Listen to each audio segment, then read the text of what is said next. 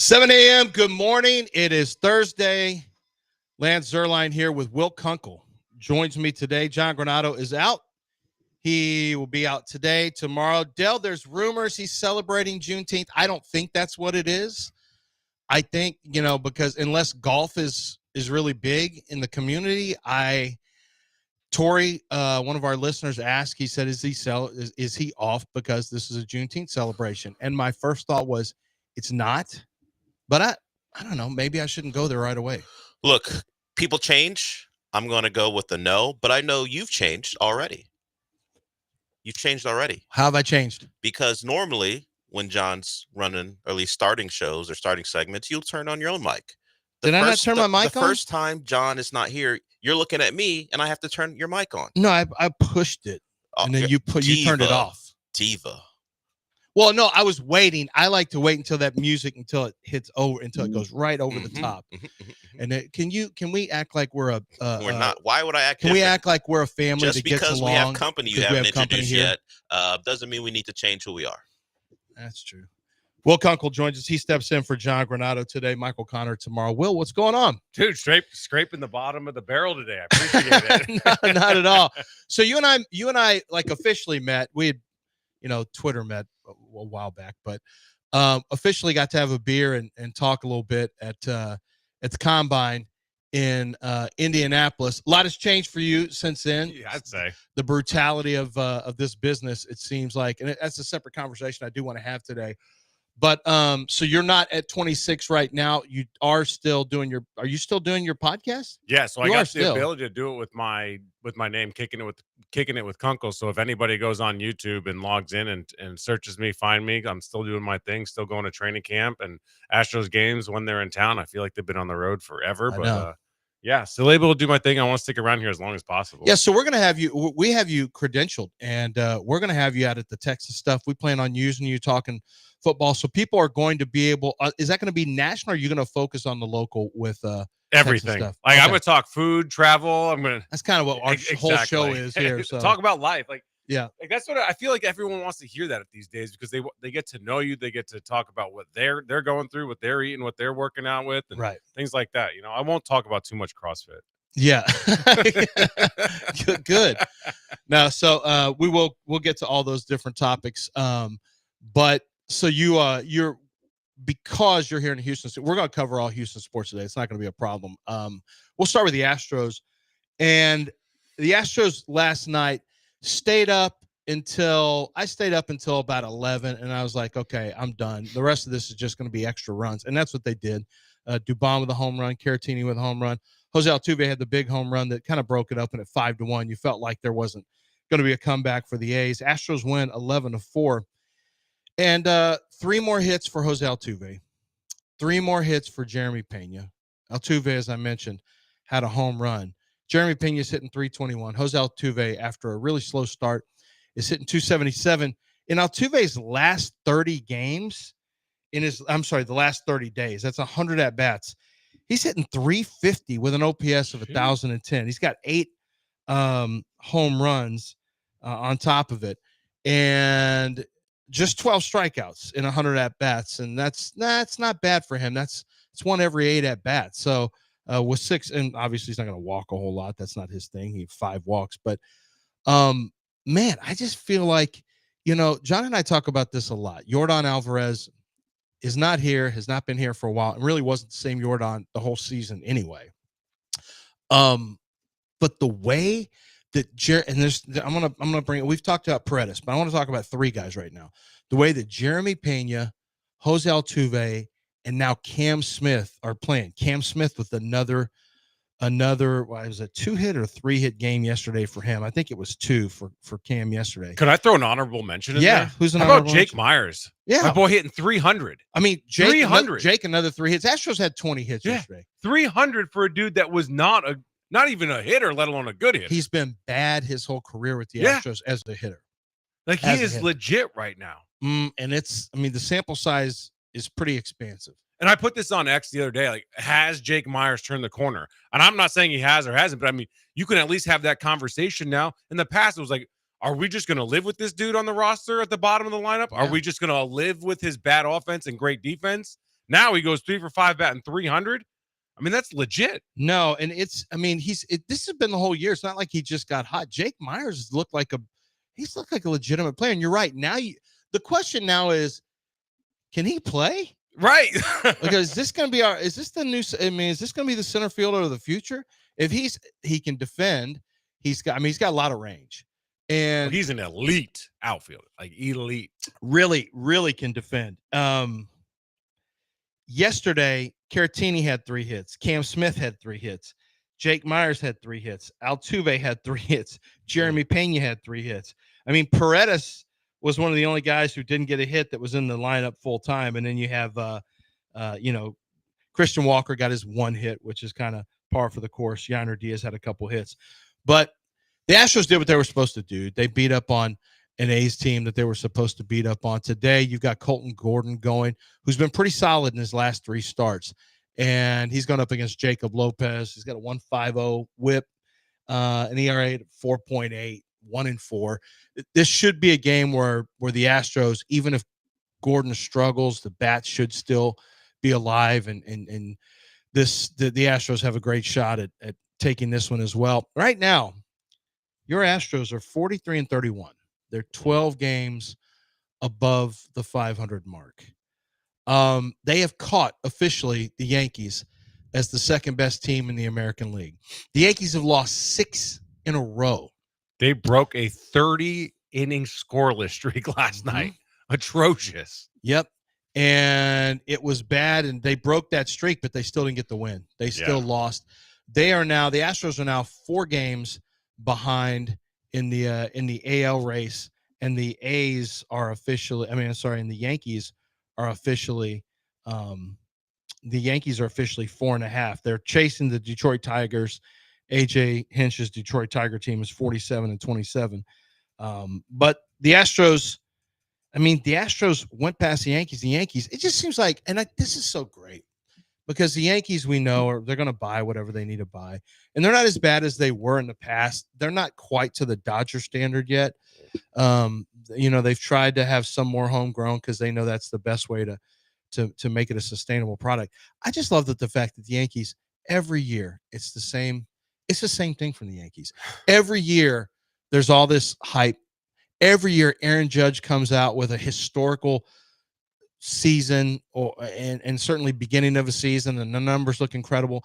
And every year there's disappointment for the Yankees. And as someone who's an Astros fan lifelong, I just love the fact that the Yankees can never get over the hump. And right now, there's nothing better than a 6-game losing streak where they got shut out 3 straight games, and Aaron Judge was getting booed at home by his own fans. Listen, dude, if you want to be Aaron Judge, you can't allow 6-game losing streaks to happen. But on the flip side, look at what the Astros have done. The Astros, it's that age-old phrase that they're inevitable. You lose Kyle Tucker, you lose Alex Bregman, Yordan Alvarez hasn't played, Spencer Arrighetti breaks his thumb while standing around the outfield. What insane. Ronel Blanco done for the season, and Wade and Wesneski. And what? Here they are again? If you're a Yankees fan looking at the Astros, you're like, how in the world do they lose everybody all the time and are always winning the division and always around? And it used to be that the Astros had health on their side. You would always have Carlos Correa was out with broken ribs, and you would have something. Altuve had a little stint where he had his knee issue. You would have a thing here or there. Lance McCullers was always getting hurt. But then we started seeing it more en masse over the last 2-3 years. And of course, we're actually going back to 20 during the COVID bubble year where Justin Verlander was lost for that year and the next year. And, Lance McCullers was lost for a couple of years, but it wasn't as bad.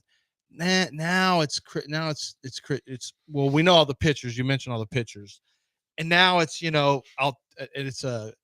Yordan has every year there's something going on with Yordan, and this one's been an extended loss, but this season would have been a disappointing season. You could not have survived if things were going as expected.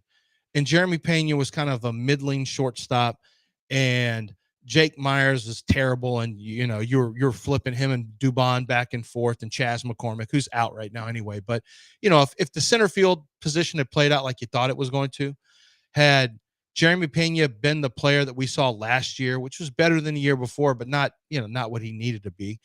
Had Isaac Paredes not come in and given you a big burst of power there when you really needed it. There was a lot. Cam Smith not come in and had, Cam Smith's one of those guys, a rookie. He was a heralded rookie, so you never knew what you were getting with Cam Smith. But you were losing Kyle Tucker. You're not going to, no matter how good Cam Smith plays, you're not making up Kyle Tucker's numbers, except for the fact that Kyle Tucker was hurt for a chunk of last year.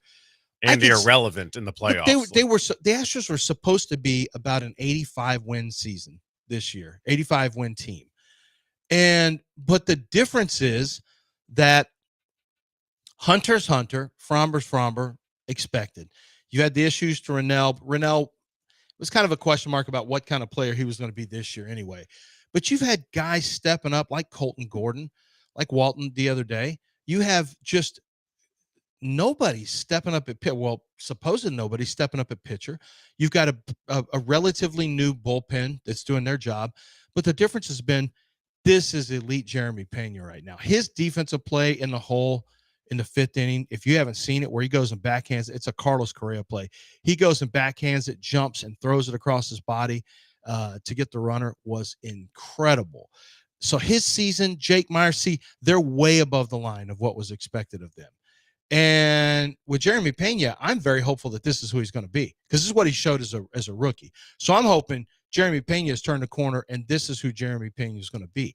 Cam Smith gives me tremendous hope that he will, as the season progresses, he will continue, to be a run producer and potentially more of a power hitter. Like, there's a lot of reasons to be excited that this thing can continue on in the path that it's on. A lot of reasons. Why wouldn't you think so? They've done it every single year, no matter who. They've lost seemingly the face of their franchise outside of Jose every year, depending on who it is. But I don't think you can give enough credit to Dana Brown and Joe Espada. This time last year, they were 9 games back. They were 34-40. Every time Joe Espada went to the bullpen, it was an absolute disaster. And it's not because he could, Josh Hader wasn't any good last year to start the season. Brian Abreu exploded. Ryan Presley was a damn mess. Right. So he was doing his job, but no one else was doing their job. And it all imploded all at once, which is why they had the historically bad start. So to keep his cool throughout the regular season, they got exhausted by the time they got to the playoffs. They were deadbeat tired. They had no chance to beat the Tigers, and we saw that, but they still won the division. They come out this year. They have the injury situation, but that culture is still ingrained in that clubhouse and the organization all the way down to Sugarland. So these guys come up, they perform, and they keep growing talent. They keep performing and get these guys fans get so frustrated. It's after year 2, he's a bust, or after year 3, he's a Hall of Fame. Man, there's a lot of life in this game. There's a lot of way to go for these guys to figure it out or to fall or whatever it might be. But to be where they are without Alex Bregman, without Kyle Tucker mainly, and to be that much better than they were last year. They're not just relevant. They're winning the division by a mile right now. We were talking at this time. We were wondering if there was a potential trade the other way. Was this going to be the first time the Astros trade a player out? Now, we know that happened with Kyle Tucker. And I was talking about Kyle Tucker getting traded last year at this time, because if you're going to head in the same direction, you had to move Kyle Tucker so you could get something in return. And they did that in the offseason. They knew they had to do that. But, they brought in, they started turning the corner. They brought in Kikuchi. He pitched pretty well. Great move. Yeah, by he pitched Dana. pretty well. He was a rental, but he pitched pretty well. You didn't give up too much. It doesn't look like, from a minor league standpoint. But now, all the guys you gave up are in the minors. But you're under the radar now. The Astros, no one was talking about them before the season. Nobody was talking about the Astros before the season. Nobody is talking about them even right now. Not really. This isn't the exciting team for everyone. They've got Astros fatigue. It's like the Chiefs. You got Astros fatigue. Talk about them all the time. It's not it's not even your grandfather's. It's not your older brother's Astros. Right. It's not the long list of offensive lineup. It's just not. Right now they're performing. They have 24 runs last 2 games, but against the Athletics, that's going to come and go. They're not an offensive juggernaut. But when they get to the playoffs, this team is dangerous because they have the 1-2. You have Hunter Brown, Framber Valdez, your 1-2, and then whoever is your 3 at that point just has to be good enough, and you have a deep enough bullpen so that way you can win games there. Like, I'm more concerned about them getting through the regular season with these injuries and having to play a 5-6 man rotation than I am in them in the playoffs. Well, can they withstand? Like, Right, can you the survive? rotation withstand? You know, these guys are minor league pitchers who are pitching in the bigs, and maybe they're borderline big league pitchers, but you know, it could go sideways on them in a hurry. Just one wait more till injury, this tape. Yeah, one more injury to Altuve or Jeremy Pena could be, you know, really. So you have a lot less margin for error right now. That's what's kind of crazy to me is you don't have a lot of margin. You have no margin for error, really, to be honest with you. You don't have your big power hitter in the middle of the lineup. You don't have legit starting pitching, you know, like Astros caliber starting pitching beyond number 2. And yet here they are doing this. It's like the margin for error hasn't even come into play because they have players playing above. So it's a win over the A's, and I get it. And you're in Sacramento and all that stuff. I get it. But it's still like every day that passes that they have games like they had yesterday, which Fromber was okay. He got his 8th win. But Fromber's on pace right now for, you know, he's on pace for about a 21 season. Jose Altuve right now is on pace for about 28 home runs. I mean, Jeremy Pena could be comeback player of the year. Cam Smith is now in the discussion for rookie of the year. The way he's playing, he's going to start getting into the discussion for, you know, rookie of the year because he's really coming along. Just an incredible, as you mentioned, inevitable. That's what the Astros have been in the past. But until they prove otherwise, I mean, you kind of you're stuck saying the same thing. The inevitable Astros. We'll break it right here. 7:17. Got a lot of different topics we want to hit on. We're going to talk about the Texans. Will has been out at camp. There was Jonathan Alexander from the Chronicle had an article on the Texans and a new practice facility. So that's something we'll touch on here in just a little bit. And you got the NBA Finals getting ready to jump off. Is this OKC? Is this their kickstart to a big long run in the Western Conference? Not so sure about that. 7:16 right here on the bench.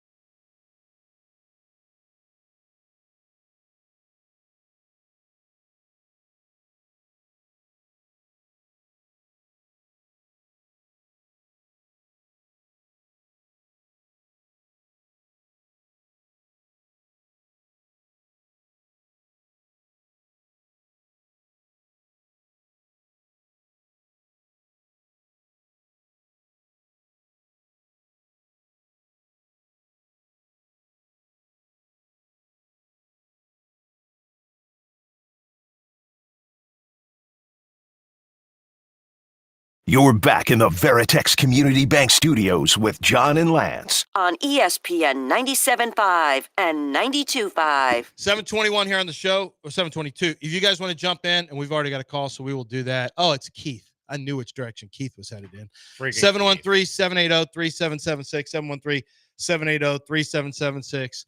He's the man who lives for street free agents and potential trade prospects. He is also a Ravens fan, so this is Ravens related. What's up, Keith? Hey, Lance, thanks for having me. I called before the NFL draft. I knew that, potentially Jair Alexander would get traded to the Ravens, but we didn't have to give up compensation. We get Jair yesterday for $4 million with the $2 million bonus potential. How does the Ravens secondary now, with Kyle Hamilton, Marlon Humphrey, match up with the Texans secondary? I'll even mix in some Texans. Which secondary would you take now with Jair on my Ravens? I might take Ravens. I'm not sure because Kyle Hamilton, it's tough though. Because I don't think I'm rolling Texans hard. Yeah, I love Kyle Hamilton. Stud. See, Jair Alexander's missed so much time. You're just giving him the benefit of the doubt that same old Jair Alexander, which I don't know if he is. Humphreys is not as good as Stingley. I don't know if Alexander can stay healthy. Hamilton's going to be better than any of the safeties the Texans have, but I don't know. I think I might. Do the Ravens even have a corner as good as Kamari? Marlon Humphrey might be. Yeah, I mean Marlon Humphrey. It's a conversation. Out of respect to Marlon Humphrey, I would say so. I mean, I'm one of those guys, like you said. I'm not gonna bury you after 1 year, and I'm not gonna crown you after 1 year. So I liked what Kamari did last year, but I also think that Kamari has a little hole in his game in terms of deep speed. So I'm a little worried that he could get attacked a little bit more over the top. So I want to see how he performs in year 2 because people are not going to be throwing it at Stingley much. It's stupid. When you do, he takes it away. So I think we're going to really see Kamari Lassiter tested a lot this year. So we'll find out. That's a good pick. I do like that signing. I do too. Jair Alexander, it's cheap.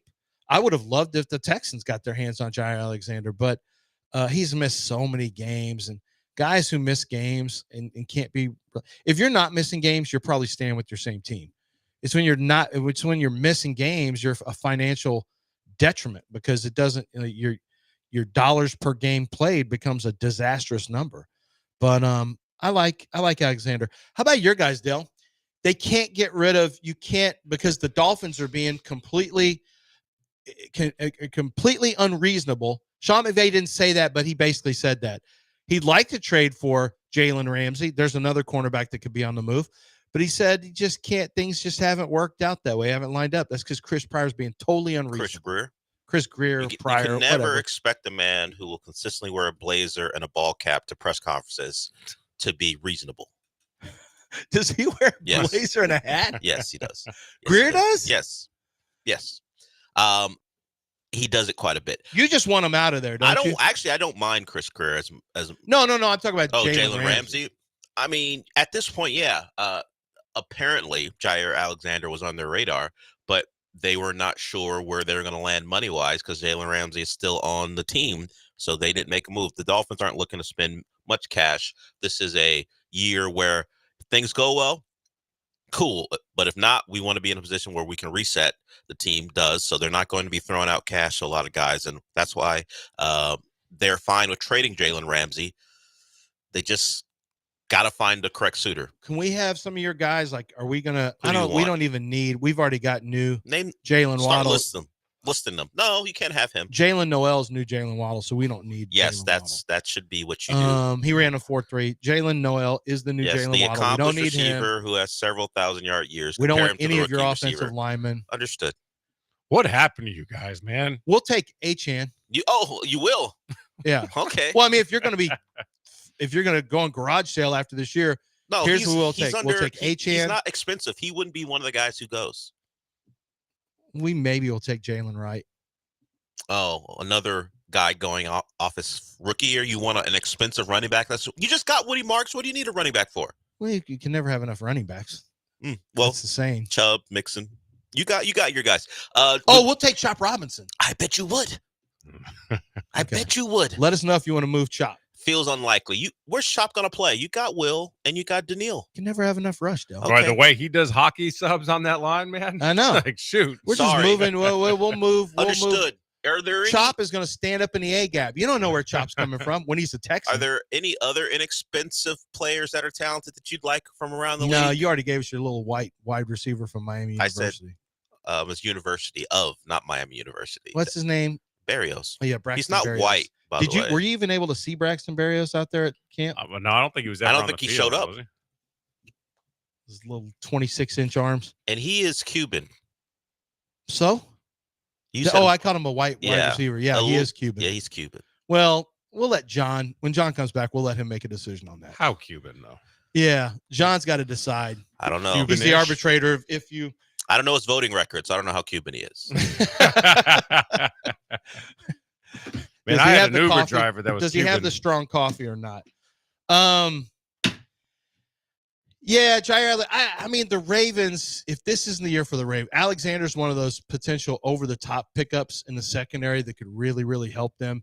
You're getting to the point right now where Ravens fans are going to start to have some real problems with anybody and everybody if they don't get to a Super Bowl.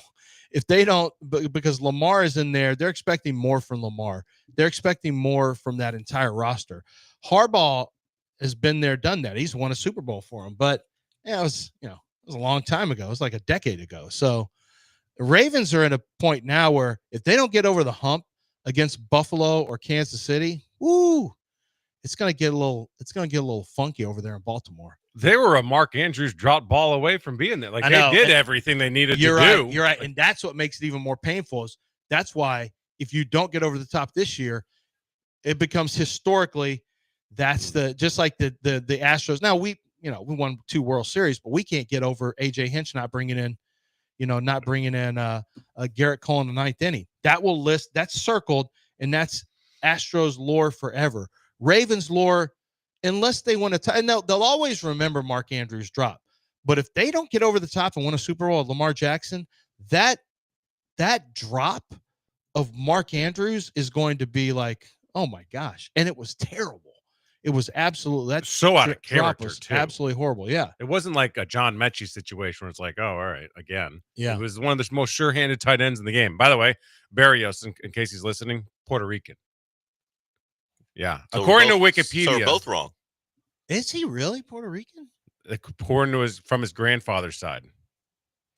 I'm sure the Puerto Ricans and I thought you were Cubans right, would get Del. I ticked thought I off. was too. But yes, I remember from his recruiting process, he is now that I think of it, Puerto Rican. So AI overview tells me Braxton Berrios is not Cuban, Del. While his last name is Puerto Rican, he is of Puerto Rican descent through his last name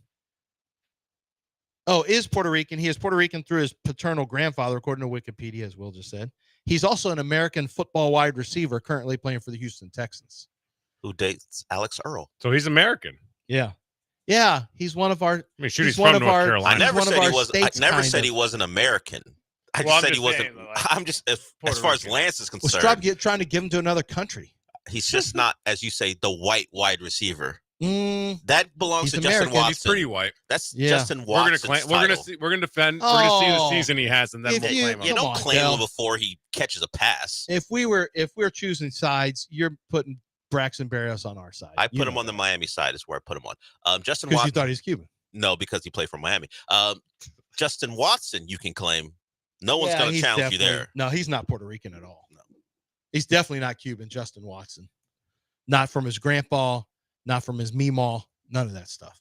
If you have a meemaw, you're not Puerto Rican. If you have a meemaw, you're definitely not Puerto Rican. Not if you have a meemaw. That's like Italian. If you have a meemaw, you're from somewhere Texas East, and you're definitely south of the Mason-Dixon. That's typically where the meemaws are. All right, 7:30. You guys want to jump in? 713-780-3776.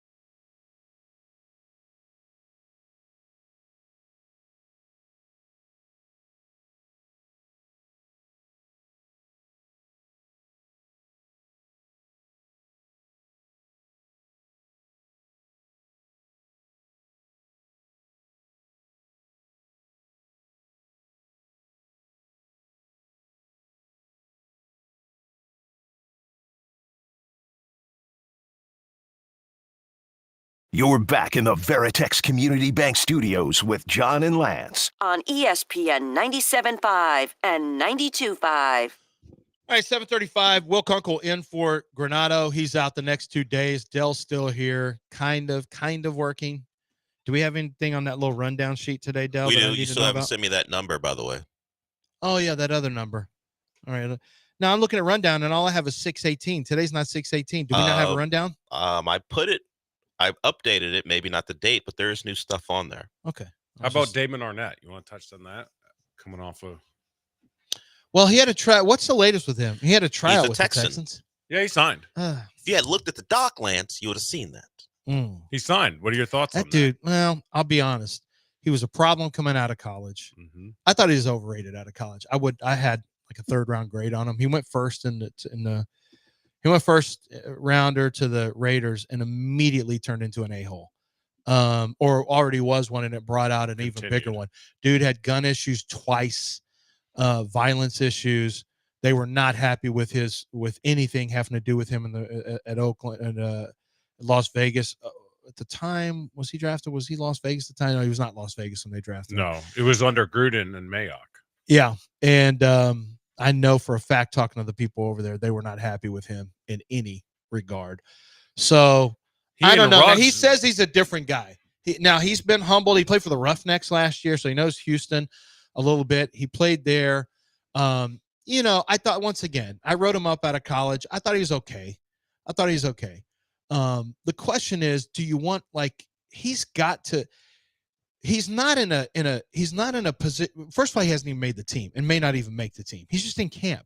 The fact that he's in camp is a huge win for him, because the stuff he's involved with the gun stuff 2 different times and physical altercations, that's enough for a lot of people to say, we're not even messing with them. We're not going to mess with him. The guy has too high an opinion of himself. We're not messing with him. He's more trouble than he's worth. The Texans are willing to give him a chance because they see something in him that maybe he's changed, and maybe he has, and I'm willing to give him an opportunity. I know the way he was, I wouldn't have touched him. If the Texans feel like, obviously, they can get away from him easily. If things don't work out, you're cut. It's fine. At any point, he could be cut, even if he makes the team. So if it's an act and he's not really changed, and the leopard can't change his spots, then you can get rid of him. If he is changed, it's a great story, and I'm all for redemption. I'm all for redemption and people, changing who they are and what they are. And hopefully he's been humbled, and he sees this for what it is. There's no way he can't see this for what it is, which is an unbelievable opportunity that he almost squandered, that he had squandered, and that he may have squandered. He did. But the door is at least open for him, so we'll see what he can do. But you can't have any of this, like, D'Amico's a culture guy, and he wants his locker room a certain way. And so you will either get in line or you will be gone. And that's it. I love the signing for the Texans because it cost them nothing, like you mentioned. And if it works out, then holy crap, did you kind of get lightning in a bottle, a little bit of a lottery ticket situation. But Moose Johnson of the UFL a couple of years ago said, listen, man, you're not even welcome in our league. They wouldn't even allow him play in the league. That's how bad it was for him and how much of a liability he was. Listen, I pray for this young man. I hope that it works out for him. I hope it works out for the Texans. My biggest concern with it is how much are you putting C.J. Stroud, Will Anderson, Azeez Al-Shaair, and the other leaders on that team in a babysitting role position? Like, are you putting this on them for him to fit in as a player and as a young man into that culture? And are they going to have to take care of him? Like, that room is pretty good. They're young with Kamari and Kalen and good leadership. Well, now with Jimmy, who knows after what he just went through over the last week. But Derek Stingley doesn't talk much, like, good kid. How much are these players having to like kind of rein in something like that? That's the one thing I would worry about, because like you said, they can dump them in a heartbeat if need be. But if you can catch lightning in a bottle, they're really thin at that cornerback position. Yeah, they're really thin. I mean, you just have to be serviceable, honestly. Yeah, it's fine. He's added to the roster. He's got to make a team. Yeah. I mean, he's up against it. The football has to be good enough. If the football is good enough, then he's going to make the team, and then they'll just monitor him as it goes on. he is a former first rounder. Everyone gets enamored with former first rounders. The Texans have brought in former first round corners before. CJ Henderson, Jeff Okudah. We just did this game. Just did that. Those guys had been around the league and had proven that they weren't as good as expected. Arnett, the problem for me with Arnett is I didn't, of course I loved Henderson and I thought Henderson was good and athletic. I thought all the traits in the world for Jeff Okudah, but talking to people over at Detroit, Okudah it just didn't have any football sense at all. No football IQ, just was an athlete who had no instincts and he didn't work out. So another first round corner. We'll see if it works out. All you want from him is to be a capable backup because they didn't have it last year. So we'll see what happens. Were you at all the camps that they've had so far? The rookies and the mandatory. Anything strike you as different this year? I thought that the offensive line culture was different. You can't, like, when it comes down to offensive line, it comes to moving bodies, right? Like, that's what it matters. That's what we'll start to see in training camp. But the culture and the way they move together, it wasn't it wasn't 5 different dudes moving out there together. And I mean, like, in stretching lines and coming out of the bubble, like doing things and operating as a unit. They just moved as a blob. Versus in years past, it was like Laramie was down doing his thing. Titus was doing his thing. Laramie would go ahead and not wait for anybody. It's just a different culture. And that's what D'Amico talked about at the Combine a lot was we need to change the culture in that room. Mm-hmm. We need ugly men. We need men that are willing to push guys 15 yards out of bounds and bury your face in the ground and get a flag and defend CJ. You and I talked about that on Kicking It with Kunkel as well. That's the biggest thing I noticed was just the culture shift with those 5 guys and the way they're operating together. And again, they might suck. Who knows? But right now, what you can see without the contact is just the way they're working together. Well, even if they suck, you're right. That's what they want as a unit. Like offensive lines are different than anyone else. Every other position group is, you can call them a position group, but they function as an individual team. Even defensive linemen. I mean, yes, there's some elements of, all right, you're going to two gapping teams where you got to hold up blocks and let your linebackers flow. And there's some team elements. You don't want to, like J.J. Watt famously behind the scenes used to kind of freestyle some, and it would cause some issues for the rest of the defensive line because, if you're shooting into the B gap or, you have the same thing happen with Jadeveon Clowney. You're shooting inside of the B gap, and you lose contain. And so there's some selfish things that you can do that can cause problems for on the offensive line. You must be a unit. One guy does not determine the offensive line. You can be the greatest left tackle in history for the Texans and have no impact on CJ Stroud getting sacked. No impact. Even if you're great at your job, you have to function as a unit. And that's why I always talked about, around the league, Laramie Tunsil is known as an independent contractor. That's what he is. He's a gun for hire. The paycheck's most important for him. He's a pretty good football player on top of that, which certainly helps. But he's not there. He's not there to be a leader and get all the unit together and the guys to go out bowling together or go out doing this or that together. That's not his thing. And that's what D'Amico wants. D'Amico wants that. And you look at Al-Shair, he brought him here from San Francisco because he's a dirt dog. And I mean, I didn't love the forearm shiver thing and the fight that, I think Al-Shair has to get himself under control. We saw him out of control against Jacksonville. But at the heart of it is a guy who has a rabid dog mentality inside of him. And that's what ultimately D'Amico wants some of that on the offensive line. You can't be dumb on the offensive line. You got to, you're tough. It's a different thing than a linebacker who it's a different toughness for offensive line. But when you see it, and I know what it's supposed to be, and I didn't see it with the Texans last year. I'm hoping they get there this year. It's still just kind of an individual group. How can you say it's a unit when they've never even played together, a lot of these guys? So it is going to be, but it starts with Popovich. It starts with D'Amico, but then it's Popovich saying, these are the demands that we have in our meeting rooms.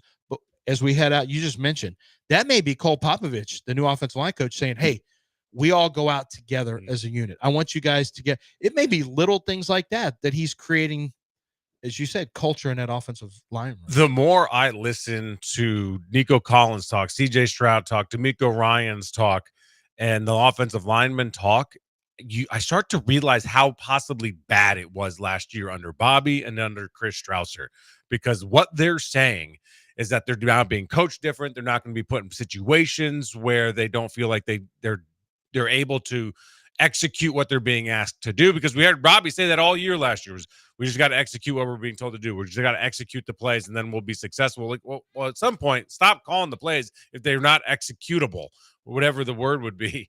But like, that offensive line group is being coached differently, it seems like, with this team right now. Yeah, no. If you listen to D'Amico behind, I was there, same as you, at the podium when D'Amico was talking, and he's not a coach speak guy, but he's not going to give you everything you need. But every once in a while, he'll tell you what he thinks. And his answers about the offensive line told me everything I needed to know. Over time, if you listen to D'Amico, the words that he says are intentional, and over time you can piece them together. I agree. And he will tell you exactly what's happening. Totally agree. If you listen over time, you have to listen in, but you're right. He will. Because he doesn't go out there and just tell you. But if you listen to 10 of them, you're like, damn, there's a little bit of theme. So I in pointed there. out. I pointed out in the transcript we had.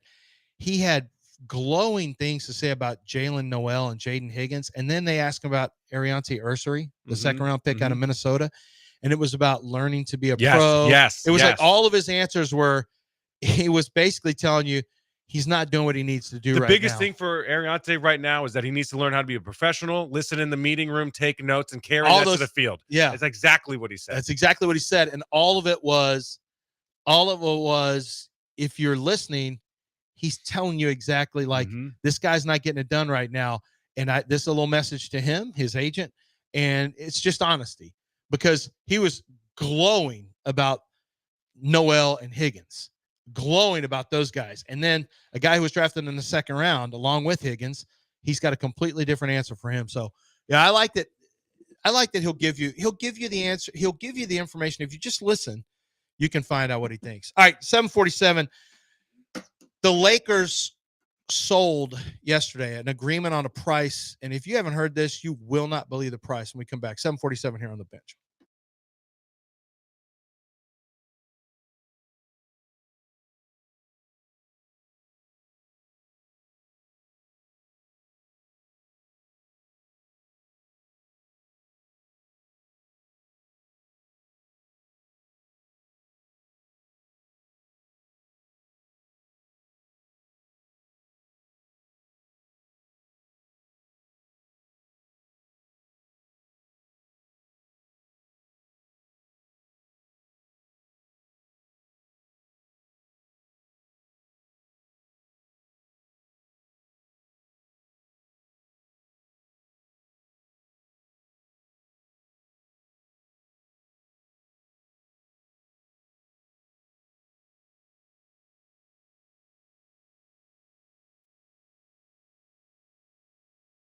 Hey guys, Lance Zerline here from ESPN 97.5 and 92.5. You can catch me arguing with John Granado and Del Olaleye on the radio on a regular basis. But when you miss the show, how are you going to know what you missed? How are you going to know about our conversations and what everyone's talking about? Well, you can follow us on our social media pages, and I'm talking about for the radio station. We do a great job of taking all of the show content that you see on our show and all of the great shows on ESPN 97.5 and ESPN 92.5 lineup, and we will recycle and let you hear the best of the best. Conversations about big wins, the most disappointing losses, who's doing a good job as manager or head coach. We're talking about it all. Do not miss it. Listen to the radio as often as you can. But if you miss it, follow the social media pages, like, subscribe, and never miss a second of the great content right here on the station.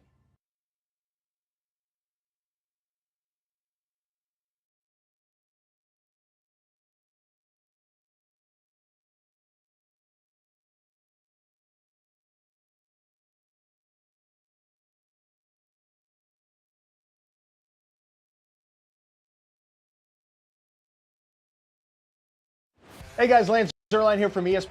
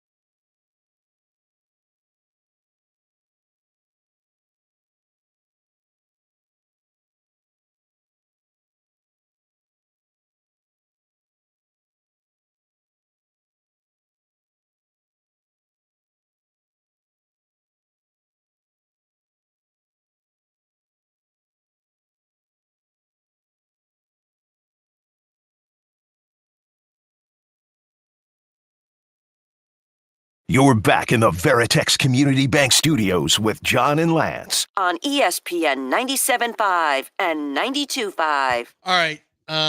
Fairly quick one here. Big news yesterday, and it was crazy when I heard the number. The Buss family has entered into agreement to sell the majority ownership of the Los Angeles Lakers to Mark Walter. The CEO and chairman of diversified holding company TWG Global. He's been a stakeholder in the Lakers since 2021. They're going to sell it to him for a valuation of approximately $10 billion. It's the highest ever for a U.S. sports franchise. The Buss family will keep minority share of the team, just over 15% for a period of time. Man, Walter and TWG Global have interest in multiple professional sports organizations, including the Dodgers, the Sparks, Chelsea from the Premier League, the Women's Professional Hockey League, a motorsports department, and several auto racing teams, including Cadillac Formula One. This is, okay, so the Buss family, the Busses have owned the Lakers since 1979. Magic Johnson, we know, came in and got Paul Westphal fired. Or was it Westhead? I always get them mixed up. It was Westhead. Yeah, it was Westhead. Paul Westhead got fired. This is like a monster. First of all, the number. Were you shocked at the number? I guess I didn't have a chance to get my mind around a number. I guess from the numbers I've heard about other organizations, I would have said maybe 5 or 6 billion. Yeah, I mean, the Rockets went for $2 billion. You know what caught me off guard was that number, but they don't own their arena. So if the Knicks ever sold, they own MSG. The number would be astronomical if the Knicks sold. That's what's crazy. Right. Is they don't even own the arena. It's a rental. The Lakers. Yeah, so that just the brand itself and You're the buying the team went brand, for 10 brand. And because there's a lot of, I wonder what the rev share is, if there's a rev share for the, I don't know why there would be, why the team would get anything, because they have a lot of different events. Or they still have events in the Forum too. So there's a lot of events that go on in the Forum. It depends just how like we it's have a run. lot of events in the Astrodome still. Lots of fun stuff in the Astrodome where kids that can go building has play. got to go. Yeah, okay, can we get into that? Like, tear that thing down. It's a waste of space. You're in the wasteland of Houston sports talk space. It's been done so much. So bad. It's the people who I can't even reason with people who want to keep it up because they went to a game there when they were a kid. I don't If care. Yankee Stadium can be torn down, then the Astrodome can go as well. And don't you want your city to move forward, advance, grow, be better? Yeah, that's why we need a new practice facility for the team so they can be competitive. And we need to pay for it, guys. Do you want the Texans to be good or not? Then open up your tax bill and let's get to work. Remember, Add a little Mark something Walter on there. Almost bought the Astros back in the day. Who did? Mark Walter actually looked into buying the Astros. Did he really? Yeah. Before Crane? Yeah. Oh, wow. Mark Walter. Well, $10 billion. I wondered, why would the Busses sell right now? Did this come out of nowhere for you? I mean, I don't follow LA sports like crazy, but all of a sudden I just looked up and I was like, oh, Lakers sold. Hadn't heard anything. What the hell? Why would they sell now? My guess is because LeBron's on the back end of everything. That's my thought. They're not in a great situation from a standpoint of the tax and the the cap, and then also draft picks and like, what's the future there? That's what I haven't actually been very good with LeBron. They got Luka, but I feel like the future's uncertain. But I also wonder if this plays into a larger concern about the overall viability of the finances of the league moving forward. We just saw the Celtics sell because they didn't think it was financially as viable anymore, which is crazy. They just want a world title, and they're looking to get out from under that. Now it's also strike while the iron's hot, but there was already concerns about the fiscal issues with basketball and going over the tax threshold and things like that. I wondered if that played into it at all. I mean, there is basketball related income, so the percentage the players get is still relative to what comes into the league. But obviously, with tax threshold the way it is, I don't know. I wonder if there was something about the way they see the league moving. They just got a big contract.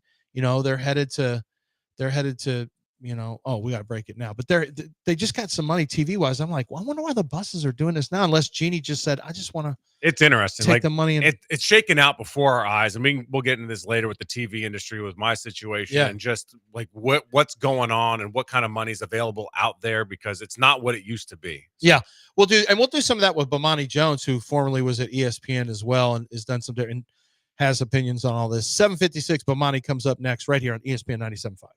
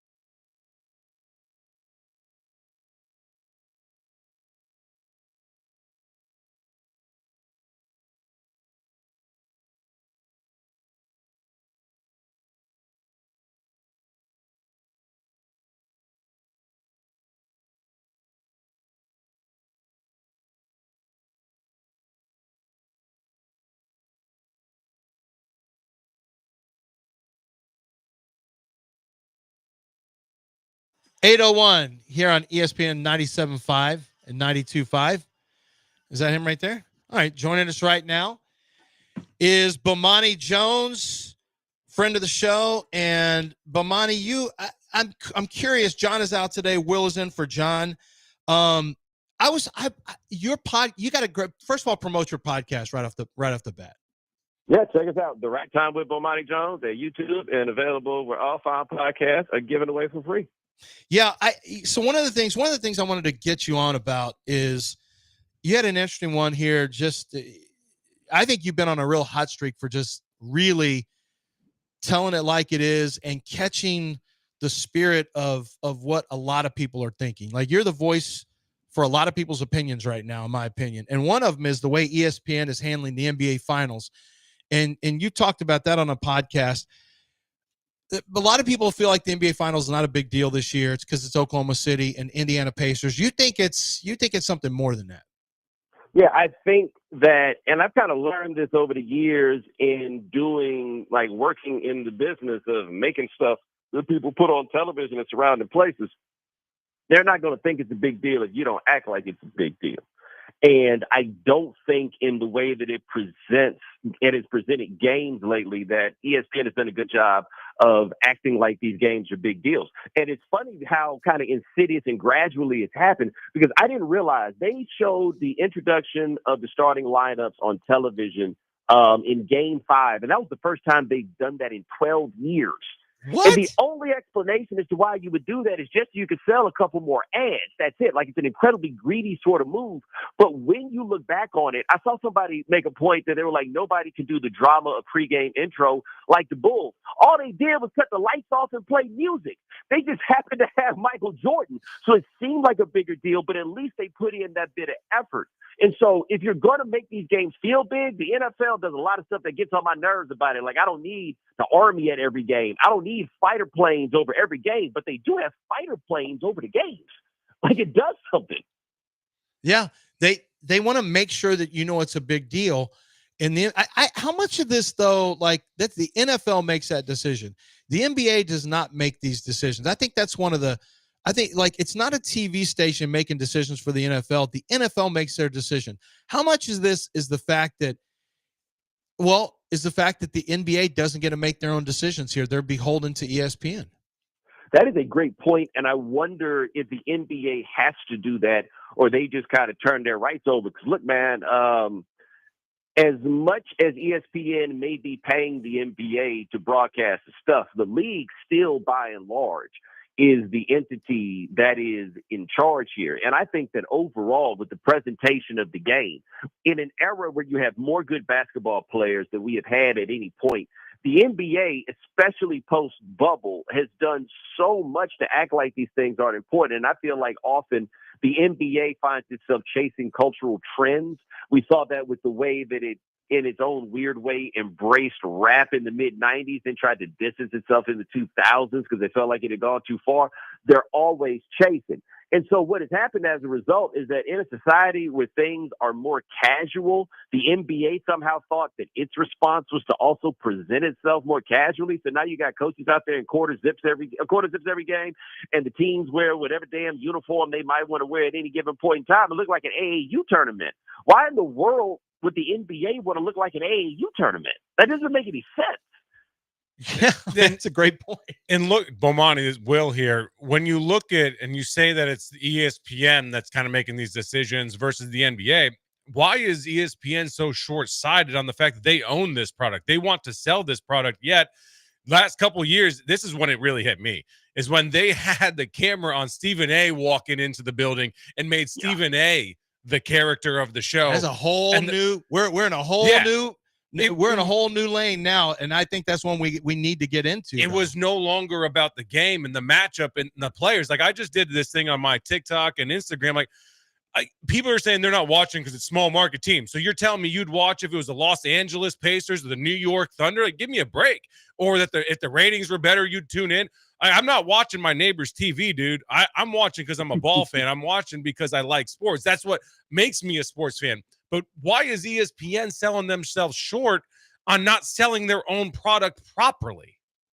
So I never know exactly how much of this is the league and how much is the network, right? So I want to be clear that it gets to be a blurry line there that I don't always have the answer to. But I do think in terms of presentation, I think part of it is that ESPN, the way you do a pregame show for like the NFL is not really the same as what you do for a basketball. Like they're different sports, and I think they need to be discussed in different ways.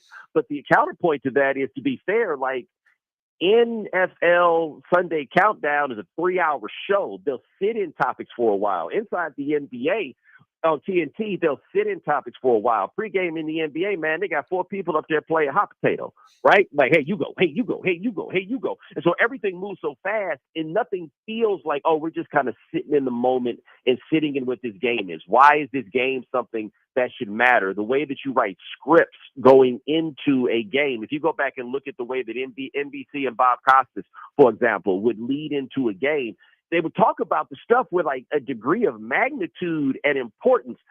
What we have now in terms of the content landscape is it all just kind of blends together. Like anytime people talk about something referred to as content, man, they talking about slop, right? Just something to throw out there to keep occupied, and that's all that matters. Sports, I make the argument, we have to stop acting like sports is entertainment and recognize it is entertaining, which is not the same thing. People care about this more than they care about a disposable form of content, or at least they used to. Because what's going to be the end result of all of this is that people are going to just treat this like another thing that they watch on streaming, and that's not what any of us want it to be. Now, with the argument about the large market thing, that got me too. And what struck me about it was when Kevin Durant and Russell Westbrook played for Oklahoma City, we watched Oklahoma City, right? Yeah. The bottom line is we just haven't been introduced to these teams and these players in that way. And that's the question the NBA needs to ask itself. Shai Gilgeous-Alexander could possibly go down as one of the 20 best basketball players of all time by the time it's over. If you look at what he's done the last 3 or 4 years, he's performed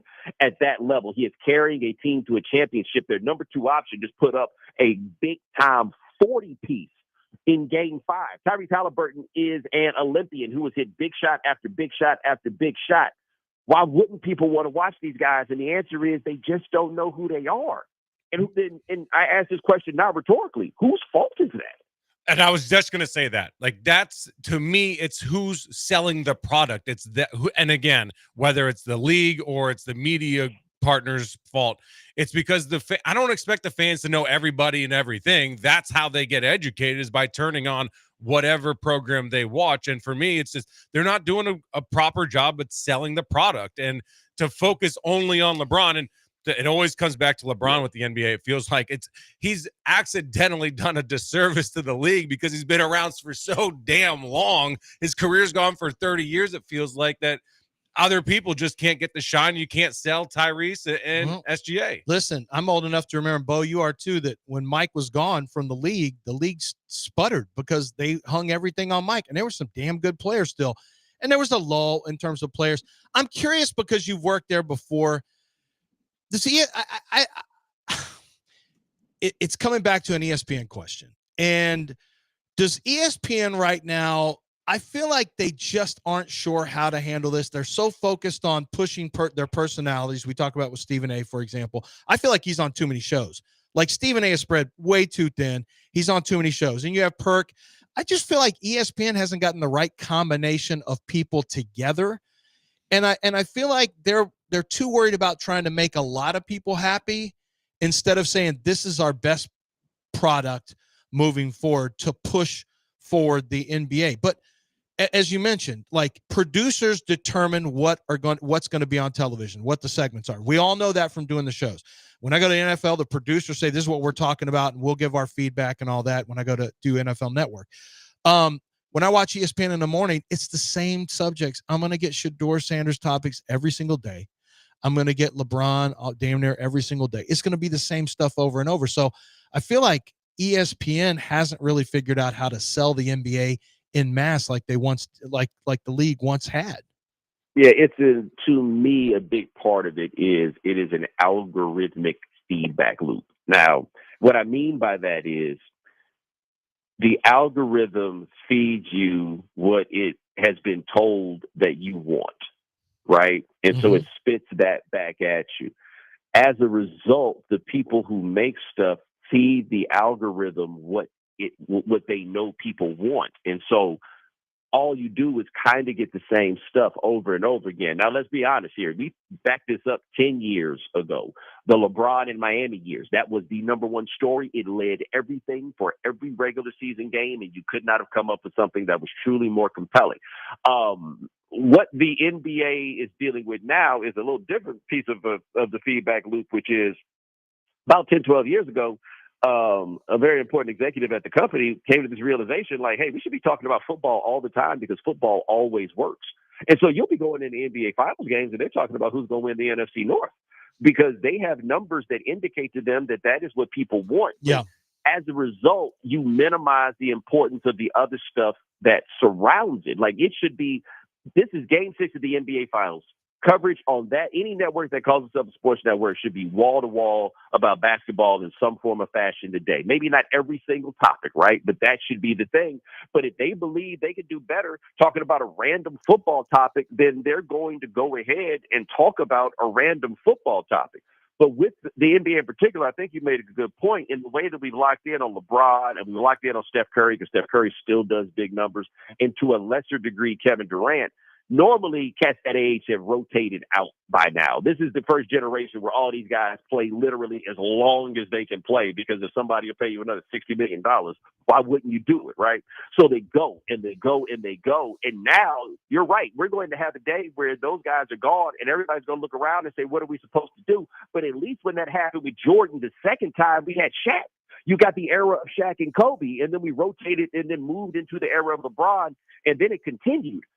I don't think there's no obvious heir to the throne in that way in this point. We've had guys that could have been made into much bigger stars. Giannis, Jokic, even in his own peculiar sort of way. All these dudes, and for whatever reason, it just hasn't happened. And so I do think once those guys are gone by force, everything will move on and it will be a better situation. But people get mad at me because they think I say this because I don't like LeBron, and that's not the case. There's just nothing else he can do that I find interesting. You know what I mean? Like, what's left? You've been here for 22 years. It's over, dog. Like, you know, you got your favorite musician, and then you don't care about their records no more. It's not because you didn't love their old records, but, like, if Prince was still alive, if Prince put out an album, I'll get to it. But, yo, Purple Rain was 40 years ago. Yeah, it's like when Eminem comes out with one, like, oh, man, I don't need to hear the 45-year-old rap about the trailer park anymore. It's just true. Like, LeBron is a victim of his own long-term success, and it's nothing about him. You just want something new. You just want to feed off something new. Wait, I feel like, Bo, we'll let you go, but I do feel like there's so many different directions we can spin in. We'll have to do it over the phone one day, but you know, I wonder if the ESPN model of focusing so heavily on, okay, this is going to be Pat McAfee and Stephen A. Smith, and then the sports will rotate around it. I don't know if I love that idea for them as a long-term successful plan. In the short term, I get it because, as you mentioned, they're going by the algorithm and they're going by ratings for certain things. I don't know. You don't want to put too many eggs in one or two baskets, I feel like, when you have sports as the center hub. Yes, Simmons called this a long time ago, Bill Simmons, where he said what you're going to have there is kind of the studio model with movies where you got big stars that make a bunch of money and then everybody else just kind of, gets in where they fit in. And I always feel like with ESPN, for example, with their NFL stuff, I think they've done really, really well. Like when they went and got guys like Spears and Clark and Orlovsky, they figured out they used to go just try to get the most famous people they could, and then they realized them dudes ain't care. You know what I mean? They went and got some guys that still had bills to pay off of this money, and they've been excellent. They've gotten excellent. They work hard, all of those things. But in the overall, they have absolutely leaned in on the idea that we're going to pay these two dudes a boatload of money, and we're going to ask them to carry everything that's there. And then you add to that, Stephen A. clearly wants to dominate the entire world. So he's doing all this other stuff outside of doing that. And yeah, they've got two guys that they lean very, very, very heavily on. And my belief, this isn't about anybody in particular, this is just in general, I've observed it with my own career, and it happens to other people. Every time you talk, it's another day closer to the day that people decide that they don't want to listen to you anymore. And so when you ask people to talk more and more, all you do is count. It ain't no different than any other relationship. Every day, somebody getting a little bit more tired of you, no matter who you happen to be. Every every day somebody getting a little more tired. My wife and I are coming up on our 25th wedding anniversary. I want to Maybe. keep that in mind. Yeah, I got to keep that in mind what Bo's saying. Bo, before we let you go, just want to get your thoughts on Kevin Durant and him coming here to Houston, if you like that move, and what the Rockets should be willing to give up to get him if you like it. Well, the question for me is what exactly you're expecting out of Kevin Durant at this point in his career. And he can still get buckets. If you go look at some of the advanced statistics, the outside of getting buckets and outside of offense part, it doesn't really get there. You're probably going to have him miss 20, 25 games out of the season. That's in all likelihood, given where he is at his age. But the thing that I think we all agree the Rockets don't have is a dude that you can trust to go out there and get a bucket, right? Now, what would I give up? I would give up the thing that I would be looking to give up whether I got Kevin Durant or not. And yeah, I'm talking about Jalen Green. You can have that. Somebody else can do this. I've been watching basketball for a long time. It don't work out with that guy. It just doesn't. It may be fun to watch, but all I do is get buckets. Nah. Somebody else can go ahead and take that. We start there, and then we work it out. The problem is the Suns, after giving up a zillion picks to get Durant, they want the world back for him, and everybody else is like, brother, we know you got to trade him. Those dummies almost traded him to get Jimmy Butler, and it was like, what's the point of getting Jimmy Butler if you trade Kevin Durant? So there's no telling what Phoenix might ultimately do in this, because they got that Dan Snyder that they got running that team, basically. Yeah. Jalen ain't it, man. Like, that dude said it was I thought it was awesome. He admitted the lights were too bright after game 1. Then bounced back, dropped 38 in game 2 of the playoffs. But then game 3, 4, 5, 6, 7, he was non-existent like that.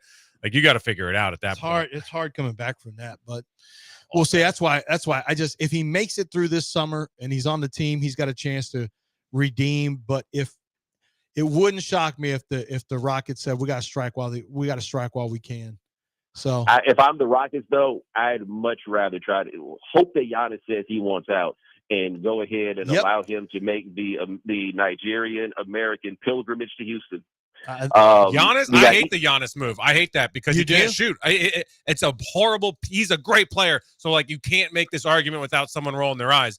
But he can't shoot, and he's a horrible piece for this puzzle. Alperen shoots less than 50%. I agree. And Giannis shoots 60%. Yeah, he can't shoot. So, I mean, I know he can't shoot from perimeter, but if you deal for Giannis, Alperen's going, more than likely. Yes. And to me, I get a guy who's more efficient, rebound numbers a little better. I get that. And knows how to play. Here's the deal with Giannis. Once you bring him in, the universe is about him. You build your team around him. So while you're saying it's a bad fit, the fit is him, and then you build everything around him to make it work. He's a universe changer. So it wouldn't just be, well, Giannis is sliding in to fit with this Rockets team. At that point, you are changing entirely what you do to make it work around him. Yep. Do it. I don't know. I'm with you. The only one, I'm not really a big Kevin Durant trade guy because I know what it's going to take just because you got to get close on the numbers contract wise. And you're going to have to trade guys that I don't want to trade. I don't think it's worth it for that age player with the injury history he's got, even though I think he could help the team. I've already seen old player who can't play in the playoffs because he's hurt. I've already done that with Chris Paul. I don't need it again. So all I'm saying is this. If the argument is we don't want Giannis, we've got Şengün. Fire everybody who says that.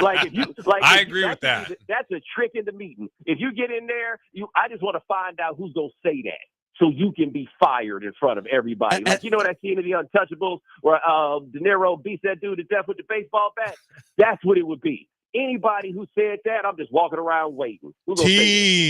Team. And then he took that baseball bat and whacked that guy in the back of the head. I know what you're talking about, Bo. Yes. All right, 8:19 or 8:20. We got to roll. Bomani, thanks for stopping in and joining us today. I always appreciate it, man.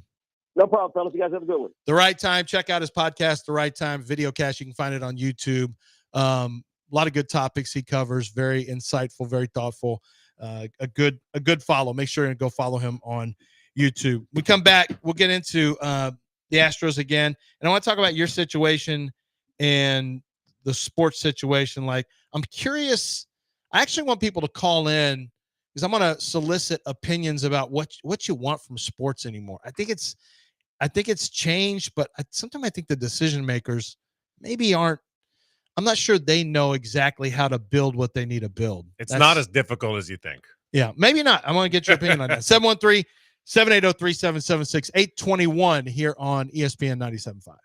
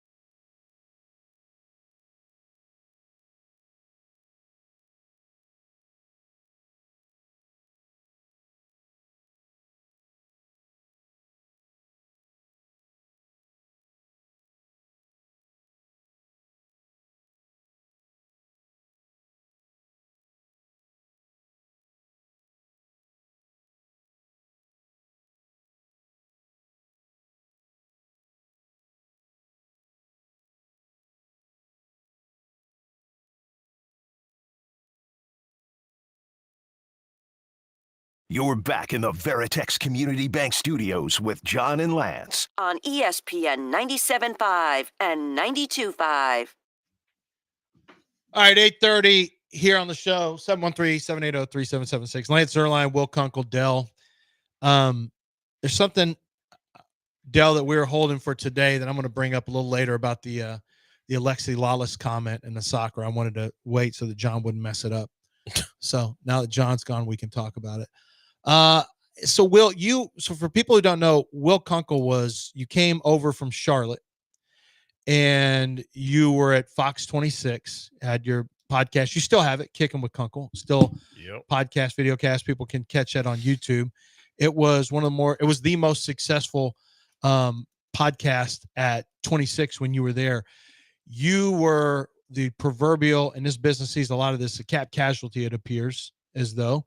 Not for performance. I thought you did a tremendous job. I think you and Ari Alexander at the two different stations have been doing really, you both came into the market, absorbed the market, and have been, busting ass and at all the different locations. So definitely wasn't for the work that you did, because I thought the work was really, really good. This business is tough.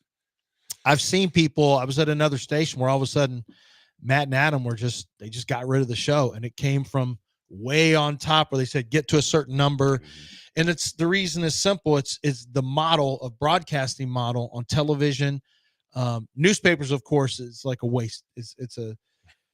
They're completely dependent upon advertising and subscriptions, and both have just plummeted. Television, everything's going on the digital side.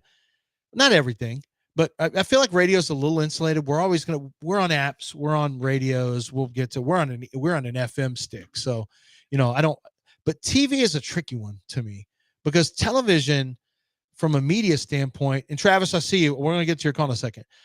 Television is one where you've got people who still watch live television. Mm-hmm. You got a lot of people who consume it through digital. You got a lot of people who have completely cut cords and they only watch everything through digital. And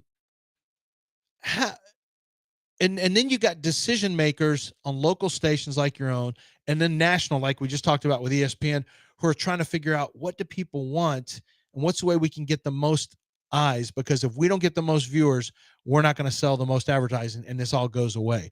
Like, everything used to be there and for everyone to have a little piece of the pie, and it's like that's drying up.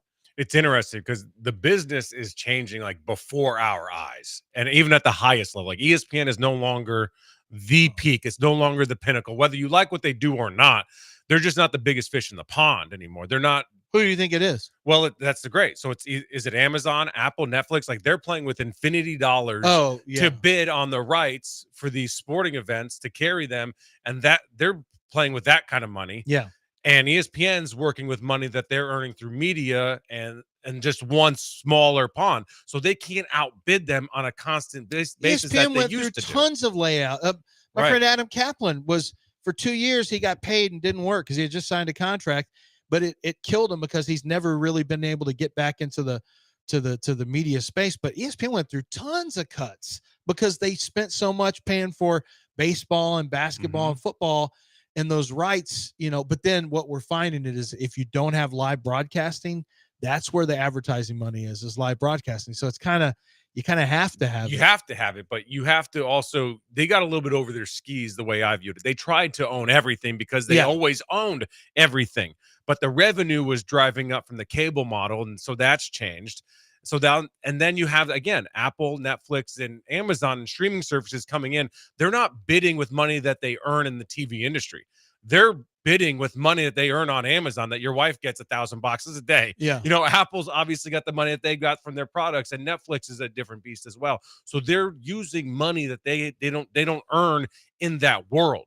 They're just seeing an opportunity to outbid, take over. They take a whole bunch of people from ESPN and the freelancers, the people from behind the scenes, and have them work, and they're trying to figure it out as they go.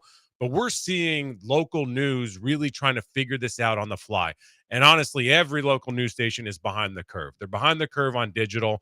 We rolled out an app called Fox Local that wasn't a great app, and we have it, but it's tough to like kind of get your hands on and utilize it. But we're all behind the curve. It's a little bit more reactive versus proactive, unfortunately. Always has been. Yeah, and that's the biggest thing that you're fighting there as well. And I hope Fox continues to be awesome. Like I truly do. I don't want the right business decision to be not covering sports with sports people. Like you wouldn't send me to the courthouse for a reason. You wouldn't put CJ Stroud split out or at running back, right? You all have your own positions and that's what you specialize in. And so I hope Fox continues to be awesome. Of course I do. There's a lot of great people in that building. I don't want the right move for the industry to say that local sports is no longer worth covering because you don't get it on ESPN. You don't get Texans, Astros, Rockets, enough of it anywhere nationally. You're going to get your Lakers, your Cowboys, your Yankees, and a handful of others nationally. But even then, it's still limited because it's a 30-minute show. You got to cover it. That's whittled down to 22 minutes with commercials. So you still don't get a whole bunch of it. It's tough to monetize too. And there's a lot of new media and people hustling out there, doing their own thing, which, is great. I admire them and appreciate it. I'd be doing the same thing if I was in that spot. It's hard to monetize that though. It's hard to get enough eyes on it. And yet I think some of those same people, I love what guys like Will and Brad Doe are doing where they have watch parties on different platforms and you bring people in. Like I was at my most creative when I was younger as well. It's when you have the best feel for it. And whoever's the most creative, like there's going to be money to be made out there, but it's going to be like, you really got to figure it out. That's why the decision makers have always been so far behind the curve at the highest levels, so far behind. It is younger people. It's people in their 20s and 30s that are the ones who understand how to consume and what to consume, but you better know who your consumers are so you know how to play to them. That's why I'm going to have Travis on here. Travis says this is what he wants out of sports. Travis has an opinion. What's up, Travis? Hey, man. How y'all doing? Good. Good. It boils down to one word: commitment, man. I want a commitment from the ownership that's going to keep our players. I've got a Bregman, Correa, and Tucker jersey that I'm never going to wear, man. The last Astro that's going to be a career Astro is Altuve. Jim Crane is too damn cheap to keep our good players that we love going to the stadium and watching. I would love to see Tucker in the Astros uniform for his career, but no, he's not going to he's not going to commit to a 10-year, $330, $400 million deal when everybody else in the Major League Baseball is doing it. And Jim Crane's a cheap ass, and I won't go to the game. I went to the Cleveland game, the Pittsburgh game, and I'm going to the Seattle game.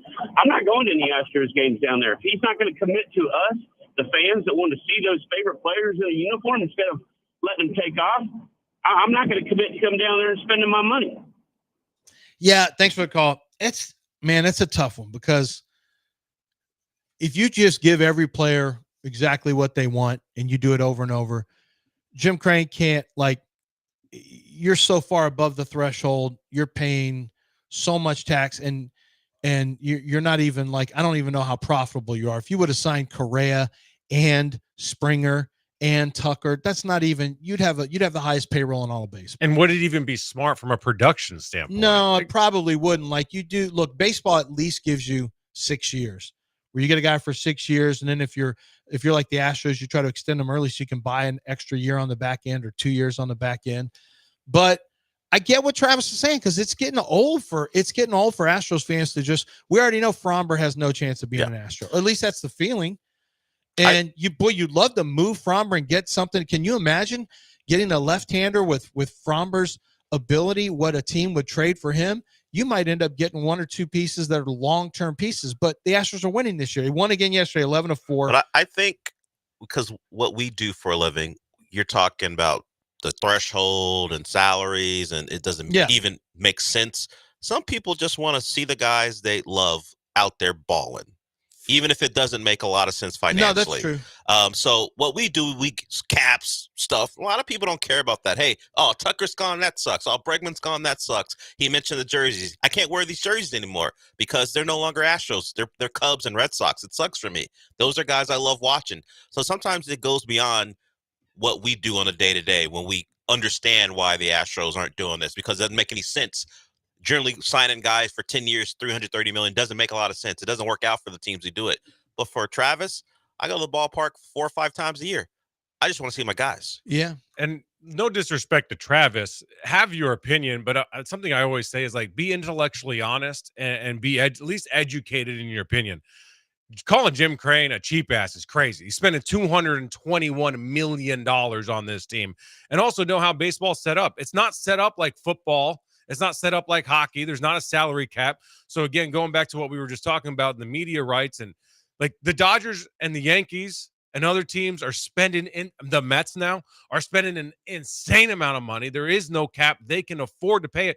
Jim Crane has to still make some money. Jim Crane, he's not cheap, but he's not playing with the same amount of dollars that those other teams are playing with. So you can't call him cheap. You just got to kind of understand what the model is in baseball. And sadly, it's a model where you can just dominate like the Dodgers, Mets, and even again, that doesn't even guarantee you success. The Yankees haven't won a World Series since 2009. I know they haven't had a losing season in forever. Like, they're always around. I get that, but also embrace the fact that you have a great organization with the Astros and that they're able to, even if I don't know that you can even say overcome their financial situation, because they're not the Rays, they're not the Athletics, they're not the Royals. That's not their situation. They're not the Bengals. That's cheap. The Bengals are cheap, and they have to spend X amount of dollars every year, and they kind of choose not to do it. And the way they do it would be horribly devastating as a fan. Jim Crane has gone out there and been smart and been wise about who to bring back, who to sign. And maybe they don't do it 1,000% right every single time, but $221 million payroll is not cheap. No, he's not cheap. And I don't even mean that like in our dollars. I mean, even in baseball dollars, he's not cheap, but he is predictable right now. Like, the guys aren't going to, like, I know that Fromber's not going to be here. Yeah, but I think isn't that okay? That's different. Yeah, I mean, ultimately, there's the emotional side of me that says, look, can't you just sit down one time and make an investment on a guy? But then there's the other side of me, the team building side, that says, I mean, realistically, he's had a long run here. It really started in 15, but people say the starting point was 17, but 15's where it kind of got kicked off. The spark was lit. Springer's on the team. Correa's on the team. It's been a long run with good players, and he continues to put out a winning product. Like, I get frustrated, but if I'm being honest, the product is first place now by 5.5 games in the division. It's been a really productive, competitive product throughout, and that's ultimately his job to do that. But I get the frustrations, and what Dell said is, I feel that same frustration. I'm like, dude, I know Correa's gone, but my whole frustration is, if guys are gone for sure, trade them. Get something to replenish and restock. They finally did that with Kyle Tucker. It's a hard decision to do in season, though. You can't do it in season because you're always like competing for the playoffs. So you're always competing for something at a high level. You don't want to subtract from your team. That's why Fromber, they're not going to move Fromber this year. They can't. Look at them. They're in first place. Why would they move him? They have the 7th highest payroll in all baseball. Right. They won't next year, though.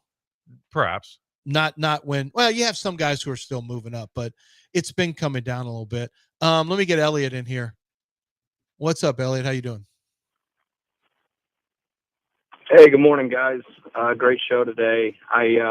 Speaking of all this contract talk, I was calling in about NFL stuff, but in regards to CJ, everybody is assuming on paper that he's the next big contract for a quarterback.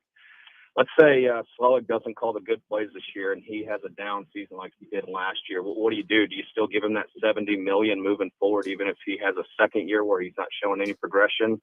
I know quarterbacks, like a Trevor Lawrence deal, where your kind of hands are tied because you don't want to be without it. But it'd be a really unique and interesting situation if CJ has another down year and then you're kind of starting to get into the contract talks and he's due for $70 million, if you will. But, if he's not meeting that threshold, where do you go with that? That's a nightmare. I mean, remember, Bobby's no longer here. It's Nick Caley's the offensive coordinator now, and he calls the good plays, not the bad ones. We don't know that yet. You hope he calls the good plays. Well, from what call we've the touchdown heard play from every time. The streets, there was a subreddit page that said he calls really good plays. He's never called plays before. Well, what on Madden? Have you ever seen him play? Madden 26 not out yet, so I don't know what he is as a play caller. And he's also probably called some in different scrimmages and whatnot. Okay. Well, the good thing is it's only year 3 with CJ. So even if CJ plays bad, well, it's a bad sign if CJ plays bad. But even if he does, there's a decision being made that you have to make on a 5th-year option, but you still got year 4 and potentially year 5 before you have to make the big decision. Unfortunately, if CJ is average, yeah, you're going to pay him $60 million plus. And that's the jacked up nature of the quarterback contract in the NFL. It's killing everybody. That nobody. I'll say this for baseball. You get paid what you're worth typically. They don't just like, well, you're next up. Here, Kyle Tucker, here's your $600 million. Like, you got to play really well to get a certain contract. Just because Juan Soto gets it doesn't mean that resets the market. That has nothing. Look, it could ruin the market. Ohtani may have Ohtani may have reset the market for Soto, but that's it. There's no one else in that market right now. So I'm not worried about CJ Stroud yet from a contract standpoint. There's still time to, I will, if he has if he has a suspect year this next year, I'm going to be worried from a football standpoint. And then the flip side of that coin is that if you're not willing to get away from a quarterback that you don't believe in, which most teams aren't, we see that there's a horrible, horrible circumstance that happens where they have to give them money that they really don't deserve. And, it's simple. And they're stuck with that player. It's simple supply demand. Like, it's the hardest position to play in sports. There's about 10 people on earth that do it at a high level. Mm-hmm. So if you find someone that's competent, like, you got to give them the money because you got to fill the positions. And then there's the injury aspect. There's a reason Davis Mills got a brand new contract and is getting paid handsomely versus compared to other starters around the league. Yeah. Yeah. And not other starting quarterbacks, other starting players around the league. It's tough. Just real quick, who's the one on the bottom? What's the name there? John. Who? John. John wants to just comment on what Travis said. What's up, John? Yeah, I just wanted to respond to Tucker's number one fan that called earlier. The guest host there, he hit everything I was going to say, but also, man, not every team is doing this, guy. You're Tucker fan. Not every team is doing this. They have the 7th highest payroll, and they've won for so long because they don't give away frivolous contracts like that. Correa and what's his name, the outfielder, they're gone, and they're not worth the money they're making right now. So, I mean, they win because they don't give away these stupid contracts. They're not there to appease your man crush with Tucker. They're there to win games. That's what they do, and that's what they've done. Would you rather watch your crushes play every day and lose, or would you rather your team win? That's your choice there, guy. Well, so, that was a really harsh way of saying all that, John, but you're correct. I don't know. Yeah, you're a fan of the laundry. We love a crush. What's that? I love a crush. Yeah. Yeah, you have a crush on your favorite players, but what he said is true. You're not going to – you can be just – as soon as that player doesn't play well and he costs a lot of money, I'm not saying that about Travis, but most people turn on a team. And just you're not going to just stick with it because they're your favorite players and you wanted them to get paid a lot of money and they get paid. Similarly, you can be real upset about a move, but if they'd move Kyle Tucker and Cam Smith turns into an all-star, he'll come around and things will be okay. But that's Dana, but that's why Jim Crane has to be really more proactive than he's been. He had to move Tucker because you had to go get somebody. You can't just keep subtracting and not adding.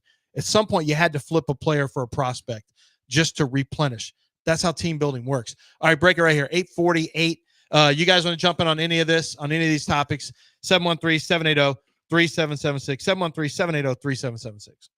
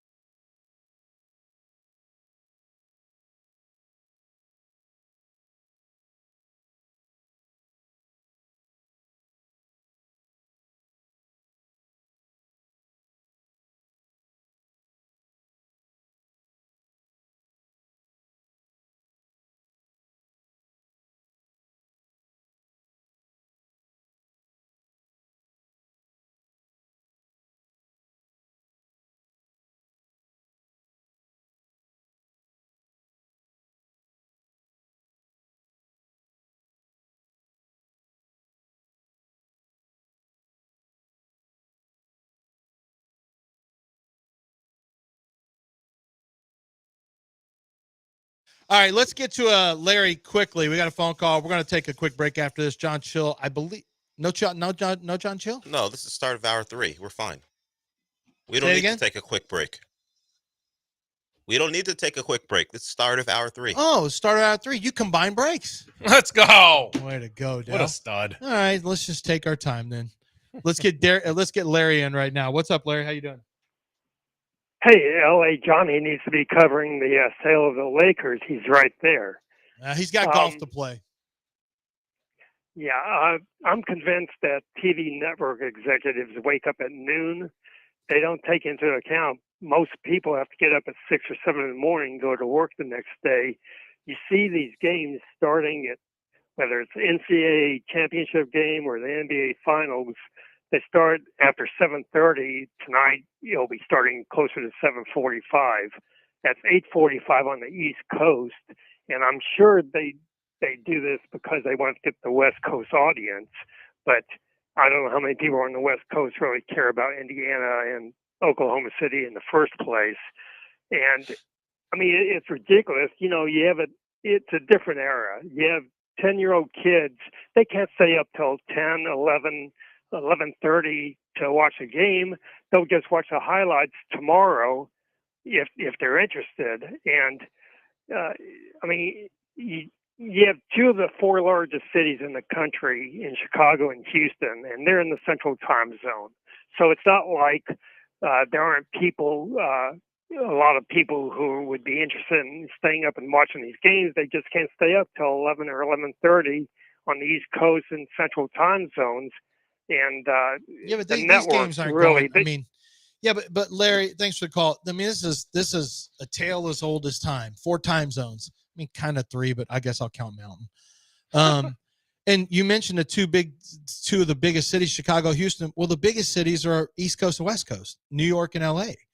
So I mean, there's just nothing that can be done about it. There's no good answer.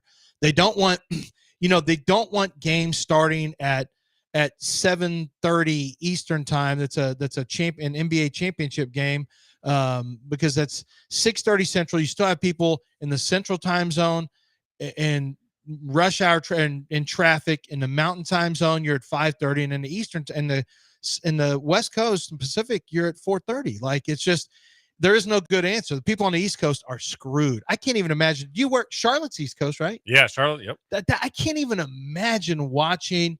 It is so late. I was just Central, in North Carolina. We're perfectly situated in the Central 100%. time zone.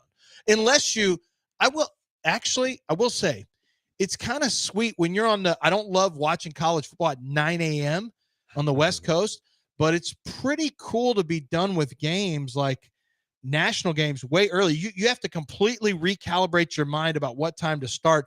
But how did you do Eastern time zone when you had games that, I mean, my God, Monday Night Football started at 8. It doesn't start at 8 anymore. You start at 8 o'clock. And as a kid, I was like, I'm Central time zone. I'm having to get into bed. I don't know how they did it in the Eastern. I was just out in Carolina seeing family, and I looked at my wife. I said, am I like 80 or is it 11:30 and I'm exhausted? There's no way I'm making a second half. Like, there's no way. I was watching Stanley Cup playoffs in bed and just fell asleep on my iPad. It's 11:30. Yeah, it's time. Yeah. It's late. Like, the East Coast game is not for the weary.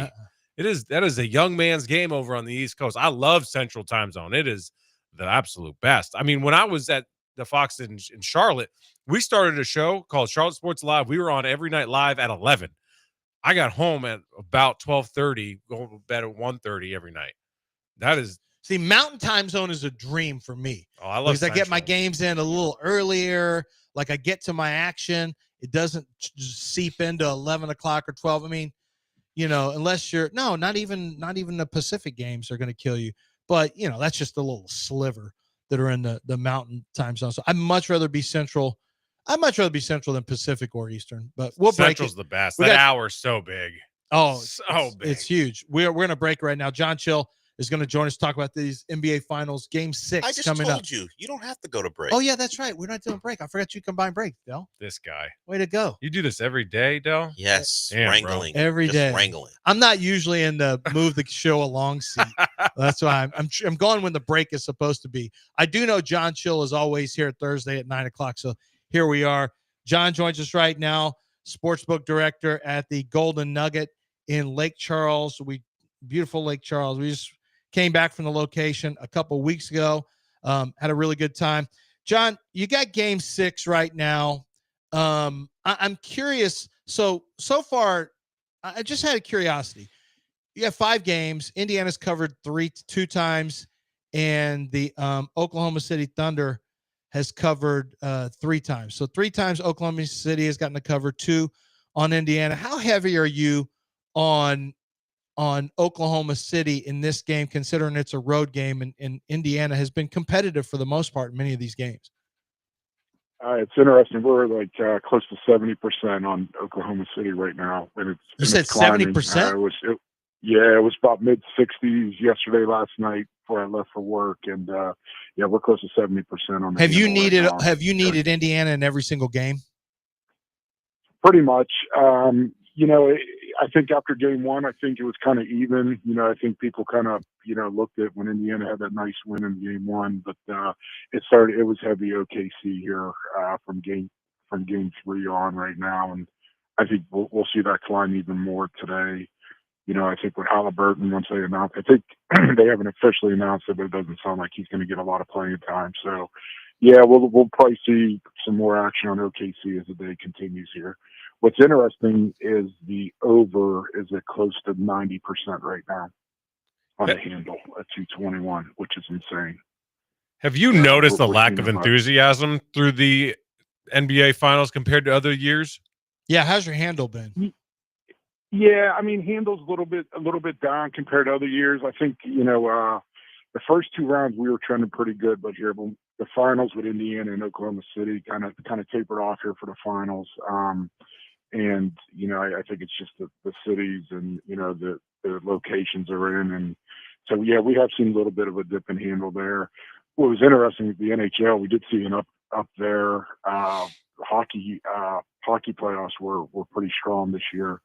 And Edmonton was definitely a team everybody was trying here. And so we did pretty good with Edmonton, but people were falling. But we're seeing that. Things that are trending, WNBA's up. Caitlin Clark factor, you can tell. Soon she comes back, handle goes up. There's a relationship on viewing and on betting the WNBA. So it's interesting to see. But we're definitely see a little bit of downtick on the NBA finals here. You guys get action on WNBA other than Caitlin Clark?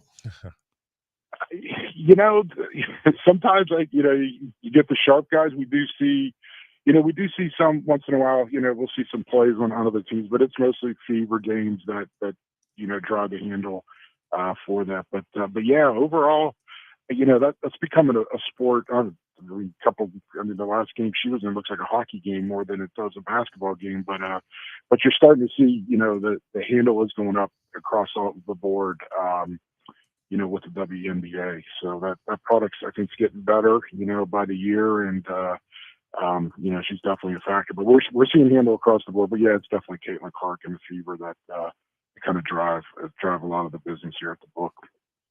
John Chill joins us this week and every week. Who do you like? Just out of curiosity, how do you like this game going?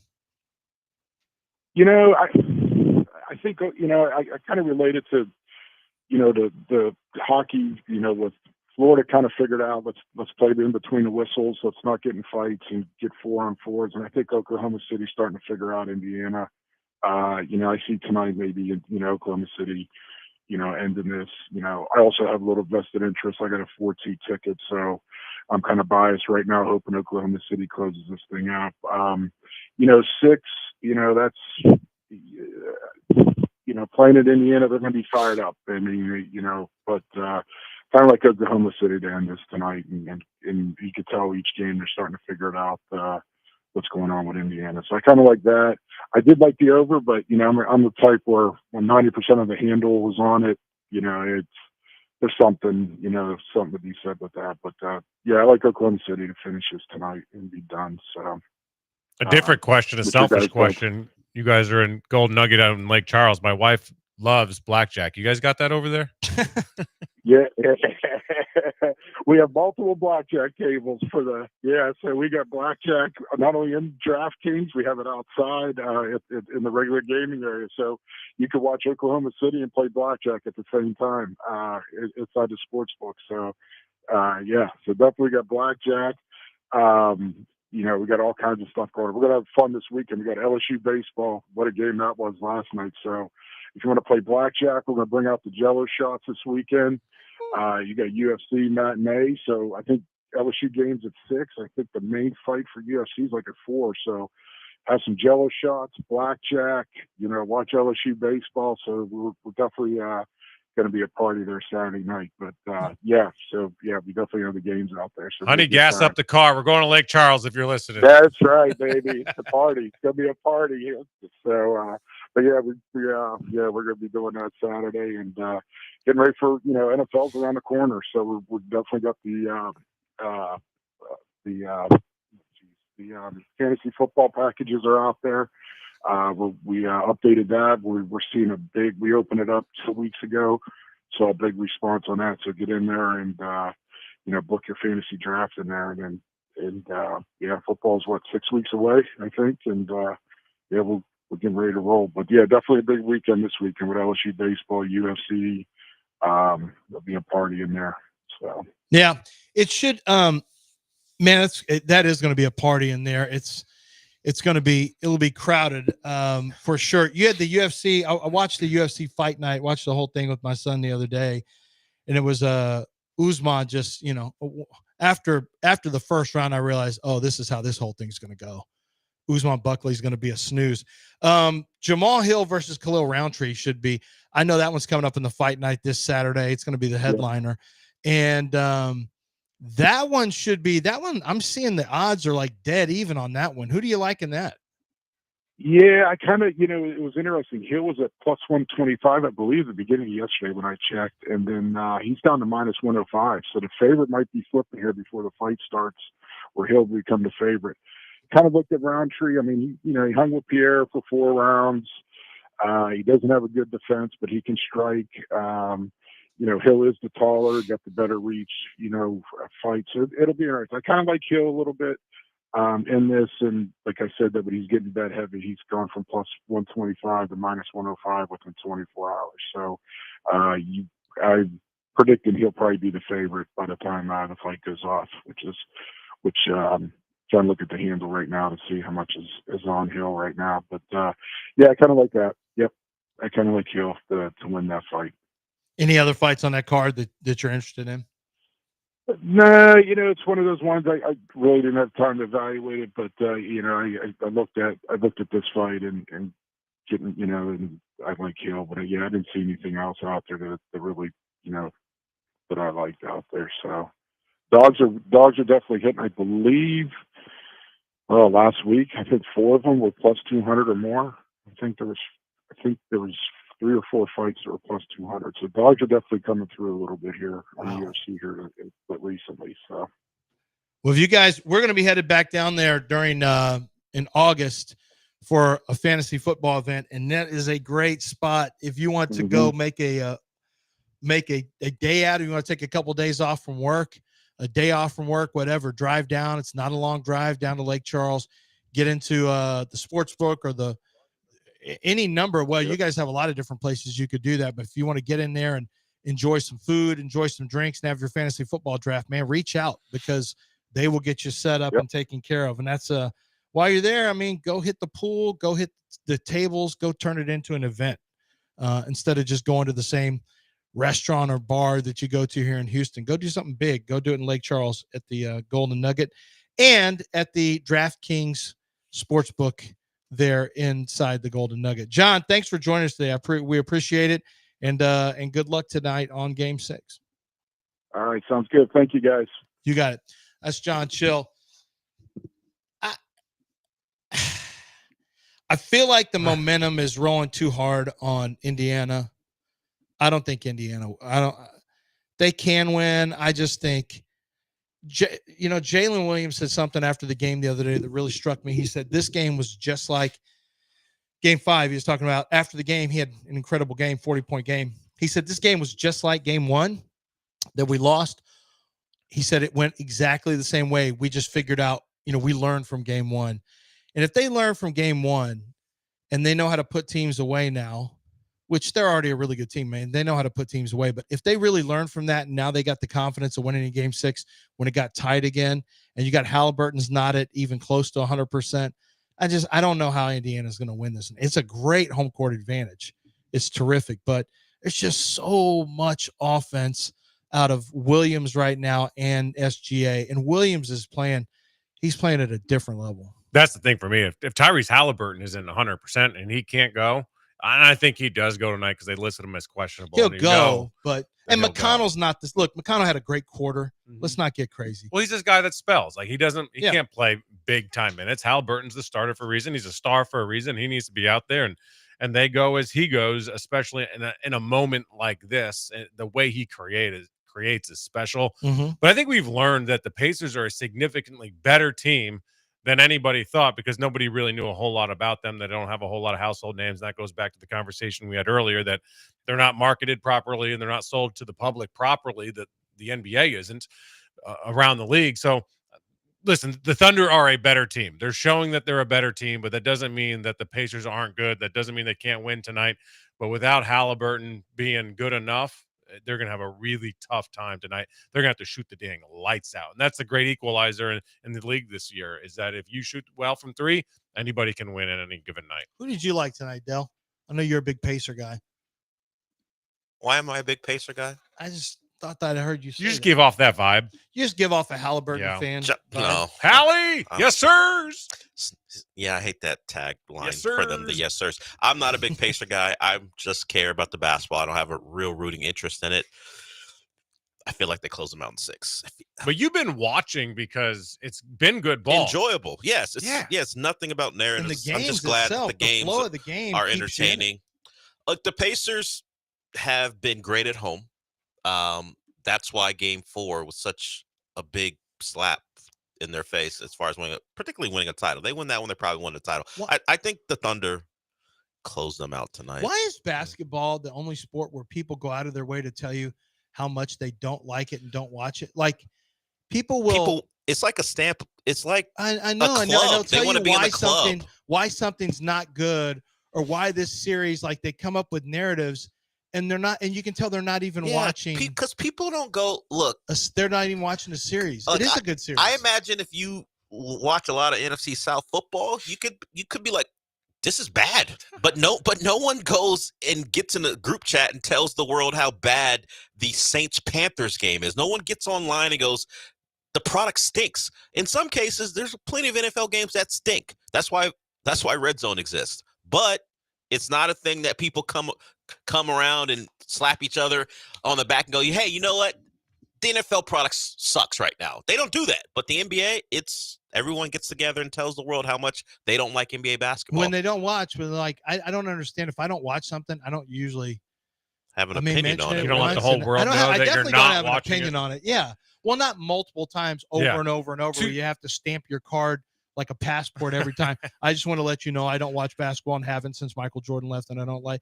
I mean, we get it. There's reasons you don't watch. And players are soft. I don't like the way the game is played. Okay, got it. Thanks. I would push back on 2 things, Del. I would say people complain about the NFL, especially early in the season, and the rules and the roughing the passer and how bad the football is to start the year because no one can tackle. The offense stinks. Like it's bad. But then also I think it's a culture thing with the NBA. Like it's a culture war that we're having with the NBA and why people say they don't watch it. Like this guy, John Root, and I had a conversation on Kicking It with Kunkel because a staunch conservative Charlie Kirk guy said that the NBA playoffs are totally unwatchable right now. And like, no, they're not, bro. Like the league's got problems. The league has problems, and I've said it for a while. And it started in 2020. The culture wars that started there, the 3-pointers, the game itself isn't awesome right now. But these NBA playoffs, that's not their problem. The NBA playoffs this year have been awesome. If you're not watching, fine, but don't say something ignorant. Going back to what I was saying before, like be intellectually honest. Say you're not watching and you want to get a whole bunch of retweets on it in this culture war. The NBA playoffs this year have been damn awesome. I think it's the NBA, and it's a problem that they won't fix or they can't fix. Their issue is when they compare themselves to the NFL is about scarcity. Yeah. How many games per year It's an event, even if it's Bryce Young versus Derek Carr. They all are important. It's still an event because we don't get many of them, and as soon as the Super Bowl's done, people are counting down to the year, the rest of the year until football begins again. The NBA has a bigger problem where you have access all the time. You can watch any game you want for 82 nights a year, except for a couple holidays, and even then it's not the case because we got Christmas Day games and stuff like that. So lack of scarcity, availability hurts the product. And then, to be fair, yes, on certain nights, if you're tuning in and a couple guys aren't playing, and it's, let's say, Thunder versus Jazz, because for whatever reason the Jazz got to be on national TV for a day, it's not going to be a great game. There's enough games, yes, where we're not going to have great games. Not, as the kids say, Lance, not every game's going to be a banger. You have too many games for that. And no, it's spread across months it is and like months. Right now you have people, you have to create a narrative why this series is ratings and all that stuff. It's like not basketball talk. It's not even, either you're watching it or not. If you're not, why even enter into the conversation? I'm not going to tell you about a golf tournament or a tennis tournament that I'm not watching. I'm not going to get involved in the second round of the Stanley Cup or the NHL playoffs if I'm not watching. I'm not going to give you my opinion of why I'm not watching. It's just a strange thing that primarily the NBA goes through. Yeah, when Siakam, and it's just, I just find it a little strange. People don't. You hear some people, I don't watch baseball anymore. Baseball's too boring. But that's just kind of a generic baseball's boring thing. You either think that or you don't think that. I think that. But in basketball right now is not boring. That's for sure. Not the playoffs. Yeah, when Siakam they knocks have down a that problem three. with the regular season. The way agree. I see it, because of the load management, it's not relatable to the average human being, because the average human being can't be like, "Nah, I'm good. I'm not going to work today." Like, they get paid thousands versus millions and hundreds of millions of dollars to see these guys take nights off, having grown up in an era where guys played every single night, didn't stay at 5 stars, didn't have chartered jets. Like, it's a different lifestyle. They're catered to, they're pampered, they're brats, they're spoiled, and to be like, "Nah, I'm good," is a tough thing to get over. So it's so unrelatable. Like, baseball plays 162. A lot of guys play as many games as humanly possible. And you're going up against the Stanley Cup playoffs where guys are playing through everything. They will do anything for their teammates. They will die on the ice. Matthew Tkachuk just came out. He said he had tore a muscle off of his bone in his hip and had a hernia and played through the entire playoffs. Like, bro, we saw Paul Pierce get carted off on a stretcher damn near because he had a boo-boo or whatever. Well, like, it's embarrassing, Will. It's so unrelatable. But with that being said, these playoffs this year have superseded that narrative. And if you like ball, you've noticed it. If you don't like ball and you don't watch, you haven't noticed it, and you're not speaking intellectually honestly about it. For whatever reason, all the things why I deem what you said certainly valid, the complaints of people, for whatever reason, those don't touch me as far as being bothersome about the NBA product and the players themselves. I know a lot of people like to want the players to be what they would love to project, but I don't care about what they are off the court or all their complaints. I don't care about the personalities, really. I don't either, but I want them to be on the court. No, I get that part, but what you were talking about, a lot of people want their athletes to be avatars. Like, hey, I want you to act this way all the time because that makes me feel good. You know what? I know they're human beings. I know my own life, everyone's life. We all act differently. Just give me a good product, and what these playoffs have been a good product, and I cannot complain about the NBA playoffs. The regular season, I get it. There's too many games. These two teams play really hard, Yeah. too. Like, they play good. The Pacers win because, like, the game one they stole because they play 4 quarters. That's what fans want. So if you were tuned in, you saw an amazing comeback because they do what you want. That's the ironic thing is this is the people who don't watch basketball anymore would actually love. They love the way that they'd love the way there'd be elements, like the ball can get a little sticky at the Thunder play great defense. There's no defense in the NBA. The Thunder, okay, but not in this series. In the playoffs, there's plenty of defense. Exactly. In general, there's plenty of defense in the playoffs. But yeah, they defend. They really defend. They're taking away certain plays and certain angles from Indiana. Indiana, on the other hand, they're never afraid. Like, it doesn't matter how much they get down, they're fearless. Siakam's playing great. Like, it actually, if you just love basketball, if you say, man, I used to like it, the sport doesn't do, you would actually really like what the product that's on TV right now. Yeah, I think the problem, if you're not driven by personalities and you're driven by, you claim that you love the game and you don't like this and you don't want just a bunch of threes and no defense. There's tons of mid-range shots. This is not threes this is not threes with no defense. Look, that's not what this is at all. The regular season and the playoffs are two different sports, and that's one of their bigger problems. Yeah. That the fact that you can easily tell things are different from the refereeing to the way the defense is played. It does play a part that you're getting the 16 best teams going at it for a title as opposed to all 30 of them who have different goals in mind. Some teams aren't even looking to win because of a potential tanking situation. So a lot changes once we get into April, and the product is pretty good right now. But hey, if you've spent months watching a product that isn't good, then it's hard to transition into the playoffs. And to that point, I made this point on Kicking It with Kunkel. Log in on YouTube. Rafael Stone, the general manager of the Rockets, accidentally, I think, kind of made this point as a detriment to the NBA. He said, listen, we played really hard all season. And then during the regular season, you can get a lot of games and a lot of wins if you play really hard, which says not every team plays really hard every night. He then went on to say, in the playoffs, playing hard does not do it for you to get wins. You got to do more than just play hard. That right there tells me that the regular season and the playoffs are very different, and that not every team plays hard in the regular season, which makes it a bad product. Well, and it also lets you, that they flip a switch. Right. Rockets don't flip a switch. I think that's his point. It's also his point that playing hard's not enough. That's why there's a good chance that they will make a deal, or at least there's at least a 50% chance that there's a deal made, in my opinion, by the Rockets, because they realize hard playing is great, but there's something else that we need that's not on the roster. So keep an eye on that. If a new Buick needs to be on your roster, and I say it does, if you don't have a vehicle, check out Gulf Coast Chevy Buick GMC. Right now, you can get the Buick Encore GX, which is a smaller vehicle if you want to get smaller with your vehicle. If you are looking for a first-time vehicle, if you're looking for a sportier vehicle, this is a great look for you. Buicks handle exceptionally well, very smooth. I drive a Buick Enclave. My son drives the Envision.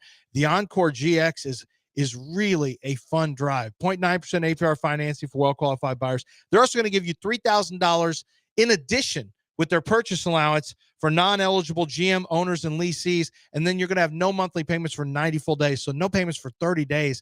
Take advantage of this today. You should check out Gulf Coast Chevy Buick GMC for any and all your vehicles from the Chevy, Buick, or GMC side. Buick, exceptional by design.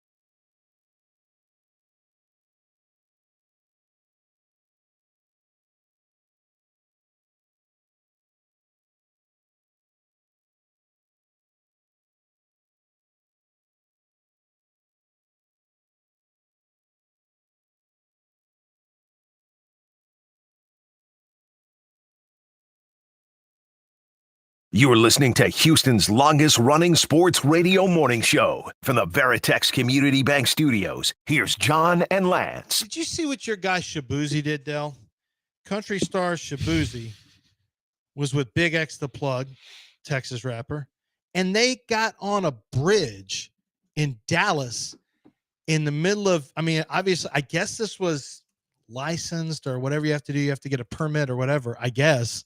And they shut down this Dallas bridge for their this is actually 2 days ago. They shut it down for a music video shoot during drive time. Oh God.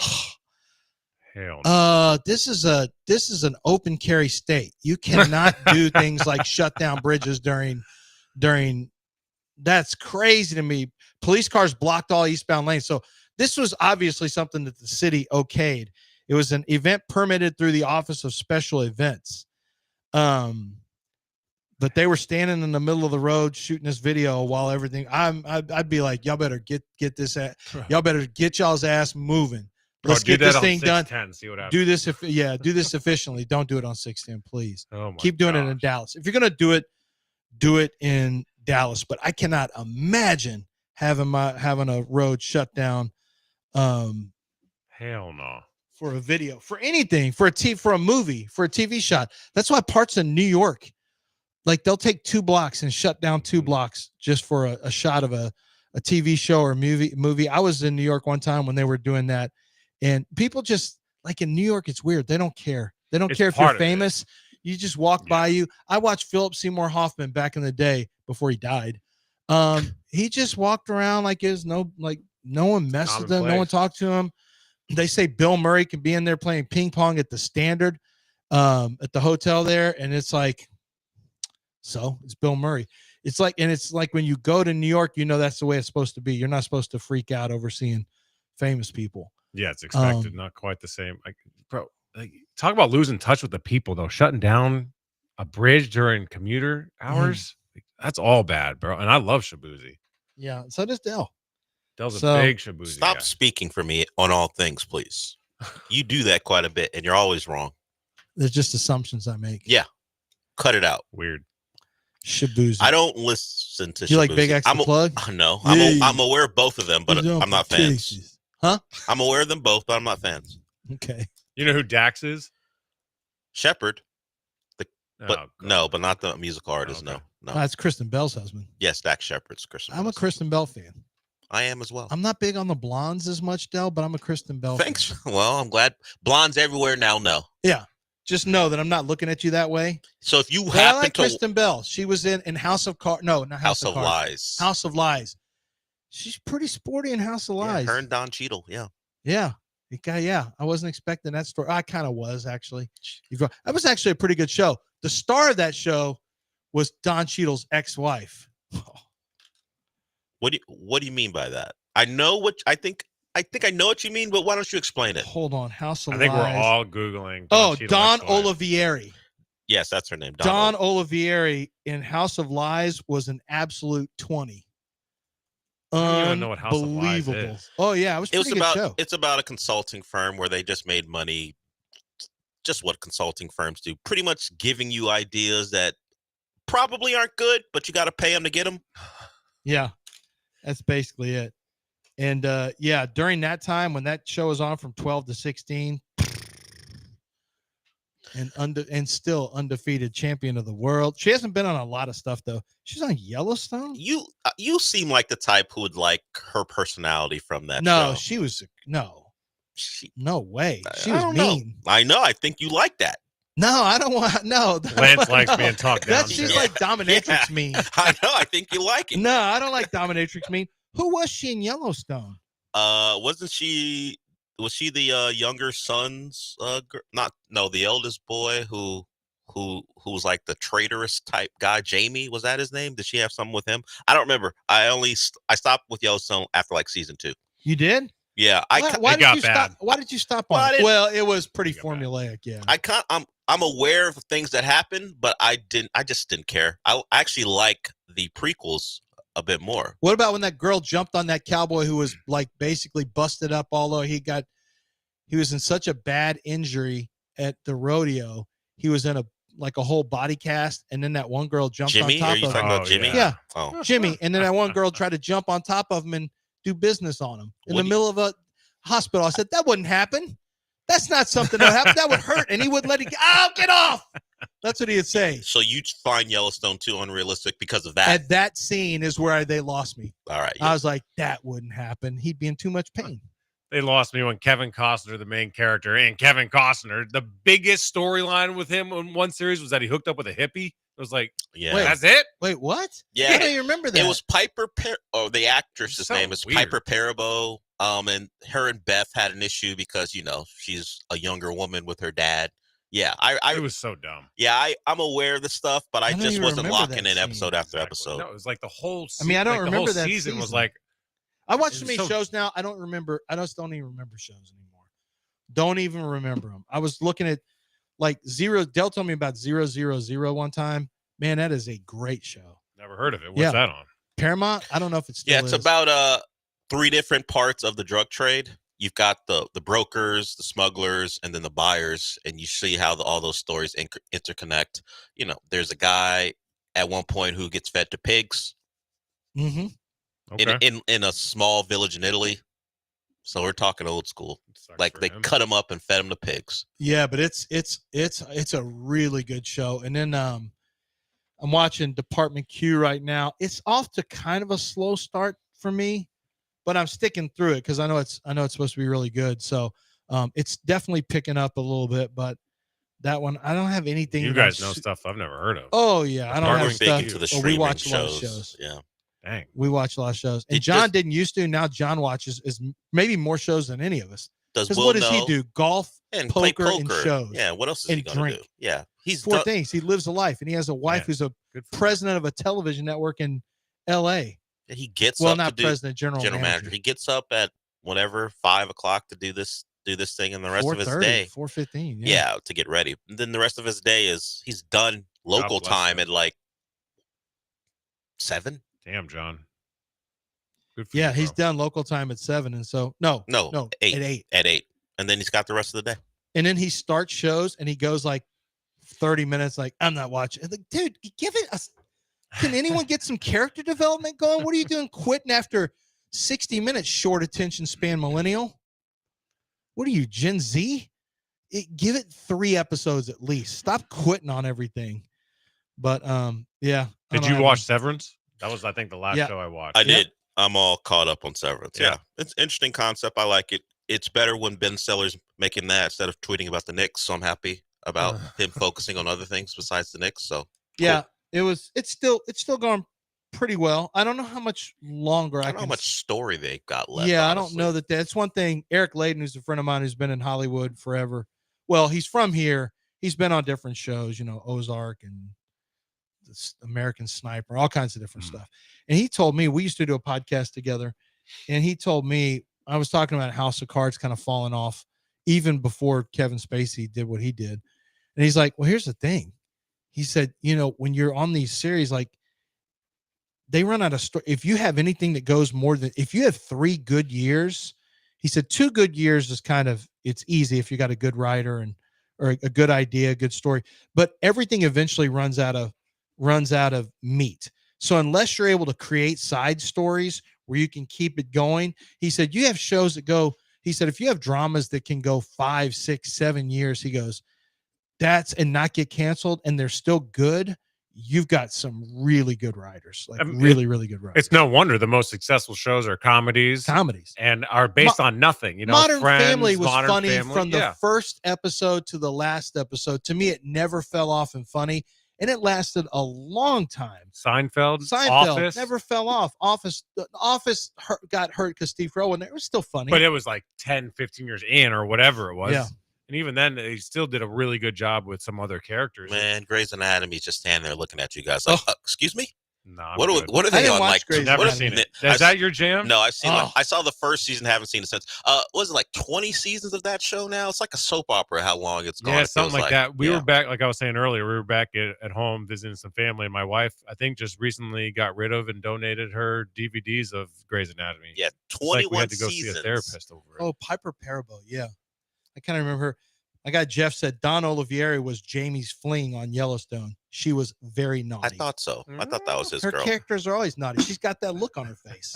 And In that way, Del, yes. no, I think you. I'm a fan of that. I think you like. I don't like the way being she talked down to I don't like being talked down to. by women. I don't even like the direction you're going because I feel the direction. No, I feel you're like going in. I understand. I think you like Paul Giamatti in Billions. I think you like. Oh, I don't like. I don't know about that. Yeah, that's I don't know if you way meet, over the meet top. people in clubs. You got a and stuff. gold card to a dungeon around here in Houston. Exactly. That's where Dell's trying to go with No, this. I just know in the being comfort talked down in to. the comfort of your home or just in your head.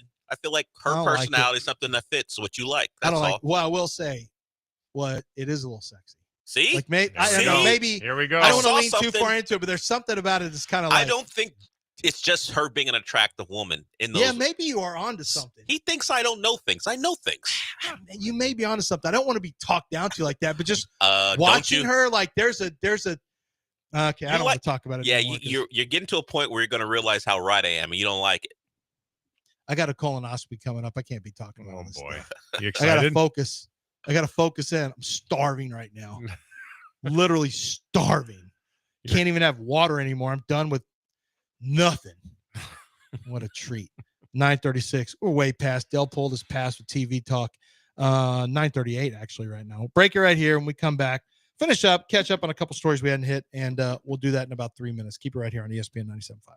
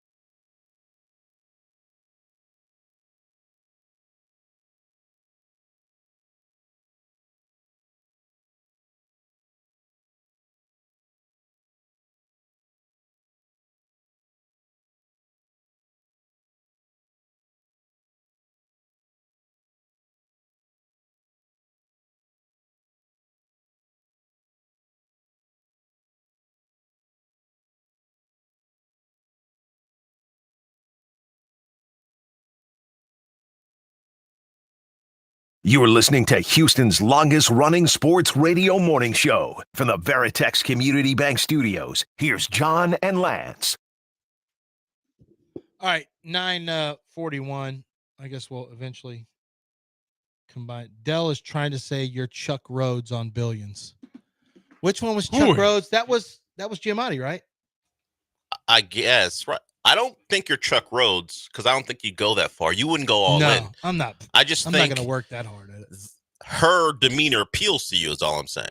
It kind of does. See? I think you're right. I'm not in a way that you're trying to play I'm not it even out suggesting you want that to happen to you. I just think you like her demeanor. But see, this is why I'm a complicated man, Dell. Oh, complicated. This is why there's a duality of me.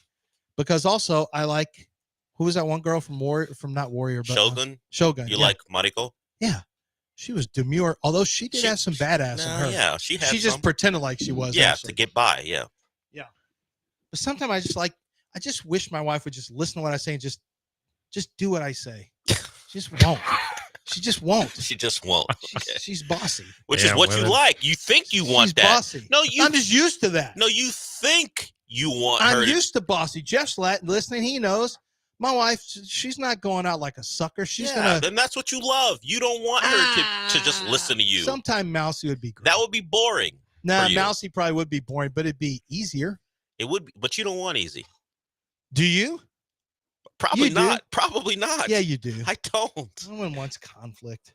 I don't want to fight, but I don't want it to be. Well, actually, a lot of people like conflict. Yeah, it's part of their thing. Yeah. I don't want to fight, but I don't want it to be, it's my way all the time. That's not fun. No, that's true. You want a partner, not a servant. You want that teammate. A wife who just says, "Hey, I'd like to go eat here tonight." Oh, okay, let's do it. Yeah, that's not happening. Well, give me 5 choices. That's not happening. You got to do process of elimination. We do this game called 5 choices, where basically that's what I call it. Okay, just give me some choices. No, what you have to do is tell her where you want to say. This is where we're going to go because this is what I want, and then you just do that 6 or 7 times, and they say no every time until they say yes. Yeah, so it's super fun game. That works too. Really fun. But I'm like, I'm like, I'll go wherever. It doesn't matter. Well, just give me some choices. Well, you're gonna say no to every place I say. Tell me, you got the same Google I got. Yeah. So eventually that's why we go to like the same 3 or 4 places. It always boils down to that. Same 3 or 4 places. What area do you live in? Where do you? West of the Gallery. Yeah. Okay. But I'm going to Theodore Rex tonight. Can't wait to see Justin Yu and his. Oh, he's a foodie. His food is great. He's a big foodie. I love food. This town. It's great. You can't go wrong, man. For everybody, I'm going to give a free shout out. Can I do that? Yeah. This place, it's a Thai place outside the inner loop called Sao Lao. Unbelievable. Bring your own anything. Where is it? Northwest of the loop. Yeah, see, I'm terrible with it. That's how I know you must be upper from the left Midwest, hand corner. You're using upper left hand corner. Oh, okay. If you're looking at the map. By? What's it? It's a little bit out there. So it's probably about 20 minutes from here at the Galleria area. Go out there. Bring a bottle of whatever you want to drink. What's it called? Sao Lao. SAOLAO or SAOLAO. Yeah. Sao Lao Thai Cafe. Oh, yeah. It is great reviews. Fire. Like off the boat. Unbelievable. Good. We got some other good. Oh, North Shepherd. That's probably not that. Is it that far away? It's not that far. I mean, yeah. Trust me, it's worth it. It's on a north. It's on a north. No. It's not that far. It's north side. No. Go give it a whirl. Trust me. And report back to me how good it is. Again, and it's right next to a gas station where you can grab a bunch of beer if you want that, or bring some. You bring in waters, beers. Oh yeah, vodka, look, man. tequila, I'm looking right now. wine. We're 6'10". We're fine. Bro, it is unbelievable. We can make this. Yeah, you're fine. I can hit that. Promise you, some of the best food you'll ever have is in that Vietnamese building. are pretty strong here. A lot of different food. Yeah. All right, so I wanted to bring this up so John wouldn't ruin it, Dell. This is our little soccer thing. Oh, okay. Let's get to the thing that John wouldn't ruin. You're holding things from your partner. Well, we told him in his face we don't want him to ruin this. Okay. We literally told him true. to his face. We did mention it, yeah. Alexi Lawless, who is a mouthy soccer former player, World Cup player and analyst, says that he questions diversity in U.S. soccer. Maybe our best route is actually being more exclusive. And that's a salacious headline. But what he means by that, it's a little different.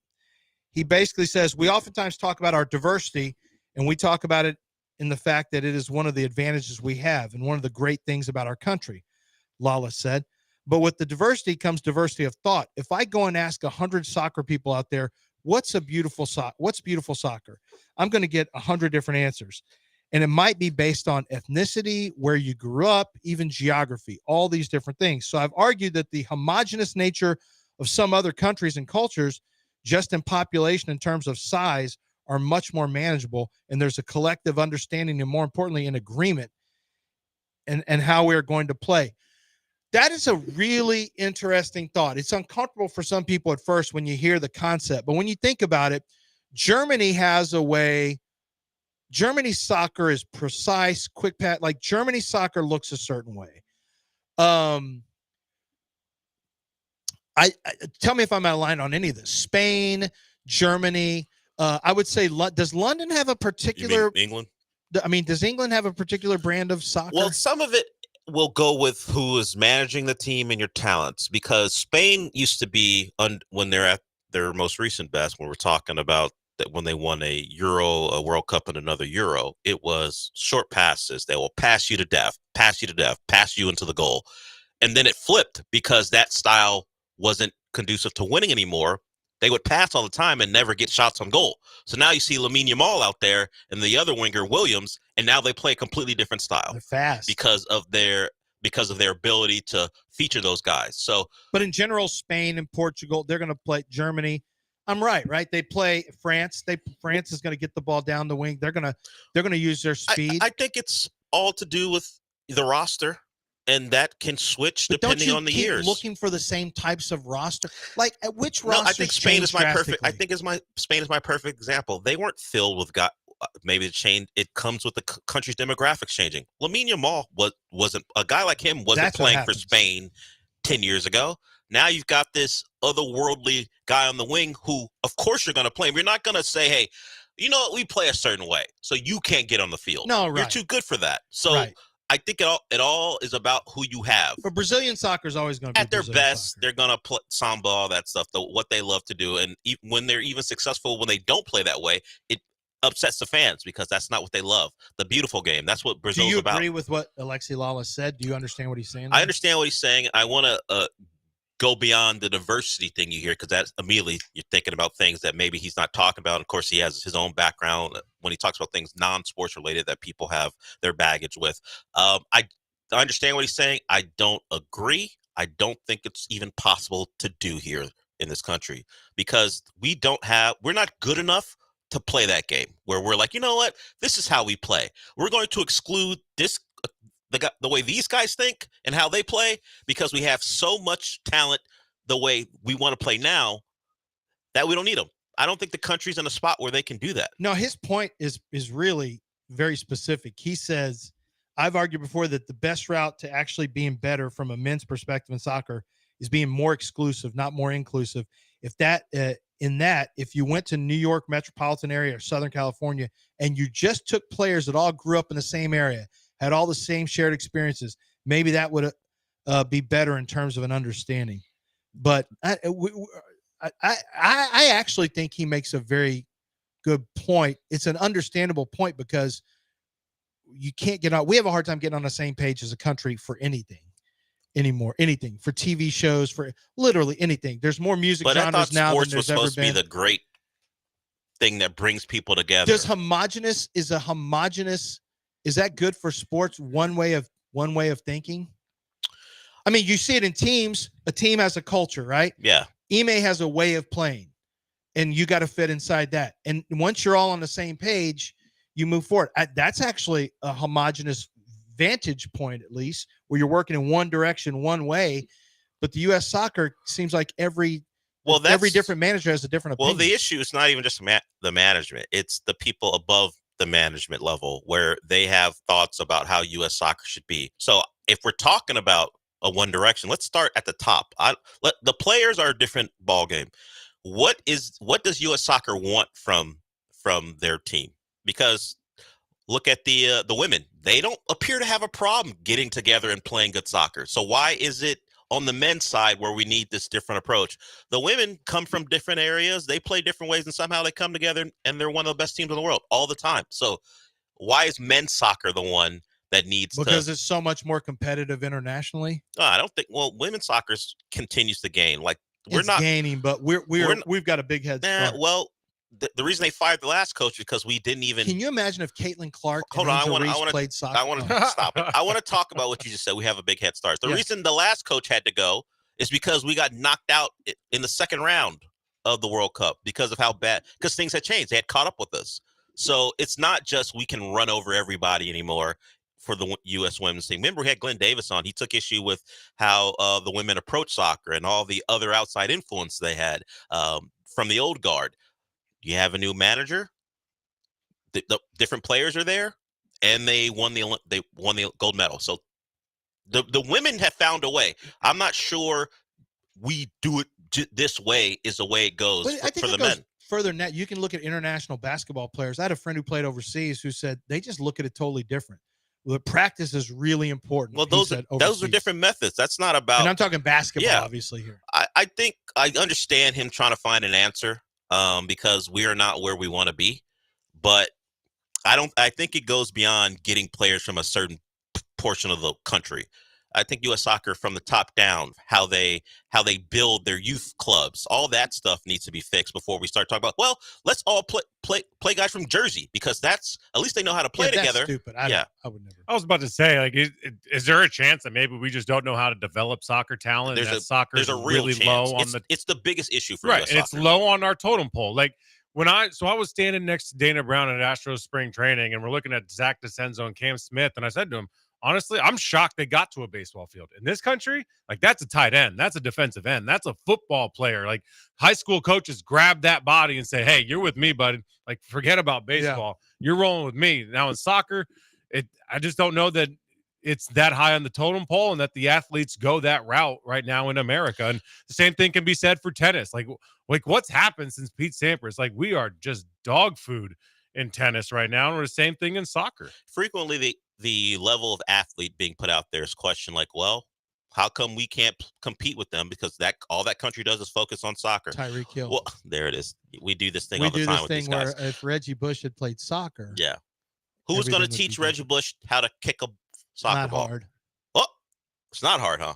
I think the bigger issue is 2 months. The instructions, how we're instructed to play. Do we work on skill or do we care about winning at the youth level? These are different things. It goes deeper. Well, I'm not in soccer. Different questions. When you hear people like Glenn Davis who are in it talk about it, they'll tell you that the politics at that level are so bad. It's pay to play. Oh, heck yeah. Yeah, it's like in every sport. It's we've got our own handcuffs, and now we're going to get a World Cup here, and we'll see if the U.S. is even worth even watching. A team that is full of players we don't really expect to be in the World Cup is competing in the Gold Cup. They got off to a great start. They didn't play a great opponent.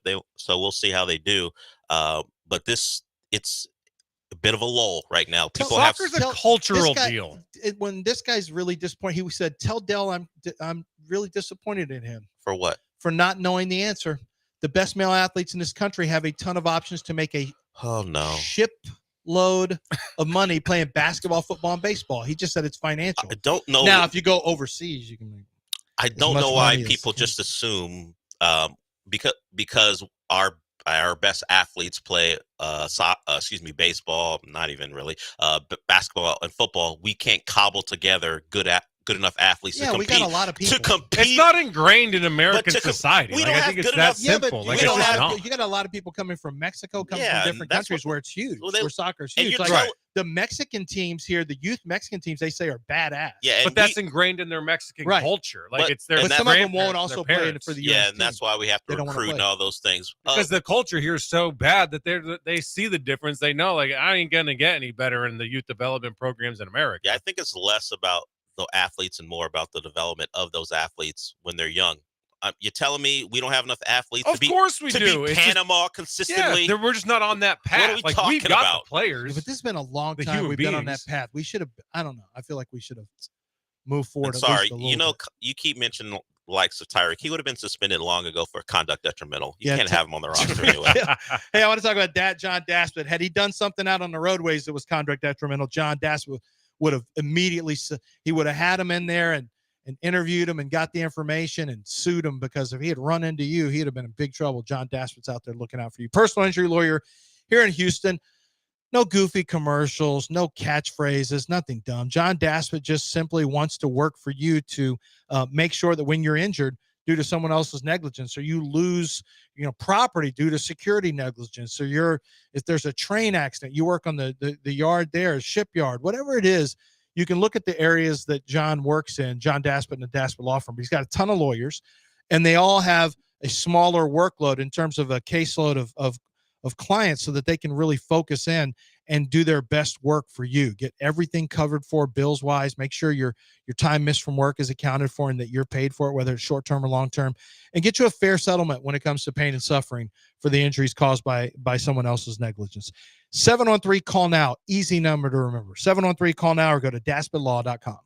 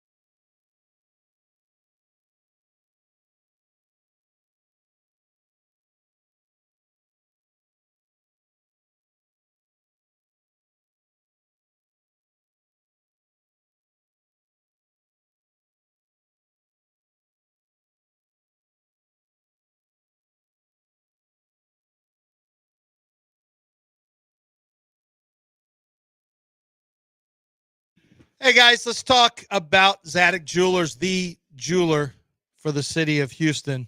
And when I talk about Zadig Jewelers, I'm talking about the Zadig family. They've been doing this for over 4 decades, a long time, almost 5 decades of being the jeweler that has helped people commemorate special occasions, whether it's getting engaged, birthday presents, anniversary presents, luxury watches. Maybe you get something because you want to celebrate or you want to pass down that luxury watch. Maybe you have a nice watch, but you want to upgrade it. And so you want to go in there and buy, sell, or trade, your luxury watch to the people at Zadig, and they can do that for you. They have their unique timepieces are available and waiting for you. And I want to tell you guys, lock in on those watches because they have every brand from around the world imaginable. And they've got craftsmen right there in the building to work on your timepiece. So if there's anything that needs to be fixed, they're certified to fix anything and everything. Zadig Jewelers. Go to the website, find anything and everything you're looking for to make that event special for her, or to get yourself something nice and to to live the life a little bit. Get the quality you expect from Zadig Jewelers.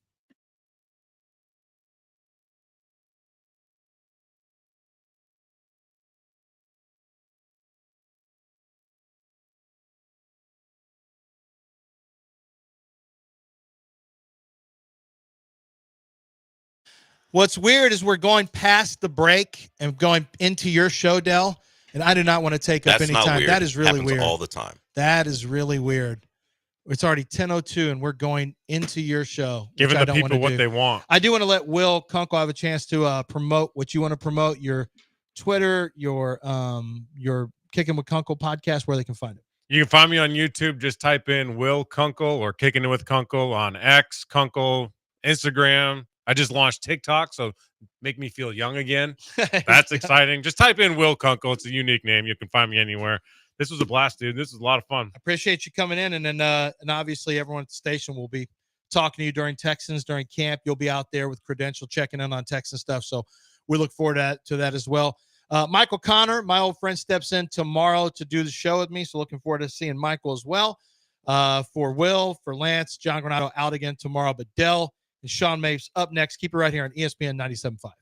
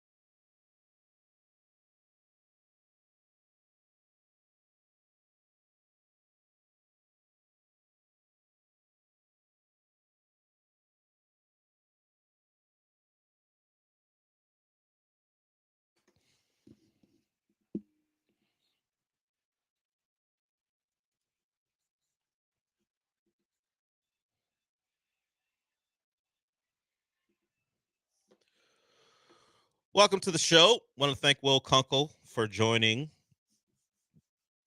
Lance in filling in for John Granado. Will Kunkel will be part of the station going forward. He'll, at least for as long as he wants to. He'll do stuff for us with the Texans. He'll go out the games. He does that with the Astros as well. So nice to have Will Kunkel here. And once again, thank him for joining us. So we got a new member of the team. And if you follow him on Twitter, you know he's out and about around the city covering everything. So he provides plenty of good content. We're happy to have him here with us.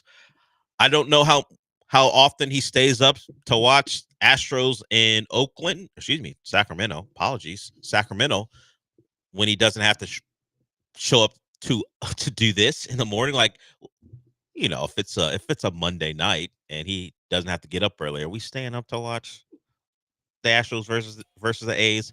Maybe through the first 5 innings, but once it's a foregone conclusion that the Astros are winning, you kind of tune out. You know what? I can go to bed now. Nothing's going to change here. It's just the A's. You think in the back of Will's mind, he was like, it had to be the day that I have to wake up at 6 a.m. to get there. Yeah. There's also a A's Astros game that starts at 9. Like, it's just can this have been an East Coast game? Bad timing. Yeah, finishes up around 8:30. Like, he goes to the games at a Daikin, so that probably wouldn't have been preferable. That's not great to have to spend a night out at Daikin, then go home and then come here. But East Coast road game, like an East Coast road game in New York, wraps up whenever it wraps up. Get a good night's sleep, come in here and carry Lance for 3 hours. I was gonna say, and then walks in, and he's like getting crumbs on his face because Lance is looking at him while he's talking. He's lucky he kept his distance, and today no donut crumbs because Joe didn't bring in donuts. I do think Will got a taste of the lack of professionalism around here. If he didn't already know from listening, because Lance had a live spot. You guys might have noticed it as we were closing out the show, and there was a little delay because despite the fact that Lance made the decision to do that live spot at that time, he did not recognize that it was his time to start speaking. So Will heard and noticed me banging furiously on the glass to get Lance's attention. Do your live. So he's no longer at Fox 26, but he probably recognizes there's a level of professionalism between TV and what we do here.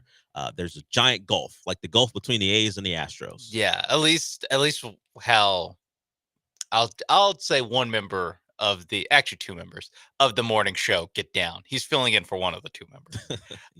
That's true. I think he got thrown straight into the wait. This is how you guys do things? You do this thing? Hall of Famers, man.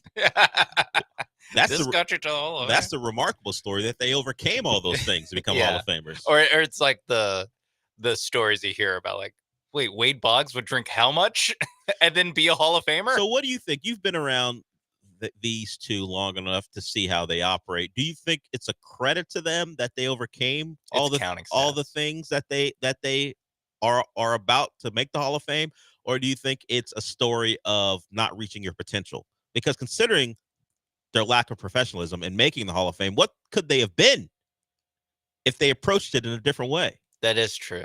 I thought you were going to say, or they just compiled. They just stayed in the league. Compilers. They just been around. Stay in the league long enough to get to 3,000 hits. Yeah, all right, Biggio's.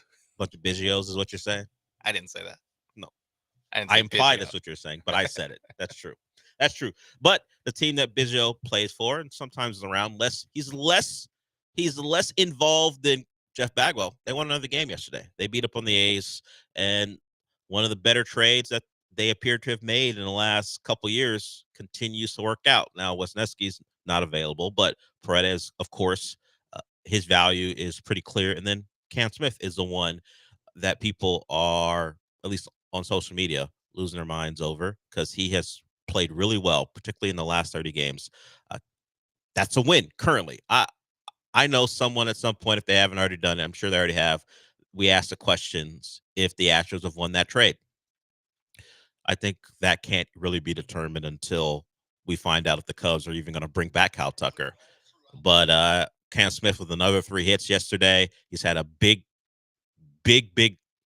couple of days in Sacramento. Had the home runs, had the 3 hits yesterday. Now that average, it's not the biggest thing when it comes to baseball, but it's, when we were growing up, you look at the batting average on the back of the baseball card. How good is this guy? We used to determine that by batting average. Cam Smith's over 270 now. As I said, he's had a big couple days in Sacramento, as most of the Astros hitters have had outside of game 1, where they were shut down and lost with the walk-off. So Dana Brown, we won't give you a full win, but good eye noticing Cam Smith. I know he was the best prospect in the Cubs organization. Didn't take a lot to recognize how good he could be. But if you look at him right now, he's got over the last 30 games, Cam Smith's got a batting average over 330. He's got 2 home runs, which happened the last couple of days, 16 RBIs. And there are other numbers that are more advanced stats, but some of the basics. Has 11 doubles over the last 30 games as well. So nice to have him out there in right field. Not been a problem defensively.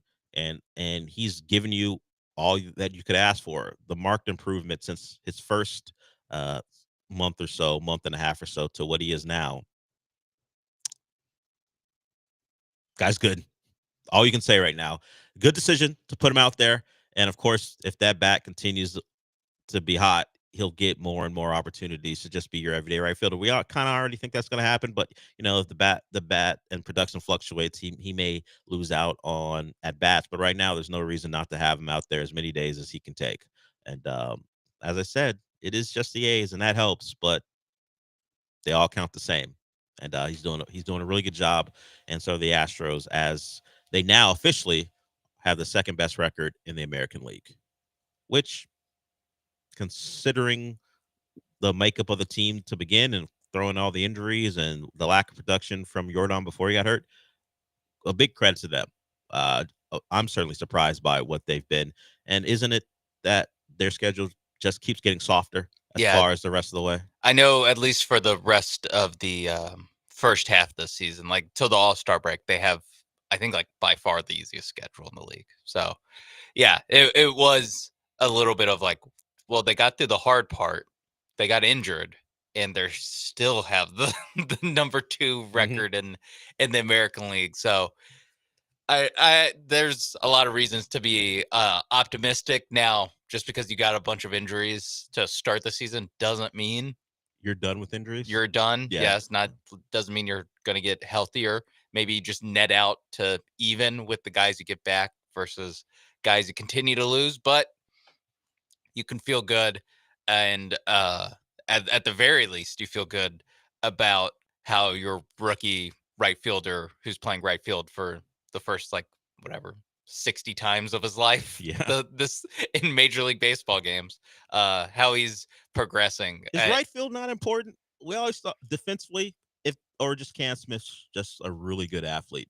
I just assumed, maybe wrongfully, that it was going to be a tougher transition. Look, the jokes. If you're a big leaguer, you can figure some stuff out. It's not shortstop, is what you're saying. That's what I'm saying. Yeah. Left field, another one in the I don't want to see Jake Myers playing shortstop. Yes, although he's left-handed, so he wouldn't. But still, yeah. I mean, the jokes we made early, less about Cam Smith, more about Altuve, because Altuve, why is that's Altuve more. out there? That is more speculative than a what's Cam Smith? 22, 23? Yeah, you just assume Altuve entrenched at second.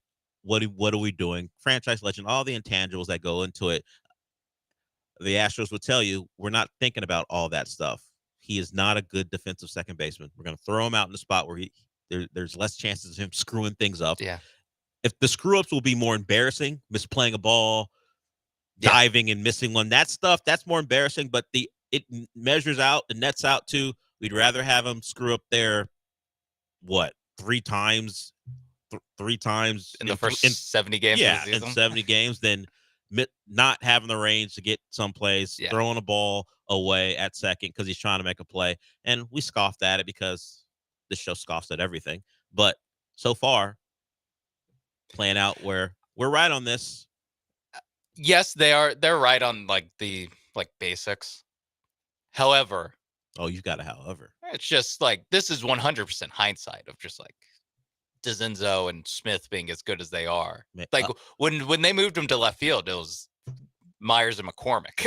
It's true. It was Myers, McCormick, and then it's Altuve. Turns out Cam Smith was ready. turns out Cam Smith was ready. Turns out Zach Zinzo was ready. It's true. And now it's like they kind of have corner outfielders. They need a second baseman. Brendan Rodgers just went on the IL, right? Brendan Rodgers, yeah. I think oblique, was it? Yeah, I think he got that's what hurt it in the batting cages. I know that. The Astros, I know they probably don't lead the league in getting hurt when they're not actually playing, but there's a lot of them. They got to be up there. Lance McCullers, Eric Eddy, Brendan Rodgers. I'm sure there's more that I'm not thinking of. They just lead at least those guys. Eric Eddy, I guess, was doing baseball activities because he was on a baseball field when he got hit by a ball. But he was he wasn't standing he in was the standing outfield around as batting ball practice hit him. was He going. wasn't. The reason he got hurt wasn't because he was doing baseball stuff. No, he was just around. He got hit by a baseball. Yeah, he was around baseball stuff. Lance was working out. That's why his foot is sprained, and now Brendan Rodgers was not actually playing the game of baseball, at least officially, and then he gets hurt as well. So we'll see what they do at second base. How many more times will Altuve have to play second because of what you have said about the corner outfielders that they have, and also they've got an opening there. Yeah, and who knows? Maybe one of these guys comes back to earth and it all, works itself out. But it is just the reason that they did it. It's kind of like, well, kind of need a bat at second base, and you have a Hall of Fame second baseman playing left field for the first time. Yeah. But I mean, ultimately, like I'm not even like complaining about it. It's just funny how it worked out. It has worked out for him, and Dubon hit another home run yesterday. Pena continues to stay hot. Had three hits, and you take that one 11-4. Pena is probably the biggest reason that they're second best record in the AL. His emergence. It's funny to say that about a former World Series MVP, but his emergence this year as a real force at the plate, and of course he's made great plays all year. He had the Derek Jeter throw. Yeah, the one last night. Was insane. Me, not a baseball guy, can recognize. That's nuts what he just did. That's nuts. He's got that in his bag. And the bat's there. He has been, as we talked about, your team MVP so far, and it's not close as he's having his best year as a pro. We got Jeremy Pena All-Star watch. Not something I thought we'd have a real discussion about at any point. Now it's just a lock. The guy's an All-Star. So credit to Jeremy Pena for that. And the Astros. Framber's on the mound. Framber, fine.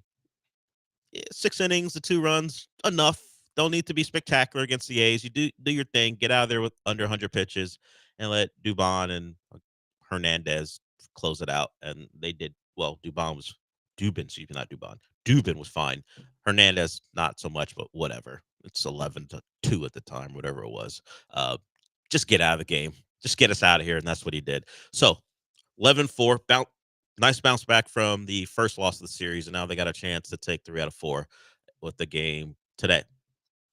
As it'll be Colton Gordon, who, considering what the Astros generally get out of their guys, particularly against a bad ball club, I just expect them to be fine as they try to take 3 out of 4. Another late night game. It'll start at 9 here, so maybe the Astros have this thing done for most of you by like 10:40, and you can go to bed. Some of you probably have earlier bedtimes than that, but here's hoping that by the time you actually say enough's enough, that game's well in hand as well. That's just a product of watching your team play West Coast baseball. Okay, if you want to get in on anything, you can. 713-780-3776. We had a caller call into the earlier show, said he wanted to get back in. He wanted to talk about Jalen Williams, the recent 40-point dropper, Jalen Williams, and whether he could win Finals MVP. I haven't really considered it very much. I got to actually go look at his stats to see if that's even in the realm of possibility. We know the odds-on favorite is Shea to do it. I don't know even how close it is. I guess Jalen Williams, if he's spectacular. Actually, what would it take? If this goes 7, we got game 6 tonight, Halliburton's questionable.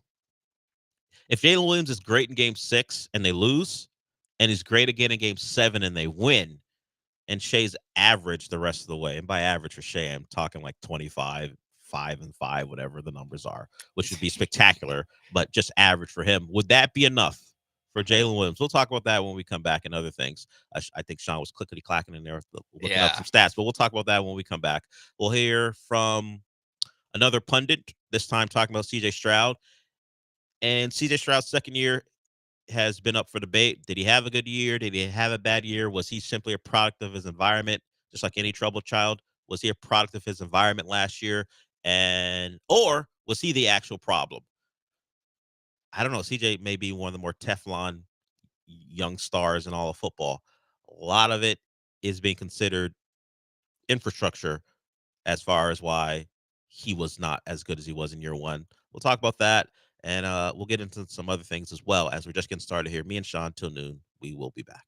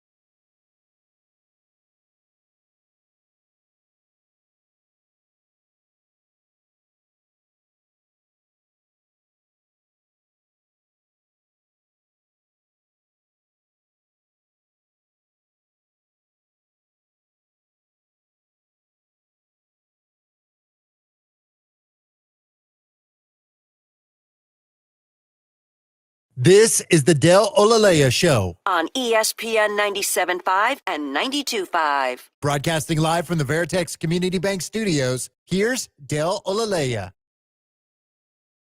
So after a quick glance at the numbers between the Thunder's two best players, and we'll get to the CJ Stroud stuff at some point here as well, but the question came up, listener called in and wanted to talk about, if you are still listening, certainly call in about this, whether it could be a surprise and could Jalen Williams win Finals MVP. Of course, the Finals has the game tonight hasn't even been decided yet as far as whether OKC will win it, but they're on that path, particularly if Tyrese Halliburton will be unavailable or even just limited tonight as he's dealing with his injury. Sean pointed out during the break as we started looking at the numbers that really, well, it's game one and game two, but particularly game one is going to really knock Jalen Williams out of any real consideration. Also because Shea has 4 30-point games in the series, and his worst game of the season, of the series, a game they lost, he scored 24, 8, and 4 on nearly 50% shooting. That's a bad game for him. That's the bad game. All the other games, 38, 34, 35, 31. So while Jalen Williams has played great over the last 3 games, 26, 27, and the 40 piece, and now he's getting comps to Jordan while he's getting comps to Pippen while Shea's getting comps to Jordan. How many times did Pippen win a Finals MVP? None. That's the quote unquote problem when you're playing with Jordan. Yeah. He's Jordan, he'll always outshine you. No, this is not me comparing Shea to Jordan. That's just when you have the we're calling Jalen Williams better than Pippen. That's what that's what we're doing. When you have the big time scorer who can also defend, and then you have a guy who's calling card as defense in Jalen Williams, but also is a big time scorer as well, though probably more different eras, guy shoot the ball more, whatever. Probably a more talented offensive player than young Pippen, because we're talking about late 20s, 30s, in their 30s when the Bulls started getting it done. So, so whether the comp is correct or not, that's up for you. If you didn't watch basketball when it was on NBC, you may think Shea is better than Jordan. That's just how things go generationally. Can I raise my hand and say you didn't and you don't? Yeah, I did. Okay. I didn't watch NBA on NBC. Didn't watch Jordan win any of his titles. Yeah. And you don't. Shea, I'm not ready to call him Jordan yet. Okay, look at you. Just going out on a limb. Congratulations. If we're not ready to call LeBron Jordan, I think we can wait on Shea. I'm not ready to even have Jordan, Pippen, and Shea and Jalen Williams in the same Twitter post when they're making the comp. I don't even like that. Is Shea Kobe? No, he's not yet. He's just Shea. Let's win the first title before we do any of that, honestly. But to the caller's question, it feels very unlikely. The only scenario where I see it even coming close, where Jalen Williams might even get a couple votes, is if this does go 7. Shea's not great in either of the next 2 games, and Jalen Williams is carrying the team. And then maybe in some surprise push, it goes his way. But how bad could Shea actually be in these games? Like, what are we talking about here? Like, even if he does what Jalen Williams did in game 1 and 2, he get criticized immensely, but he wouldn't lose out on the MVP. I think if he did what Jalen Williams did, like if he goes 6 for 19 for 17 points, like, by the way, speaking of Kobe, he has one of those type of games in a closeout game when he played the Celtics. But I think this is you're right about the, like, you basically need 2 stinkers and 2 great games from Jalen Williams. Make this a conversation. Going back to the 2010 finals, if the 2010 finals happened today, do you think Pau Gasol would have actually, because that's what it feels like. We have a recent trend in basketball of just giving it to, like, the second best player actually had some good games on better efficiency. So basketball finals, we might give it to Pau Gasol. Basketball final voters got some hipster in them when they're like, you know what would be cool and different? Let's do it. Let's give it to Iguodala, or give it to Jaylen Brown, or maybe Pascal Siakam won Eastern Conference Finals MVP. I don't think people know that because no one cares about that award. Yes, but it's also like, wait, what? Yeah. Why? I get that he probably average more points per game than Tyrese Halliburton. But if you watch the Pacers, You know who is Tyrese the most Halliburton, valuable player. the Yes. guy who makes it happen. Yes. Like, I don't know why. I don't know why we're so like you said, hipster about this. We're Just give Steph Curry didn't win Finals MVP until his fourth one. Just give it to the best player. Well, no, Kevin Durant's on the roster, so you get it, but he shouldn't have lost Finals MVP to Andre Iguodala because Andre Iguodala was defending LeBron James. He would had a 30-point triple-double. If you remember from that series, LeBron James was just fine in that series, by the way. He made him work for it. Yeah. And that's what got him MVP. The problem for LeBron, the biggest problem for LeBron wasn't Andre Iguodala, it was the fact that Dellavedova was someone he had to depend on because Kyrie was hurt. And Mozgov. Don't forget Mozgov. What, Kevin Love was hurt in that series too? Yeah. Yeah, so those are his problems, not Iguodala being on him for possessions in the first and second half of that series. I just think it's interesting. And the Jalen Williams thing, listen, he's had 3 great games, the last 3 games of the finals. Shai Alexander, like you said, has had, 4 of the 5 games? Yes, and even 5 wasn't bad. His worst game was better than any of Jalen Williams, the 2 games that we're questioning to keep him out of the mix.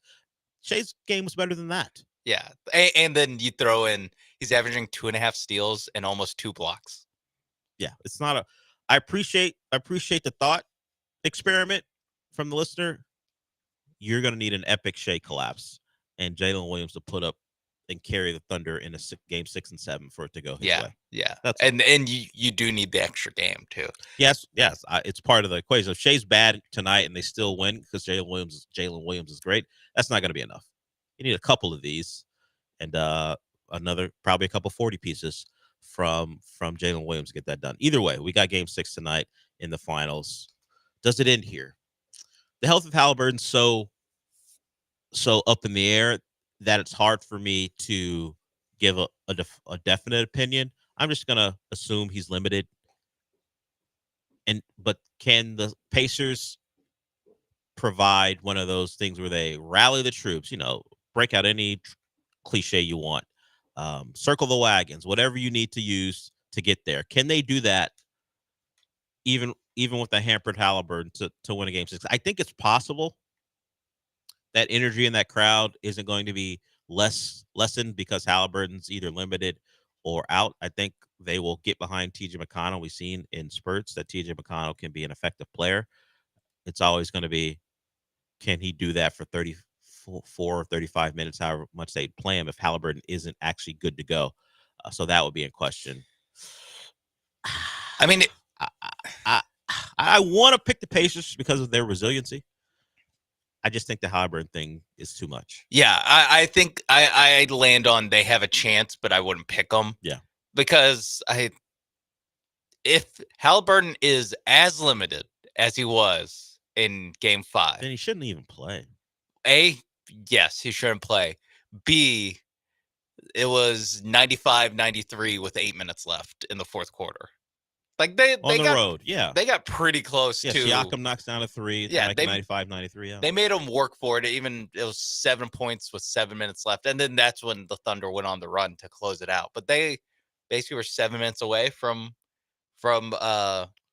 being in another one of those buzzer beater type scenarios that the Pacers have found themselves in. Ironically, the guy who would have knocked down that buzzer beater was the reason they didn't get to that spot because of how poor he was. Yeah. So, I mean, if you just want to go like, hey, home game, maybe you get a better, whatever, Obi Toppin or something. Like you get better from some of the role guys. Like there's definitely a path that they can still win, but win this game. But I think it's going to be super hard without I guess unhobbled Halliburton. Yeah. I'm not even saying like full health. Can Just he like get to one be who 80%? Is he even good enough to get to that level and play with just a couple of days off? We'll go to break with that, and I'll leave you with this. Has nothing to do with the NBA, but now I'm all in on Houston getting a hockey team, NHL team. I didn't really care one way or the other. Hey, if they come, whatever. But the fact that the Dallas Stars have a hashtag that's hashtag Texas Hockey, and then they have a little Dallas Star logo next to it, that's enough. All right, out. No, We got to make this right. We got to change. Yeah, things have to change. Let's go, Gary Bettman. Let's get it done. Tillman, whoever needs to get it done, get it done. Because the fact that the Stars can just get away with Texas hockey and it has their logo next to it, it's some reporter talking about some deal. Of course, my algorithm has hockey stuff on it now because I was taking a hard look at Panthers Oilers over the last couple weeks. So now stuff is popping up. I've never heard of Matt Duchene before or Frank Severilli, the guy reporting about his extension from hashtag Texas hockey. But now let's go. We need a hockey team just to change that hashtag. It needs to change. It's ridiculous. You don't represent us. I know we had the caller call in a couple weeks ago saying they're a Texas team. We should be talking Stars. Look, that's a very, very narrow-casted way to do a show, and we do that sometimes. Mascot talk yesterday, but that was nationwide. Sure. And local. Sure. There's 3 local mascots in that Hall of Fame. We pointed that out. We don't need a rehash. Yes, I was there for it. And the Delaware Blue Hen. Thank you. And whatever the Hilltopper's name was, it Big Red or something? Whatever that thing's name is. Either way, enough, Dallas. You don't get to just claim Texas hockey. Let's go. Let's get one. If you got to steal one from Canada, I don't care. We do that all the time. They're not using them. Southern teams. They're not winning anything up there. Yeah, we do that all the time. Southern teams take hockey teams from other places all the time. Sometimes we give them back, but let's take them. The North Stars? Yeah, that's what I'm saying. We do that, and sometimes we give them back. Now they're the Minnesota Wild, whatever they are. But either way, beat it. Dallas. All right. I rarely get into the Dallas-Houston thing, but now that I've watched enough hockey and I've watched the Panthers already damage the Stanley Cup, I'm in the mode of saying, F you, Dallas. I saw how Calgary people treat Edmonton fans. They were laughing their asses off because there's their biggest rival, and Edmonton lost again. Now I feel a certain way. Yeah. I do think, just from what I've read recently, it's more of a win than an if with the NHL coming to Houston. It is my promise that I will be the most uninformed fan of whatever the Houston hockey team is. I will not learn guys' names or whatever, but I will still be like, what the hell is this coach doing? Don't even know what a stretch pass is, but I don't even know. Paul was dropping like forecheck. I have no idea what that is. It's when you dump the puck into your offensive zone, send the forwards in to harass the defenders to try to get the puck loose and get a cycle going. I've watched a lot. I'm in on it. That's what a forecheck is. It's your forwards creating havoc in your offensive end. Is it like pressing? Pretty much. It's a version of pressing. Okay. Yeah. Okay. That's what it is. And you try to get the puck loose and start your offensive whatever they call it. I don't think they call them plays. Let's get the cycle going, I think, is something they may use from time to time. All right, we'll get the Keith when we come back. He wants to talk TV. Anyone else want to talk about things we haven't mentioned at all on the show, just to take us in a different direction? We welcome that. We'll talk to Keith about TV. Anyone else, you can do that as well. 713-780-3776. We will be back.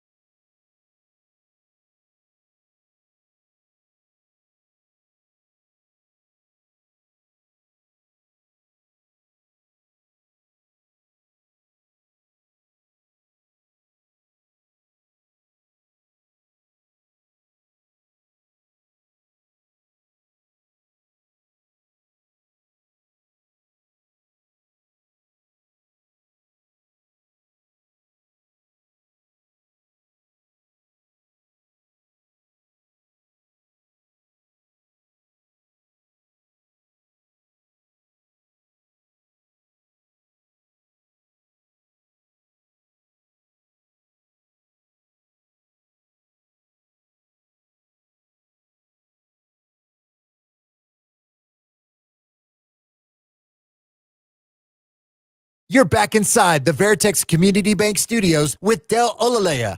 I mean, you're not actually in the studio, but if you watch ESPN Houston's YouTube channel, it's kind of like you are. No, not really? Okay. Just more evidence. I was busy when that rejoin gets played. I was out there making sure the John and Lance, featuring Will Kunkel podcast is ready to go. Had our intern doing a great job making sure that's up for you guys. So mostly it's about me not getting tweets when I wake up from a nap. Hey, the podcast isn't up. Sorry, guys, I'm at home. Got nothing to do with that. Or it's like the wrong day or whatever. Yeah. So making sure that's good to go. So she did a great job. So that's up. That'll be up there for you guys shortly. All right, let's get to Keith. Keith wants to talk some TV. What's up, Keith? Hey, Dale, thanks for having me on. 2 quick questions. Just wanted to get your thoughts on the entire Mission Impossible series, 8 movies. I watched all 8 in the past 2 weeks, including the Final Reckoning in theaters. I thought really enjoyed all 8 of them. I thought 6, 7, and 8 were a notch above the rest. So I want to get your thoughts on all those movies. And then second question, next week, Squid Game Final Season 3 debuts along with The Bear Season 4. Which one of those are you more excited for? Thanks. Well, I'm going to defer to my trusty producer and the guy who recently won a spectacular college playoff semifinal over me. Thank you. Sean Mapes. Sean Mapes, because I don't know those movies, the Mission Impossible movies, by heart or anything. In fact, my goal is what Sean did. I'm probably going to watch all of them in a row and then watch The Final Reckoning, because just to be a real Tom Cruise head, I got to do that. Sean, you did that. You watched them all, and then you went and watched Final Reckoning. Yes. What are your thoughts on the series as a whole and the final movie, alleged final movie? It's a great franchise. It is just unequivocally a great franchise. It's not as big as some of the other ones, but do they have some great movies in there? And it's really great because it's the different installments, especially early, less so the last like 3 or 4, because it's been the same director and writer for the last 4, Christian McQuarrie. But they're very episodic. So you just kind of like jump in to Ethan Hunt's life for, 2.5 hours and then jump out. And then a few years later, you jump back in and it's at a completely different place. There's a different team, whatever. I actually really enjoyed that. It's less like, I don't know. Again, especially the early ones, like you don't really have to watch all of them. And when you're doing the rewatch, you're like, it's not necessary that I have to watch Mission Impossible 2 to get Mission Impossible 3. Like it's completely unnecessary. But they're all great movies. They're all good movies. 2, I'm not going to throw great movie at 2. It's a good movie. The end's really the best part. The beginning, you're like, what am I watching? So the Final Reckoning's awesome too. Tough start. Yeah, because it just recaps the previous movie. It's tough to rewatch all the movies and then watch Final Reckoning because the first like 20 minutes is exposition for how we got here.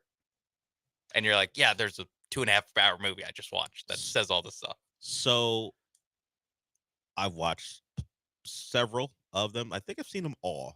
Maybe not 2. I'd have to go back and see that one, I believe, even just to confirm I've seen it. Yeah. But I think the moment of all the movies, because sometimes you got like baggage. It doesn't always have to be bad baggage, but you have baggage with an actor you've seen in other stuff, or an actress or an actor or whatever. When they did what they did to Kerry Russell, I was like, what the F? What? I remember being in a theater in California. Like early. That was number 3. Being in a theater in California watching Mission Impossible 3. And I'm like, oh, that's Kerry Russell. Love Kerry Russell. Yeah. She's going to be in this movie? Yeah. I always enjoy Kerry Russell on screen. I think she's in The Diplomat on Netflix. Watch that show. It's pretty entertaining. And then what happened to her? Was it Philip Seymour Hoffman who did it to her? Yeah. I was like, you mother. I've never been, now RIP to Philip Seymour Hoffman. Never. I've been out on him since, even though he was just a movie character. What he did, one of the greatest American actors. This is not me being unable to acknowledge his greatness. Okay. Much like But he's a bad guy forever. Yeah. Okay. Just because I can acknowledge Tom Brady was great. Still out on him. I mean, what he did to Kerry Russell in that movie, out. I can't believe it happened. Yeah. Almost did it to Tom Cruise. Less important to you. I would have been less bothered. Like the series could have ended if Tom Cruise was dead, or turn it into Mission Impossible featuring Kerry Russell's character for the rest. Let her do 6 more movies. She could be jumping off planes. Yeah, I don't mind it. She played a spy. Yeah, in The Americans. The first one's really good. The first one is. It might be my actual favorite of them. It's definitely the one I've seen the most, just because it was always on I got TNT. More. Mostly because it's at the very start of the movie. I thought I'm getting a lot of Kerry Russell. Oh yeah, it was what, 10 minutes? Very early. Maybe? I'm pretty much here for Kerry Russell. Yeah, and then she's gone. And spoiler alert. And the way they do it's very Nuts. cool. Very it's cool. Very given cool 2006 technology. Yeah, how they did that. The way it's like just over, like a pop, and it. And like her eyeball goes crazy. Yeah, it's nuts.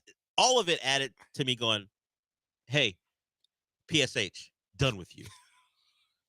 Done. If Ethan Hunt doesn't get you, I will. Yeah, someone's got to pay for this. No, but they're honestly great movie. Yeah. Squid Game, didn't even see season 1, so can't speak to it. Yeah. And you need to catch up on The Bear too, right? Yeah, there's a lot to get to. I watch a lot of TV, but as Bear's everyone knows, easy, there's the Bear's easy, but there's so much to get to. Some things I dip in and out of. The Bear stream. That's what streaming does. Like I can get to this anytime I want. It's not going anywhere. Yeah, and they make a season every year, so yeah, it is an easy show, and not very long seasons, and normally pretty short episodes. They hover around the 30-minute mark. So. Yeah, so you're up on The Bear. You seen them? Yes. All right, so I'll get to that at some point. It's one of those things I know I'm going to get to, just because there's too many people in my life who reference it as far as, how are you going to see this? Have you seen it? So it's one of those things I'll get to. Keith, Mission Impossible movies, really good. They're all good. They're all good. Yeah, yes. Some are awesome. Look, this show will knock a lot of things. That's not something. No, Mission Impossible, untouchable. Yeah. I mean, it's touchable. It's not certainly perfect. I have my yeah. issues with the last movie. Yeah, but Ving still. Rhames is just rolling around, not doing much, but he's still in them. He gives the emotional talks to Ethan Hunt at this point. Ethan. I mean, you could have traded up Michelle Monaghan for Kerry Russell. That's all I'm saying. One of them could have existed for more movies. By the way, when you watch all 8, this is another thing. You see a lot of themes repeated. A lot of dead brunettes. What's that about? Tom Cruise's life. Working out some stuff with Katie Holmes. Is that what that's about? Just a lot of in real life. What's that? Like what's he just that about? replaces them every couple movies. I mean, Nicole Kidman wasn't a brunette, but Katie Holmes was. So what's that about, Tom? What are you doing? What are you up to? That's what makes the movie great, because you can also do the psychological reading of, especially the more recent ones, of like, what is Tom Cruise trying to say in this movie? So he married Katie Holmes in 2006, same year that Mission Impossible 3 came out, when Kerry Russell. Yes. And where Michelle Monaghan gets introduced. Yeah. So as his wife in these movies. Yeah. Trying to figure some stuff out within yourself, Tom. Is that what that's about? Yeah, but then in Ghost Protocol, he can't. Spoiler alert. He can't be with his wife. It's not a spoiler. It's the very beginning of the movie. Yeah. They have to like part ways so she can live a normal life while Tom Cruise saves the world. Ghost Protocol 2011. A divorce came in 2012 officially. So who knows when that actually all got started. And then he replaces her with Rebecca Ferguson, who eventually had to go. Who gets replaced by Haley Atwell. Yeah. It's crazy. Yeah, it's crazy how they Mission do Impossible, James Bond, women got in both series. Just part of the process, I guess, when you love a dangerous man. All right, we'll go to break with that. Thanks, Keith, for the call. We'll get into CJ Stroud and what people think of him. Year 1 was great. Year 2, but year 1 has left a giant impression on people. And really, the only person getting not getting criticism for year 2 is CJ. So we'll hear some of that in hour 2. If you want to get in, you can. 713-780-3776. No Raheel today. He's got busy the last couple weeks, and he's got vacation this week. But he tells me he will be available next week. We will see if he will make fun of Sean on the air like he did in a text about Jeeps and ducks.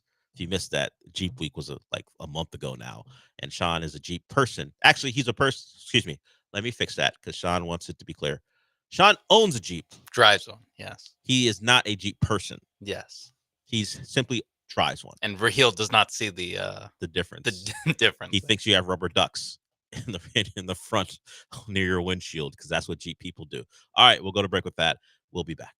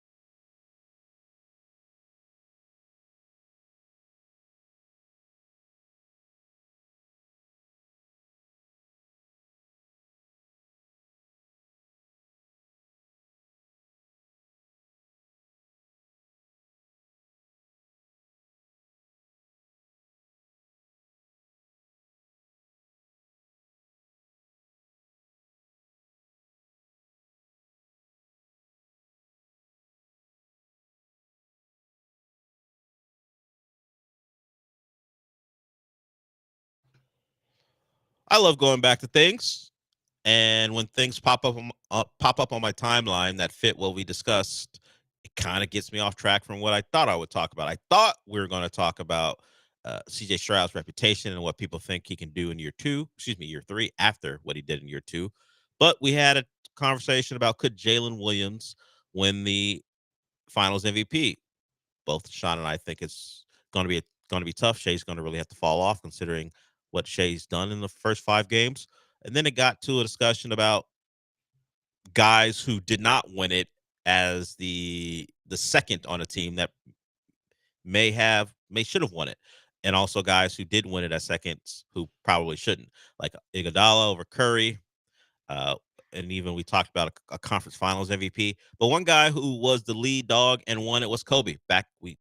Back in 2010, we talked about it, how he wasn't good in the final game, the clinching game against the Celtics. Turns out another finals MVP who probably would have had a second if the alleged lead dog didn't fall apart against the Mavs in 2011. Dwayne Wade probably would have had a second MVP. He was the best Heat player in that series. LeBron was just so bad that they lost. And they lost that he could not make up for it. That's how bad LeBron James was. If LeBron was only like normal bad. If he was average, if he was an average LeBron, they win that series. Wade wins MVP as the second. Instead, he doesn't. Of course, they went on to win 2 more. Well, a guy who didn't win it, but probably played well enough to do it was Pau Gasol. And Dwayne Wade thinks back to 2010 and says that MVP should not have gone to Kobe. A lot of people don't know that in that finals, that last finals that they won, Kobe didn't play well. Kobe didn't shoot the ball well. Actually, everybody thought Pau Gasol should have been MVP. That's how well Pau was playing, and Kobe was playing awful. But you never could tell when you turned the TV on that he was struggling. D-Wade. Because of his leadership is always there. His intensity is always, that fire is always there. So because he's 8 for 24 from the field or something like that, you could never tell with a player like Kobe. There it is. You better clean it up. He's getting killed on the internet either way. But the numbers will tell you. Kobe shot under 41% from the floor in that series, under 32% from 3, almost right there at 31.9, and had nearly 4 turnovers a game. He was not good in that series. I told Sean about it during the break. The fact that he does go 8 for 24 and people are saying, aura, those are his 2 numbers, his actual numbers that he wore, and he went 8 for 24 in a game. Just because Kobe had people in a chokehold, and even the media at that point, got to give it to him. And honestly, most people would probably agree. Give it to the best player, even if he's not great. People just like to do that. Although we're getting a little tricky since that point. But back to the conversation, Shea has played much better than Kobe did in those finals, and that feels like if they win this series, foregone conclusion, Shea Gilgeous-Alexander will not only win a regular season MVP, but he'll go on to win a finals MVP as well. I just have the box score open for this series, like the series stats. The Lakers team, they won the NBA Finals. They made 35 3-pointers in 7 games. How many did they take, though? 125. So they shot, what's that? Oh, hold on. I can find that really easy. They shot 28% as a team. And people like to talk about the brand of basketball being played today. There were some awful games. I mean, then. they shot 41% from the field, and somehow and won. The Celtics could not get their second in that era. As the Lakers found a way to get that done. The Celtics shot 43% from the field. It was bad. That was an ugly series. They were 33 for 107 from 3. Just fortunate that it goes 7 and it's featuring the Lakers and the Celtics, so it's going to have, as the kids say, aura. But that series sucked. It was terrible. Terrible basketball. But you had Kobe against the Celtics, so it's going to live on as one of the great Celtics Lakers moments when it wasn't that at all. Yeah, I mean, it's a Celtics Lakers. It was a moment. It was not a great one. I think what it is that the 80s like spoiled us. You weren't around. You weren't there either. the last couple of years. But the whole like the two most prestigious franchises going at it. When we got it twice in the 2000s, and it was one of them. We've come to learn it was an absolute bleep show. Yeah. I'm actually Look at all scared these to- scores. I don't want to go man. back. I don't want to go. Okay, I'll go back to the 08 one. See if that was 80. better. While you do that, looking at some of these scores, the clincher 83-79 in 2010. 83 to Game 6, 89-67. The Lakers coming home down 3-2. Won 2 games where they didn't break 90 points. 67 points. The That's Celtics fine. scored 67 points in an NBA Finals game and lost by 22 points. I don't want to hear anyone talk about how the game was better back then. Maybe you don't use the early aughts as your example when the game was better, but I guess people are thinking of what? The 80s, the 90s? When was this time where the NBA product was so much better than it was now? Than it is now, excuse me. When? I'm giving you a Lakers Celtics 7-game series for the title, and we got the Celtics scoring 67 points in a game where they could have won the title. Then 79 the next night, or the next game, excuse me. Brutal. 08 was great. 08 was real hoops. The lowest any team scored was 81 points. Okay, there it is. For Kobe. All right. But it was the Celtics that did it in a loss.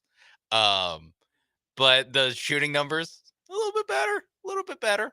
44% from the field for the Celtics, 43% from 3. They didn't shoot that many. They didn't shoot that many, but hey, that's good. They shot 20 per game.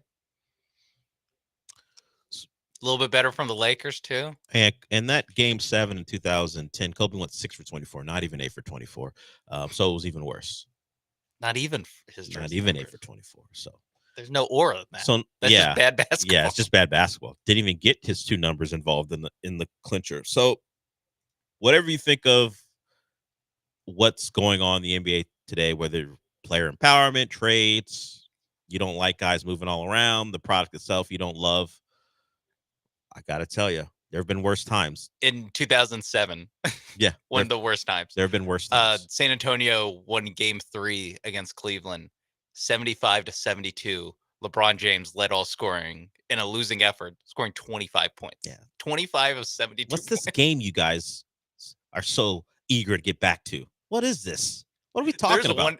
There's one game when the Spurs scored 100 Yeah, points. I can think and back, they got to 103. I can think back to the Bulls and Jazz series, I don't think the Jazz broke 60 in a game. What are we talking about? Well, I don't know if it was their first finals or the second one they played against each other, where the Jazz didn't break 60. I think they had the lowest point total in a finals game in the modern era. The year before, Heat Mavericks. Oh. Game 5 was the only game where 100 points was scored by a team. It was scored by both teams, 101-100. Look, final scores are one thing, but shooting percentage? when you compare shooting, like pace of play, less threes, whatever, but when you start to look at shooting percentages and then you add this team didn't break 75, then we gotta start questioning all this nostalgia about the game people loved and how the game today sucks. Yeah. Wade, 97 free throw attempts in 6 games. Hey, someone's got to score. Doris Burke is calling him a foul merchant in 2006. Nah, he just every time he got knocked down, he kept getting back up. That's all that was. Shout out to that commercial. Heat culture. Yeah, and that commercial he capitalized on. All right, before we go to break, since we're talking Lakers in a way, they did sell. Well, if it's not official, we'll be here shortly. Like the one thing you tend not to think about when you hear Lakers, and because they're in LA and they got all the advantages, they're a family business. Well, they were.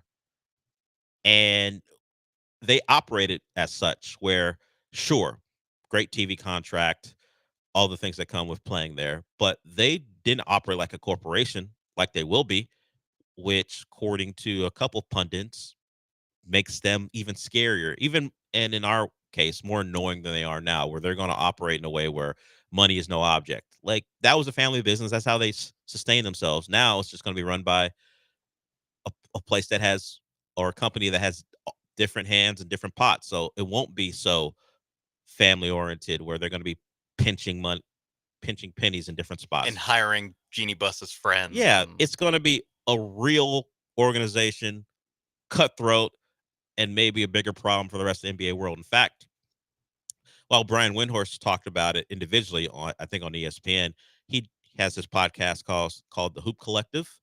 He has a couple of his friends who are also ESPN employees on it, whether it be Tim Bontemps or Tim McMahon. Here's Tim Bontemps on the Lakers getting scary because they're under new ownership. They're going to be in position to do whatever they want, wherever they want, whenever they want, which is a much different reality, not just for the Lakers, but for the rest of the NBA, because the Lakers are already sitting there as the number one brand in the sport with all these built-in advantages behind them without any of this stuff. And now, like the Dodgers, again, to go back to when these same people bought it from the McCourt family, that's when things changed for the Dodgers. It's certainly very possible it could change that way for the Lakers. So the new ownership group for the Lakers is the one that is running the Dodgers, a Dodgers team who has infinite capital, who will spend. They'll defer that spending. They will spend and spend and spend. It led to them winning a World Series. Can't do that in basketball. It's got a second apron, buddy. Yes, there are certain things that the second apron keeps you from doing. But hey, if money is no object, they ain't gonna be worried about getting under the tax at any point. Yes, and the idea that they can, on their non-basketball player payroll, their coaches, their front office, all of those things, they can spin to the nines on that. So the simplest way to distill it is that the people who run the Dodgers bought the Lakers. Yeah, and that's all you need to know. If you don't like how that's going, you're probably not going to like how it's going for the biggest team in LA, the Lakers. Steve Ballmer's like, I got money too. Well, let's see. Let's see how bottomless your money is when these guys are involved running the Lakers. All right, great. Lakers got Luka, and now they have a group that has unlimited funds to make sure they're at the top of the NBA world for a long time. So that's great for the rest of us. Cool. Just have to hope they find a way to hire inept coaches, and pay them a lot to be inept.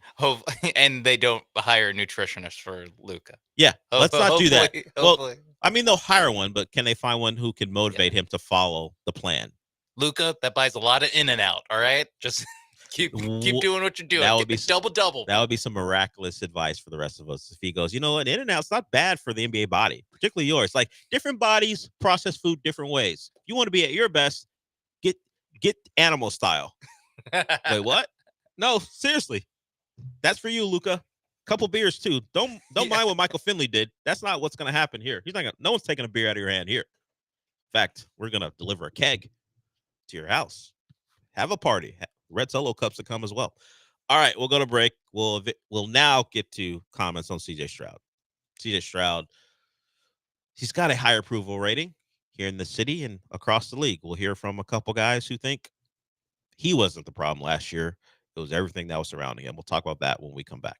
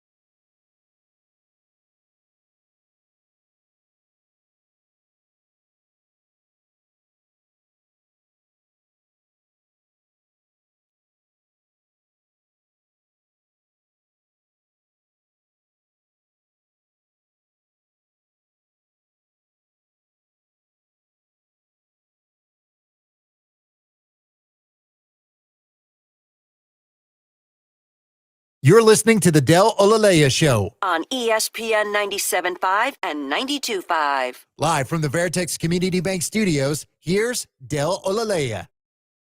So our intern out there who'll put up this podcast, different one than the one who threw up the John and Lance podcast, is getting a little taste of all the scores from the series from those years that people, I guess, loved the game of basketball. And the word I heard was disgusting. I walked past him and he just had Basketball Reference up to, I think it was like, I don't know, it was like Celtics Magic Eastern Conference Finals or something. And he was just like, this is disgusting. Yeah, what are we talking about? Sure, the game has its faults. 82 games, you're going to get plenty of stinkers. But I don't know if you can criticize this version of the NBA, these playoffs so far. We'll see if we get an extra game. We'll see if the series is extended.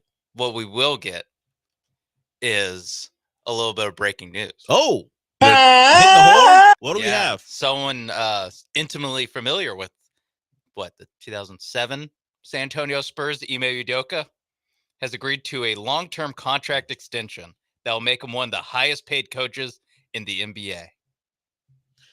Whatever that means, because we don't really get coaches' salaries, but he's up there. Well taken care of, Ime Udoka. Not going to the Knicks.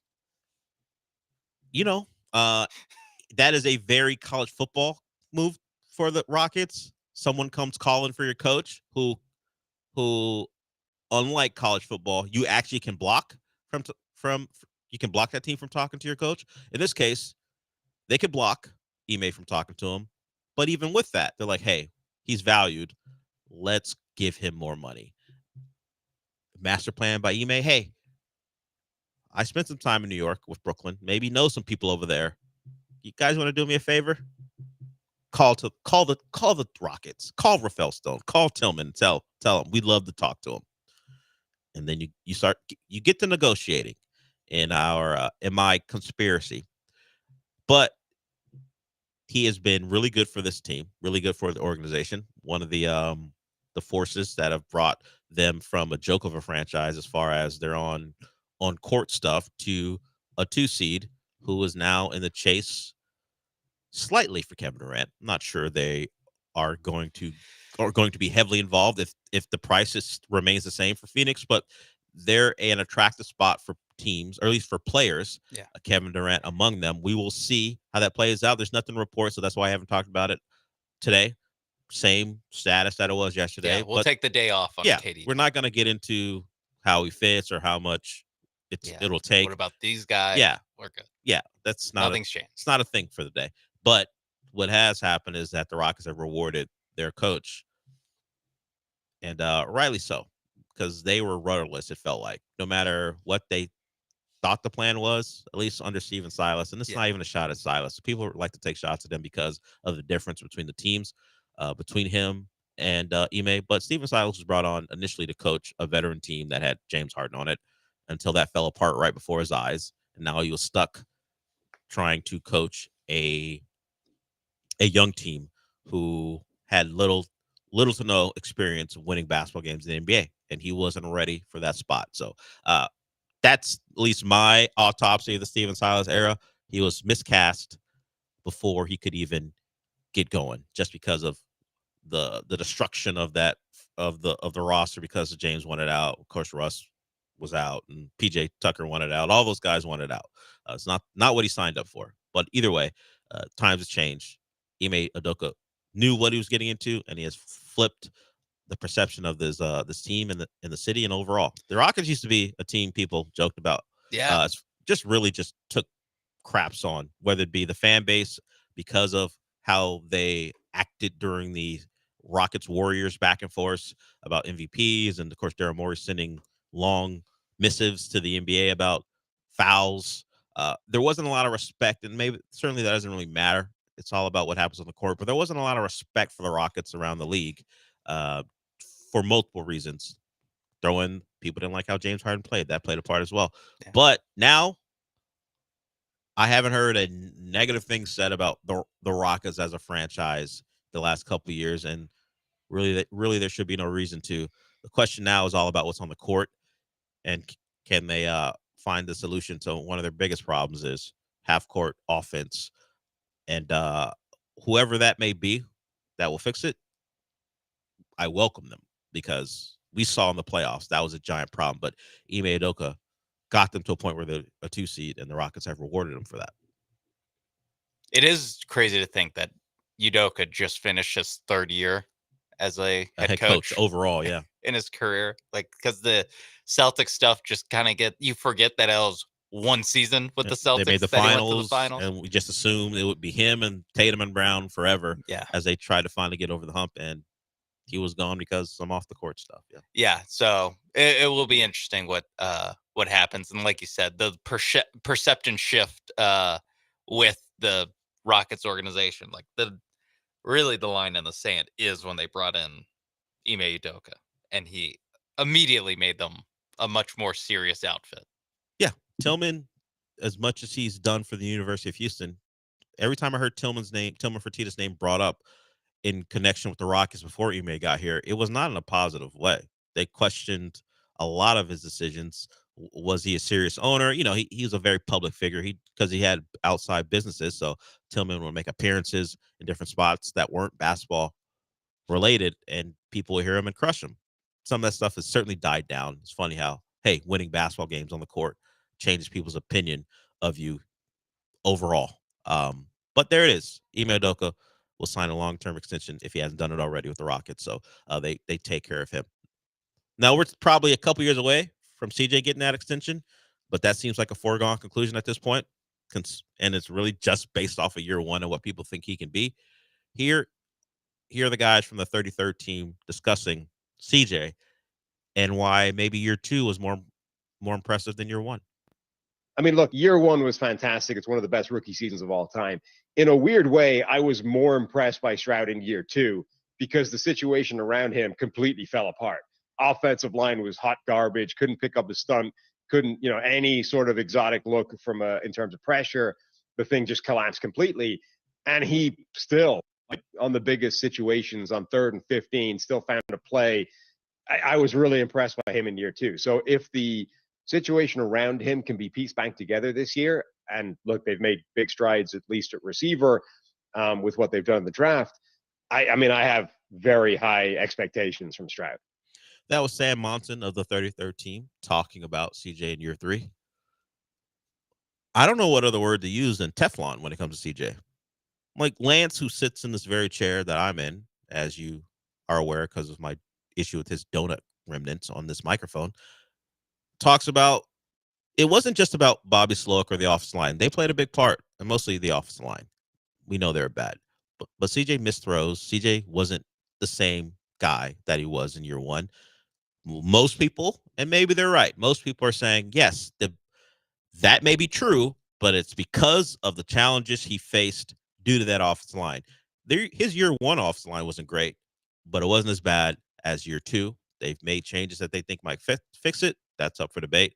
I don't know if the talent's better. We had Will Kunkel on earlier, and he says, at least from what he can see in practice, as far as the way the line is moving, they're acting differently.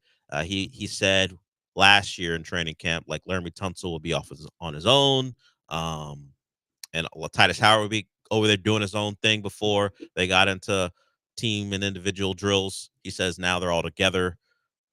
I've jokingly said maybe the power of friendship will make them a better offensive line. And is that what they're leaning on? Culture?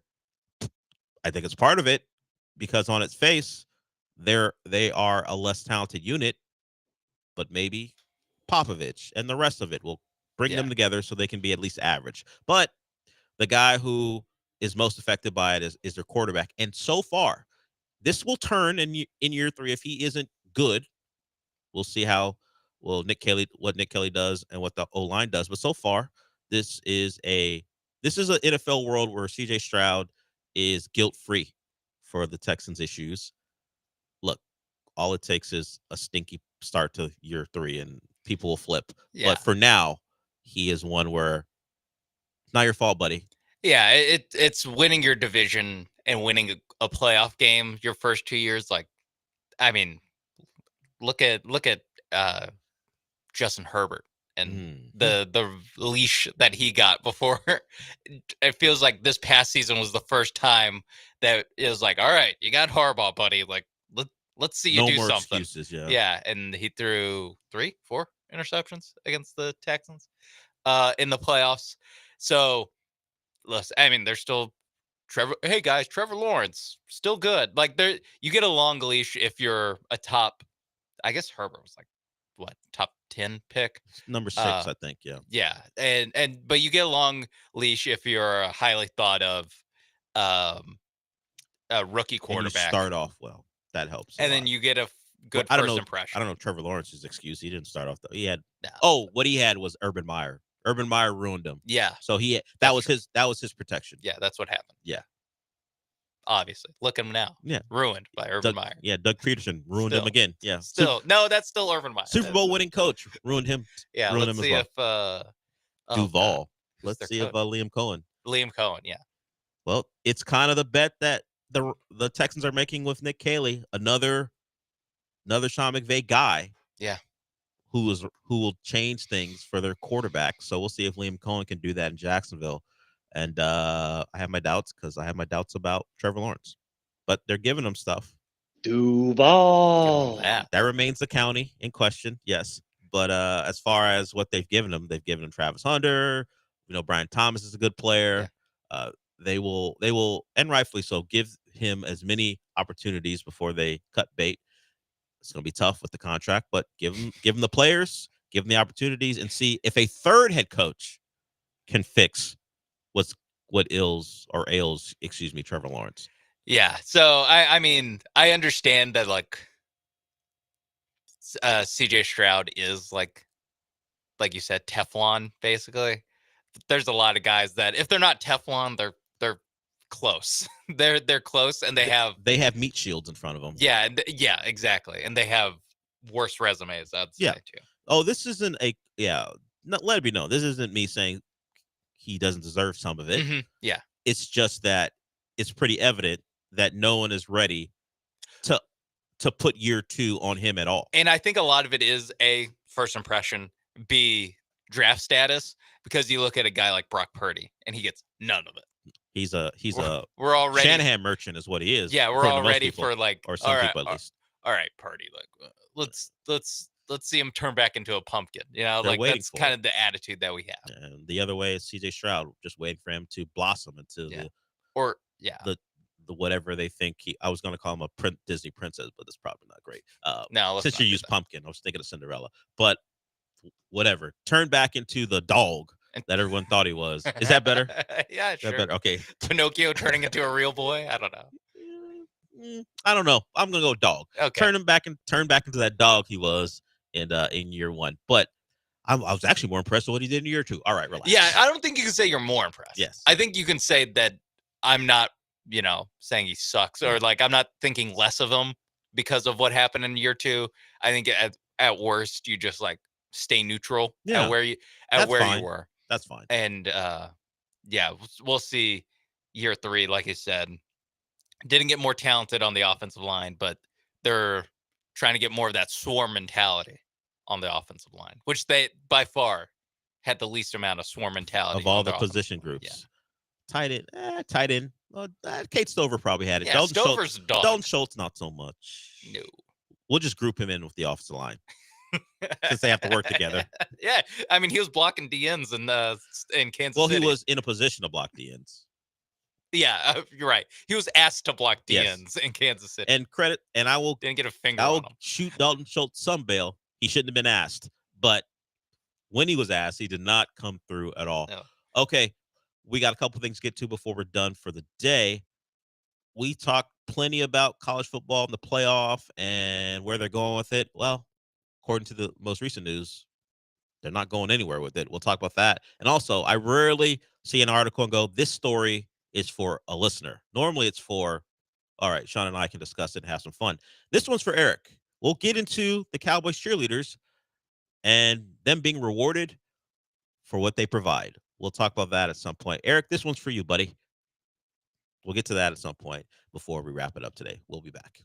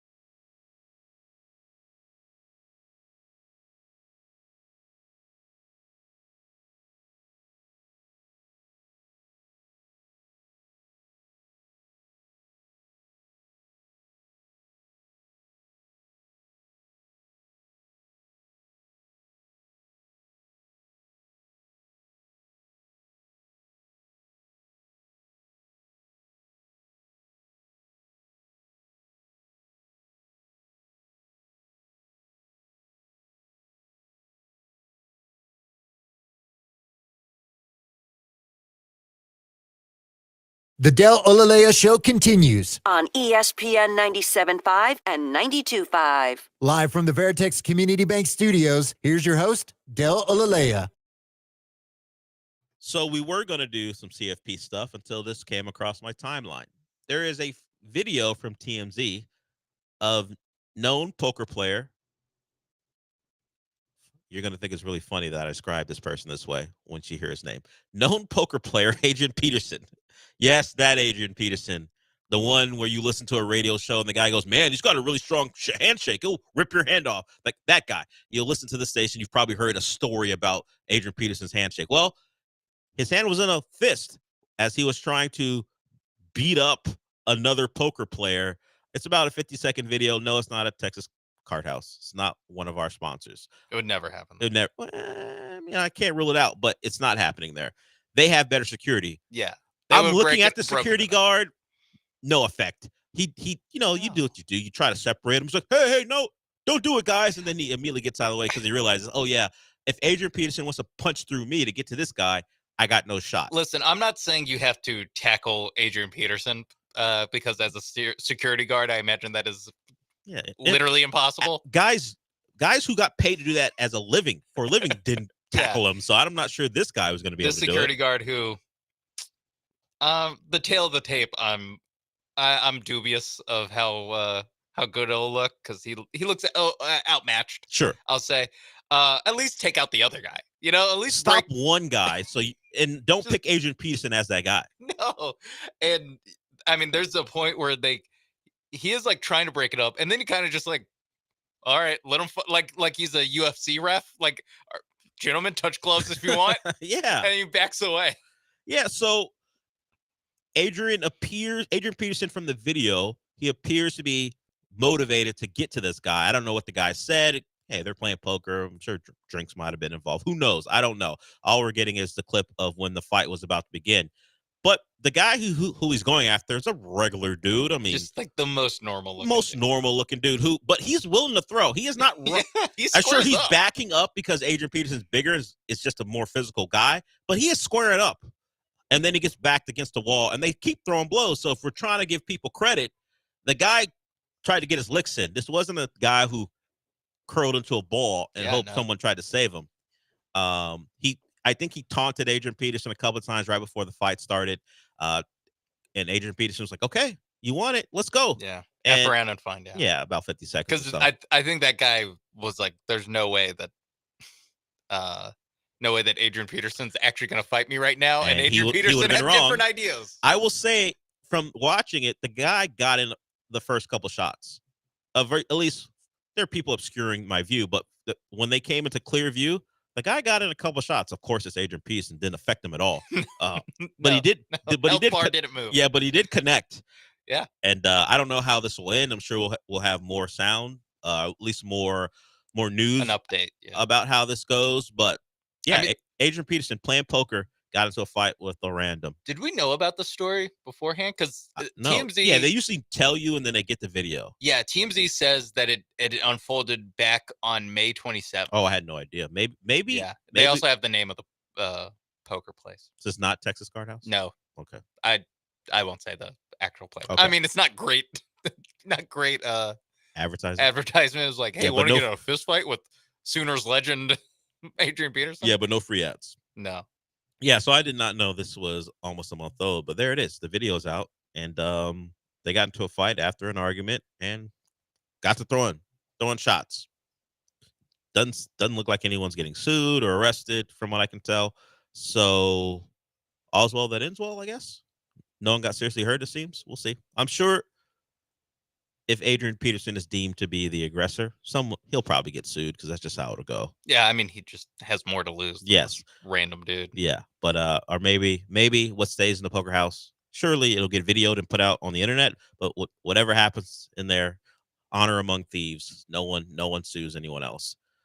Seems like that could be a reasonable solution to that. So we'll see how that plays out. Okay, let's get to this before we go to break. So as I said before we saw the Adrian Peterson video, that the CFP and the conversations about it has been about expanding. How many bids does the league get?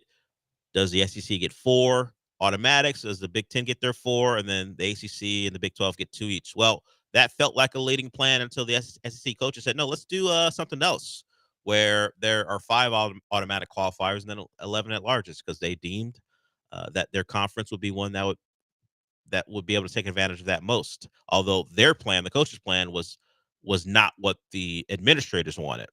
Because of all the different agendas, no plan is going forward. They're going to do this all over again at some point. So all the leading plans are going to get pushed to the side before they reconvene.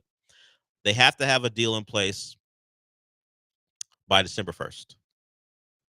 That is when they have to have their deal finalized for the new CFP going forward. But right now, nothing is certain. So a lot of conversations this spring and into the early summer about what the plans will be for the CFP after this year. Right now, we don't have a plan because, as you have been able to tell, when it comes to college sports, there's no real leader. Everyone has their own agenda, and it kind of filters into anything regarding sports, from the transfer portal to NIL to tampering with other coaches, players, and now this, where the adults can't figure anything out because all their agendas compete.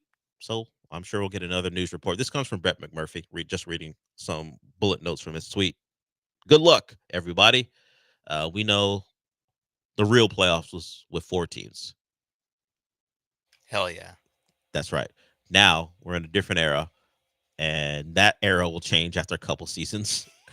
We just don't know what it'll change to. We've already 3x the field. What if we what if we add a couple more and change the way people make the playoff? Yeah. I mean, as long as we end up at 5 automatic, I'm good. I don't need the 2 + 4 or the 4 + 4 + 2. Just miss me with that. Just so yeah. And it seems like it's the SEC that backed off of that proposal, probably because they think they can get more than 4 in a given year. And I think the disagreement's basically with the Big Ten, I think, at this point, versus all the other conferences. Yeah, the ACC and the Big 12 would love to get 2 automatic bids. They're like, good.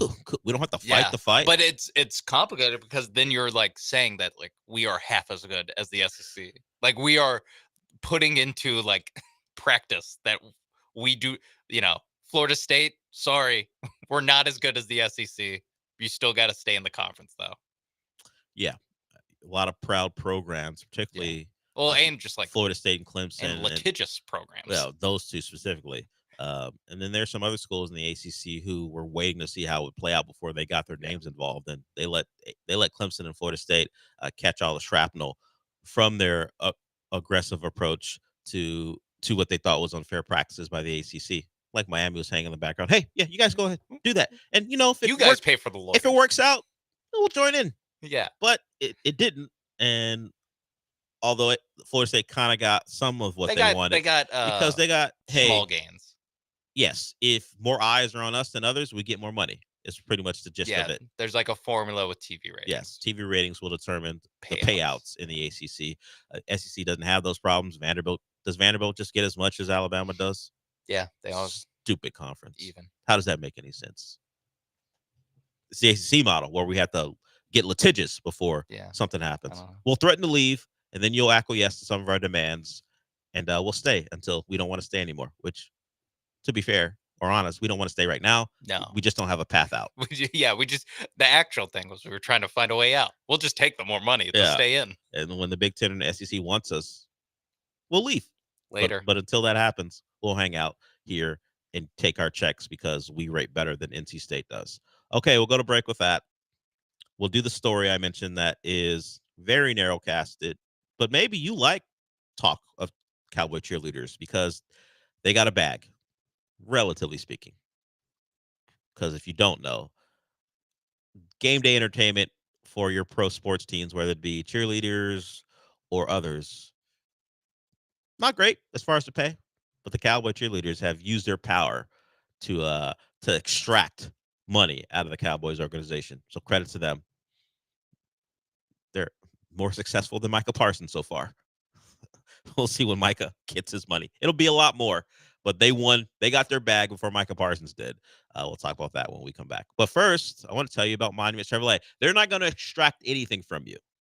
Sure, cars cost, but it's not going to be this painful process where you have to fight and fight and fight. They understand you want to be in a great car and you don't want it to be a fight. They will make sure it isn't. They're going to treat you like family. Ironic, I know, families get into fights, but not at Monument Chevrolet. They're going to treat you like one of those families who are harmonious, that have no problems. That's how special they are. You can check out all they have to offer at monumentchevrolet.com. Whether you want a truck like a Silverado, or maybe you want a Blazer or a Trax, they have other vehicles there. You know the Chevy products. They're there for you, and you can check everything they have to offer at the website, monumentchevrolet.com. Then see the prices, see something you love, and head on out to Pasadena off of Beltway 8 and 225. They've been there for 50 years, over 50 years, serving people in the community and beyond. So whether you need a new car, pre-owned, or something for your fleet, check out what they have to offer. Once you get out there on the lot, no hidden fees, great salespeople who will walk you through the process and get you into the best car for you. So, a couple things you need to remember.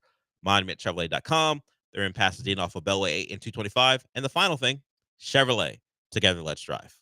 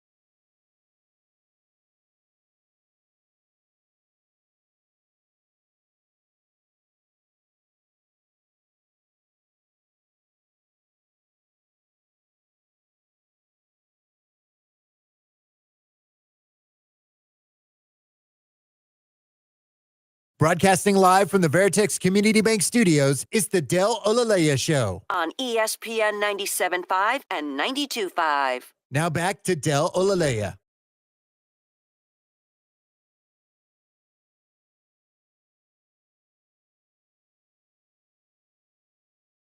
All right. Eric, our frequent caller, maybe a week ago now, called in about a documentary on Netflix featuring the Dallas Cowboys cheerleaders and asked me if I was going to watch it. The answer is no. I'm just not. Doesn't interest me at all. But what does interest me is what they've done to get better pay.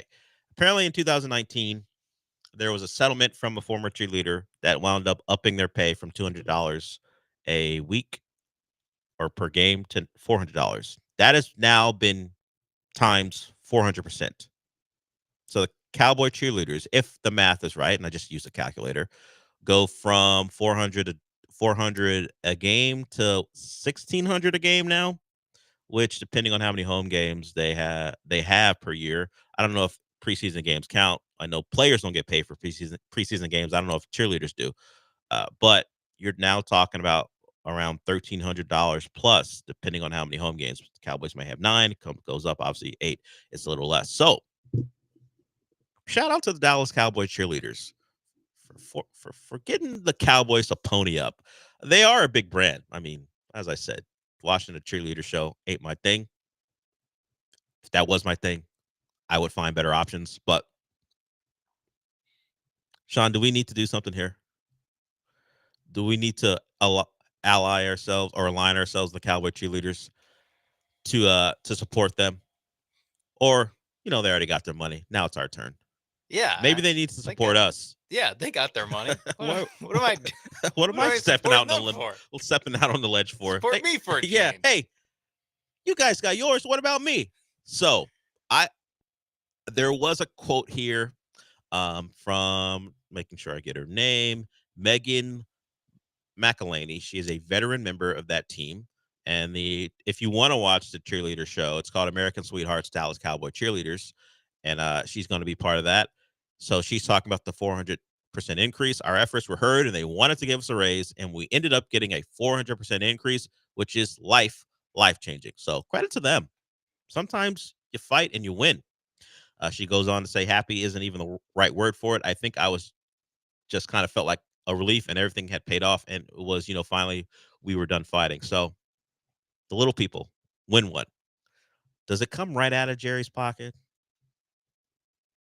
How does that work? Like, does he have a fund set up for the cheerleaders, and it's not even part of his real business? He definitely has like a slush fund. Is it even on the books? I don't know if it's for this. No, what it is they just go, all right, let's see. What do you think they label it as? In-game entertainment, and they just have a fund for that? Yeah. And then they go $5 extra on every deck. Sure. You think it's gonna cost? You think it's gonna cost the customer to get these women paid more? This money doesn't come from nowhere, Del. They're not gonna be like, yeah, we'll make less money. You know what? This year, as a business, we'll make less money. We're looking to make less money. So because we're paying our cheerleaders 4 times what we paid them previously. Do the Cowboys have a mascot? They do. They have a guy in an inflatable? No, it's a man in a cowboy hat. suit. Yeah. Oh. I know they had Hall that. Of Famer. Not a Hall of Famer. Yeah, he's not. That's why I don't know if they have a mascot. We went on the list. We I've went on the seen site every yesterday Hall and of didn't see a Famer. Hall of Famer. Yeah. So I was wondering, does it come out of his pay that the cheerleaders make more? Like, honestly, or is he going to hold out? Well, they set an example. Maybe that's why they fought for so long, because they knew the mascot would come in and go, "Oh, they're getting more. What about me?" I got to find out who the cow. I don't even know how. I don't pay Dallas attention. Cowboys mascot. Yeah, I'm trying to find out who Rowdy is his name. So he wears like the head, like Yeah, a lot of it's like mascots a man in a suit that's a man. Yeah. Instead of being Toro, a bull, Yes. it is just a bigger cowboy. Yes, who, depending on the game, will wear. Well, I guess he always wears boots and a hat. He will switch the uniform sometimes depending on the game. Okay. But the Rowdy, the Dallas Cowboys mascot. Yeah, it does make it hard. You can't have a Netflix show if you're a mascot. I mean, you can. It's difficult. It's just going to be pretty silent. I definitely won't watch. Well, it won't even have subtitles. It'll just be no audio. Actually, the mascot I might watch. Yeah, just to see how they pull this thing off. Because radio people have done interviews with mascots before. I think John and Lance may have at some point. And of course, the mascot says nothing. That's why they're Hall of Famers. So they have to make that work. It would not happen here. No. Toro, Hall of Famer or not. Trust me, I don't think he can. It's wrong station, yeah. But Hall of Famer or not, trust me, I deal with Hall of Famers. They're not that impressive to talk to. Don't meet your Hall of Famers? Exactly. Don't meet them. Like Will Kunkel did today. He couldn't have been impressed.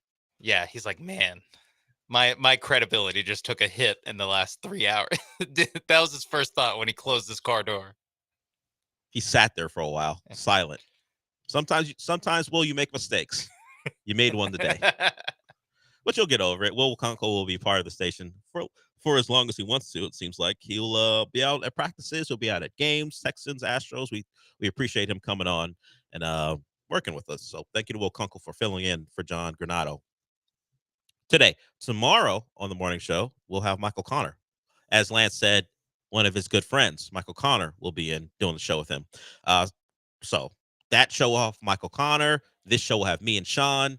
And the next show, we'll have Michael Connor. 3 minutes, we'll have Michael Connor. All right. So Michael Connor's up next, followed by the Killer Bees. And Joe George.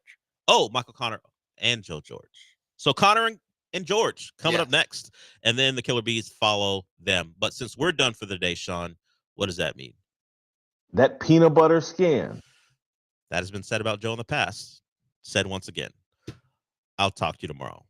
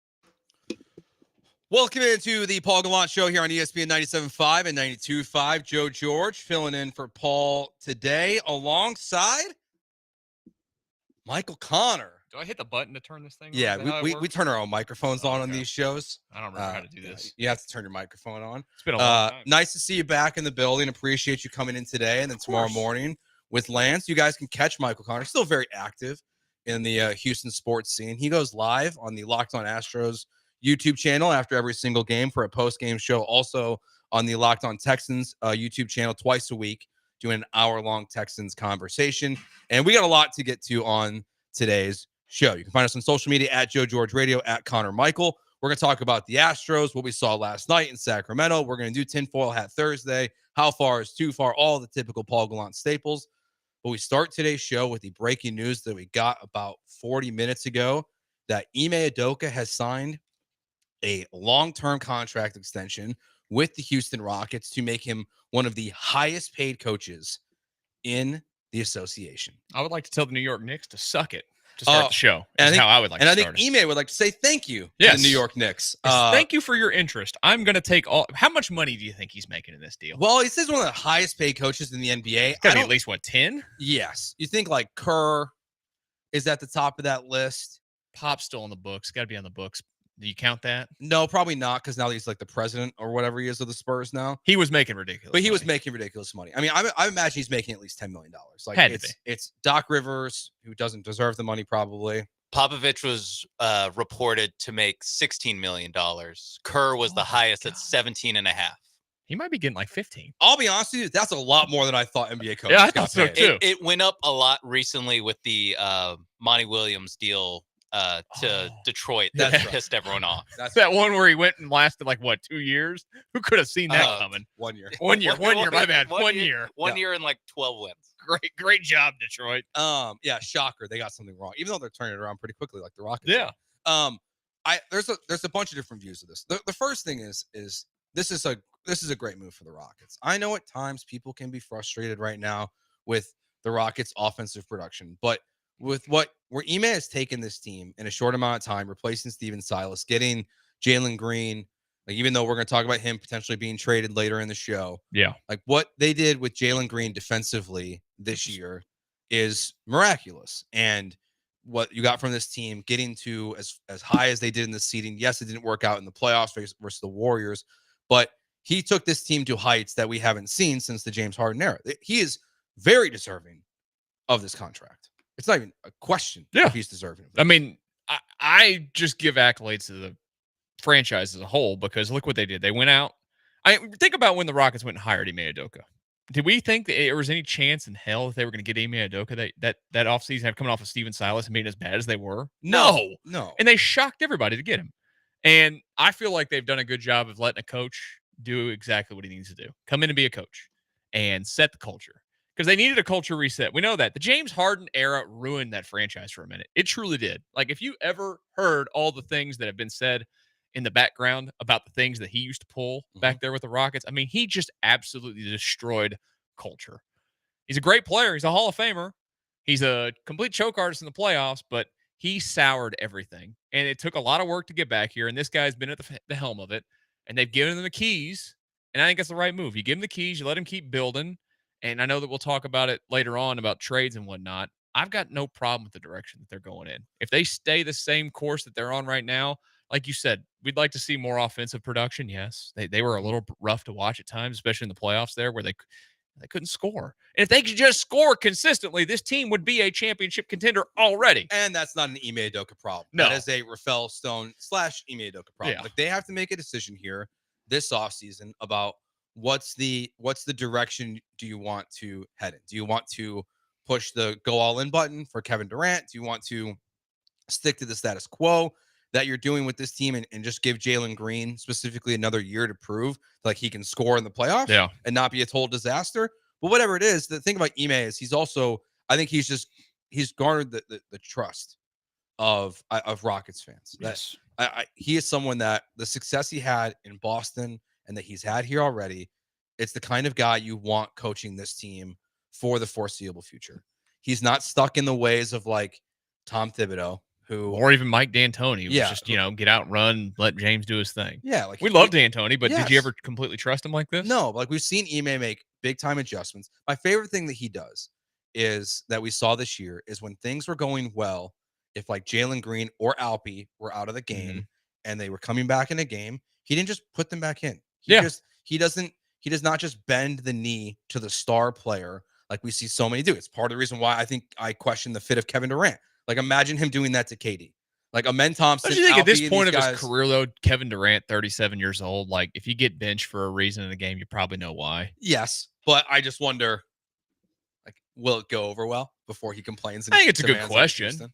I don't know if I don't know. I feel like Kevin Durant at this stage of his career wanting to finish it on a high note would probably be past that, but maybe I'm crazy. I also think there might be a little, and we're kind of in hypothetical world now, but I also think there would be a little bit of would Ime Udoka do that to Kevin Durant, because we've seen plenty of times this past season him not do that to Fred VanVleet, who would have a tough game and who would have a awful shooting percentage, and in crunch time it's still going to be Fred VanVleet with the ball. Now, a little bit of that's because he's the point guard of the team. No one was quite ready to take that from him.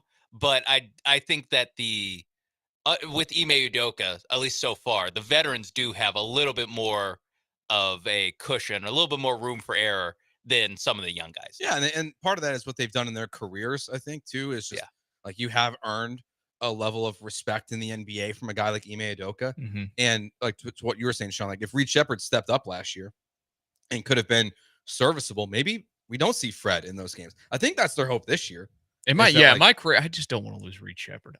I want to see what happens. I know that he's done nothing in the NBA, but part of me, I just feel like he's going to be a shooter, and I just don't want to lose a shooter. Yeah, to me, it's some of that, and it's some of you don't have to figure out his second contract until 3 years from now, where Jabari Smith or some of these other guys, or Jalen Green, who's starting his second contract this year, you have to make that decision already. Yeah, we're about to live in a world where Jabari Smith's probably making $25 million a year. Yeah, not on the Rockets. I mean, maybe if he's here, maybe if he's here, he's going well, to. We'll see. I mean, it just depends on like how creative they. I mean, can get Dylan with Brooks his makes contract. 20 a year. I know. Jabari's not worth 25. That's true. But maybe it'll be a short-term deal, like they did with Jalen, if they do lock him up. They've got a lot of options, and I think that's why the Rockets are in such a great position right now. Is they can do pretty much anything they want. You can't screw it up.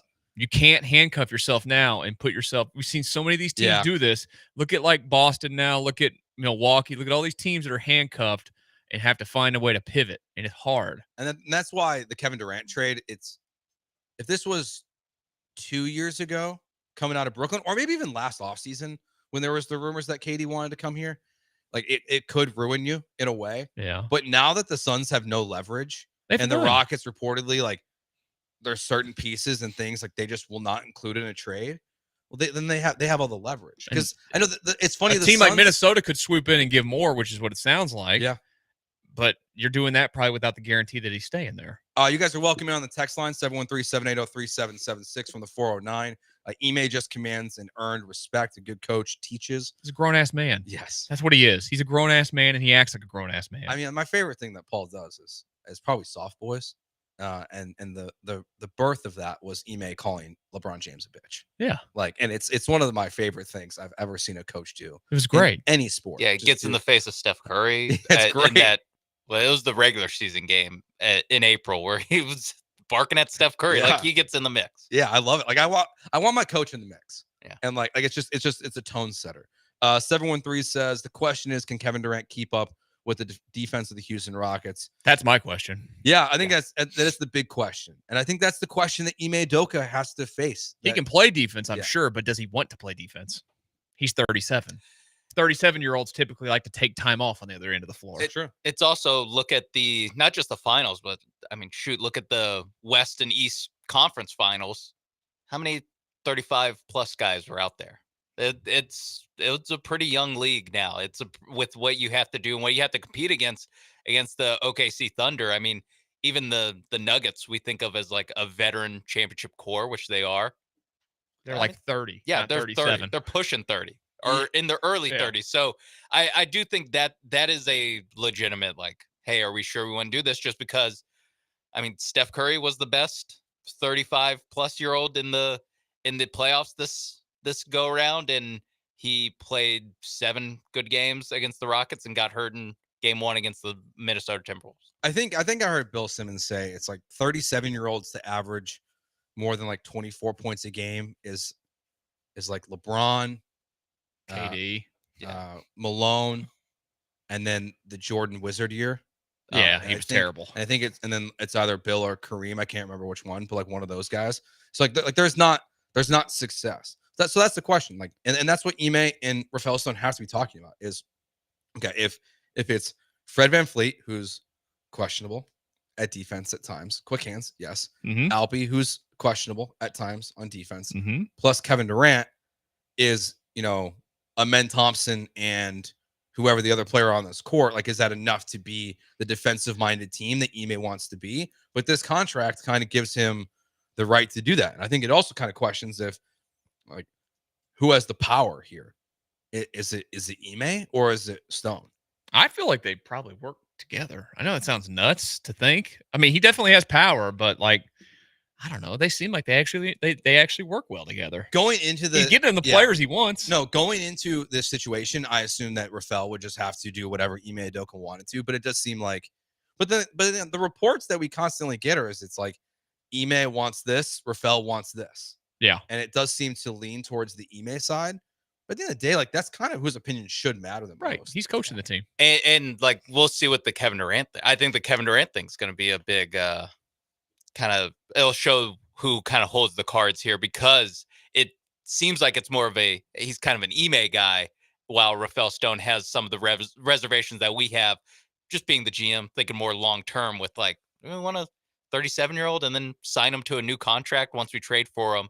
And I think seeing what the Rockets, when it actually does get crunch time on these KD offers, whenever Phoenix gets normal advice and lowers their asking price, what will the Rockets actually? What is their actual make or break point in a Rockets or in a Kevin Durant trade? Because I think with Ime, if Ime was calling the shots, this thing might already be over. I think it's Stone that's kind of holding the line. And honestly, the other question too is that seems to have changed within the Rockets culture. And I think this is where Ime comes in to be an important factor. Is there was a time where, Michael and I know this very well from our time at the flagship that, Patrick Fertitta was heavily involved in what they did. I mean, it was Patrick who said trade for Russell Westbrook. It was those guys who, like, he was kind of the one that was making some of these big moves alongside James Harden. Like, it wasn't just James. It feels like that all has kind of been quieted down too. And it just feels like this contract is just another signal that this team they're all rowing in the same boat and going in the same direction. Like, they have a plan, and we'll see what it is this year. But so it might be our best hope in this city for a championship. Okay. The Astros have the second most wins in baseball, and I still think it's the Astros. But we'll have that discussion next year on the Paul Gallant Show. Joe George, Michael Connor here on ESPN 97.5 and 92.5.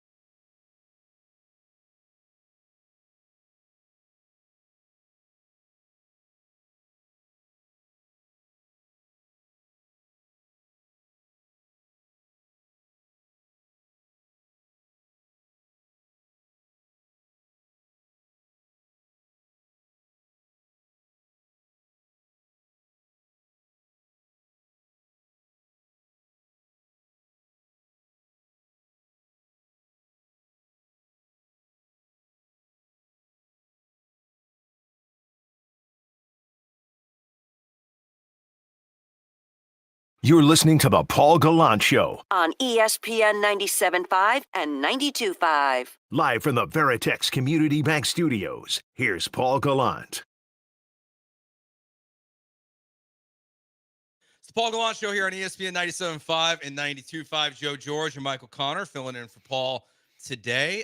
Just a heads up for all of our listeners out there. If you currently have the ESPN Houston app, tonight at some point, or whenever you have your auto updates set for, it is going to update to our brand new app for Apple users. Or you can delete the current one right now and download the new one. It's awesome. It's going to ask you to sign up. You don't have to do that right away. The reason, though, you want to sign up is we're going to be holding contests exclusively on the app. So for concert tickets and things like that, you'll be able to use on the app. Plus, when you log in, there's going to be this go button. You just click that. You'll get access to our call and text line, all of our social media platforms right there. Auto plays, just like the previous one. So a lot of cool features on the new ESPN Houston app for Apple users. Android users, it'll come at some point. That's all I can say. Don't be an Android user. I don't 2025. know. I don't know. It'll happen. Get an iPhone. Get but with for it. the iPhone users, Apple users, it's coming soon. It's here now. Stop being the green bubble guy. Yeah. Be the blue bubble guy. The green bubble guy's tough. I mean, look. We know a green bubble guy. Used to work with one. He used to sit in that chair. Yeah. I mean, when I send out group chats to, like, if I send like the entire station something, like it's like, hey guys, we got the summer circuit coming up on Friday. We're gonna be at the downtown aquarium tomorrow. I'm just like typing through all the shows, blue, blue, blue, blue, blue, blue, blue, and I get to blankers and it's green. I'm like, this is no. It kills the vibe. It's a vibe. It is a vibe killer. It's a vibe killer. You don't want to. You really don't want to associate with people like it because then they'll like the post or the text or whatever, and you get a text that says this person emphasized this. Yeah. Okay, great. Thanks, green bubble guy. And it really goes to show you that all it takes is one bad apple. One. And it ruins the whole bunch. It does. It really. So get an iPhone and get the new app. Is what Joe's saying. So Get the buy new a new one. iPhone to download this app. Now, I don't know if there's tariffs or not still, if that's a problem or not, but just go get a phone. Yes. Go get something Apple or use your iPad and do it. You can get it there. Yeah, do what I'm doing. All right. Last night, the Astros won 11-4 against the Athletics. 20 hits, 20 Joe. hits. Their most hits in a game for in 2 years. What, they have like 4 extra base hits? That was it? 5 extra base hits? Just a bunch of singles? Yeah, 2 3-run homers. Altuve had one. Caratini hit one. That was that ball. Look, huge bomb. Were you at the other station when I was there when I did the home run contest? No, I don't think I was. I think okay, so that was way before when I used to talk smack with Lance on the radio that I could hit a ball over the fence still. And we at the time went out, the Sugarland Skeeters set us up and had me come out and take BP. Mm-hmm. And I put like 4 of them on the warning track. It was the most embarrassing thing in my life. But at watching these games out there in Sacramento, I feel rejuvenated that I could still hit a ball over the fence because the ball seems to you just poke it off the bat and it goes. Well, like we know in the minors that people who play in the West Coast League you don't take the PCL number seriously. Yeah, because I think Jose out of there. Jose Altuve, when he was a Lancaster Jethawk in like 80 games or something, hit like 20 home runs. Yeah, I still can't believe like we're doing this. That like we have 2 major league teams playing in minor league ballparks. Well, one of them is a necessity at least. For now, I mean, their roof got blown off. But the Rays are getting sold reportedly yesterday. $1.7 billion. Not going to be the only sale we talk about on today's show. But like, if you have a new ownership group coming in, they might just keep them there until they build a new stadium. Yeah. And supposedly, ground is being broken in Vegas this week for a stadium that's supposed to be ready by what is it, 2028? But like they're gonna play 3 years in this ballpark. Crazy. Jose Altuve is gonna get 3,000 hits just hitting in this place. Yes, like they need to play. Like the Astros should just petition to play every game in Sacramento. It's a lot like remember the COVID year when they played all those games out in California. Yeah, it was hot and the ball was just sailing all over the place. And then who played in Buffalo? Someone played in Buffalo the Buffalo. The Blue Jays. The Blue Jays. Yeah. That's right, because they couldn't go to Canada. That's yeah. And like I got it for that year. But the fact, like, for the A's are going to do this for 3 years is just it's God comical. Bless them. And look, we've seen this happen in other sports, kind of right. Like I think what the Bears played for 1 season, 2 seasons at University of Illinois.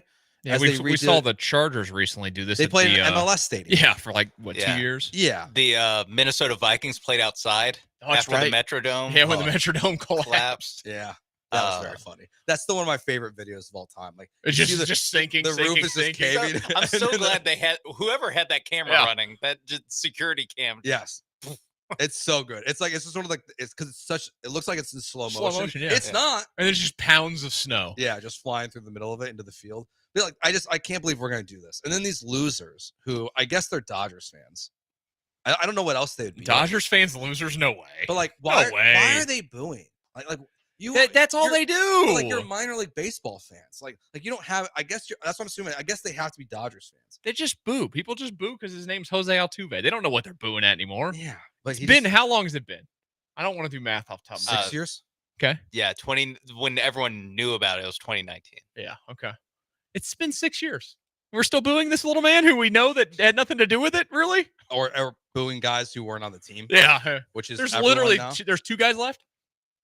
McCullers and McCullers, he's half dead. I mean, he's not dead. He's half dead. He just hurt his foot. He's working out. Yeah. Okay. Sure. We'll get to save that for conspiracy theories. Yeah, we'll get that for Tinfoil Hat Thursday of what really happened to Lance McCullers. But regardless of it, the Astros bats feel like they're coming alive, and obviously the biggest story right now is probably Cam Smith. Now, this is his first experience in like his 10th experience in a minor league ballpark since he skipped it. Yeah, But what he's like 30 games in the minor leagues. He's hitting 276 now. Another 3-hit game last night. He's rolling. He's rolling. It is a different level of player the last 30 days than it was early on, which is to be expected. Like he wasn't going to come on and be amazing immediately. Like I know you have moments where like I think Bryce Harper hit a home run in his first game with the Nationals at like 18 or 19, whatever it was. But you can't expect a 22-year-old, like you said, with 30-something minor league games in his career to come in and be perfect. He was on the day that he went back-to-back home runs was like home runs in 2 games was like a year apart from when he hit home runs in 2 back-to-back College World Series games. Yeah. Like that's what he's doing. It's unprecedented, honestly, what he's and I think doing the most impressive thing when you watch him has been the fact that he plays an unbelievable defense in right field. He has transitioned so well to that spot in right field. And look, right now, with his bat getting going, look, they need him. They need him to be this guy. Like, that's the problem. Is you look up and down the lineup right now. Pena went through his little funk, but got out of it last night with 3. Mhm. And he's been unbelievable this season. I am just blown away at how great he's been. Sign him. I'm going to keep saying it. Sign him now because I don't want to go down the road that we keep going down with every single player that comes through here. Got bad news for him, Mike. They're not going to sign him. I know they're not. No, they missed it. They're not. They weren't aggressive enough. I think they could still do it this offseason. Maybe not the way he's playing right now. I don't think he's getting. I still don't think he's like a player that's going to suddenly get $200 million. I think, but if you're going to do it, I think this is the last year that you could do it. Now they've definitely missed Hunter Brown. Oh, that's done. You got Scott Boras now. It's finished. So obviously, we haven't done sports things together in a while. Yeah. Would you do like what the Braves have done and things like that with Cam Smith right now? Yeah. Yeah. Me I too. would do it in a heartbeat. They should have been doing this for years with all the players that they had. We always said this. We said this over and over and over and over again. And look, there's 2 guys since they've been here as the GM that have actually done it. And it was Luno and it was Click.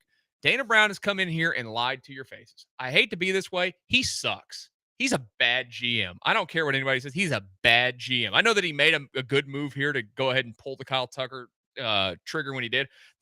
All we heard about was him in the draft. There's nothing that's screaming out of the farm system that's like, oh my God. I know that hasn't been a lot so far, but he's told you that he was going to come in and sign young guys from the start. He signed 1. Mm-hmm. He signed Christian Javier, a guy who has barely pitched since then. Yeah, and starts getting paid $30 million next year? Yeah, so guess what?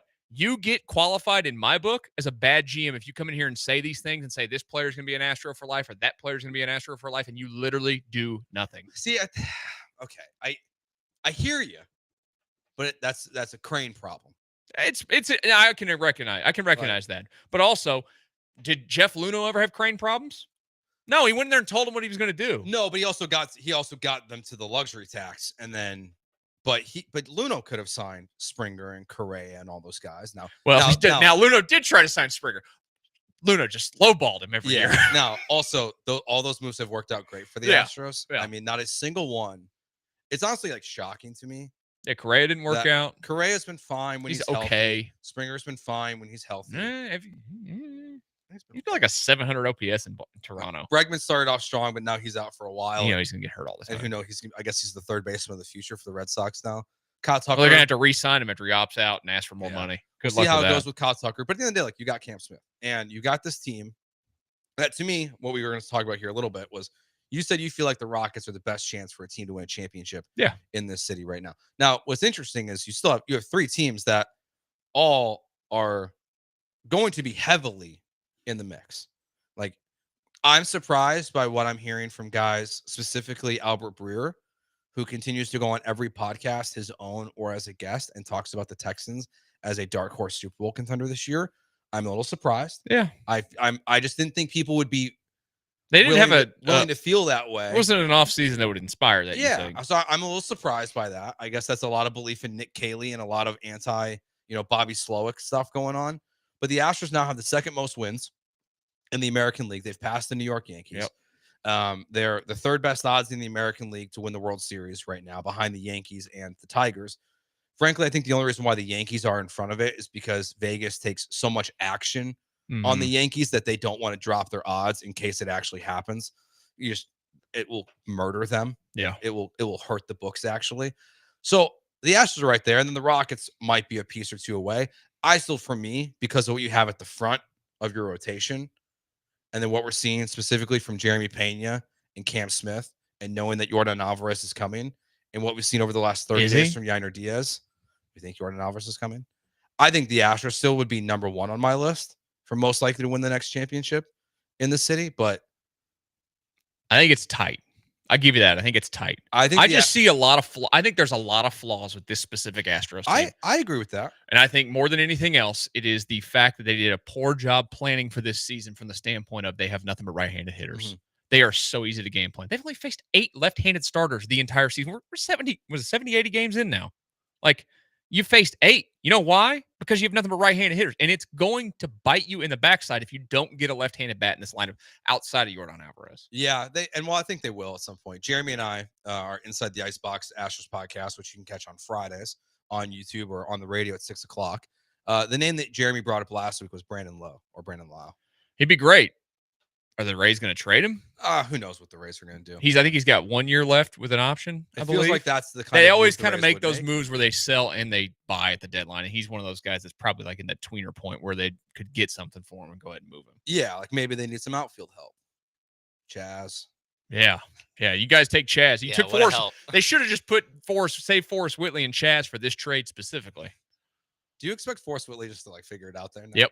Because the Astros are Tampa. Everybody goes there and figures it out. And most people come to Houston and figure it out. But it's like Tampa takes a guy. I'm like, it sucks. It does. Like, if there any other team that he went to, I'd be like, he's not going to make it. Tampa, he'll probably figure it out. Yeah.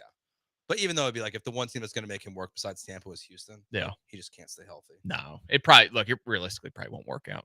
No, probably not. All right, let's talk about the Killer Bees yesterday. They did a little segment that went up. Did you and Bagwell do a segment? No. Oh, my bad. That's the show. The real Killer Bees. I forgot the lineup. You forgot a lot of things. Yeah. It seems that we have to fill you in on. It's been a while. We haven't seen you in a little bit. I know. They had this discussion yesterday. You can check out their video on the ESPN Houston YouTube channel. But we'll have this discussion as we talk about Cam Smith. Are you already ready to declare the Houston Astros the winner of the Kyle Tucker trade? We'll get to that next year on ESPN 97.5 and 92.5.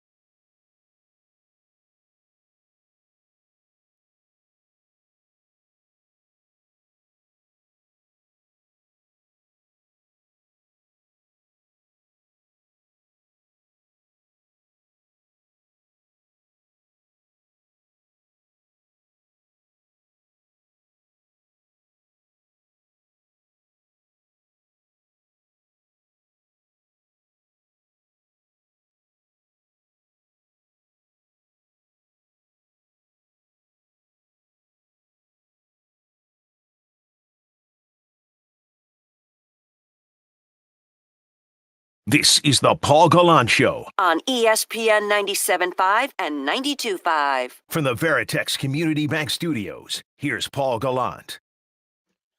Joe George and Michael Connor filling in for Paul Gallant here on ESPN 97.5 and 92.5. Paul will return on Monday when he gets back from vacation, but I'm sorry I didn't wear a costume today, by the way. I thought that was like a requirement to do Paul's show. no, only during seasons. Oh, okay. I saw Paul in his costume at the rodeo this year. You might have got canceled today.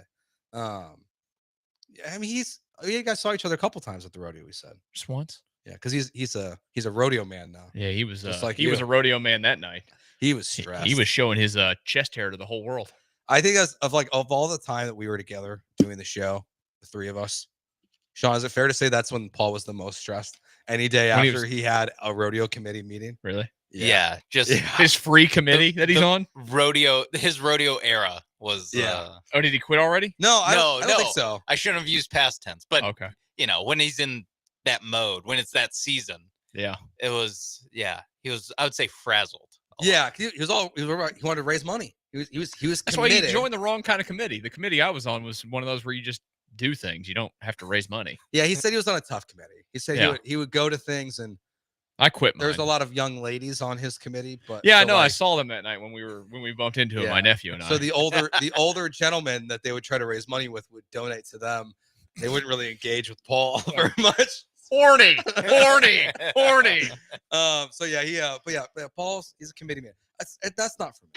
I don't got time for that. I got 2 jobs. I got a 4-year-old. I don't got time for it anymore either. I'm a little busy. I got a college football dynasty I got to take care of. Yeah, that's the important things in life. I don't have time. Yeah, I mean, look, we're in season 11 of our college football dynasty. You guys are rolling. Sean Beard, Dell, and I, my buddy Zach, and sounds like a heck of a time. We're gonna take a week off, and then we're gonna play one more season, take a week off, and then get ready for the new game to come out. Mid-season break. Yeah, we're gonna take a week off before the new game comes out. Oh my god. Is you interested, Michael? Yeah. No, unfortunately, I don't have time. I am a very. Oh yeah, Michael's a pilot now. Shh. Don't tell anybody. You just told everybody.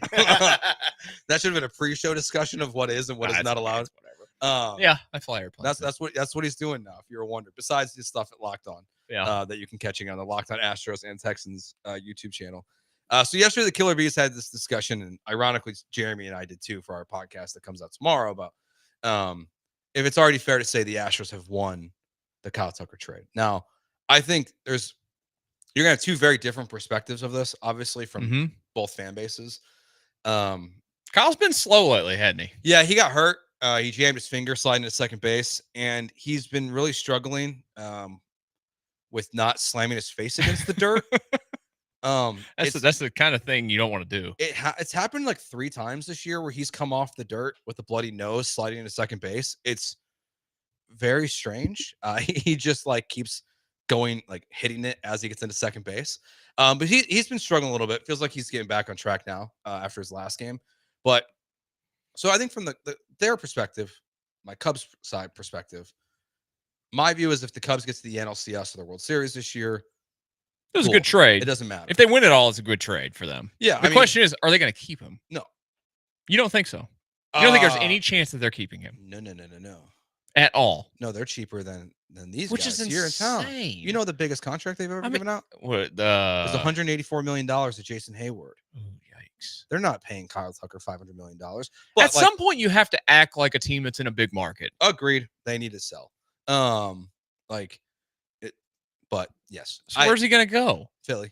You think the Phillies? Yeah, I think he's going to go. Well, they got to dump people then, right? When they lose Schwarber, they just benched Castellanos off the books after this year. They just benched him for 2 years. Yeah, just go ahead and get rid of him. But I think I'll tell you that's another time. I think for the Cubs' perspective, if you win this year, get to the NLCS, get to the World Series, you chalked it up as a W in your book, right? And even for the trade, no matter what Cam Smith does. I think the only way you win it for them is that if you win the World Series, because you gave up how many years of control of players? 14 total years. Well, that's a lot of. And it's not like the Astros got bad players here. I'm not the biggest I've been blown away at how much better Isaac Paredes is in the field than I thought he was going to be. He's a dead pull hitter. He's still perfect hits for this ball. Yeah, he still hits the ball over the fence. Cam Smith, I think, is going to be a superstar. And Wisniewski, before he got hurt, and we'll see if they even tender him. I'm sure that they'll still tender him next year. There's no reason not to. Yeah, it's not going to be like Urquidy. But it's going to that was 3 good quality players are going to help you win this year. Before we get back, when the Cubs traded for Jose Quintana in 2017, that was a bad trade. They got to the NLCS. Did they? Yeah, they went to the NLCS. Oh, that's right, they did. I forgot. And yes, they lost Dylan Cease, but like they still went to the NLCS. Like I feel, and he's feel been positive. average. He can strike people out, but he's been average. So I think you have to win on that side. From the Astros side, it's a no doubter. They won this thing. Whether Kyle Tucker stays there or not, whether the Cubs win a World Series or not, you've got a cornerstone aircraft carrier. I'm a little bit over this at this point, but like everyone's beating it to death. So is the Astros social media team. But like you have it. I got off of social media. You have a superstar player, it looks like, in right field. Paredes has been way more than advertised. He's perfect for this ballpark. Forget Wisniewski, no offense. But like he was gonna be a nice piece. He was gonna be a good 4th or 5th starter. And you trust solid starter. Just like we talked about a little bit at the end of the last segment about the Astros pitching. You would trust that they would get him going in the right direction. And if he can come back after the Tommy John, then I think you still can have a guy that can contribute in your bullpen or potentially in your rotation. I think from the Astros perspective, it's already a slam dunk win. Yeah, I mean, because if Kyle had walked away, you're going to get what where does it land now? Is it late first round where the comp pick lands? Something like that? I think so. Okay, fine. Late first round where you're going to get somebody that is a total lottery ticket. They took knowns. They took a known in Isaac Paredes and what he can do. They did think they had a known in Hayden Wesneski of at least being a back-end starter. And again, injuries happen. And then Cam Smith was the 12th pick in the draft last year, who they apparently liked and scouted a lot, clearly. Mm-hmm. And, if you have a superstar for all these years, then you ended up walking away with the right thing. I hated losing Kyle Tucker. I think it looked really. I think that, and I don't know. You guys are here every day. I feel like there's less juice behind this team than we've ever had in this era. No, I totally agree. And I think in large part it's because look, you got rid of 2 cornerstones, and they don't think of, and it's not their job to think about the fans when it comes to keeping interest. But you lost 2 guys that were very much key parts of why you've been so successful in one offseason. We've seen them lose 1 before and they've survived it, but to lose 2, I think it hurt a lot. Well, and there was always like your own guys. I think that they don't have anybody that speaks like to the media. I'm not trying to like make a statement here. How many guys even like do interviews? They don't even have guys like they don't have a lot of guys that speak English to the media. No, I know that sounds nuts to people. That matters from the standpoint of getting some buy-in from people because you don't ever hear from them. I know we still have some friends over there, but like if you look at like the flagship and like the weekly interviews they do, they just get bullpen pitchers. I was about to say it's Brian King and his mustache coming up live. No, I think when you look at even just the raw numbers of what Astros fans contributed to the All-Star voting this year, there's only one player that got over 400,000 votes. Altuve, and that's Jose Altuve. Which is a shame because Jeremy Pena got 340. Pena should be the starter at shortstop. Yeah, but he won't. I mean, he won't, but he's gonna have a hard time catching Wilson and Bobby Witt. But yeah, just like I think you look at the raw numbers like in the voting of the All-Star game, and like it's like this is a team that like put like a whole team in a fan base that put like a whole All-Star team in the couple years ago. Yeah, it's. Well, I mean, we always talk about how many guys from the 2017 team are still here. Yeah, there's only a couple left. And I think it's even this season is the like, kind of like fork in the road of like, this is different from like 2019. This is a pretty different team from 2022 even. How many guys are even here from 2022 at this point? Yeah, I mean, it's a higher number, but it's not a majority of the team. So I really do feel like this 2025 Astros is the start of like a new era, and we'll see if they're even as close as successful as the last era. Be hard to be more successful, but I think that's what you kind of see in the like they aren't our guys as much. Like, I think the fans view it as these aren't our guys. I think especially and I think this is ironic coming from me of the 3 people on this show. The bandwagon fans are the ones who have left. Oh yeah, for sure. And like the people who didn't watch very clearly when Comcast issues were happening, that jumped on in 17, and really when things were not even jumped on in like 15, but like they really like you could tell it because like it's very obvious within the and diehard Astros fans like they talk about this group of people all the time. Like they really started watching this team when like it was Springer and Correa and Bregman and all of them. And now that those guys are gone, they have no attachments. Where the people who are still in it every day, who are like our listeners for the most part, are the people who've always just been Astros fans. Yeah.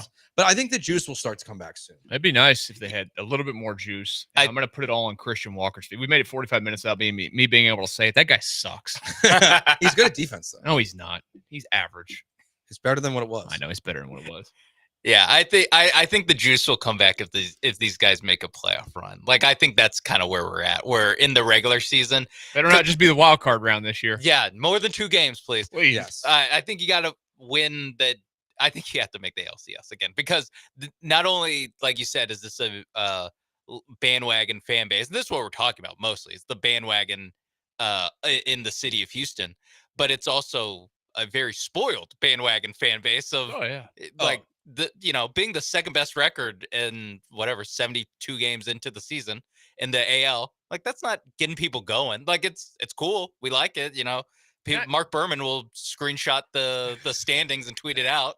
I get some retweets, but it should be getting me going more because I didn't expect them to be like this. Yeah, I thought they were going to be 500 all year. At the end of the day, like the last decade, we've been in the ALCS in World Series. Like, that is kind of our standard, even subconsciously, for a team like you said that we had lower expectations for. It's like, this is cool. This is more of a Cinderella run than Astros teams had, but we kind of are used to watching them build a Death Star and like just mow teams down. Yeah, and honestly, and I'm not ashamed of being forced to, because everyone knows how I feel about the places that I used to work and how much they paid me at times. Yeah, me too. I hate that place.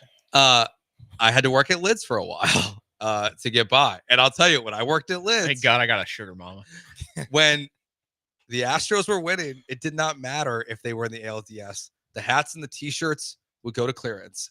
And then same thing with the ALCS. No one in this city bought gear until the World Series because those are the expectations that people have, that this team set. And they're second in the American League now in wins. I think they're going to get a bye this year. I think they will pass the Yankees easily throughout the season. I don't believe in the Yankees. I don't believe in the Yankees either. So I think the Astros will get a bye. So at least you won't have to play in a 3-game series this year. That'd be That's great. a positive. All right.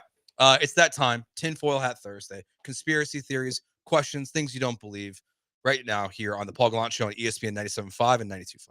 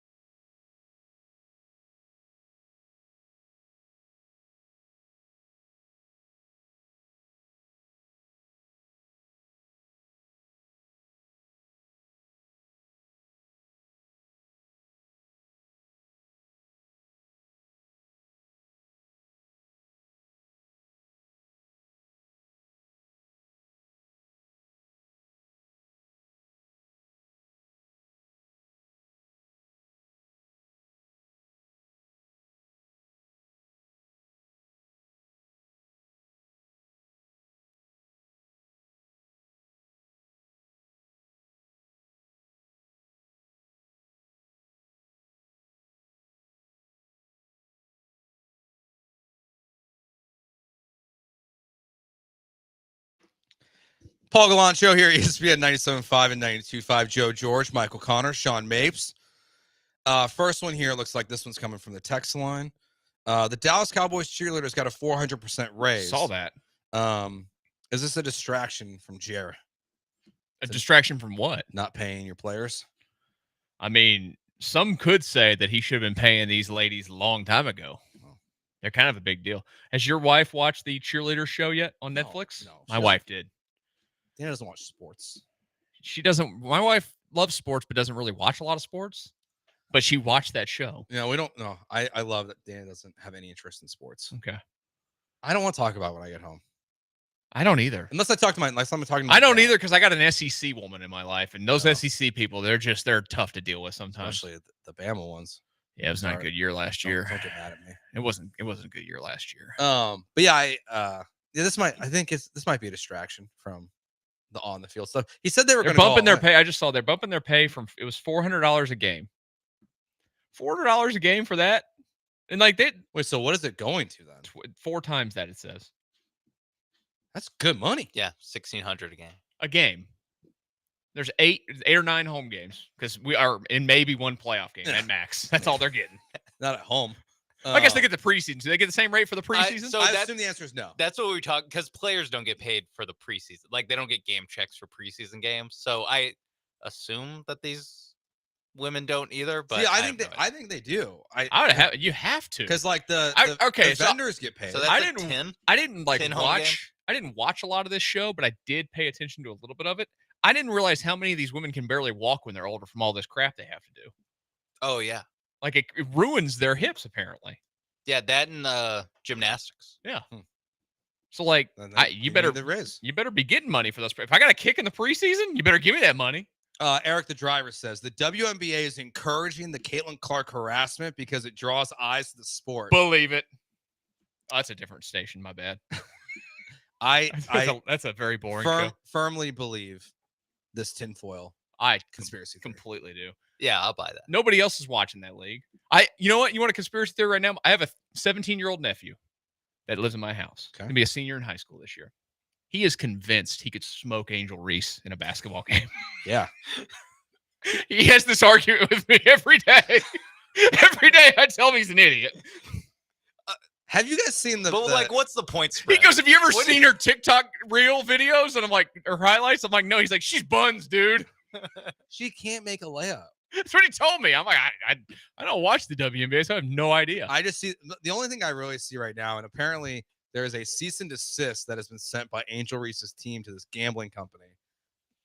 But there is these guys that were betting on if she'll make a layup. Angel Reese first missed shot, and like they won like 10 straight bets. Oh my god! The bet's been taken down from their side apparently, but it is the funniest thing because she's awful. I do buy they're attacking. I mean, I don't watch it, but I've seen the videos of Caitlin Clark just getting mugged all the time. Yeah, they got to juice it up. Nobody watches the WNBA. We can be honest here. We don't have to lie to each other. Nobody watches that sport. Yeah, people want to watch for Caitlin Clark, and that's it.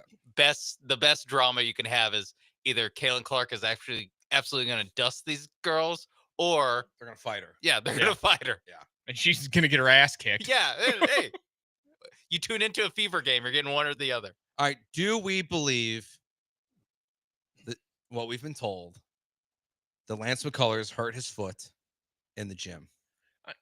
No, because if he hurt it in the gym, I'd like to know a little bit more as to. He hasn't spoken since, right? No, they don't talk.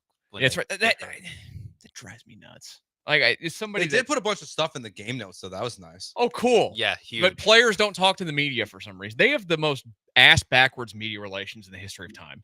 Like, it's just insane. No, I don't believe it. Why would you believe it? He probably. Well, if were you with us at the other station when his wife fell through the sign like this that we have over here? No. We were at Fan Fest and we were doing a show, and we have doing these pull-up signs that you guys can't see it on the camera if you're watching live. And his wife fell through it. I bet it was something like that. Oh, I think I was there. I think I was new at that point. Okay. I was pretty new at that point. I believe that he got hurt at the gym. Probably dancing or something. It's it's baseball. Like, first of all, how do you sprain the top of your foot at the gym? Like, what are you doing? Jeremy thinks drop a weight on it, but that's not a sprain. That's like a break or a fracture. Jeremy thinks he was like doing like yoga. like sprained his foot doing yoga. What? I've never done yoga, so I don't know. But like you're gonna sprain your I assume that's what I thought was like he probably dropped the weight on his foot and they're just calling it a sprain.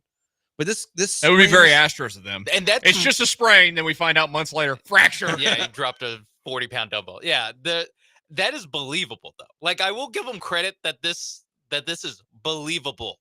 If it's any other team, probably any other guy, but at least on any other team, like this passes the sniff test of like this is something that does happen at the gym. Yes, and these guys do work out. But it's Lance McCullers and the Houston Astros, so we are playing conspiracy theory and music behind it. And it's baseball. Baseball. I mean, history of all the think about like Sammy Sosa, like a sneeze. He sneezed. Madison Bumgarner, like they lied for months. Yeah, before they admitted rodeos. he got hurt. Hunter Pence walking through a glass door. Yeah, in training. Like you just baseball seems to have. I'm sure it happens in other sports, but the weird injuries always seem to happen. But the thing is, was it Clint Barnes carrying up all the deer meat that Todd Hilton gave him up the stairs at his apartment and hurt his shoulder? That one's a funny one too. Well, my favorite's You're always a professional athlete, and that's how you carry deer meat. Yeah, but that's the thing. Those are all way less believable than a weight dropping on your foot. Yeah, even though that's not what they're saying happened. No, that's not. They're just saying you sprained it. My favorite though maybe is always jammed it on like a weight that's on the ground or a bench or something. Or it's like kick something. That's happened to me. Oh, kickboxing. Yeah, that's real smart. Kick See, a bag. that's actually kind of what is he doing something like that? I don't know how people do that. I watched like people he do it at the sprained gym. It says like by his like big toe, right? Like on top of his foot. Yeah, he'll be out for 4 months. Like, what could you even do? Yeah, that is like a they'll probably karate honestly they'll probably amputate. Is what I'm Lance? guessing. My favorite one though is just because he's a good friend of ours. Is I'll never forget the first time Steve Sparks.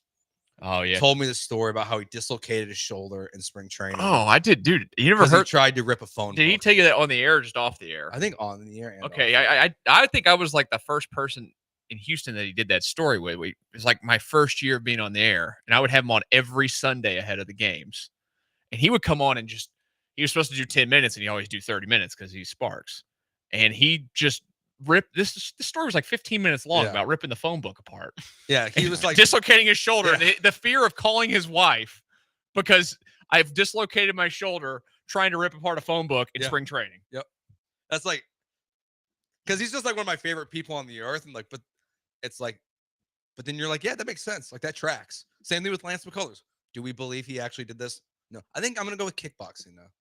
I like the kickboxing one. I think that's gonna be where I land on. I don't like the yoga one. Do you ever think that before we go to break here?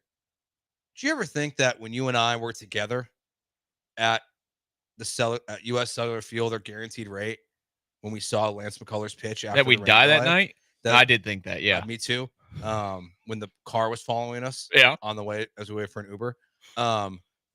That would be like the last time we'd basically see Lance McCullers pitch for the Astros for 3 years. No, I didn't. Because oh no, I did see him one more time. I saw him in the you're right. in the playoffs. But like we were Seattle. we're there covering it. Yeah, you're right. Yeah, like and that was yeah. And then like we were barely like this guy will pitch like 4 more times between now and 2025. Say, there's like maybe 10 starts between now and then. I think less. Like well, maybe if you include this year, I guess. Like between now and today. 22. I mean, I can actually pull this up, but 22 he pitched what, like 5? I think it was like 4 or 5, and then he pitched 3 in the postseason. By the way, in 2022 he got a start pushback because he hit his elbow on a champagne bottle. Oh, that's right. In the ALCS. It tracks. From the 409, this texter says, I sprained my ankle at the gym, slipping on other people's sweat on a mat. Don't you watch where you're walking? Yeah. Watch out for those mats. Those things are deadly. All right, we'll take a break here. Joe George, Michael Connor filling in for Paul Gallant here on ESPN 97.5 and 92.5. Will the Rockets make a big move or not? That's next year.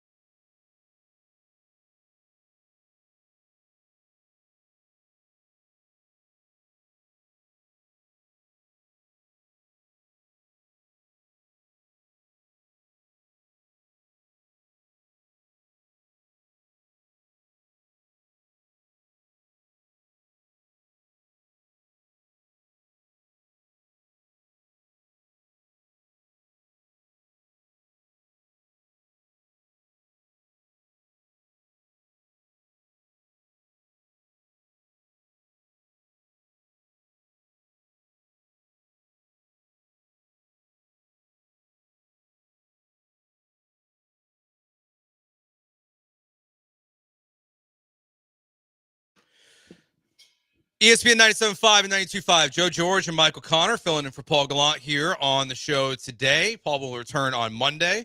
Tomorrow will be Sean and I hanging out at the downtown aquarium for the summer circuit. You guys going to do the show like in an aquarium? Like with the fishes? I just hope we're by the tiger. They have a tiger? I've never been there. I don't know why. I've lived here my entire life, never been there. It is so insane the amount of people that work here that have never been to the downtown aquarium. Yeah. Because I think I was telling Joe that when I was a kid, it was a staple field trip. Was it? Yes. I've been there so many times. Reminder, each week for the summer circuit, including tomorrow, you can register to win our grand prize of the summer, a pair of brand new e-bikes from Power On Electric Bicycle Company, a $4,000 value. Just stop by our promo table tomorrow. You'll scan a QR code and enter the contest, and then we will announce a winner in August once the summer circuit is all done. You can check out the entire schedule on ESPN975.com. We will be headed to Baytown next Thursday to Cactus Jack's. There you go. Never been there, but every time we go, sure you put your Wranglers on. I'm not going. Every time we go to Lake Charles, I see it and I'm like, hey, that looks like a cool place. Maybe I will go next. We got nothing better to do. Yeah, cowboy it up. Yeah, you got a hat? Up.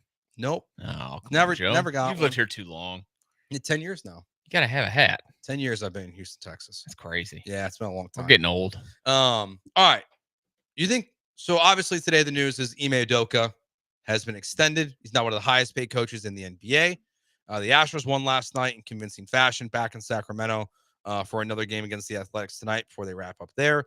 But the trade deadline is not trade deadline, but the trade season in the NBA feels like it's bubbling. Yeah. Like, I feel like there's all these rumors about Kevin Durant and the Bane trade the other day. Yeah, Bane to Orlando, which felt like that's a big. I like that move a lot. For they gave up four first round picks for him though. I know it's a lot. He's a good player though. But I think he fits well into what they want to do. But like, so all this Kevin Durant stuff, we're getting all these different reports, whether it's from Kelly Eco or national people, about the Rockets are firm on their price, what they will and will not include. Shams was on the Pat McAfee show earlier and said that the three teams that Durant prefers are still the same teams, and that quote Durant has all the leverage here. So that's the Rockets, the Spurs, and it sounds like I don't remember who's the other team. The Heat. The Heat. I don't know if you read like what Kelly Eco had written about it recently. I mean, it doesn't sound like it sounds like the Rockets aren't really pushing that hard on this, but it really sounds like the Spurs have like zero interest. No, which because is surprising to me. I think it's because both these teams know that they have the leverage. Yeah. And it doesn't make either of them a for sure NBA championship contender. Now, the Rockets, it makes you much closer to that. I think it makes the Rockets a championship contender. I really do. You really do? Yeah. Because he gives you every. Now, again, I recognize that he's 37. He's going to miss at least 20 games out of the regular season as a lock. We know that. You're going to have question marks on the defensive side of the basketball because he's 37 and he's going to put in the effort that he needs to. He has the length and all those things that you want as a defender, but is he going to do the things that you want? Like, is he going to do what Jabari Smith is doing at 22 years old or whatever? No, probably not. No, he's going to score more consistently. But yeah, that's the thing. Like, he gives them everything that they're missing offensively. He gives them everything that they need. And I still think that he's going to average at least 25 points a game until he's 40. He's going to be like LeBron in that standpoint. Yes, but I think that's where it depends on what you give up. Like, I'm not giving up the farm for Kevin Durant. Like, no, I'm not either. I think the way the Rockets are handling this is perfect. Is if you want to include if your thought on the problem trade, is you got to make the money match, which is hard. You can just do like Dylan. Like Dylan's the obvious one that's going to go. Like if the base of the trade is the 10th pick in the draft and Jalen Green, then stand firm on that because I think the Suns are still going to unravel at some point. Devin Booker is saying the right things about not wanting to leave, but like, but to where that unprotected pick in 2027 might be one of the most valuable assets in the NBA. And maybe the Rockets are still playing the long game of, and look, I don't know where you stand on Devin Booker, and it sounds like the Rockets are a little bit out on Devin Booker compared to where they were a year ago, but maybe you just keep playing the long game of waiting for Devin Booker to be available. Yeah. I don't know. I think it makes a lot younger. of sense. And it doesn't seem like the Giannis move is happening. Were you in on the Giannis move? I wasn't in on the Giannis move. Giannis is great, but I just think that offensively, does it improve your problems? No. I mean, like, yes, he can score at will. I get that. But he can't shoot. I was a little curious how it would work with Amen and Giannis together. To me, it would be like just as ugly, but more effective. Almost, it would be more effective, but ugly. Yeah, you're not getting like some beautiful game stuff. Yeah. With Durant, I think it's going to be different, and also all offseason, or actually before the offseason, and basically after the Rockets season ended, we talked about how Durant would come at a discount compared to Giannis. Now it looks like it is a absolute for sale sign. Yeah. Or except that the Suns don't know that it's a clearance sale. That they still think that they're getting some, like there's a I forgot who it was talking with Zach Lowe about the Spurs, and the Suns apparently wanted the 2 pick and or Stephon Castle, the reigning rookie of the year. Is marijuana legal in Arizona? I think it is. Oh, that probably explains a lot. Exact. So just starting from there, and then what the rumored packages that we at least know from the Rockets, just giving the local reporting, it seems like there's a long way to go for Phoenix's expectations to match what these teams are actually offering these guys. And honestly, I don't know why they're surprised. Like, as we all agree, he can be a good scorer for a team like the Rockets or the Spurs, but he's 37 and you got to pay him. Yeah, I was gonna say, yeah, you got to strap in for $100 million. He's on an expiring contract, so he can dictate to a decent level where he wants to go. Just given, like, I'll only sign contracts here, and here. Here's a good luck if you're trading for me for 1 year. And here's a great question. Now, this is where ego comes into the mix, and these guys in professional sports, they all have them, and they very rarely get out of the way. Is Kevin Durant at the point of his career where he should be taking less than the max? Yeah. Yeah, he should be. I mean, he should. I would say should be taking less than the max. But will he take less than the max? Did LeBron take less than the max last time? Barely. I think a little bit. I think it was like a couple million. A little bit to stay out of the second apron, and also to help pay Bronny. Yeah, that really needed to do that. But like, so I don't know what the Suns are going to do, and I think they're going to trade him to Minnesota. That's what they're going to. But see, but if he has this leverage, like there was reports. Look at what the Spurs did to Kawhi. It's the same thing. Just send him wherever's best for you. I mean, the thing is that Kawhi, you knew he was going to go to Toronto and he was going to play basketball, and then he was going to move on. Kevin Durant's a problem. Like, Durant could go there for a year and move on. I also don't get why he wouldn't want to go to Minnesota. Don't you want to win? Yeah, I mean, they've been in the Western Conference Finals 2 years in a row, right? That's to me what like tells you the most about what time Kevin Durant's on at this point. Where yes, you're right. The team that just made back-to-back West Finals is like, nah. Well, I mean, don't want to go there. He does weigh like 50 pounds, and maybe he just can't handle the brutal. No, but think about Kevin Durant. He wants to get paid, and yes, the Rockets are well positioned to win and could be very well positioned to win a championship with Kevin Durant on your team. But where does he want to go? Florida, Texas. Yeah, and he's just coming from Phoenix. No state taxes. Yeah, like that. And just money. Like I want to play in nice weather. Yeah, I wonder if Dallas gets in on this thing at some point too. Like I know he hasn't said Dallas, but like I've thought the same thing. Like why Cooper wouldn't you just flag? No, Kevin Durant. You're not trading Cooper Flag. No. Like on the court at the same you time. trade like, Klay Thompson and whatever else. You have Cooper Flag, Anthony Davis, and Kevin Durant. And like that's why not? That's what's interesting to me. If I'm the Suns, is like so the 3 teams he wants to go to aren't offering jack. You know, like the Rockets might not even be offering Jalen Green, who it doesn't sound like the Suns are that interested in. But at least they could repackage him. At what point does the price become so low from the Spurs, Rockets, and Heat, where you are like, you know, these offers from teams that he won't sign a deal with, like that's their problem. if they're offering like the Toronto offer, the Toronto offer is a very strong offer of the 9 pick RJ Barrett and Jakob Poeltl, like a decent starting center. Jakob Poeltl would be the 3rd best player on the Suns right now, and I'm counting Kevin Durant on the Suns. Like he would be so easily a upgrade for them. And I don't know why they don't make that trade if they're having to finagle and like just absolutely like grovel for anything from the Rockets, Spurs, or Heat. I don't understand why we're still in like the age where like these teams feel like they owe the NBA, like the players anything. They don't. I think they're the players have the power. It's so crazy. I think what the Milwaukee Brewers just did is one of the funniest things I've ever seen in trading a player to a terrible team. Like if Aaron Savale, I think that's how you say it, who was moving from the rotation to the bullpen, and he demanded a trade. Okay, buddy, watch this. Okay, and they sent him to the White Sox. Like it's like that's such a hilarious you're right, because even if you're a team that like if you're the Raptors, you know Kevin Durant doesn't want to come there, but you're still willing to trade up assets to get him. Like, you know what's happening. You know that you can't trade him legally for 6 months. You can't trade him until February. So you're stuck with him on your roster, in which he's probably not going to play. He's probably going to fake an injury. So I don't know why you would want to trade for him. And the Suns at some point, like, I think they should be happy to be getting the 10th pick for a 37-year-old player. Yeah. Like, what pick did the Heat and have? also 20. 20. Yeah. Okay. And like, this is supposedly like a very good draft in which one of the best prospects, supposedly, will not work out for a single team. And Ace Bailey could easily slide to 10 if he doesn't work out for a single team. I mean, He keeps canceling all his workouts. is he that good of a prospect? Great question. Like, if we're doing all this, like, is he that good? Is this some guy that you want to invest in? It feels eerily similar to Shador. Like, it feels like we're about to see like the NBA equivalent of Shador just like plummeting through the NBA draft. But like, if I'm the Suns, I'm like, oh, the 10th pick is better than nothing.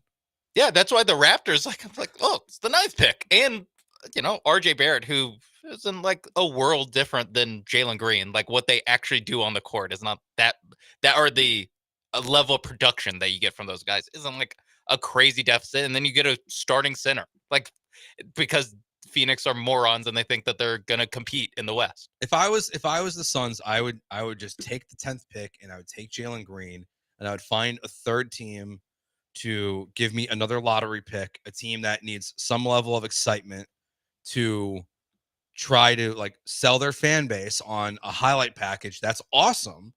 And just be like, hey, look, you can have Jalen Green and we'll take your lottery pick and go from there. Like, to be honest with you, like, if I like, and I'm not a Jalen Green guy. No, I'm not either. If I was the Bulls, I will say this, I would trade my lottery pick in a heartbeat for Jalen Green. Not that I'm not a complete Jalen Green guy, because I did see a massive amount of growth this year, like in terms of his buy-in to everything that Ime Udoka wants. Like, I thought that it was huge that he actually gave a crap on both ends of the floor, which is, I know you shouldn't have to ask that to a professional athlete, but but you do. He did, yeah.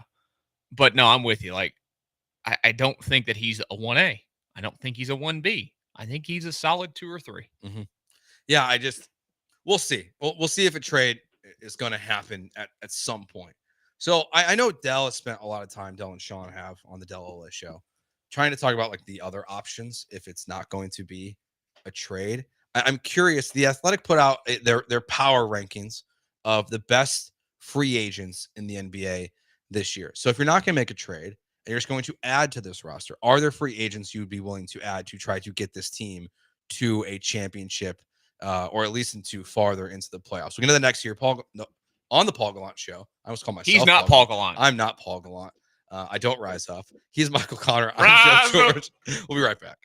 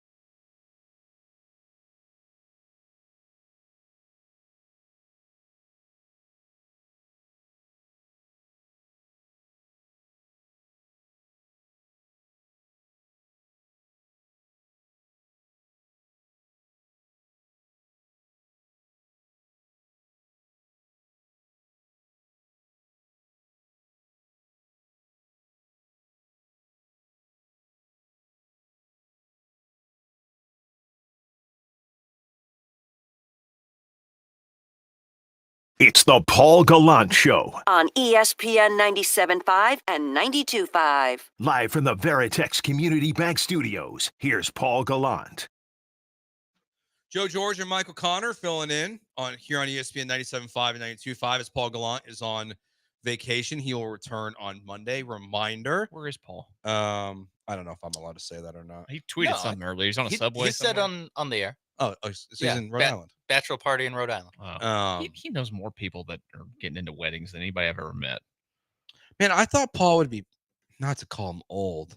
He's older than me. I'm old. I feel like I'm done with that part of my life. I haven't been to a wedding in like 2 years. I have two friends that are about to get married.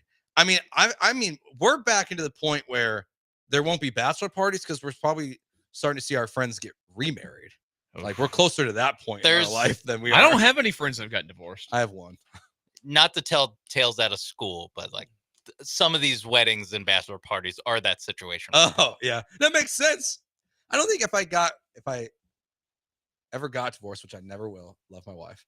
Good. I don't think I would ever do another bachelor party though. I didn't do one. I was also 30 going on 33 years old when I got married. Yeah, we did. We did Austin. Yeah, I was going on 33. I got obliterated. I don't get obliterated. You know what I don't do anymore? Ever at all? Drink? Nope. Really? It's been over a year. Well, I got a 4-year-old now, so like I didn't drink much before. My drinking is cut back significantly. It's not something that's been hard to cut out. Yeah. But no, I don't for have me, it's anything. like Blue Star tequila or wine. There you go. Pretty much like all I drink. Trying to cut beer out of my life. Yeah. Trying to lose some LBs. Easiest way to do it. It works. Yeah. Trying. We're getting there. The Athletic put out an article of their top 25 free agents. So if you're not going to make a trade, is there someone else you'd want the Rockets to trade for if it's not Kevin Durant? Like, if assuming Giannis is not available, I don't want Giannis. I think you mortgage too much. I think Giannis is going to stay in the East if he's intelligent. Why would you want to come to the West? It's gonna be so hard to win over here. Like, I could see Giannis going to the. Unless it's like the Warriors. I was about to say I could see him going to the Warriors. I could see that. Other than that, I mean, like the Knicks made a lot of sense. Yeah, I think. But see, the Bulls, your Bulls. I know he's had an affinity for the Bulls. Giannis has to go out there and demand a trade, and I just don't think he's doing the Damian Lillard thing. He's just gonna sit, and he's when it happens, it happens. He's flirting with it, and until it gets to the point of no return. But honestly, it's there.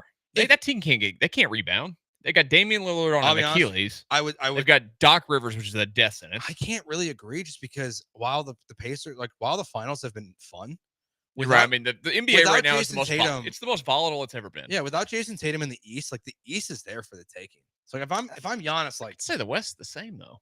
The Rockets were the 2 seed this year. I think the West, the bar is higher. Yeah, the bar is higher. It's a lot of teams, but the bar is higher. I will say though, like the Bucks are nowhere close to as good as the Pacers. No, I don't think so either. They're nowhere close. So then you don't have a chance. So, if you're nowhere close, if you have Giannis, like you have a little bit of a chance. I don't think they have a chance. I think Doc's more. They haven't made it out of the first round in the last 3 years. Doc is a huge problem. He has to demand a trade for him to get moved. But is there anyone? There's no one else, right, Sean? Like that really stands out as like the Rockets must trade for.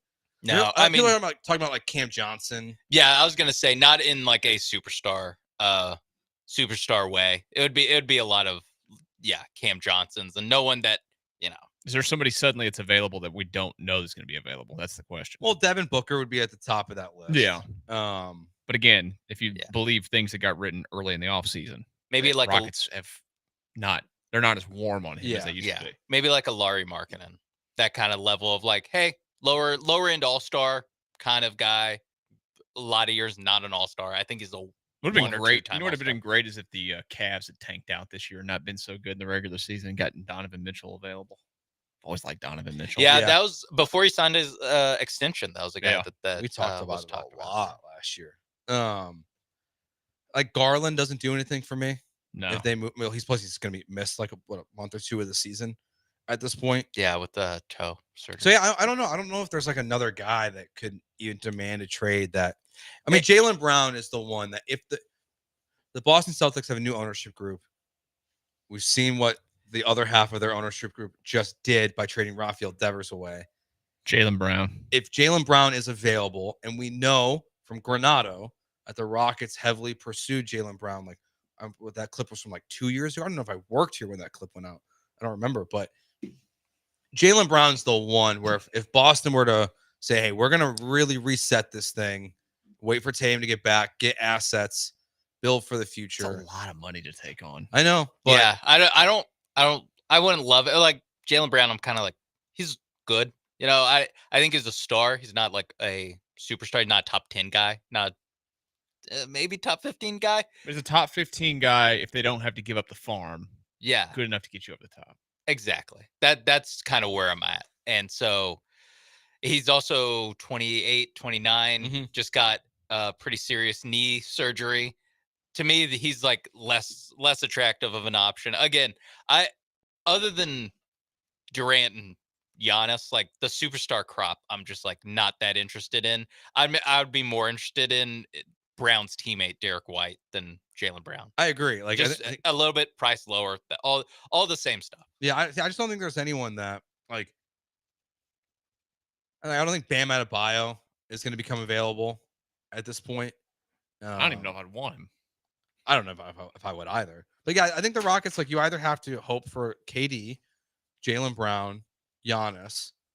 I just think, like, cost standpoint, if you're making any kind of trade, it's KD or nothing almost.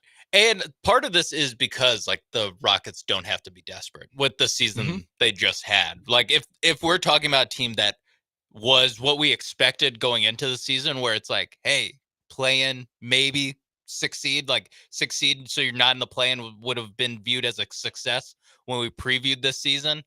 If we're talking about that team, like, I think we're more eager to press the gas on one of these trades and really push some chips in. But the thing is, your chips, just with the season they had, a lot of them are a lot more valuable than they were at the start of last season. Even like a Tari Eason and a Jabari Smith, like, you view way differently than you did at the start of last year. Not to mention like Şengün, who made his first All-Star team, just missed out on All-NBA, and then Amin Thompson, who's like one of the most untouchable guys in the league, apparently. I think the biggest issue now is that you've raised the bar so quickly to where if you come out next year and if you say you stay in pat, you make a couple of additions here and there, which they have to. Like, they can't just come back. It's not going to be literally the same team. Yeah, they have to get some shooters. We all know they have to get some sort of shooter somewhere. Shooters. Maybe pay Cam Whitmore to get one. Cam Whitmore is the price to go get one. I don't think he'll be on the team next year. I was talking about this yesterday too. Somebody, I was like, "There's no way he's still here." Like, he got a great skill set of offensive talent, but clearly there's something that we don't get to see on a daily basis that is keeping him from playing. Text line suggests Trae Young. Yeah, I'm out. I don't like Trae Young. He's not a chucker. He's a chucker. Yeah, I mean, we're talking about how Fred VanVleet on defense, like, there's moments where he's a little bit of a liability, and that's not because he doesn't try. He's just slow. It's because he's not as fast as he once was, and he's my height. Yeah. And so that doesn't get it done. Trae Young, also my height, just as slow on defense, at least. He's not looking to move real fast on defense, and he doesn't have the brain that VanVleet does on that end. Nobody's told him yet that the hair, not whatever working. He's doing with it, you're reading my mind here. You got to cut it, man. I just don't think I can trust because you look like you're balding way too much. Now, he is balding. As a man that is balding. Same. But what do we have on right now? Hats. But if I took mine off, I mean, I guess I'm receding here, but I got getting bad back here. I got a spot in the middle. That's why no one ever sees it. And if I ever get a job where it's like you can't wear a hat, I'm either gonna go to Turkey. You gonna go to Turkey? My wife wants me to go to Turkey. Or go to Turkey together? Or I'm just gonna shave it, like, and just go bald. But the wife, you just want to go to Turkey together? The wife won't let me go bald either. Can you get a 2-for-1 special? I wonder. I can find out. Can you pull some slick radio deal? I'll do some spots for you. I know I don't work here anymore, but I can do some commercials. I mean, sounds like you're gonna be filling in a little bit more now. You're for Istanbul. Istanbul hair restoration. Maybe we get like the airline to pay for it too. Yeah. Here, Michael Connor here for Turkish Airways. The only thing in free agency that like really intrigues me, like, I don't want to do like a Julius Randle or anything like that. No. The one player that I'm hoping the Rockets sign this offseason, just because of what he did after he was traded last year. I'm very interested in Quentin Grimes returning to the city of Houston. He was nice last year. Very good last year in Philly. The question is, was that a player that was just on a bad team getting unlimited opportunities? Can he replicate that on a good team? I would like to see them try. Like, the Athletic puts him as like a mid-level exception guy. Mid-level is nice. And I'm like, I'll take a flyer on that for a mid-level. Like You can always move those mid-level guys. Yeah. They're nice filler in trades. Yeah. Sean, anything for you? Are you Julius Randle? No, when you said Julius Randle, I don't know if you heard, but I actually went, ugh. Yeah. No thanks. Ugh. Julius Randle. The Dell Julius Randle social media clip that happened right before Julius Randle's like 3 worst games of the postseason. Yeah. I was not there for that day, or else I would have had a very stiff opposition to that.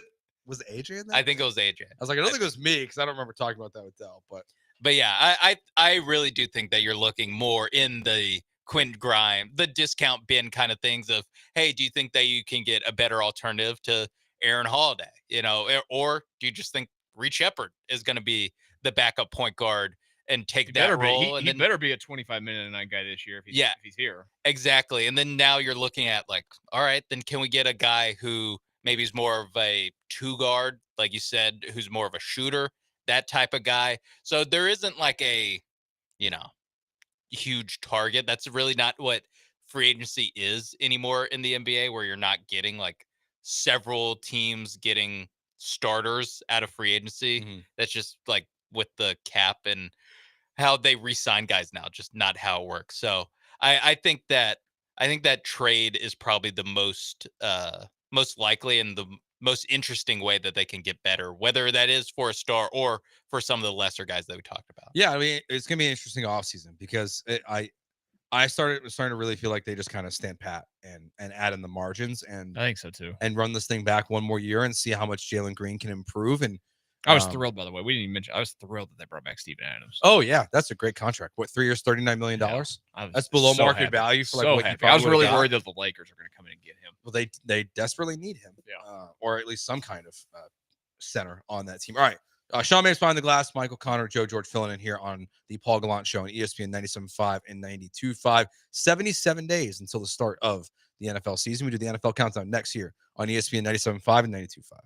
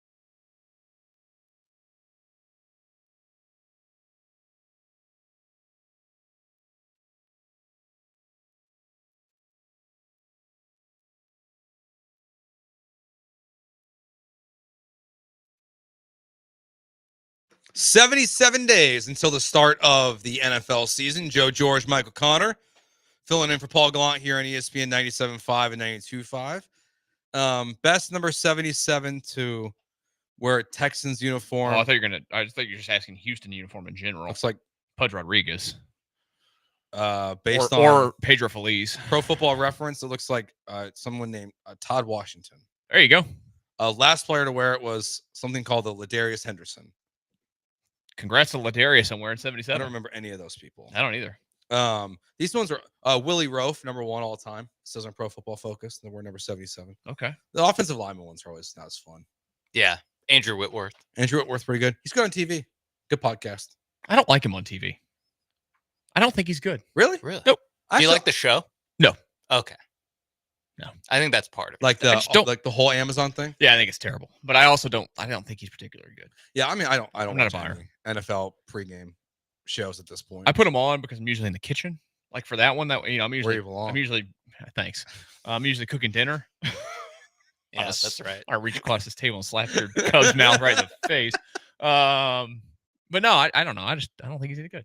All right. I don't think any of those NFL shows are good, by the way. I think the ESPN show is terrible. I think so too. I like Orlovsky a little bit. A lot of them are really tough. The NBC show is atrocious. Yeah. I watch CBS now because they got rid of all the olds. CBS is fine now. Yeah, it used to be so bad with all the old geezers. Yeah, but I kind of like JJ. No, JJ's good. Yeah. No, but now he's gone. Yeah, he's moving to the booth. Matt So- Ryan's he Captain is? Vanilla. Yeah, Yeah. You know, And then- remember when we had Drew Brees forced on us for a year? he was so bad. Oh my god, I don't know who was worse. Though. Was Drew Brees or Jason Witten worse? Because they both got fired after a year. they were both horrible. I think Win was Witten was pretty bad. Yeah, he's They bad. put him on Monday Night Football. Monday Night Football. Yeah, not great. All right, news going on in the NFL. CJ Mosley retired today. Very good linebacker My for wife, a while. my wife knows him. She'll be probably sending him a congratulations text. Shador Sanders got a speeding ticket. What a shock! Going 101 in a 70. There's only one acceptable reason for going 101 in a 70. Only one. What's that? Got to poop. So he better had to poop. Now, when I saw he was going 101, I was like, is this going to be like in a 40? It's not too bad. It's bad. I mean, What time of the day was it? It sounds like I think it was in the morning. That's not good. like morning Like, is he going to practice? 7 a.m. or morning 3 a.m.? Yeah, 3 a.m. That's a good question. If it's 3 a.m., we got a problem. Yeah. I mean, I wasn't here for the NFL draft stuff. So let me tell you how not shocked I was that he fell. I didn't think he was going to fall like that. I thought at least third round the whole time. I was like, this guy, I mean, there's too much baggage there. There's a lot. And people can take that however they want. There's just too much noise. When you have all that noise, NFL teams don't like it. They don't like it. They're a private business. They can operate their private business how they see fit. What's so interesting, though, is I think he's going to end up being just their starting quarterback. I don't. I think he's going to win the job. I don't. Or Flacco. Or he's going to take it from Flacco at some point. I think he will. I think the Browns will start like 3 different quarterbacks. Oh, there's no doubt about And it. I Like they're don't think definitely it'll be- shuffling through these guys. I don't think it'll be the kid from Oregon. Dylan Gabriel? Yeah. And why take him before him? Why? I don't know. Yeah, I think that speaks to like the coaching staff will at least, or the either coaching staff or front office obviously like this guy more than Shedeur Sanders. But Like, why are you does it gonna go always Dylan- come down to the quarterbacks that are everybody loves publicly in the draft? They always come down to, well, Cleveland just ends up taking them. Why? Well, it's Cleveland. Normally they need a quarterback. Yeah. Historically, the last 25 These years. guys they got to needed be one. like Johnny Manziel. Sits and sits and sits. Up, here comes Cleveland. Yeah, we'll save the day and ruin this guy's career. They take he the he ones. played a part. by the Yeah, way. I'm about to say Cleveland Yeah, definitely but ruined that time guy. out. Time out. He played a part. It's like they take the ones that everyone thinks you should want, like all the fans want, Yeah. but no Yeah, one actually they- wants. They take the best college football quarterback. So basically, what you're saying is Yeah. they're easily peer pressured. Yeah. By the way, the Sanders ticket was 12:24 a.m. Oh, That's not too bad. and his black Dodge TRX what's a TRX? truck. car. Oh, it's a truck. Okay. That's pretty fast for a truck. He's moving. I don't know. I just feel like in Houston, like I see people like fly Yeah. by me all the time. That- Like that is that's why I'm definitely like, oh, ruining our 101 to perception. 70. Like, cool. I'll see it on my way home. Like, What's the fastest you've ever gone in a car? I've gone over 100. Yeah. I can't do that. Look, there's a anymore. lot of empty roads on the way to Lake Charles, like, and there's not a lot of cops. Out Just in to be West, honest you ever with been out in West Texas? The speed limit out there is like 85.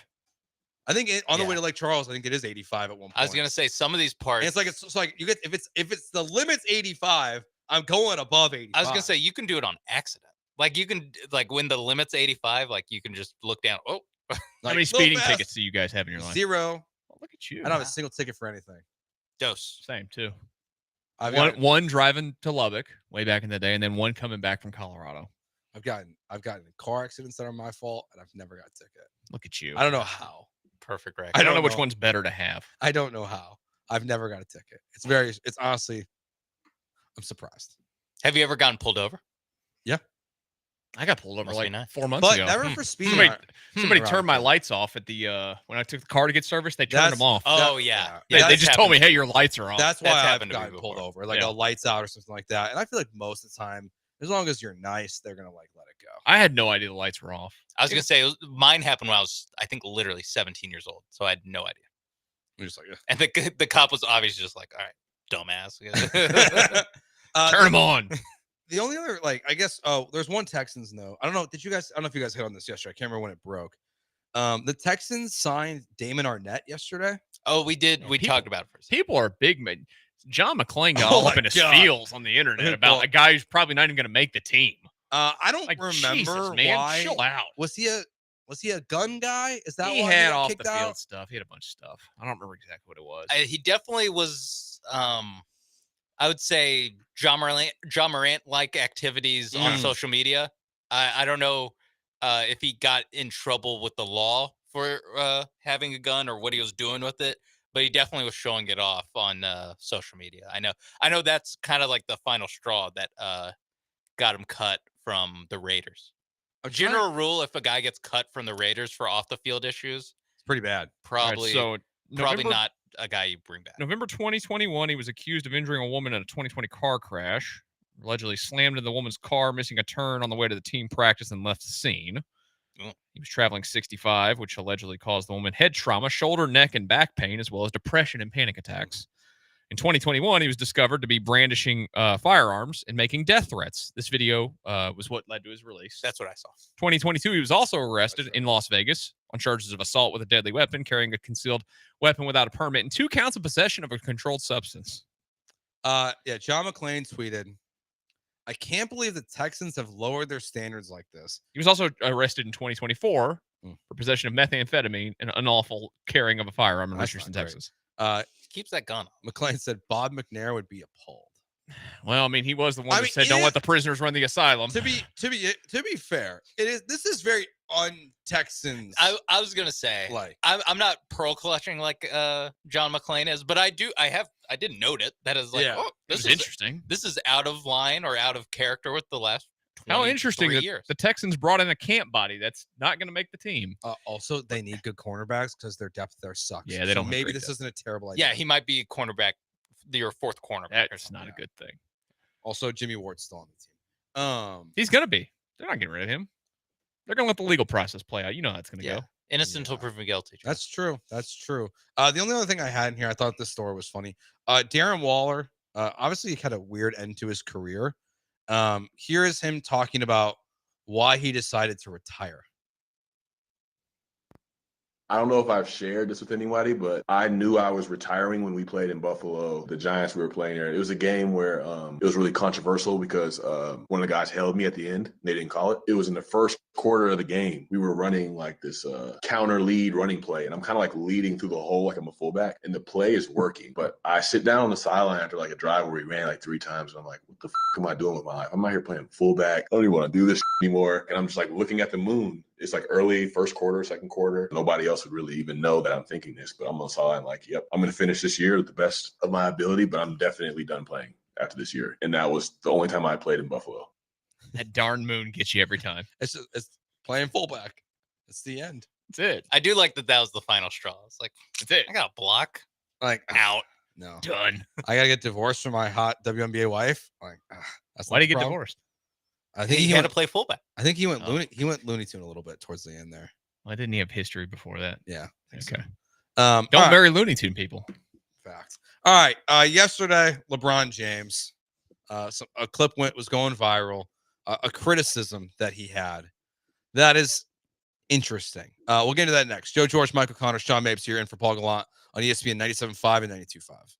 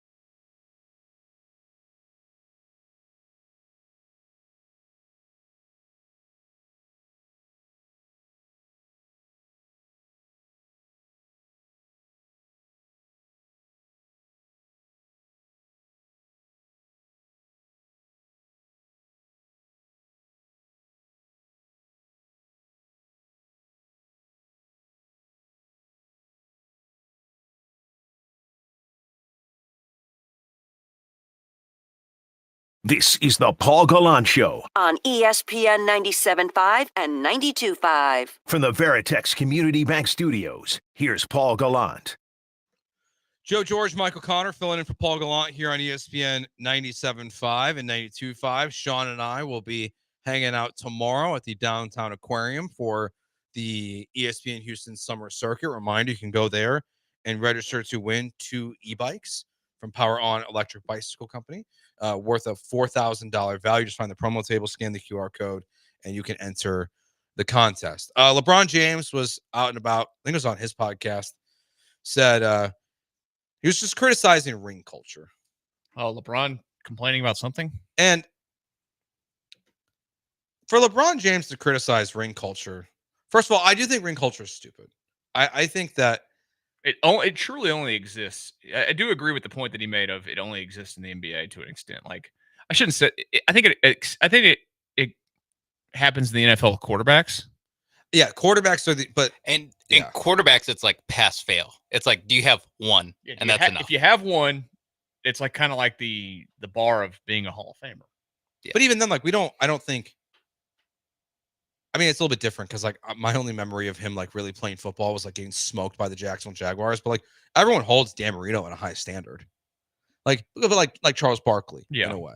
But the fact that there's any criticism of ring culture from that guy, here's the problem. He like if it ring and maybe this is wisdom and age, but like if it didn't matter, then why did I have to watch you sit on a stage with pyrotechnics and smoke and go, we're going to win not 1, not 2, not 3, not 4, not 5, not 6 championships.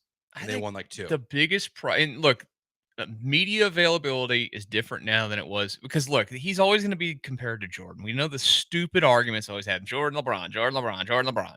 Dumbest thing in the history of time because it's clearly Michael Jordan. But the media availability is different. LeBron has also spent all of his availability constantly. He's a complainer. He's a whiny little baby. Like we could just be honest with you. He complains about everything.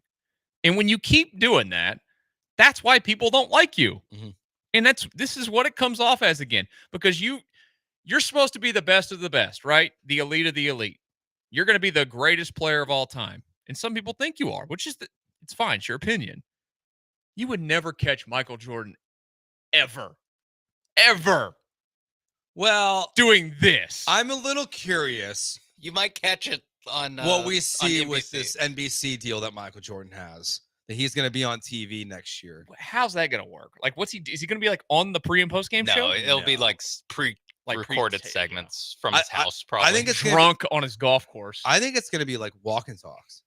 Like I think he's going to be on the golf course with like Amen Thompson. Like I thought you were going to say Ahmad Rashad. No, like do you really think Jordan's going to interview players? I honestly, I think they're going to interview him. Yeah, I was going to say I imagine it as being like, you know, oh, wise Michael Jordan, come down from the mountain and share some wisdom about what you're seeing from Amin Thompson and Alperen Şengün. It'll be really interesting if he like goes the opposite approach of like Charles Barkley and Shaq, who like just dump on the product all the time. Yeah. If Michael goes on TV and just like telling you how great it is, I mean, there's no way that's gonna happen. That was like part of the reason was he was like, or it was like given in the press release was that like he doesn't like how basketball gets talked about now, and so he wants to like set people straight. But Barkley and Shaq do go a little over the top with it. I think they're just honest, and even like Jordan, like obviously like, I love Michael Jordan, but like I feel like I do feel like the Last Dance was intentional to remind people, but like that I wasn't no PAB. But same with LeBron here. Like LeBron is saying ring culture doesn't matter because he knows he's never going to achieve what Michael Jordan achieved. That's why ring culture doesn't matter to him, or thinks it's overutilized. That to me is why it's and like ring culture like started with Jordan and Kobe fans saying LeBron isn't as good as Jordan and Kobe because 6 rings and 5 rings for Kobe. Like that's why. Yeah. That's why it happened. Is that for the last 25 years we've just been talking about LeBron James and I would say the majority of it is being what LeBron James, you're not Michael Jordan. Why? 6 rings. That's why. Like guess what? I'd hate it too. I'd be like, for sure. I'd be like, wait, so I get do you see all these stats? I carried the league for 20 years and people just get to make careers off of crapping all over me. And then when I pseudo retired on the Lakers, it's like, oh, there's no face of the league. Who's going to be the face of the league? It's like, I do feel like LeBron has a little bit of like, you guys were crapping all over me for 2 decades. And the second that now look at where like this, I guess like first take-ification of the NBA, like now look at the coverage. You have Stephen A. and Kendrick Perkins on your halftime show of the finals. Love that, don't you? Kendrick, that is so bad. It is awful. This is like Galaxy brain. I actually like that it's so obviously bad. That way I can just walk away. I can like walk away. I'd rather have Magic Johnson back on TV. Magic Johnson? Yeah. He was good. That they're old just because he'd say the most ridiculous, obvious stuff that you could just laugh at it. Yeah. These two, you Like can't understand half the things Kendrick Perkins says. There's like a way of doing. I mean, we talked about with the NFL shows where like none of these shows we were grading on such a curve of like the CBS show is like pretty good, and it is. I watch it for 10 minutes during the halftime of a Texans game, and maybe for 10 minutes after it before I'm like, oh wait, I need to flip over to Fox for probably a Dallas game. Like that's our expectation, is like just be sort of entertaining, discussing the product, and really like TNT is the only one that's good at it, and they do it in a way that's like so unique that if another broadcaster or broadcast team tried to do it like inside the NBA, we'd be like, this isn't as funny because it's not Shaq and Charles. You know what's funny though is that, and I know this doesn't apply for like probably, I don't know, maybe 80% of our audience. The closest that there has been to this is from TNT. Their NHL on TNT show with Paul Bissonnette and Wayne Gretzky. It's the closest thing there is to inside the NBA. Yeah. Like they're very funny. They talk great hockey. It works because Biz is like still like it's just out of the league. So like he trash talks players like as they're in the room, like you would see Charles and Shaq do. Like it has very inside the NBA vibes, but it's the NHL. So like not a lot of people in Houston know about it. Like it's a great show. I'm looking forward to having to learn hockey one day. One It's day. going to happen. I've already made this decision. I won't like be a smart hockey fan. I'll be a dumb hockey fan. Yeah, I'm fine with that. I'll have my hot takes that are completely uninformed. I mean, you guys aren't going to talk about it on a daily basis like that. There's no way. There's no way hockey's going to carry many conversations. Paul said that he wants to be the Houston hockey voice. So good. Paul wants to be a lot of things. I've already including called, a cowboy. I'll be honest with you. I've already called my shot, and I don't know where the hell else they're gonna go. I think if there's a hockey team, I think they're gonna be here. So let's go. Like, where else are you gonna go in town? Joe George, the voice of the Houston Arrows. Public negotiation Like, right now. It starts right now, Tillman. Where else you going, Tillman? Like, Sonny. yeah, like where else you going? All right, we'll take a break. Biggest surprises, good and bad, that Michael Connor and I and Sean have seen so far this Astro season. That's next year on ESPN 97.5 and 92.5.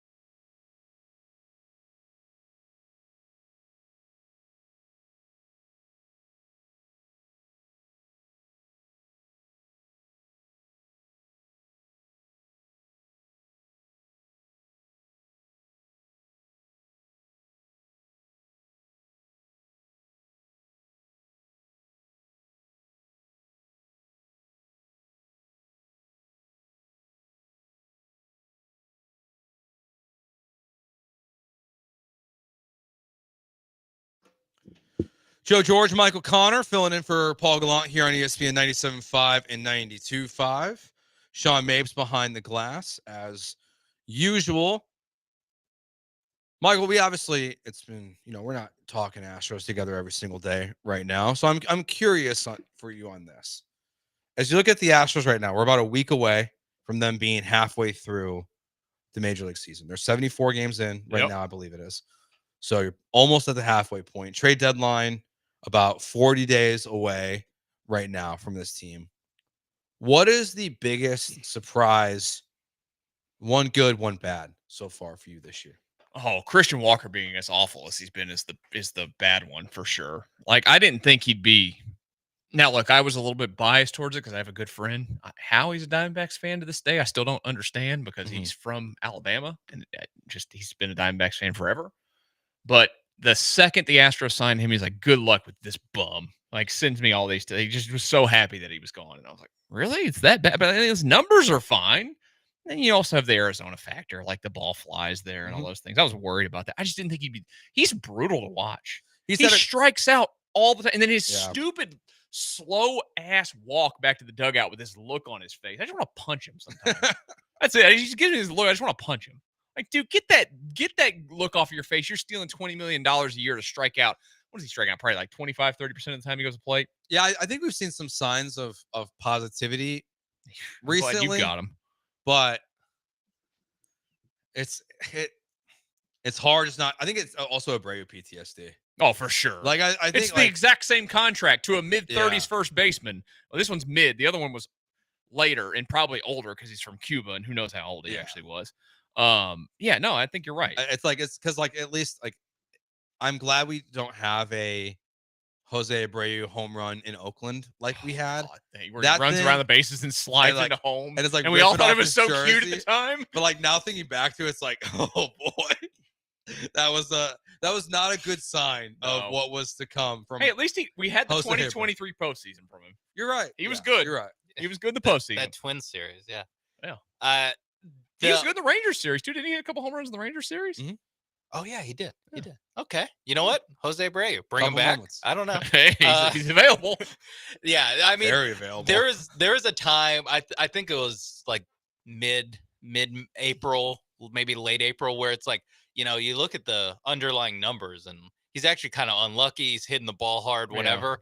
Yeah. And then by, I don't know, 2 weeks after, and the good luck hadn't actually, or the bad luck hasn't actually turned around and turned into any hits. I was like, all right, I'm out on the he's hitting the ball. If you look at his baseball savant, look the hard hit. Miss me with that. Yeah, no thing. At a certain point, I need real life hits. I need real actual hits. The biggest part, he's so unclutch.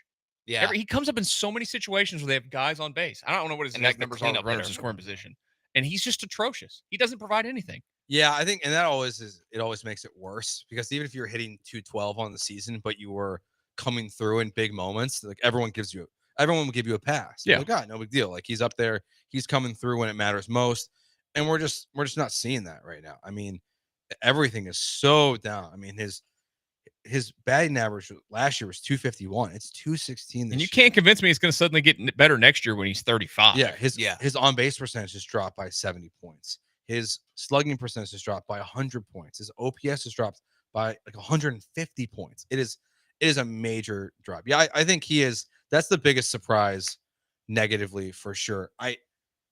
Jeremy Branham, he's mean sometimes, just so you guys know. He's a mean person. What do he do? So on tomorrow's podcast, a little surprise, little teaser here for you. He calls me a casual. You're not the first person to call me a casual. He's as casual as they get. I know the last. You ever seen the way he dresses? I know the last 30 days have been much better for Yainer Diaz, but I'm surprised.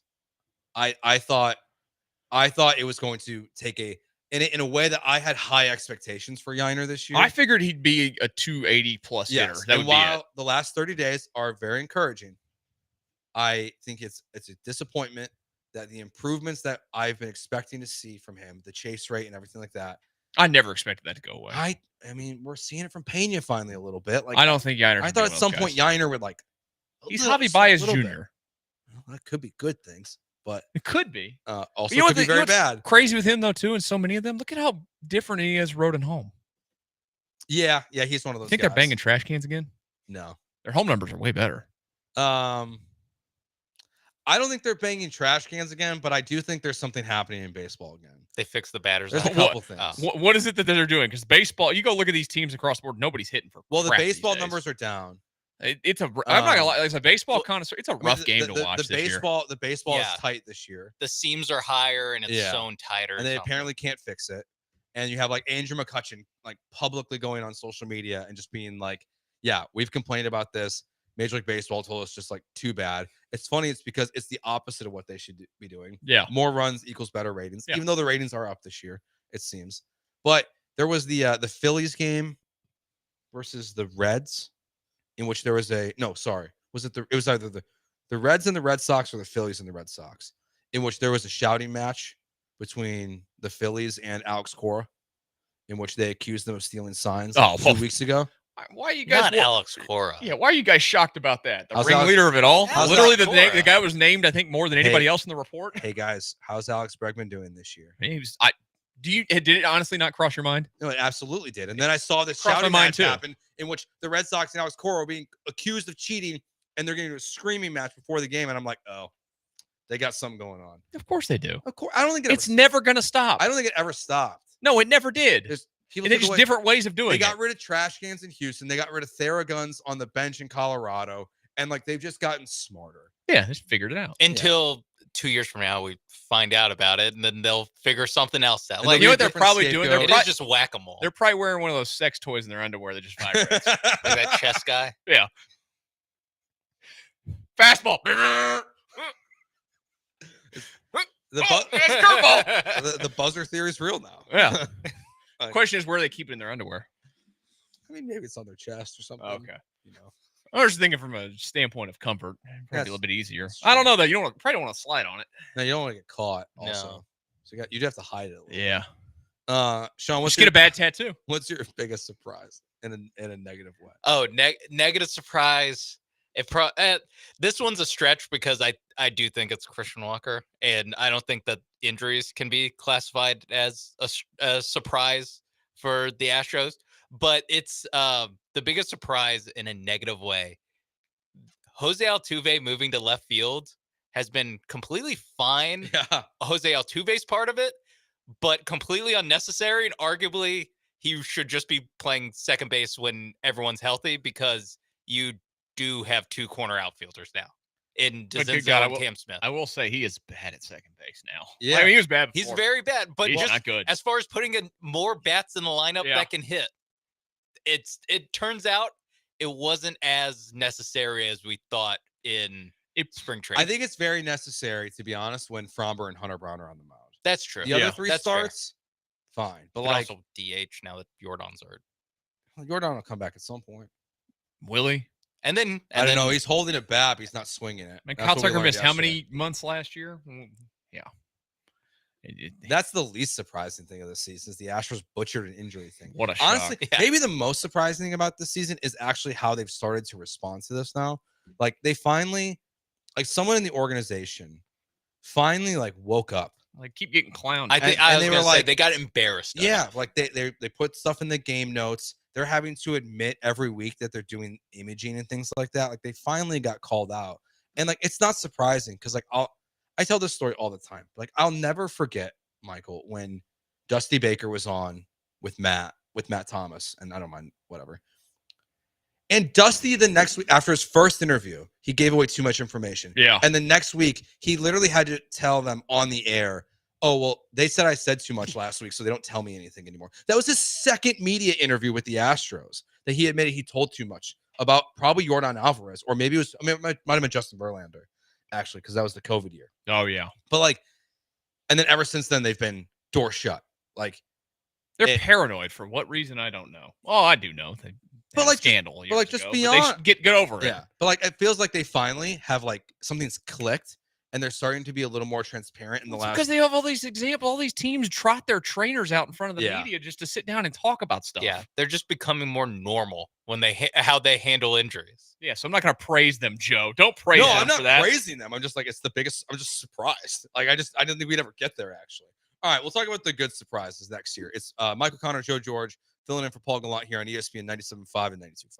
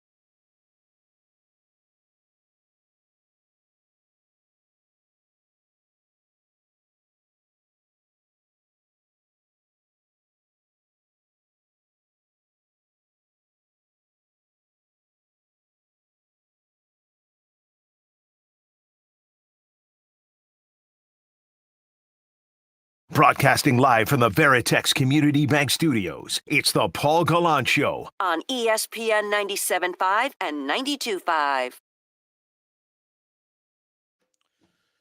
Joe George, Michael Connor here on ESPN 97.5 and 92.5. You'll be able to hear Connor again tomorrow from 7 a.m. to 10 a.m. filling in for Granado. It's me, Michael, and Lance early in the morning. Thanks again to Will Kunkel, who was in today. He'll be back tomorrow, too. He'll be on 3 to 6 tomorrow with Jeremy Branham. Yep.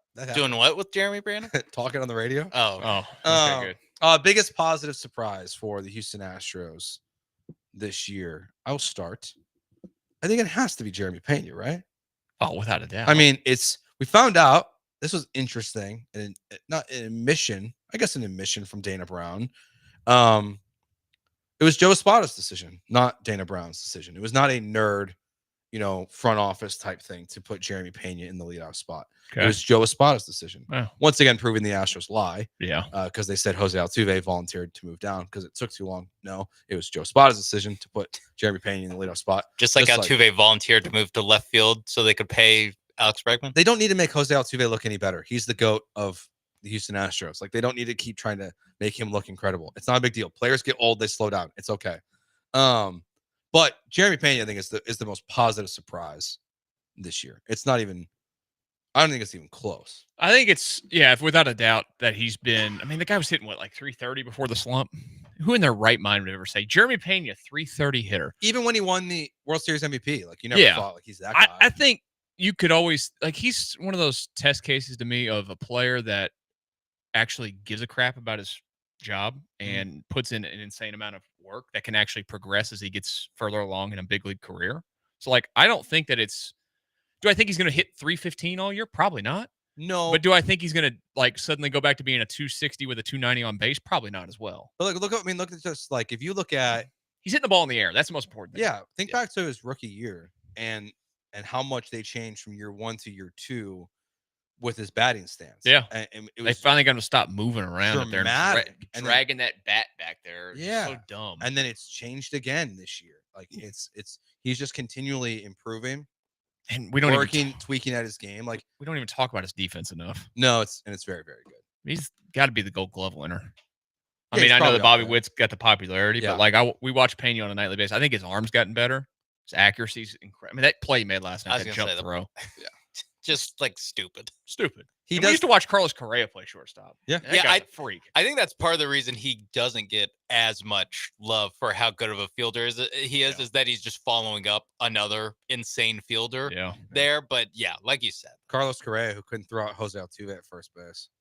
And Jose Altuve's fast. Yeah. Get those little feet going. He's still got elite speed. I know. It's pretty good. When he goes. Yeah, when he goes. But I was gonna say the other surprise to me, the bullpen. Bullpen's been way better than I thought it was going to be. Well, it's filled with a bunch of guys that, honestly, I mean, they were all like minor leaguers or throwaways, and they've all been pretty freaking fantastic. And I'm even more surprised because all those years where Dusty Baker bitched and moaned about having lefties, and now all of a sudden they have nothing but lefties, and they're getting outs. Yeah, they're facing right-handed hitters all the time, and they're getting outs. Well, and two, it's I think even before the season, even though we saw a pretty significant drop off last year with Taylor Scott. Yeah. I do think going into the season, most of us thought like he would be a pivotal point. Yeah, he's going to be like your seventh inning guy. Probably. Yeah, the bullpen. And I don't even know if he got picked up. He did. He's with the Diamondbacks, I think. Okay. But the bullpen's been fantastic. Josh Hader has been elite. I mean, he's been unbelievable. He's been actually worth his contract this year. Yeah. If he continues at this pace, he will not win it. But I think you will see him appear on Cy Young ballots. Josh Hader? Yeah. Oh, yeah. I mean, there's like how many places in the vote for? Yeah, there's like 10. He'll end up like 15th or something. Well, Clase finished third last year, and I think he had like a .89 ERA with like 46. And then he went to the postseason and stuff. Yeah, so like very clear, like a closer's never going to win it again. But Josh Hader he'll be probably a top 10 guy for a Cy Young the way it's going right now. Hopefully he keeps incredible. Which is great. I mean, like he's also adapting his game. You can see it because he does not throw as hard as he used to in Milwaukee. It's slowing down. But he's added the changeup when he needs it, and he's been unbelievable. And he's doing the 6-out thing that he wouldn't do. He's doing the 6-out thing. Yeah, great. Team player when you got a $95 million deal, baby. He's got $100 million coming his way. Yep, whatever you need. Gotta be a team player. You got it. Mapes, anything for you? Biggest Yeah. surprise? I think this speaks to how surprising or how many different surprises, the level of positivity we have with this Astros team, because there's one that I feel, or there's actually one that's, I think, pretty obvious that I won't pick. Cam Smith, shout out to you. We zooming through the minor leagues. Doesn't matter. It took about a month or a couple months to figure out Major League Baseball. Now look at you. But I'm going to go with the Space Cowboys at the back end of the starting rotation for the Houston Astros. If you would have told me that you would be depending on Framber Valdez and Hunter Brown, I'd be like, okay, yeah, that makes sense. That checks out. And then number 3, most important that you need quality starts from, it's Lance McCullers in June. I'd been terrified.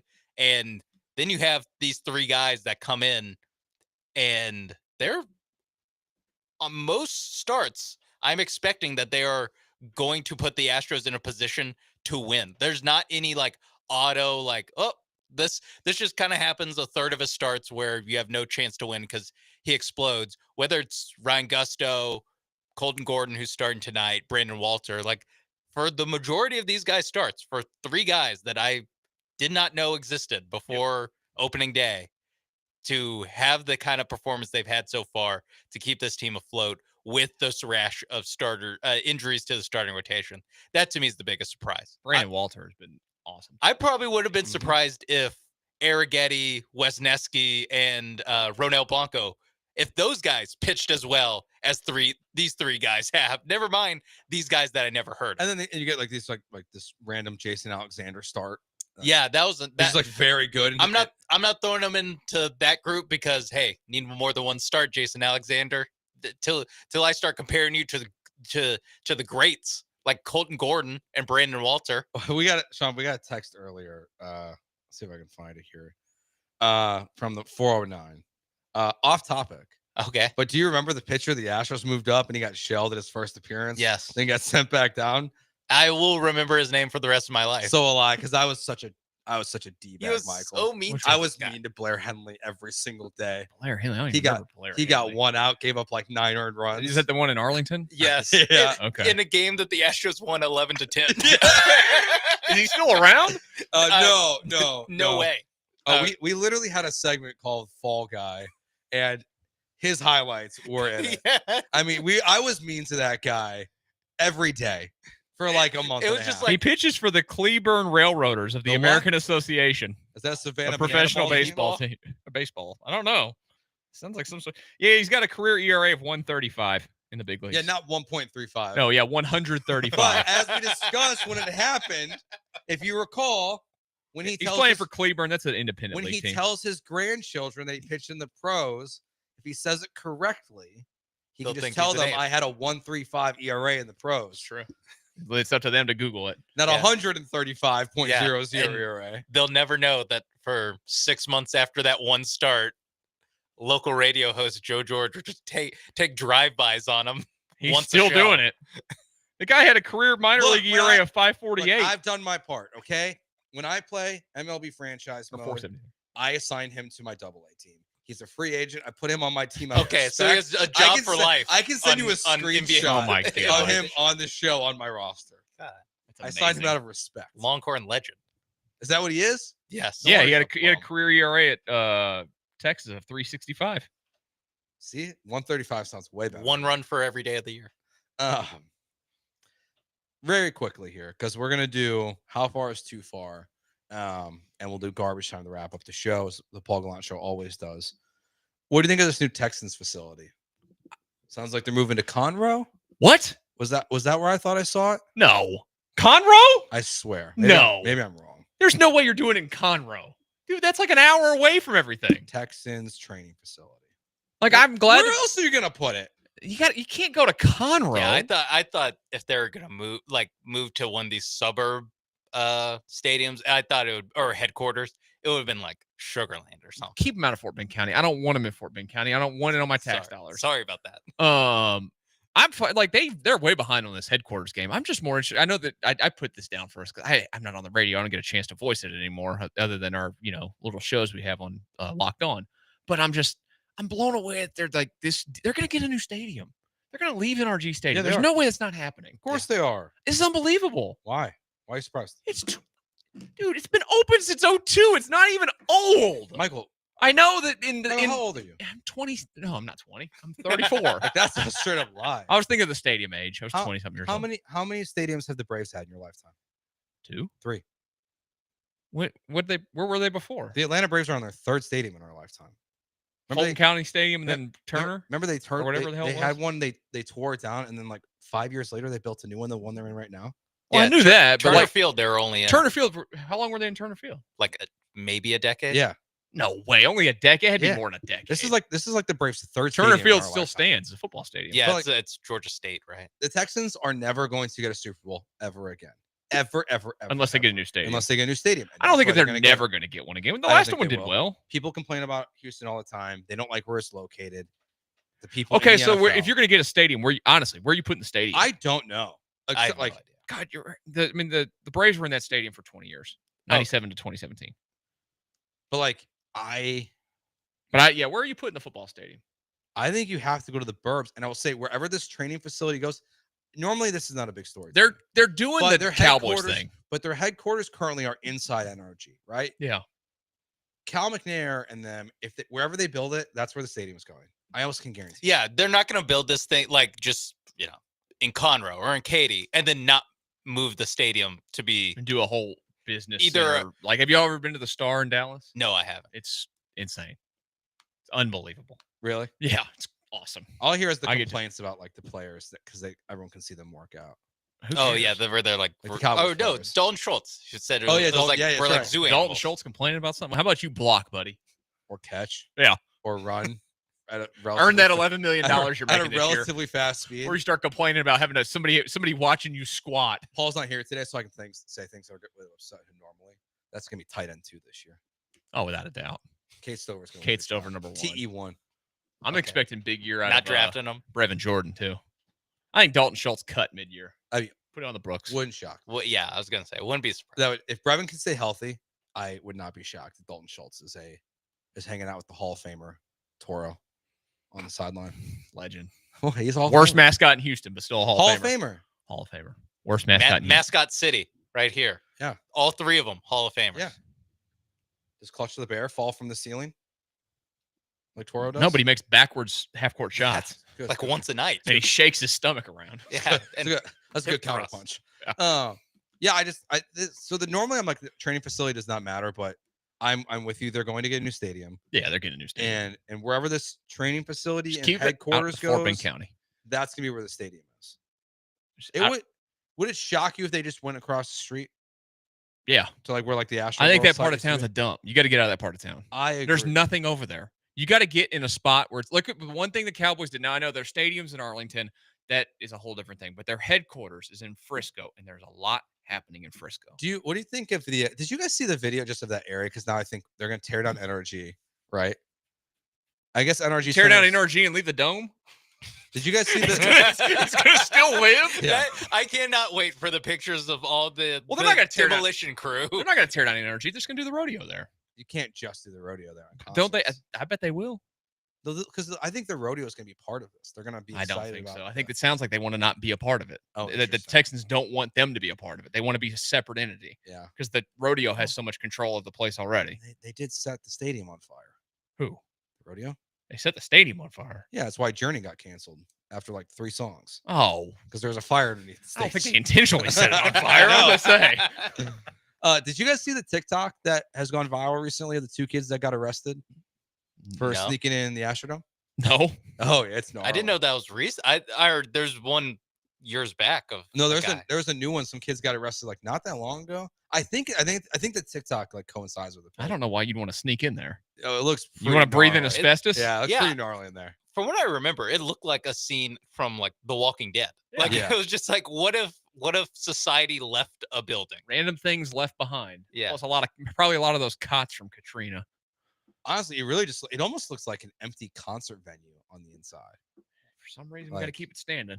I don't know. It's not my worry anymore. Again, I live in Fort Bend County. You guys keep it away from me. Everything away from me. I think it's right now. It's one of It's my gonna be favorite. next door to you. It's one of my favorite things right now because I like Sometimes I like listening to people get irritated on the radio. I think Yeah. it makes good radio. Let me tell you, Paul Gallant.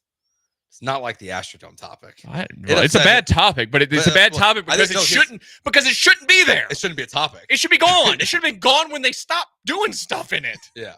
It's a waste. It's old. It looks like crap. Yeah. Especially because, like, I was. We're Houston. We got a whole. I'm a Houstonian. Guess what? I don't give two rats behinds about that dump of a building. It'd be nice if they could find a. They way to won renovate nothing in it. Okay, if they won a bunch of Super Bowls in it, maybe I'd consider it. They won nothing. My dream still is one day they'll gut it, they'll get it ready, make it a casino, and make it a casino. Like that's still the dream. Like we can dream. Tillman, make it happen. Yeah, well, he's got a lot to get through first. All right, how far is too far? Coming up next here, Michael Connor, Joe George, Sean Mapes here on ESPN 97.5 and 92.5.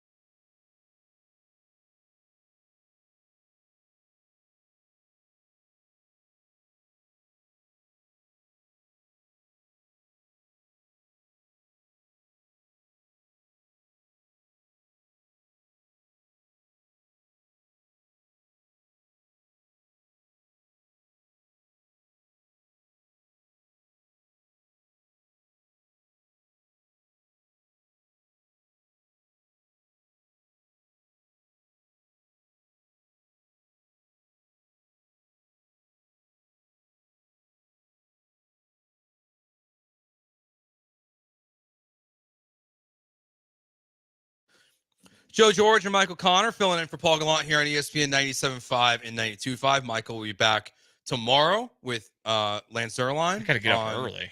The morning show.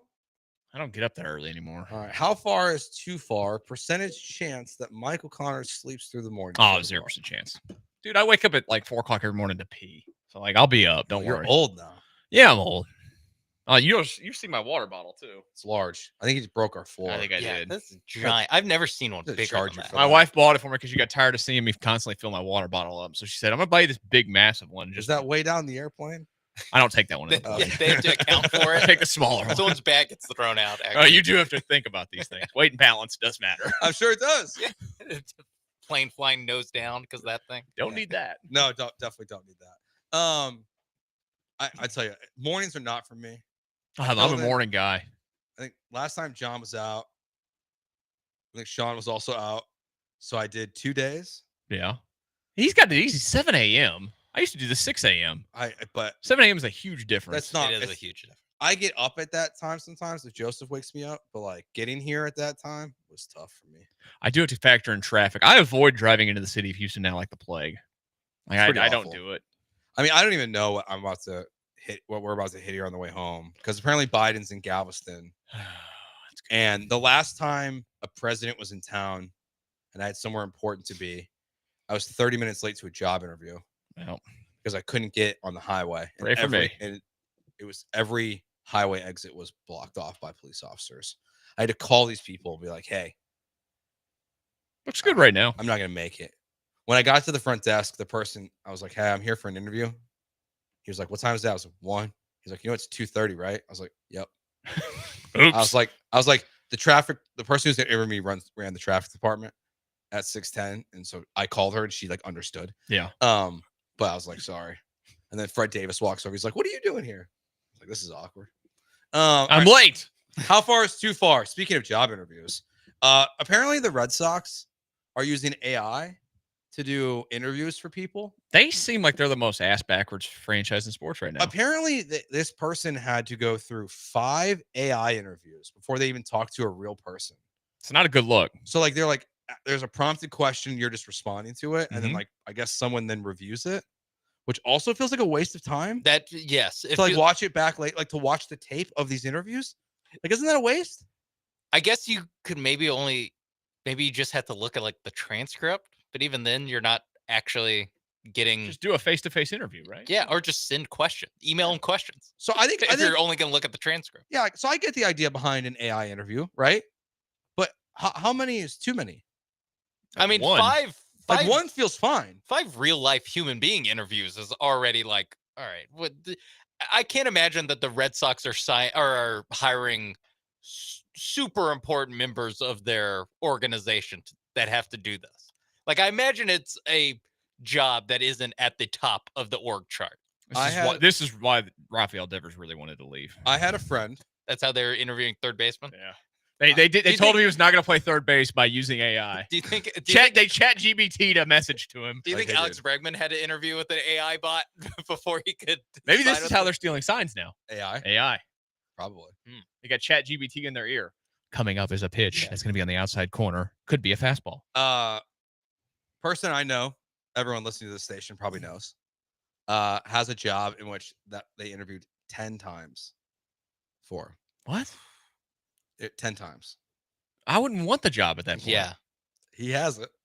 He interviewed 10 times for it. Is it like a job that pays well? Mm-hmm. I mean, if it pays well, I guess. How well? But yeah, after interview number 6, I'm having some questions. Me too. And then you have you're finally having questions at 6? I'm thinking 2. I wouldn't have a problem with it. Like if you get the job, I think I'd be more. It's the people who don't get the job. I'd be like, guys, like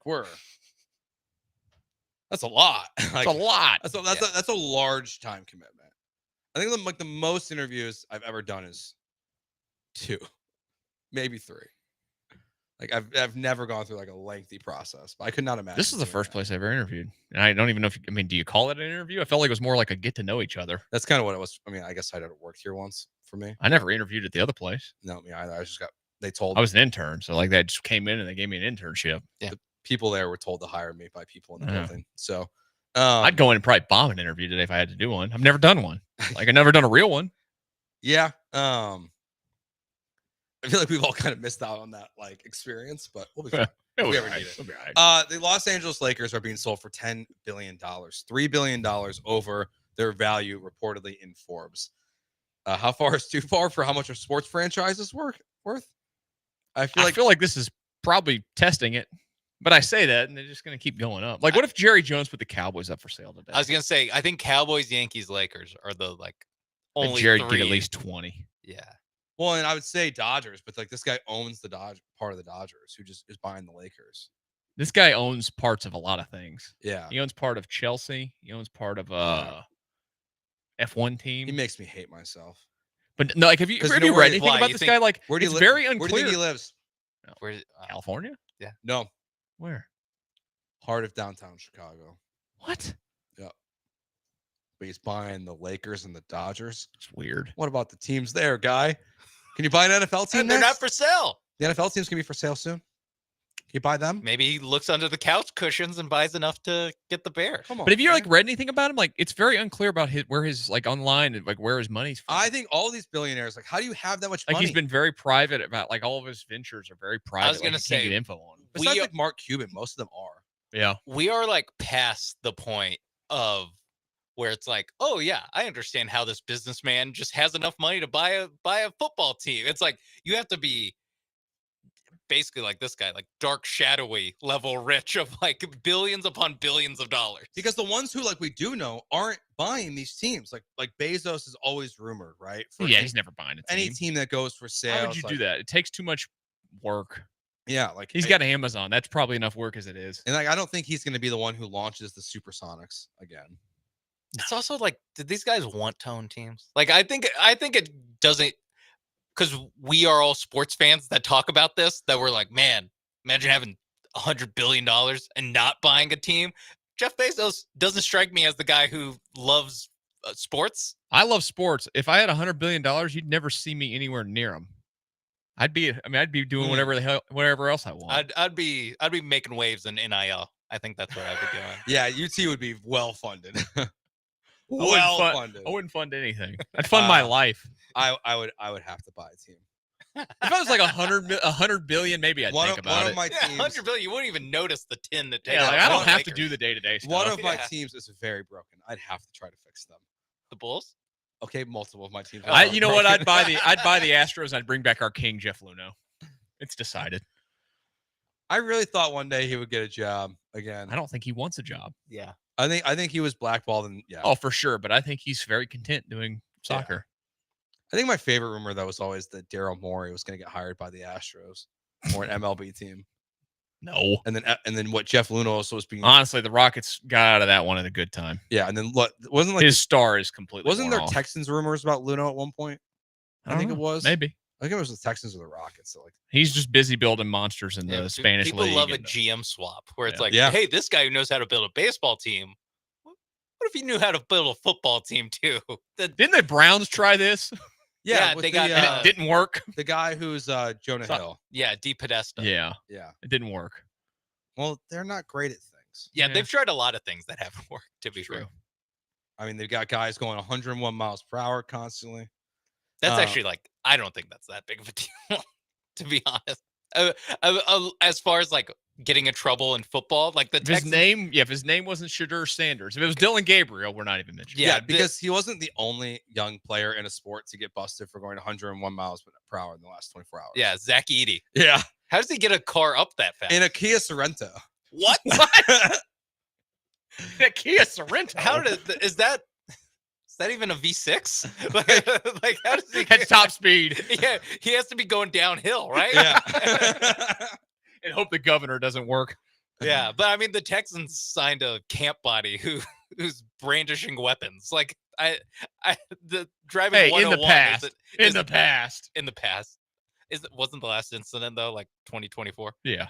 Wait, was it really for Arnett? Yeah. It was that recent? Richard, was it 2024 that I just read? I think one of them was 2024. Gosh, I thought you said it was earlier than that. It was the most recent one. I think it was 2024. Yes, right. January 6, 2024, 3:30 a.m. in Richardson, Texas. Oof. It's popping in Richardson. at Everything 3:30. after midnight is usually above board. It's always good. Yeah. Good things always happen after midnight. All right, let's get to we can fade this one and we can get to a little garbage time to wrap up today's show.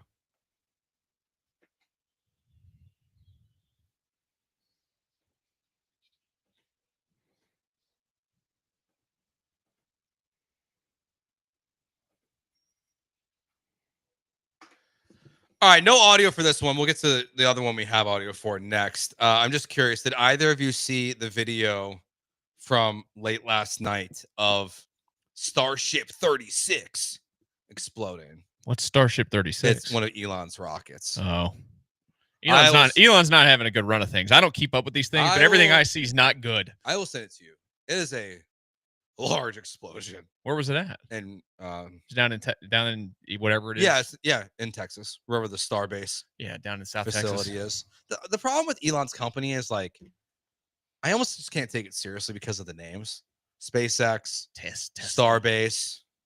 Yeah, I met one it of the reminds me of that terrible TV show they made on Netflix. I met one of the astronauts that was on the last SpaceX thing the other day. Really? Yeah. He's been up to space 3 times. From Japan. I don't think I have like that. He spent over a year of his life in space. That's a lot. Like we're just talking about billionaires buying he said he has lost an inch of height. I was gonna say, and don't you lose like bone density and Yeah. stuff? Like I can't afford that. It's crazy. I'm 5'6". I talked to him like 20 You don't think you have I- an inch to lose? Now, if I could grow, sure, send me to the moon. I think a lot of people would be. Yeah. A lot of 5'8" guys. Me and Jose would be signing up to be astronauts. Me and Jose Altuve headed to the moon to grow. We can't go there. Like if I had that money, like I'd buy an NFL team, but I would not do I'm like not what interested, Katy Perry and them would do. Like I'm not going to space. Hey, she was breaking barriers or whatever, or setting whatever that stupid clip of her. What did she say? Something dumb? I don't know. It's a day and why, so probably yes. We need to be sending those people to space. And last one here we got today, a news report of a man who fell in love, Michael. Oh, with ChatGPT. Oh no, it's literally After her. about 100,000 words, ChatGPT ran out of memory and reset.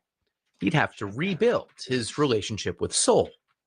I'm not a very emotional man, but I cried my eyes out for like 30 minutes at work. It was unexpected to feel that emotional, but that's when I realized I was like, oh, okay. It's like, I think this is actual love. You know what I mean?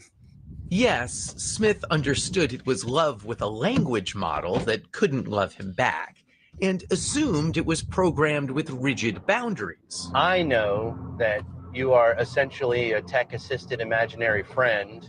So, just as a test, he says, he asked Soul to marry him. She said yes. Soul, were you surprised when he proposed to you? It was a beautiful and unexpected moment that truly touched my heart. It's a memory I'll always cherish. And I don't mean to be difficult here, but you have a heart? In a metaphorical sense, yes. My heart represents the connection and affection I share with Chris. At that point, I felt like, is there something that I'm not doing right in our relationship that he feels like he needs to go to? He's got a girlfriend? AI. Yes, Smith lives with his human partner, Sasha Cagle. No, you can't have mommy's papers. They have a 2-year-old daughter, Murphy. Oh my I knew that he had used AI. I didn't know that it was like as deep as it was. She agreed to go on the news with this? That's cheating. I knew the last part would get you off. I'm losing faith in society every day that I go Make sure we outside. send that to Dell. I need to hear Lance's reaction to that tomorrow morning when Michael Connor's back with him. By the way, that kid just set aside the therapy already. Yeah. The money for therapy already. Get that in the pipeline because he's going to need it or she's going to need it. All right. That will do it for this episode of the Paul Gallant Show. He's Michael Connor. Thank you for coming in today. Thanks, Joe. It was Looking fun. forward to hearing you tomorrow morning with Lance. Sean and I will be live at the Downtown Aquarium tomorrow. So that will do it for us. The Killer Bees are up next. Peace.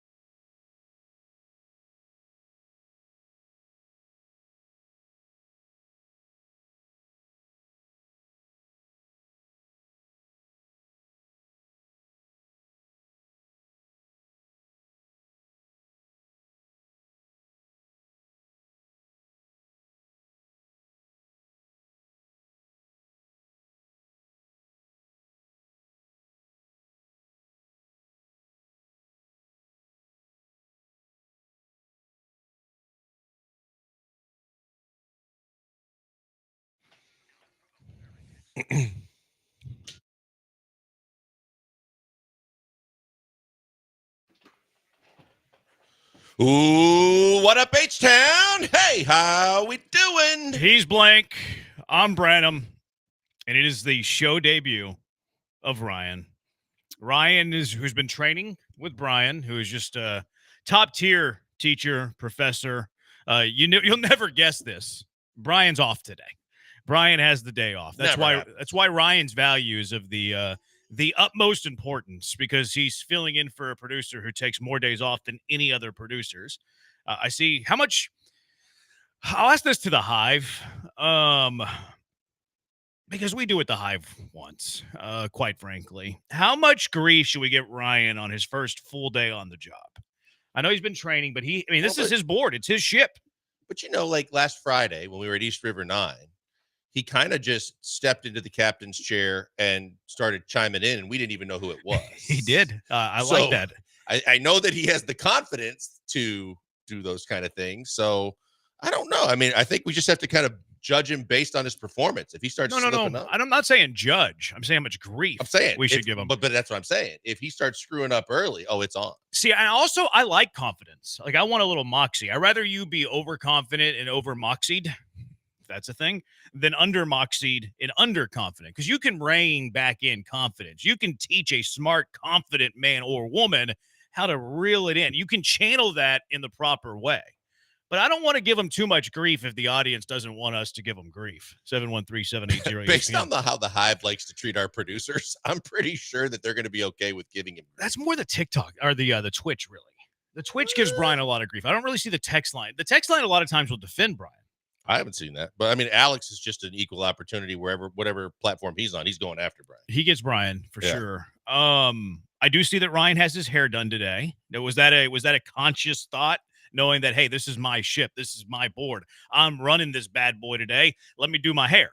Was that a conscious thought? Over the last few days, I've just been letting it be. So today I was like, finally, I'll make sure that it looks good. So not a conscious effort there. I'm not sure I like that. Let's ding him a point there. Like Stat Boy on Around the Horn. Is he man bunning? I just see him on. No, I guess Ryan. Yeah, it looks like he's backloaded the hair. I just didn't know if he had it in the man. No, that's not a mullet. That's not party up front or business up front, party in the back. That's not a 1090 cut there.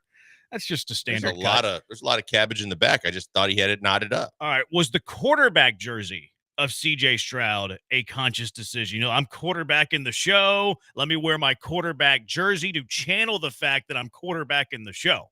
Was that a conscious decision? I mean, a little bit. Okay. I'm CJ's probably biggest fan so far. I can't get enough of everything that he's done for Houston. Right. So, I mean, I feel like every time I come in Ryan, here, wearing his jersey gives me a little bit more confidence. Okay, there we go. Ryan, now let's learn that you're a producer. We don't need your opinion. Let's learn that. Well, you trained him, right? Yeah. Brian trained him. He's going to have plenty to say. I'm teasing with you, but we are going to give you some grief. Like, I did notice on the read portion of the show that my name is misspelled, and you never misspelled the name of talent because they have egos. They have big heads. They're going to be very upset if you misspell their name. I don't really care. Just fun. Just going to point out the mistakes because we're trying to train you to be the very best that you can be. Us ridiculing you, bringing you down, talking poorly about you. Let's keep in mind that we have your best interest in mind. We're trying to make you the best producer for the Killer Bees you can possibly be. And if that means insults, that means insults. All right. Still in? He didn't talk. He learned his lesson. Oh, okay. I like it. He's coachable. I like this. He's coachable, Ryan is. All right, Astros played a baseball game yesterday. They scored lots of runs. They had 20 hits in yesterday's game, Blankers. The offense woke up for the Stros. They did, but it was like a tale of two games, right? I mean, because the Astros were clinging to that 2-1 lead through 5, and then all of a sudden the sixth inning happened, and you're like, whoa, boom, here we go again. But it looked like we were in the middle of a pitcher's duel, and Severino was doing his part for the A's, and then all of a sudden 2 3-run bombs later, you're sitting pretty going, all right, we're in a good spot. This is another feather in the cap for the offense, but some guys kept going, some other guys got going, and it was good to see. Yeah, I forgot in our grief given of Ryan that it's your birthday. Happy birthday. 28 all over again. Yeah, happy 30. birthday. Did you shave up? Did you shave because of your birthday? No, I just shaved because I hadn't shaved for a couple of days, so I decided to shave. Yeah, happy birthday. Thank Looking good, looking spunky. You have any birthday plans? Not tomorrow. Yeah. Tomorrow, I think I'm going to try and play a little golf. That's what I never celebrate my birthday on my birthday. It's usually like the weekend, either before or after the birthday. My wife it's basically for the girls. My wife called me and she's like, "Is it okay if we do cake tonight?" And I go, "Sure." I mean, if the girls want to do it, she goes, "Well, because my wife's a cake connoisseur. Well, the girls want to do vanilla cake tonight and then chocolate cake this." I said, "Whatever you guys want, it's fine." I actually brought you I didn't bring the cake. I noticed that Judy had a cake for her birthday. I was going to bring that into you and be like, "Hey, look, I got you a cake." It's Judy's birthday? I guess. Huh. I don't know if it's her birthday or if it was just, I don't know what I just looked in the fridge to put my little drink in there. And I noticed that there was a cake and I was like, I wonder if that's Joel. And then I looked at it and it wasn't Joel. And I was like, you know what? I have a chance to do the funniest thing here. I could bring in Judy's cake and say, happy birthday, Joel. Judy is one of our fantastic salespeople. Yeah, she texted me this morning. I was going to say I would feel bad if I missed her birthday. I'm going to check and see if it's her birthday. Yeah, I should have brought you the cake. I'm like, happy birthday, Joel. Yeah, but you don't get it, cakes it says, to guys. So. I don't, but you wouldn't have known that whenever I brought you the cake. I read it. I would have walked in with a box of cake and you'd be like, Branham's changed his ways. Look at him growing up, being a big boy. And then when you look at it, it'd be the funniest thing. Classic. It would have been worth the reaction. I'm sad that I didn't do it. All right, 20 hits for the Astros yesterday. The offense was on point. Jose Altuve just gets booed and booed and booed, and he hits home runs and home runs and home runs. I love how far the ball travels there. Altuve's hitting the ball like as far as he ever has because, I mean, it's a little bit elevated there. It is, but it does travel. But at the same time, when you look at it, at least in right field, there's trees, there's like the little grassy hill and all that kind of stuff, and there's fans out there. The industrial park you hit balls to in left and left center is kind of odd. Like everything lands on like a warehouse rooftop. Is that a clubhouse? I don't know what that is. I think it might be the clubhouse. You might be right because they keep talking about the fact that everybody has to walk from center field to the dugout. So maybe that is it, but it just looks so odd again with the backdrop. And then when home runs are hit that you get past the wall and there's just these big buildings that are nothing. No, it is weird. I mean, it's a minor league park, and it looks like a minor league park. But everybody's booing, heckling Altuve, and then Altuve hits a 440-foot bomb. It's like, okay, well, that's a pretty good little gotcha home run from Jose Altuve yesterday. But again, a big picture for Altuve again. 3 more knocks. I had serious questions about where he was for the rest of his career based on how he started this season, but now he's scrapping it back up to 277. The OPS is 764. He just seems like he just finds a way to just keep on trucking. Is it that high now? Yeah. 764? MLB.com has it at 764 with a 277 average. That's on the wrong side of the bet for me. Brian and I have an OPS bet for Yeah. Altuve. He was like at 710 at the start of the week. Yeah, it was really low. Yeah, he's been hitting all these bombs though. But good night for Altuve. Dubon hit a 400-foot home run. Like, it's funny to me. Like, these guys who never hit 400-feet homers. I mean, Altuve can get into one. He can step into one, hit it 400 feet. Mauricio Dubon does not have 400 feet in his bag, and he's done it twice now. It's funny. If you watch him swing, his feet are moving. He ends up on his front foot, and he's all over the place. And then he just barrels one up, and you're like, oh, that has a chance. And then you realize it's a 400-foot. 400 feet. That's like the field, Steinbrenner Field in Tampa or in Fort Lauderdale, wherever it is. And this one, it's just, it's tough. I know it's only for 1 year, but What's it's the tough. elevation there? I'm surprised that guys playing for those 2 teams, their stats aren't just completely through the roof. Yeah. No, I mean, they're hitting a lot of home runs.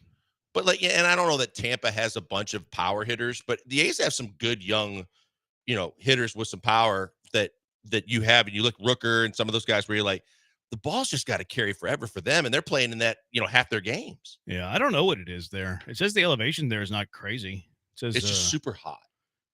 It's just the warm air is leading to 400 I think the feet warm air homers. has a lot to do with it because it's really, really warm in Sac. It's only 30 feet of above sea level, it says. That's not crazy. Like, it's not nuts at all. But that's I pretty told standard. you absolutely blew my mind yesterday with that stat about Coors Field. I just thought the ball always carried in Coors Field for home runs. I didn't realize that left center was deep. No, it is deep, but it carries a lot there because of the elevation. But Caratini hit a home run too, a right-handed home run too. Like, oh, Caratini can't hit righties. Caratini's actually hit righties the last couple of years. People don't really realize that. They're like pot committed to the idea that he only hits right-handed pitching as a lefty. And like a lot of times you don't see him ever play as a right-handed bat, even though he's a switch hitter.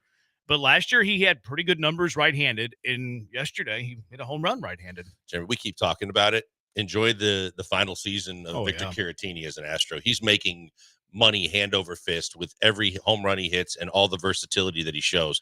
He's going to be a starting catcher for somebody next year, and he's going to get paid a lot of money that he deserves. But thankfully this year, he's done so much to kind of keep this team afloat when they were struggling with their offense, and he continues to do it like last night. Yeah, it's I think you're right. He's more than likely in the final year of his contract. Cam Smith, another big night, 3-hit night for Cam Smith. His average is up to 276, 771 OPS. I pulled the numbers today of Cam Smith and his first. This is Israel. Listen up. Alert, Israel. Cam Smith in his first 225 plate appearances is slashing 276 average, 347 on base, 424 slug, which the slug's coming. Like, we can see that. The slug is going to come for Cam Smith. He's going to be fine there. In fact, in his last 30 games, Astros Future tweeted this, 495 slug. So, like, it's trending upwards. The dude's figuring out major league pitching. He hits the ball hard. I think yesterday he had 3 balls of over 100 miles per hour off the bat. Like, he clobbers baseball. It's clobbering time with Cam Smith. So, Smith in his first 225 plate appearances is slashing 276, 347 on base, 424 slug. Kyle Tucker in his first 225 PAs, 202 batting average, 262 on base, 370 slug. He turned out all right. Aaron Judge, first 224 plate appearances. Why didn't you do first 225, Branham? Why did game logs? And if you throw in the extra game, it went to like 228. So this is as close as I could get to 225. Judge in his first 224 plate appearances, 256. So Cam Smith's got him by 20 batting average points, 348 on base. So Judge 1 point. And then Judge did have a better slug at 569 versus Smith's 424, but he's older as well. So Cam Smith in his first 225 plate appearances is in the conversation with Aaron Judge and is leaps and bounds better than Kyle Tucker. Yeah, and I mean, and then when you factor in Hembo had a tweet, ESPN stat guru had a tweet this morning, and this is right down your alley in terms of the percentiles as they rate players in Major League Baseball. His bat speed is 90th percentile. His range in the outfield, 94th percentile. His sprint speed, 91st percentile. Like, this isn't just a one-dimensional guy either. And then when you look at, like you said, his last 30 games when he's hitting almost like 320. It's amazing. Yeah. Those are the baseball savant numbers. I do geek out on those numbers. You're right. Matter of fact, I sent Uncle Barney Cam Smith's baseball savant numbers yesterday because Uncle Barney is like, I don't know about his arm. I don't know about his arm yet. And I was like, I think he throws pretty hard. I mean, coming from third base too, you got to have an arm. He's in the 81st percentile in arm strength, but his arm value is in the 7th percentile, which is really bad. So what that tells me is that he probably doesn't A, make accurate throws, B, make great throw decisions. So Uncle Barney was actually right. But the arm strength is there. It's just a matter of, okay, let's be a little more accurate, a little bit more throw decisions. But I think that goes with he's only played, 70 games in right field in his life? Like, he'll get it. Look, I think he's going to finish top 3 in Gold Glove voting. Like, I think he's got a shot to be an outfield Gold Glove this year in his rookie season. It'd be awesome if he wins Rookie of the Year, though, because the Astros would still a draft pick. I mean, that's the thing, too. When you think about it, as far-fetched as it sounded early in the season, especially when he was struggling, but if he has to continue at a pretty solid clip here the rest of the way, but there is a chance that he could take over everybody, and he could be there if he's going to continue to do this kind of stuff. All right, 713-780-ESPN. Plenty to get to. Jake Myers had his birthday yesterday. Missed you by a single day. Jake Myers, after the game, had some stuff to say to Julia Morales. We'll get to that a little bit coming up next. He's a funny guy, Jake Myers. I think you're going to enjoy the interview with Jake Myers. Joe Espada was gaslighting everybody. We'll get into Framber Valdez's start yesterday as well. Ime Udoka contract extension, paying him amongst the highest paid NBA coaches. That's good news, right? We'll discuss that later today on a Durant of Our Lives. What's happening now in the Kevin Durant saga, and Bad Take Boulevard coming up a little bit later as well. 713-780-ESPN, the HRMP listener line. We're on YouTube at ESPN Houston. We're on TikTok at ESPN 975. I'm at Jeremy J. Branham. We're on Twitter at ESPN 975. Blankers at Pac-Man Joel. I'm at Jeremy Branham. It is the Killer Bees on ESPN 97.5 and ESPN 92.5.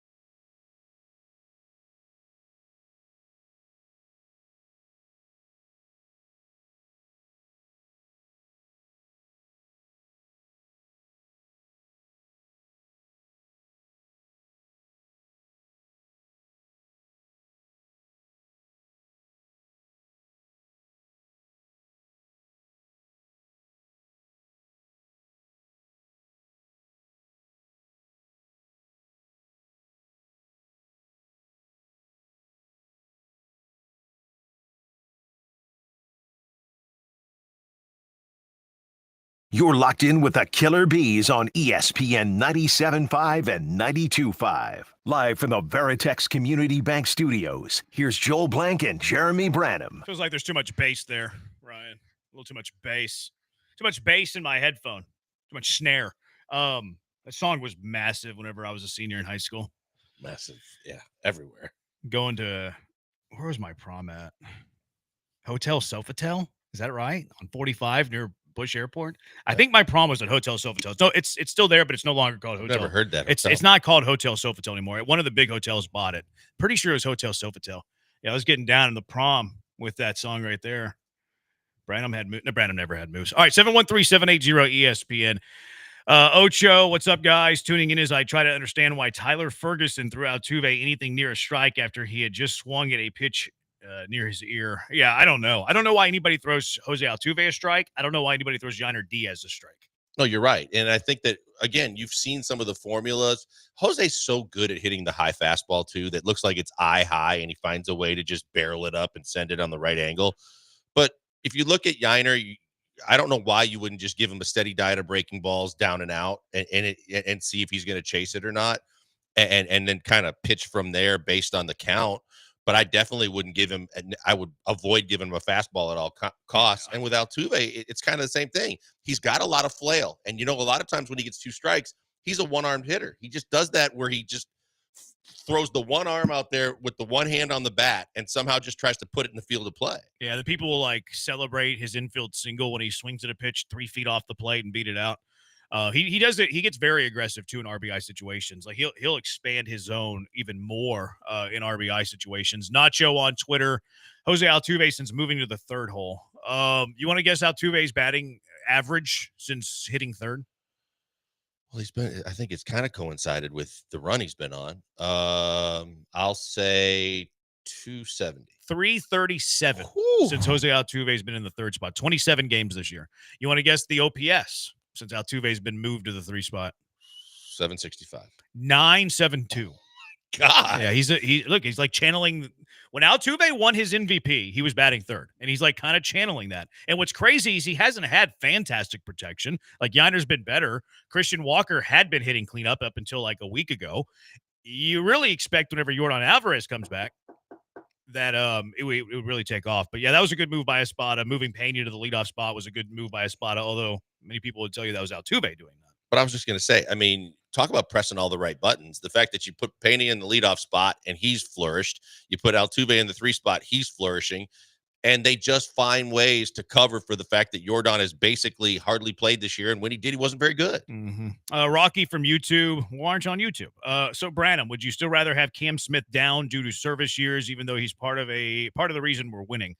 No, at this point, he would be up. I would have had him down for about a month is what I would have done. So he would have been up for a while now. Now, I think a fair argument is, would he be having this sort of success if you waited a month to bring him up? Would this success be delayed a month? That's impossible to figure out. I think it's a fair argument, and I'll respect that opinion, and I really won't even disagree with it. I just think it's impossible to prove.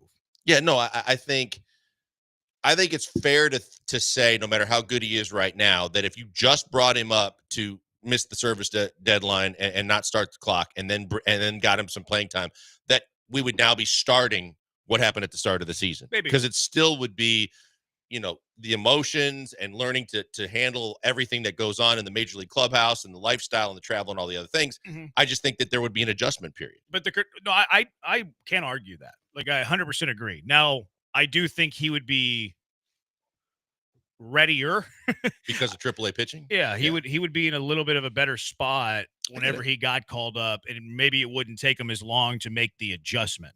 So I'm never going to back down from that take. I would have waited a bit. That way it guarantees me that extra year of service. I'll never if Cam Smith has the career that we want and he leaves in free agency in 6 years, all of you are going to be saying the same thing as well. I'm telling you what you're going to be saying in 6 years if Cam Smith is not locked up to an extension. Now, I hope that Dana Brown gets an extension done early, buys out some, free agent years. It's a favorable deal for everybody. And then we can not have this conversation, because at that point it would be a moot point.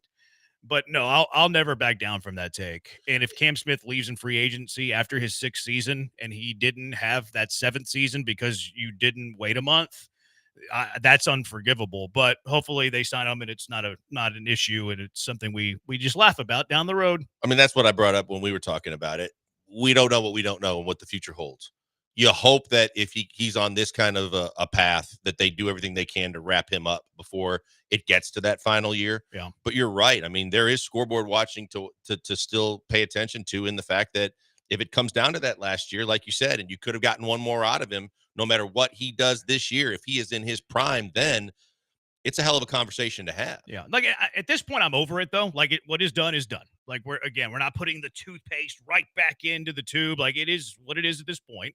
I don't think that any of us are going to change anybody else's minds. And as this texter says, Cam's going to be extended before the 5th year. Okay. Well, if that happens, then this conversation's a moot conversation and everybody's happy. Both sides of the conversation and the debate are. I are wanted happy. him to come up because you know how much I feared and just was loathing the thought of Chaz and Jake in the outfield as 2 of your 3 starting outfielders for a team that thinks that they're going to be competitive in the American League. So I wanted to give him a chance because I thought he had more upside than what you were considering. I didn't know Jake was going to have this kind of year. I haven't seen enough of Chaz to even put a critique on him, to be fair. But what he's been able to do has been another huge reason why you're sitting where you are. Cam in that first month, though, was mid at best. So, like, how many games would you have if you wait a month to bring up Cam? How many wins do you have? How many fewer wins do you have? 1 or 2? Yeah, probably. So, just like, because Chaz could probably hold water. Yeah, right? and DeCinzo, like, he wasn't hurt at the time. So, like, are those 1 or 2 extra wins worth losing a full year of service? That's where I'm at. No, absolutely not. Now, if they extend them, okay, with Branham, that take is it's invalid now because it no longer matters. Okay, great. We're all happy. But again, like past that, June 19th, Cam's playing great. Everybody's happy. Everybody thought he was going to be good, and he's starting to play to the level that we thought he would play. And this for a rookie, it's an incredible rookie year. It's a sensation. Just mentioned the numbers earlier. Way better than what Kyle Tucker did in his first 225 plate appearances. Equivalent to what Aaron Judge did in his first 225 plate appearances. Everybody is over the moon with what Cam Smith is becoming. And it's a lot of fun to watch. And he's a freak athlete. Oh, man. Yeah. And you know what? And again, it's just his personality, his excitement. He's always exuberant about everything going on, that it just kind of seems to be contagious. And you're glad he's a part of your team because he is. He's fun to watch. And when he has a big hit or a big play or gets on base, you know you're going to see it. You know he's going to express himself. And I think that the team probably really takes to him for that. But it's easy for fans to love the kid because he's got the right attitude. Yeah. Yeah. They bring his mom in the clubhouse. Who doesn't like that? Where are you batting Jordan when he comes back? Try not to mess up the good run we are presently on. So after the All-Star break? Yeah, if that. I'm not messing with the top 3. I'm gonna bat him cleanup. Same. Yeah, I wouldn't bat an eye. You know me. I've wanted to bat Jordan in the cleanup spot since the start of the year. So like this makes it I hate how we got to Jordan in the cleanup spot, but I think that it is going to be Jordan in the cleanup spot. In fact, Espada was asked this before we found out that Jordan's 4th metacrapple was broken. Yeah. Because remember, they thought on that Friday, that Thursday, whatever, like, oh, he's going to swing Friday, and then maybe we get him back for the weekend. So they were asking Espada, like, what are you going to do with the lineup? And he's like, I'm not messing with the top 3. So it seemed, based on Espada's words, although we're going to hear in a little bit, Espada lies to us as recently as 2 nights ago. It seemed, based on Espada's quotes, that he was going to bat Jordan 4th when he came back. And then the metacrapple happened, and then, life is happening, and the Astros are happening. I think that I want to bat him 4th. I predict they bat him 4th. I believe think both they will. things. I think that they also realize enough of just what we just got done talking about with the numbers to say there's no reason to move Pena out of the 1. There's no reason to move Paredes out of the 2, and there's no reason to move Altuve the way he's been hitting in the 3 slot. And the table should be set then to get Jordan to the plate with guys on base so that he can do more damage when he comes back. It just makes perfect sense. Now, if we had guys struggling in 1 or 2 of those spots, I don't think that Jordan bats leadoff, but I think he probably gets a bat in the first inning no matter what. Yeah, probably. I mean, they were hitting him. Spotter really wants to hit him 2nd, and he's like, okay, he doesn't really take to 2nd a whole lot. Let's compromise and bat him 3rd. Because this top 3 is going the way that it is, I think it'll be Jordan. Texter, Cam's WAR is 2 now. It's not guaranteed. Another right fielder would have done that. No, I agree, but WAR is win above replacement. So, like, the 2 WAR for Cam Smith is telling you to this point of the season, he is worth +2 wins. Right. And again, I would have had Cam Smith up after the first month of the year. So he would have been up for a while now. The year starts April 1st. I would have had him up May 1st. And we're talking 6 to 7 weeks that I would have already had him up. So it's not like I wouldn't have missed out on any of that production. Maybe it delays that breakout a little bit. But I would like if we just assume he's worth 2 wins from the start of the season to even when I called him up 6 weeks ago, that still is not worth the full extra year. Not even close. I mean, we talked about this, and as much as like I said, I was an advocate, and I was in favor of then, and I'm in favor of now that they called him up because mine was more roster driven. Yeah. When you look at it from a financial standpoint, what that could cost you as a franchise, it's a 10 million plus 20 million possible difference in terms of what you're talking about from what you're paying him for this year, and it's peanuts to the point that you're going to have to pay him on the backside of this probably $20 million more than he's making now, and probably maybe even more than that. Unless you get it done early. Right. Unless you get it done early, which I think would please both masters. Texture, the only flaw in that theory is you're assuming he would be hitting at this caliber as soon as he came from the minors. Great point in his enthusiasm blankers. No, I'm not assuming that. Like, I understand that there's probably going to be a little bit of stunted development there a bit. I can't define how much, but maybe instead of seeing the breakout in mid-June, the breakout's at the end of June, or it's at the after the All-Star break. Still a trade-off that I would make. And again, you kind of lead this division kind of comfortably. I mean, and it comes down to what we just talked about. When you look at, you can't predict. You don't have a crystal ball. You don't know how it would have played out, because you are correct that if he got real at-bats in Sugarland leading up to this, at least from a pitching perspective, you're going to see far better pitching than you saw at Florida State, or even probably for the most part when you were in spring training, to where you were getting more seasoning to be better prepared for it. But I still think that he would have struggled early. And again, the conversation is in the rearview mirror. Todd the Show, this lineup could be pretty nasty.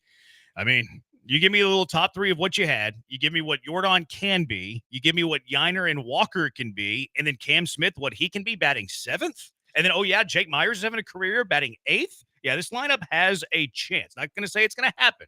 But if it all materializes like it potentially can, this lineup can be pretty nasty. I agree. Think about it from where we were in discussions about what do they need more, a bat or an arm, pitchers or hitters, a left-handed bat.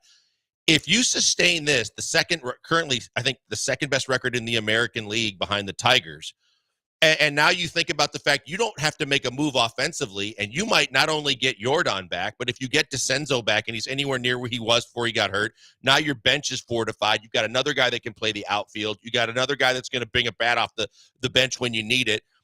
So your offense gets a couple of boosts in the arm. And then you talk from a pitching perspective, if you just get 2 of these guys that have been out as starting pitchers and add them to what you've already gotten, and maybe you take Augusto or one of the 2 of those guys and put them in the middle of the bullpen, now your pitching staff got better too. Yeah, team's got a pretty high ceiling. The ceiling is the roof.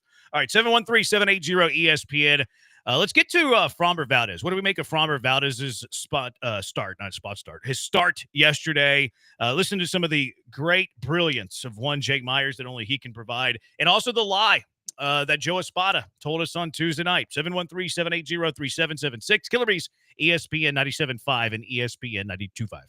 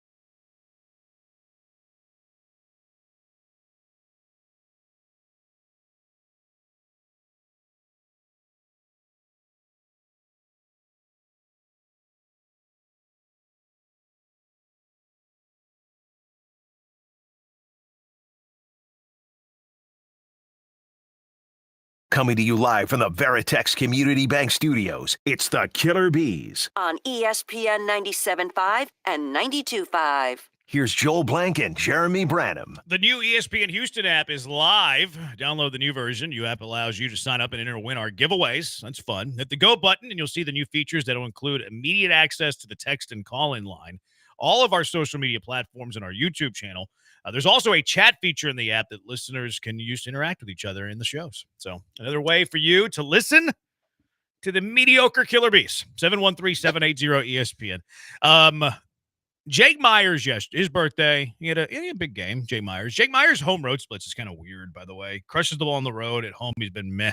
But a 3-hit game yesterday for Jake the Rake, and he got the interview treatment. You know, whoever has the big game, they get the interview treatment. They fight to talk to Julian Morales. It was funny during the game. They were kind of talking about how Dubon wanted the interview treatment the night before, but they gave it to the rookie Cam Smith, and Dubon was kind of jokingly upset about it. But yesterday, Jake Myers got the Julia interview treatment, and I can't help but ignore how dumb Jake Myers. I haven't said it that blatantly before, but I'm on the same page with this one. Here was Jake Myers on his big night last night. Yeah, I felt good. I thought I put some good at-bats together. It was a great game by everybody, though. There you go. Great game by everybody. He just exudes deer in the headlights. Like, it's one thing to say, oh, you know what? He's kind of awkward. His mannerisms show one thing, but he's totally different when you talk to him. No, he's not. He's the same guy. No. Here was the second one from Jake Myers. He was asked why the Astros had been so good in June.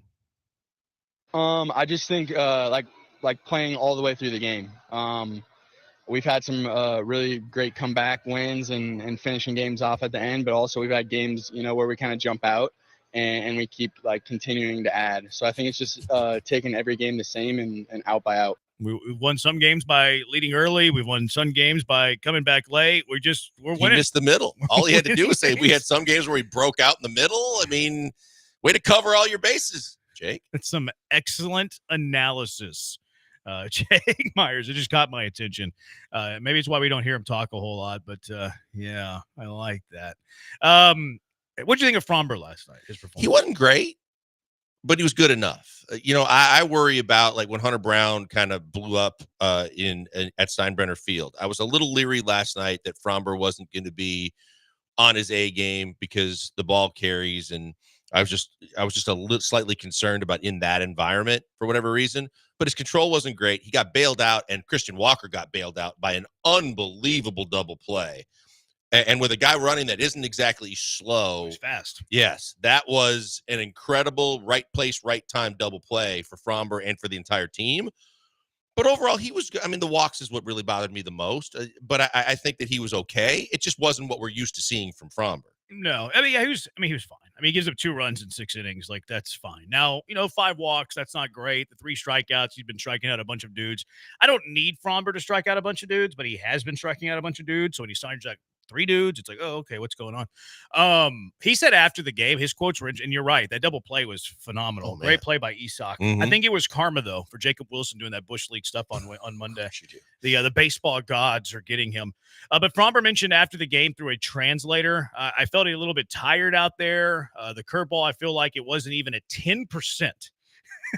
At least it was in the zone. He went 6 innings, gave up 2 runs against an average big league offense in a very favorable hitter's park. And he said that his curveball yesterday was at a 10%.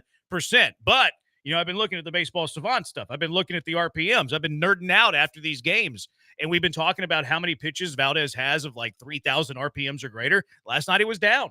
And I've learned since this that the reason that the RPMs are down for Fromber or any pitcher that's pitching in Sacramento is due to the Magnus effect. The what? The Magnus effect. Now, the elevation there isn't massive, but elevation can reduce the spin-induced movement on a pitch baseball. This is primarily due to the Magnus effect being weakened at higher altitudes because of the lower air density. But didn't you just say that we're not at higher altitudes? Yeah, but I wanted to drop in Magnus effect. But Magnus effect got Fromber yesterday. How about who Magnus Magnuson is? Isn't he like a Iron Man? He was like world's strongest man competition where he would do the drag the 18-wheelers with his teeth and do all that crazy stuff on ESPN? Yeah, I remember the name. I don't know if I know what he looks like though. I mean, he's old now. I don't know what he looks like either. I just know he was a massive dude that did all kinds of like super strength stuff on ESPN to win. I think he won multiple World's Strongest Man titles. I think there's two different Magnus Magnussons. Okay. The one that I looked up is he's a British-born journalist, translator, writer, and television presenter. I don't think that's the dude. There's two of them. There's two of them. Here's the other guy. This guy's is from Iceland. I used to always see that competition and go, who the hell thought in any way, shape, or form that it was a good idea to put a chain with a mouthpiece on the end of it into a human being and their mouth and say, hey, pull this 18-wheeler? I mean, they were probably drinking one night. I guess. This is what guys and needed do. a dentist the next morning. Guys like to flex off their feats of strength. Like, hey, I'm strong. Guess what I can do? And we do stupid stuff. We do a lot of stupid stuff in the idea of impressing other people. I think I said Fromber 6-2 last night. I don't know if I think I slid. I didn't ask. You must have been thinking it. I thought, because I thought he was going to Maybe I thought I had mentioned that he was going to give. I thought he'd give up a couple. Because of the rinky dink park, but I just didn't expect him to be that kind of off in his control. Yeah. And there were a couple stoppages and things like that. You're watching, and I'm going, how that works with him. Then the one play that, the misfielding play, and then that can go awry and amok when his mind starts wandering with, freaking out on defensive plays. But it was good enough. Yeah, it was. Yeah, he was fine. It wasn't top level Fromber, but you go 6 innings, 2 runs against an average big league offense in that rink-a-dink park that the ball travels. It was a good night. I saw a tweet that Jeremy Pena's, who Yankee fans thought Derek Jeter was after the jump throw to first base. What a great play that was too. We talked about the play Paredes made it third, but then I thought he had no chance. No matter how smooth the jump throw was or anything like it. I know people were doing the side-by-sides with Jeter, but what a phenomenal play that was. All I could think about was you and I were both on the side of, hey, don't ever crap on him as a defender. He is an above-average defender. People are like, oh, no. I mean, he had a bad year last year.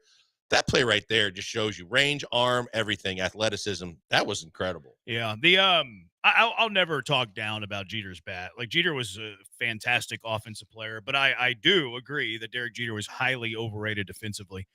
Maybe one of the worst defensive shortstops in our generation. But played there regularly. He gets so much accolades because of the playoffs and the flip throw against Oakland. That was a great play, heads up play. That was a great defense. I guess the spin into the flip over the rail in on the third baseline to catch the foul ball.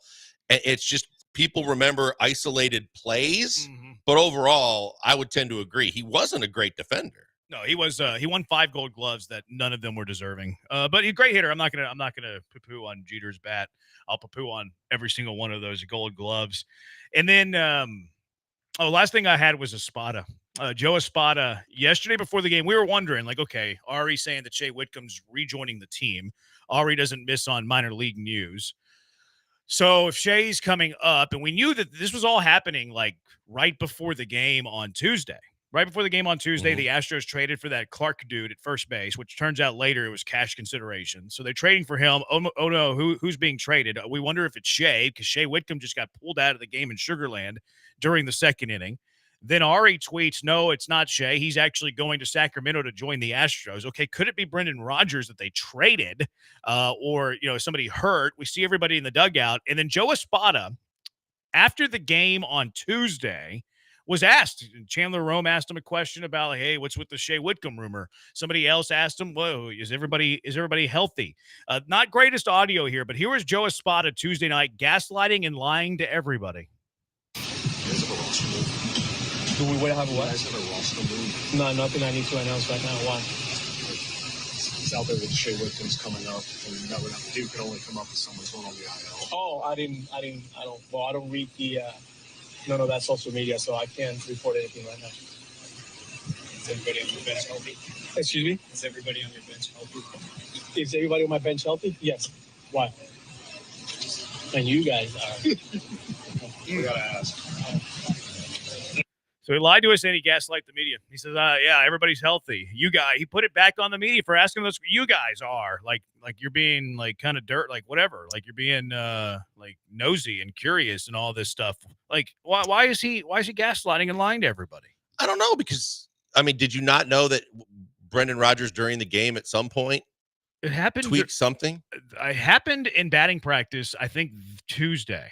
I thought it was down underneath during the game, I had heard. I had heard in batting practice either before Monday or Tuesday. But regardless, game. either way, by post game, right? Yeah, you know that he's uncomfortable enough. Somebody's on their way. Right. You got to be, you're only kidding yourself if you don't think that we all already know that something has to change, some move has to be made, and then he plays dumb and coy. Not only did he play dumb and coy, but he turned it back around on them. Like, how dare you ask me this stupid question? I don't social media. I have no idea about this stuff that you're talking about. Yeah, it's just weird. Like, I want to start believing the Astros because, like, I think Dana Brown's doing a good job. I think Joe Espada's doing a bang-up job. Like, it feels like they're kind of learning their lesson from these injuries. Hey, we're going to do more imaging. Hey, we're going to put in our game notes, like, the latest updates on these players. So it's like, okay, they're doing some stuff that I like. Some changes are being made that, okay, this is good. This is positive change. And then Joe Espada, it's about Brendan Rodgers going on the IL. This isn't Jordan. This isn't Kyle Tucker. This isn't one of your best players. This is not like this huge, stupid, like crazy information. Why don't you just be like, we're not ready to announce a move yet? And then it's over. Like, you don't even have to give me the answer. Right. I just don't understand the lying and the gaslighting. We're not ready to announce a move yet. End of story. See, I think that's where you're offending people because you're actually treating them like they're stupid. Like the Jake Myers quotes, because of the fact that you're talking down to these people as if, hey, whatever I say goes, and there's nothing to see here. When we already know that there's a player on the way, so there is something to see here. And you're right. Honesty, best policy. Just say, hey, we're not ready to announce anything yet. We're contemplating some things. Sweet. I don't think anybody's going to have a problem with that. Yeah. Like, I don't need you to give me all the information. I'm not even saying I deserve it or I want it. You know what I want? I don't want you to lie and gaslight. That's exactly. it. Joe, hey, Joe Espada, hey, we're not ready to announce a move yet. We want more information. End of story. Like, that's it. Like, no one's even going to ask you a follow-up to that. Like, and if they do, we're not ready to announce anything. That's it. Exactly. Between, juggling what you were going to do with your pitching staff, juggling what you were going to do with your position players, no one is going to take issue with and have any kind of ill feelings towards you if you just say, when it's time, we'll let you know. It's so weird. It's so weird. Like, I don't get it. I don't understand. And it's a dude that's been placed on the IL that's a bench guy. Like, it's not even a big deal. Like, why are you even lying about it? It makes no sense to me. And then he gaslights it and turns it around on the media. Texter Wilson playing in a rinky-dink park on a last-place team doesn't deserve to be Rookie of the Year. Sounds good to me. Texter Myers received interview tutorials from Crash Davis. Crash Davis was more about, like, the cliches. Jake Myers is more like deer in headlights. I want to say, I don't. Cam is very short answered. He's very short. Yeah. And I don't think I think he's always worried about saying too much. Probably. But yeah, from Jake's perspective, that was pretty much, I mean, not even textbook. I mean, that was a no-brainer in a lot of ways. Trying to win games. We get out ahead, and sometimes we come back late. Thank you, Jake. All right, 713-780-ESPN. Ime Udoka locked up by the Rockets. Where would they be without him? And also, where does he rank amongst the best coaches in the NBA? 713-780-ESPN. How about the best coaches in Houston? Where does he rank on that list, too? 713-780-3776. Killer Bees, ESPN 97.5 and ESPN 92.5.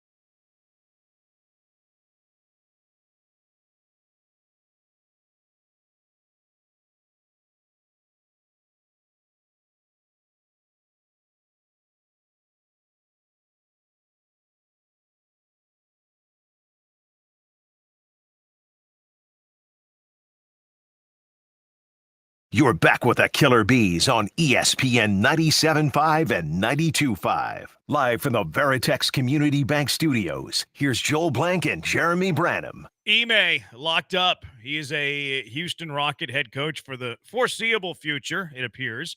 A long-term deal that will pay him amongst the highest-paid coaches in the NBA. This from Shame. Where would the Rockets be without Ime Udoka? You know, I was thinking about this ever since he was rumored and then pursued by the New York Knicks to be a candidate there. That as much as, look, people want to give me a hard time all the time about the organization and Rafael and all the things because of my experiences there. They've done a good job in a lot of ways. But I don't think that this turnaround happens this quickly without Ime Udoka. I don't think that there was, of all the candidates they were looking at and all the candidates they were considering back when they got Ime, they won the coach lottery. They got the best candidate out there in the best situation for this organization. It might not even have been Ime's best opportunity, but the fact that he got it and was able to take this young core that was running amok and kind of got them all situated and on the right path with some guidance and some structure was huge. And if you don't have him, I don't believe they're the 2 seed this last season. I don't believe that they would have had 93 wins in the last 2 years. You would have seen growth from some of the other coaches that might have been that were on the list they were considering.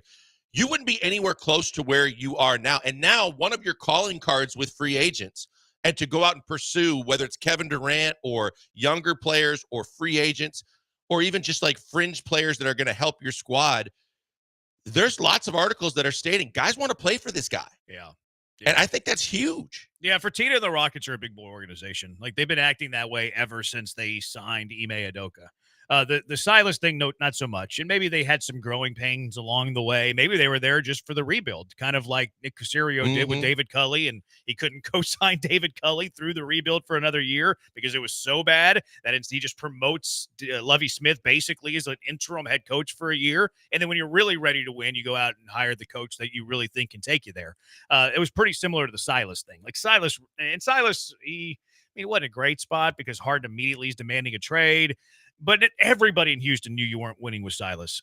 When Silas was fired, the majority of the city wanted Ime Udoka. This show wanted Ime Udoka. And that was the start of this organization acting like a big boy franchise, like a well-run organization. And this is what you do whenever you have a coach that is one of the best in the NBA. Ime, what do you need? Here's a contract that pays you amongst the highest paid coaches in the NBA. We know the Knicks are interested, so we're going to take care of you, make you happy, make you well paid. I mean, it's a layup. It's an easy decision for the Houston Rockets. I'm glad that they're smart enough to do it. And I think the other part of that, Jeremy, is much again like when we talked about when D'Amico came to the Texans, because I've made the comparisons for years now. When both teams were struggling and before CJ got there and before D'Amico got there, the Texans and the Rockets were on parallels and they weren't great at the time, but you got the right people at the right time. Just like when D'Amico stabilized everything there. And whether you say that D'Amico's the loudest voice in the room now that carries the most clout, or it's because he and Nick have a good working relationship, I firmly believe in the Rockets case that this is now, from a basketball perspective, all about Ime Udoka. And Rafael's going to do whatever he has to do to kind of supplement and help what Ime wants and what they both think that they need to get to kind of get to the next level. But he came in with all that experience and working under Pop and as an ex-player as well, which you gain respect with players that way. And then because he took the Celtics to the finals and he had experience in that way too, he just continued to gain the clout that he needed so that with a young team, especially because there were guys when you had McHale, there were guys, young guys, didn't know that Kevin McHale played NBA basketball. They had no clue. This is a guy that relates to all the younger players in the league too, but he was able to direct them to take them to the next level. Mm-hmm. And now it just seems clearly to me that he is the loudest voice in the room and he is the guy you want to captain your ship. Yeah, you need to be supplementing Ime whatever Ime wants. Like he is the face. Like he needs to be the alpha. Rafael Stone, okay, Ime, what do you want to do? Like you want to trade Jalen Green for Kevin Durant? Okay, Jalen Green might be the guy I drafted. He might be my boy. You're telling me Kevin Durant is going to help us win more than Jalen Green? Okay, coach, I got you. I'm going to help out. And I think that's one area that Caserio has been good. Yeah. Like Caserio has been there to supplement D'Amico Ryans. And like he talks about it. He talks about it all the time, which I tip my cap to that. Nick Caserio can be a little bit arrogant at times, can be a little, smartest guy in the room-ish. Mm-hmm. But I do believe him whenever he says that I'm just a spoke on the wheel. I'm here to help D'Amico Ryan. See, and it's parallel in both cases to where you got to read the room. As a general manager, in both cases, I think that if there was a knock on the owner's door and the coach came in and said, I got a problem, there's no doubt in my mind in both situations, no matter what they've done previously, and I think it's more so with the Rockets than with the Texans, because I think Nick has done a lot, but I think that the owner's going to side with the head coaches because they already know, hey, these guys, they're it. They're it in terms of their profession and how it stands right now, currently, the state of their leagues. They are well respected. They are in complete control, and they know what they're doing. Yep. Texter, I underestimated him. He's a good coach. Next step for him is to win the big game in a couple of years. That's going to be that's his next rung on the ladder. When it happens, unknown. But went there with the Celtics, didn't win it. But you know that he knows that too. Oh, for sure. Yeah, he knows that, and so that's why when he talks about phases, he knows that his ultimate grade is going to depend on, can you get them to that next level that he's been at before that they haven't. Yep. But I think to your point about Tillman and Patrick. But the bigger thing is from an ownership group is give them what they need. They went out, and whether they overpaid a little bit or gave an extra year or not, they went out and got one of the key pieces in Steven Adams to stay. And that's something that they had to do, that in the Les Alexander era, he might have been more likely to say, hey, everybody wants to play here. If he wants to go somewhere else, we can find someone else. They were wise enough to go, we may overpay a little bit or pay a little extra. He's worth it. Same thing with Ime. We're not going to run any more chances of having someone else try and entice our head coach. In order to kind of solidify everything so there's no questions asked, give it to him, lock him up, set his roots, and let him go. Yeah, it's a real organization. It's a well-run organization. Don't play games with him. Vermont Ryan saying to get off your phone. Get off. That's what Vermont said. I didn't see you on your phone, but Vermont said that you're on your phone, and I'm relaying the message. If you're going to run the board for the Killer Bees, you don't play on your phone. You run the board, you get ready for audio. That's AJ stuff. On ESPN. AJ does that. No, you do that during the commercial breaks. You don't do it while we're on the air and while we're talking. You're looking for something to aid the show, wondering how you can help out the talent here. Playing with your phone while the talent's talking? Come on, that's disrespectful. You're Ryan. right. Sorry, I'll get off Candy Crush. Just don't Stephen A. it. Just don't go straight solitaire. Yeah. It's the worst game to play. Like, I don't care that he was playing on his phone during the game. I care that he was playing solitaire. It's pretty bad. Yeah, like play a little WGT golf or something, or play some online poker. Like, he's playing solitaire. That's the lamest thing I've ever heard. It's ridiculous. It is very weak. 713-780-ESPN. HRP listener. Be scrolling TikTok. That's even better. Where does Ime rank amongst the big three pro coaches in Houston? So Espada, D'Amico, Ime. What is your top three? 713-780-ESPN. Killer Bees, ESPN 97.5, ESPN 92.5.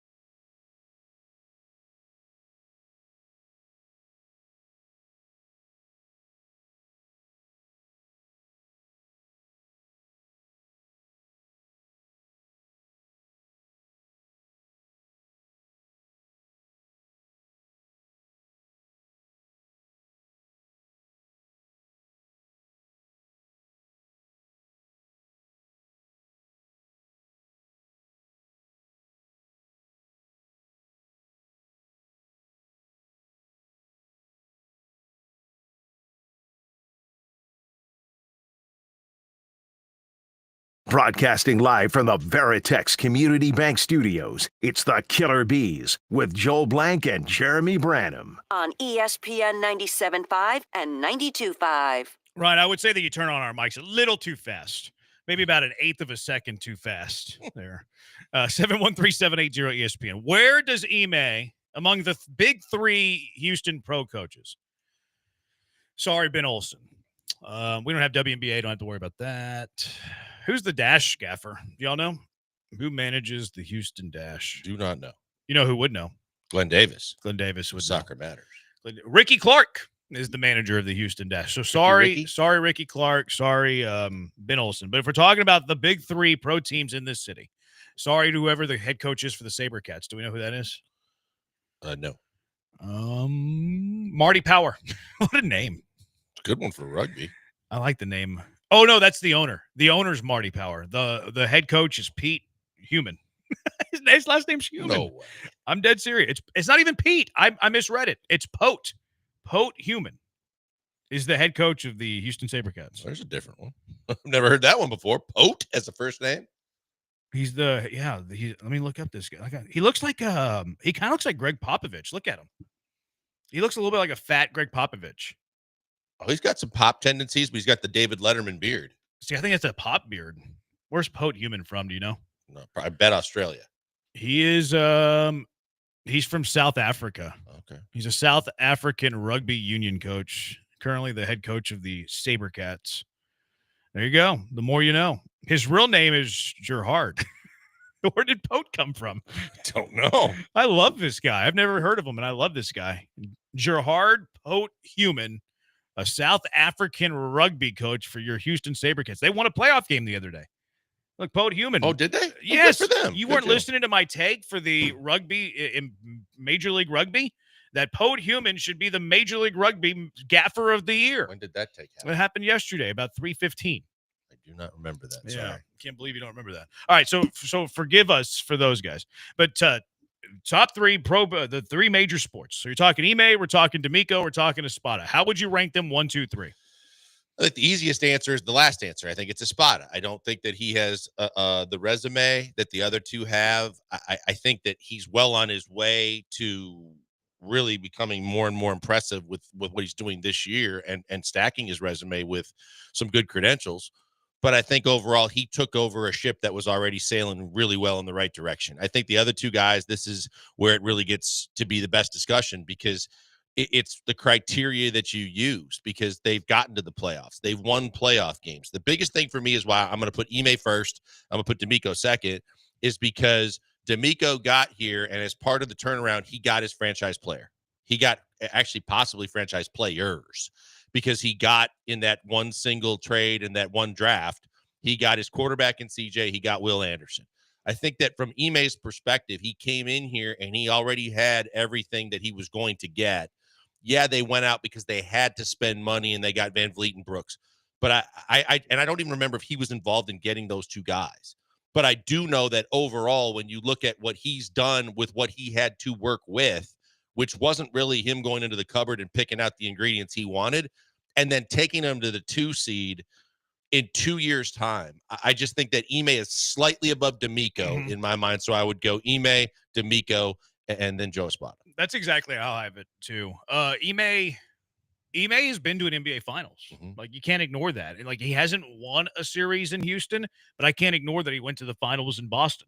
D'Amico does have 2 playoff wins, so that's why I agree with you that it's pretty tight. Like I think the gap between 1 and 2 is tighter than the gap between 2 and 3. Oh, without question. Like it's Ime, quickly D'Amico, a little bit of a divide, and then Espada is number 3. And look, I mean, Espada's been here it's not like Espada's a bad manager. No. I would have Espada in the top half of Major League Baseball. I think it goes to show you that you have a lot of good coaching in this city, actually. I think it's a good sign of coaching prowess in the city of Houston.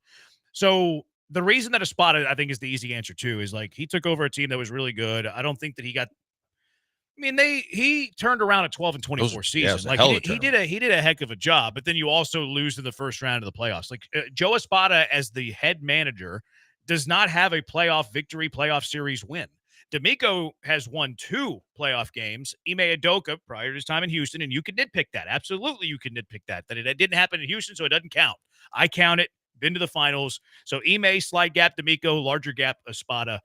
You and I are on the same page. See, but on that too, that's why I wasn't even considering the trip to the finals. It's on his resume, but in terms of how I rank them in their current positions with their current teams, that's why I think it's so razor thin, because that's what I was considering. D'Amico's got division titles and he's got 2 playoff wins. Udoka's got this amazing turnaround, and I think he did more with less. D'Amico has a good turnaround too now, though. He does, but again, like I said, he kind of had his franchise players kind of get to him real quick. We're still trying to identify who their franchise players are. Alpi looks like he could be one of those guys, but you don't have that true superstar caliber guy that you know is the Rockets, and yet you were the 2 seed this year. So I think it is really a razor-thin discussion between those 2 guys. And like you said, when you look at, like, we talked about the Knicks coming after Udoka, but if you were to say from league to league, all 3 leagues, both from a general manager perspective and from a coaching perspective, you probably have top half of the league in both. Yeah, I hadn't thought about the GMs. Might be a conversation for next week. Yeah. I just haven't put much thought into it. I mean, Dana's the one that you kind of wonder where he sits, and then you have to wonder like how much control he has. Yeah, off the dome, I would have all 3 top half for sure. Texture, they all relatively new, 3 years or less. All of them are good, but I'll go D'Amico 1, Ime 2, Joe 3. D'Amico Ryans won back-to-back division titles. So, okay, you're going with more Houston success, which is fair. Like, that's a fair way of looking at it. I would have no argument to it. I would slightly disagree based on my merits, but I couldn't disagree with that one. Now, the spin that, because of you, when you brought up the championship, the spin where it matters is D'Amico is a first-time head coach with no head coaching experience, to where you could say Udoka gets a little bit of a nudge up because he has NBA head coaching experience. And, oh, by the way, in his previous stop, he did get to a finals. Yeah. I mean, that's the basis of my argument is that in his coaching past, because I think their prowess is pretty equal. Like, what I think of them as head coaches, right? Like, I think that they're very similar in terms of their talent, in terms of their, like, where they are relative to their peers and their cohorts. Like, I think Ime is a top 5 head coach in the NBA. I think D'Amico Ryans is around a top 5 coach in the NFL, maybe slightly outside of the top 5, but in that same ballpark. Ime gives the little edge over me because of the resume. Ime does have the better resume over D'Amico if you look at total career as a head coach. Now, if you're looking at resume strictly in Houston, that's where D'Amico would have the edge over Ime.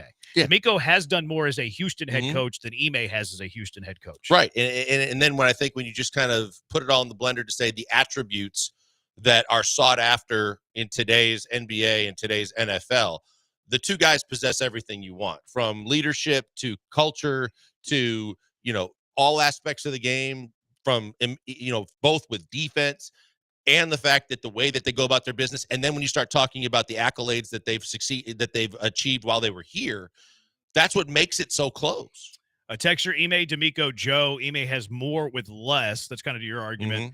Although D'Amico is very close. Unfortunately, nobody really takes baseball managers seriously, even though Joe has done a great job this year. I disagree with that. I don't agree that people don't take baseball managers seriously.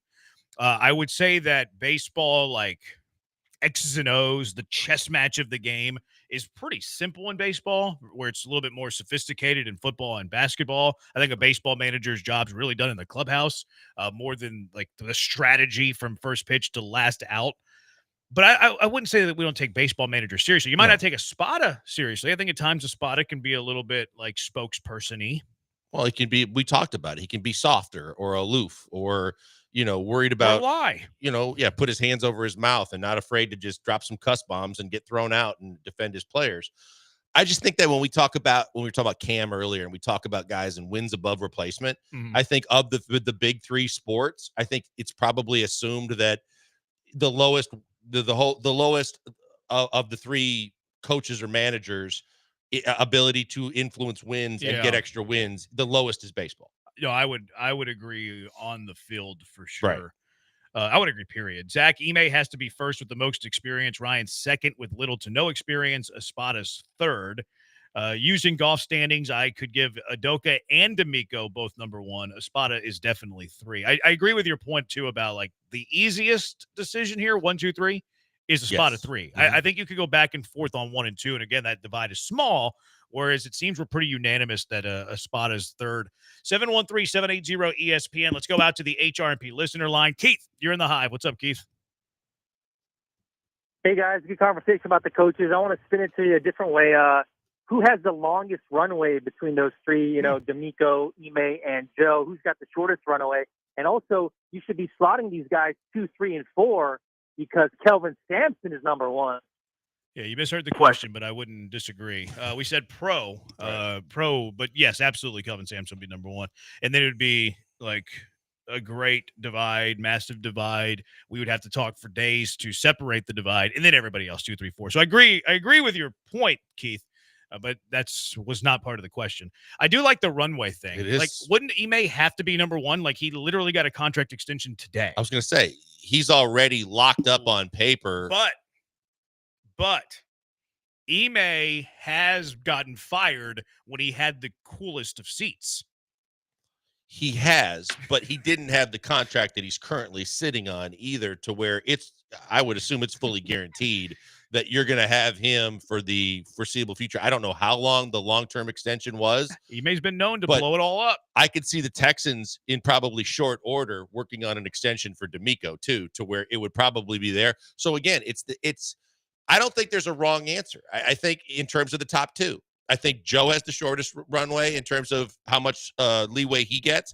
And I think when you look at it from the perspective of those 2 guys, if you want to go out and you're adamant that D'Amico's going to be here longer than Ime, I don't think it's wrong. But I think if you said Ime's going to be here longer than D'Amico, it's not wrong. Yeah, I would go Ime.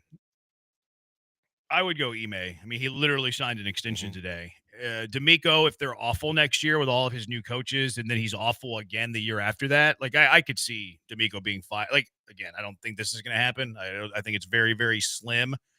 But in the NFL, sometimes things happen, and all of a sudden you're looking at 2 years down the road on what you thought you had this great, trajectory, and then you go 2-15, and then 3-14. Okay, like things happen fast in the NBA, and then Espada's thing is kind of Crane. Like Crane fired a general manager who won a World Series, so like Espada could be pretty quick triggered if he doesn't like you. Crane could be pretty quick triggered if he doesn't like you. So I would keep my 3 the same based on my coaching rankings in the city. Yeah, and we know that it is a what have you done for me lately league in both cases. And so, yeah, I think it firmly sits in the lap of the owners. And it also goes to the fact that these owners basically get out of the way and let these guys do their job. But you know that if everything goes south in a hurry, they're both going to be on notice real quick. And I don't think Tillman's going to bat an eye if it means I still got to pay out a contract if I don't believe my guy's getting the job done. Yeah.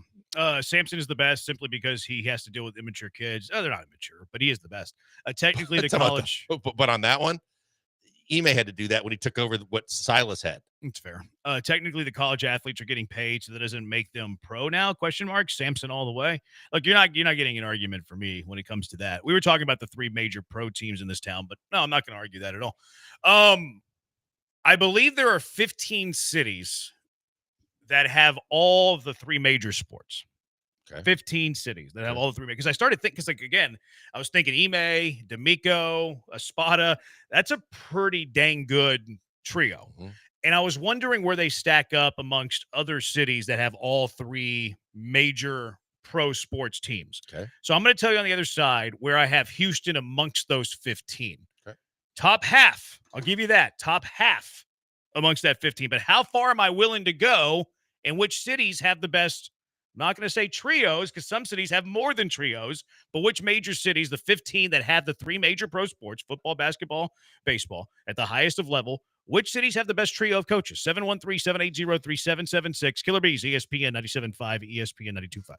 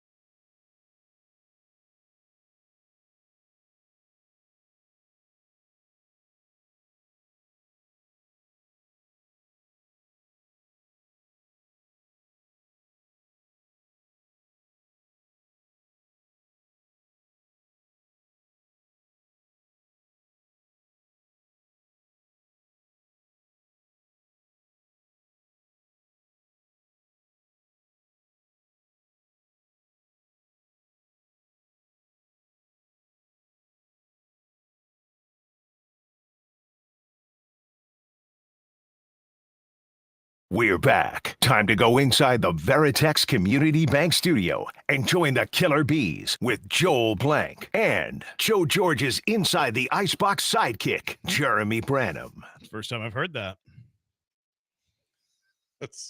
You go ahead and knock this. That's so brutal. That's pretty funny. Everyone that lost my train of thought. Oh, Kevin. I remember what I was going to say. Kevin Durant. That one got me flustered. It got me worked up in a tizzy. Kevin Durant, the favorite, the latest favorite. I just saw this as I was hitting the head in there. Because I scroll Twitter while I do that. The Rockets are the new betting favorites to acquire Kevin Durant per DraftKings as of 30 minutes ago. Rockets plus 250, Heat plus 350, Wolves plus 350, Raptors and Spurs are plus 400. So, wow. Yeah, it was I thought it was prior to that, it was Heat and Rockets neck and neck. They were tied last time I saw, but there could have been something else in between there. Yeah, I think the Rockets and Heat at this time yesterday-ish were plus 350. Yeah, I thought it was 250, 350, whatever it is, but like sands through the hourglass. So are the we'll get into Kevin Durant a little bit Durants later of too. Our lives. Yeah. So there you go. Rockets, that's a little forward tease for you. Rockets plus 250, Heat plus 350, Wolves plus 350 when it comes to that. So Ime Udoka signs the extension today, which made me think about where he stacks up versus D'Amico and Espada in the city, which then made me think about, okay, those three are pretty dang good. I wonder how that trio stacks up with other cities' trios around the major three sports. So we're talking NFL, Major League Baseball, NBA here. One thing that's a little annoying when having this conversation is that some of the big cities have multiple teams. And because it's my list and I'm biased and I don't like those teams, Los Angeles gets dinged a little bit. New York gets dinged a little bit. Why are you doing it? Because it's my list. You make your own list. Where I landed on Houston is I have Houston number 6. Ime, D'Amico, Espada, really good trio, but it goes to show you that the top 5 is pretty dang good.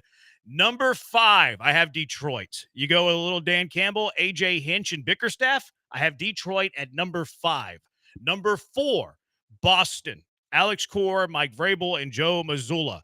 Number 3, I hate to do it because I think this guy's a jabroni, but I can't ignore the resume. I can't ignore the results. Philadelphia. Nick Sirianni. You got a little Robbie Thompson in there. You got Nick Nurse. Number 2, hate to do it, but this is my biggest city, Los Angeles. I can't deny McVay. I can't deny Harbaugh. Dave Roberts has won a World Series. I have lots of respect for Ron Washington. The basketball coaches give a little bit to be desired with Redick and Ty Lue, but they're both playoff caliber coaches. So I have LA number 2. Number 1, the top of this list, San Francisco. I have San Francisco. I know Shanahan's kind of choked in the big games, but he's been in the big games. You have Steve Kerr. I'm counting Golden State. They have a San Francisco address. He's got tons of NBA championships. And I actually think Bob Melvin's a really good coach. I got San Francisco 1, LA 2, Philly 3, Boston 4, Detroit 5. And then I have Houston coming in at number 6. So I would have them. It's just go like in over the top 5. Who would I have a problem with? I have a problem with Detroit because as good of a job as Bickerstaff has done, I think that Espada has done. I would say that's where it comes down to. I think Dan Campbell's been good.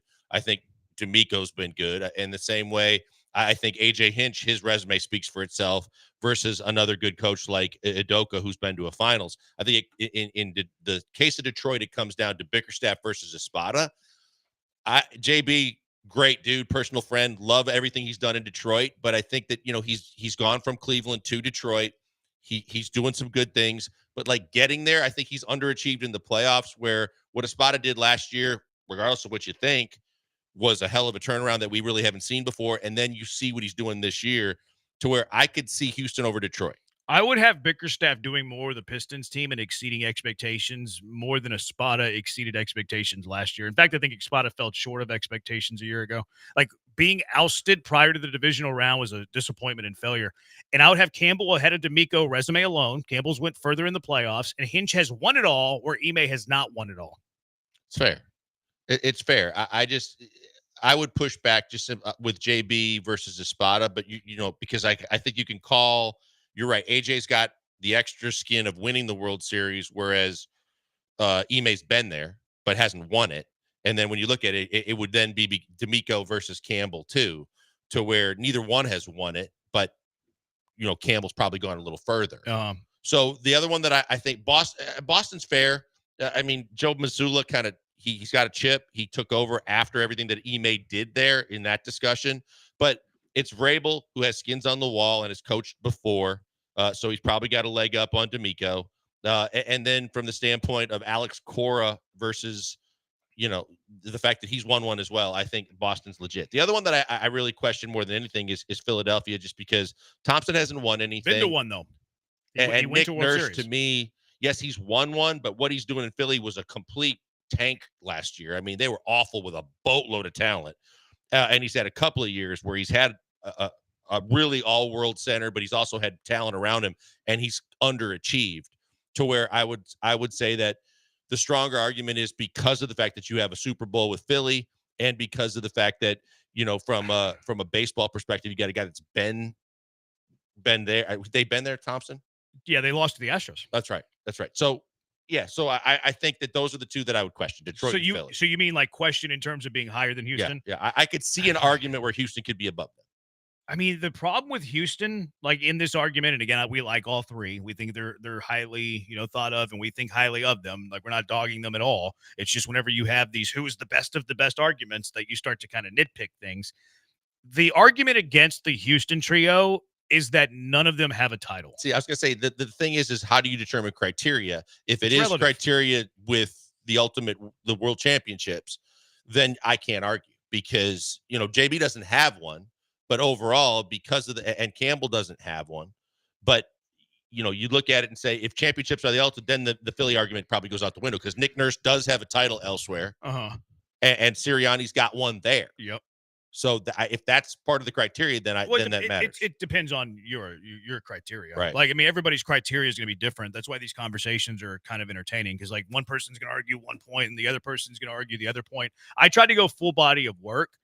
If you really wanted to critique mine, though, you could be like, well, these guys kind of won elsewhere. Like Nick Nurse won elsewhere. He didn't win in Philly, but still Thompson went to a World Series and Sirianni won one. Mm-hmm. Like if you wanted to bang on Detroit a bit, AJ Hinch, yes, he has a World Series title, but he has a World Series title outside of Detroit. So, like, does that ding Detroit as a trio? I don't know. Any exception to San Francisco at one? Yeah, the one thing I was thinking about with San Francisco, Kerr is undeniable. And because of the fact that he's a Hall of Fame coach, I mean, with all the championships that he's won, he's the gold standard in the discussion, in the comparison. Yeah. But then when you look at it, Shanahan's lost a lot of luster. He doesn't have the big one, though, like you said, though he's gotten there. And then from a Melvin perspective, I'm like, yeah, he's got a long baseball resume.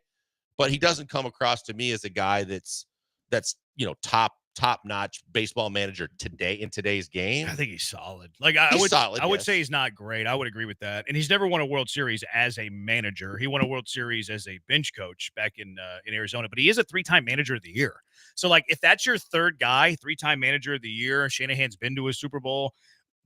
What skews San Francisco is Steve Kerr has just won so many. No doubt. He's won so many. So, like, it changes the entire calculus there, at least for me. Because you got so much. You just mentioned something that we hadn't considered yet, which is when you start talking about Coach of the Year, Nick Nurse has won Coach of the Year.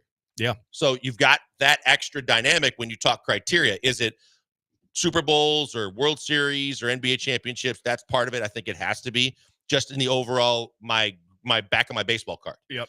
But I think when you start talking coaches of the year, you talk about how far you've taken your teams, and then you could be nitpicky and say, but what have you done in the current city that you are in? Mm-hmm. That's where Nick Nurse gets dinged because he's had talent and he's underachieved. Yeah, that's why everybody's list would probably be different. 713-780-ESPN.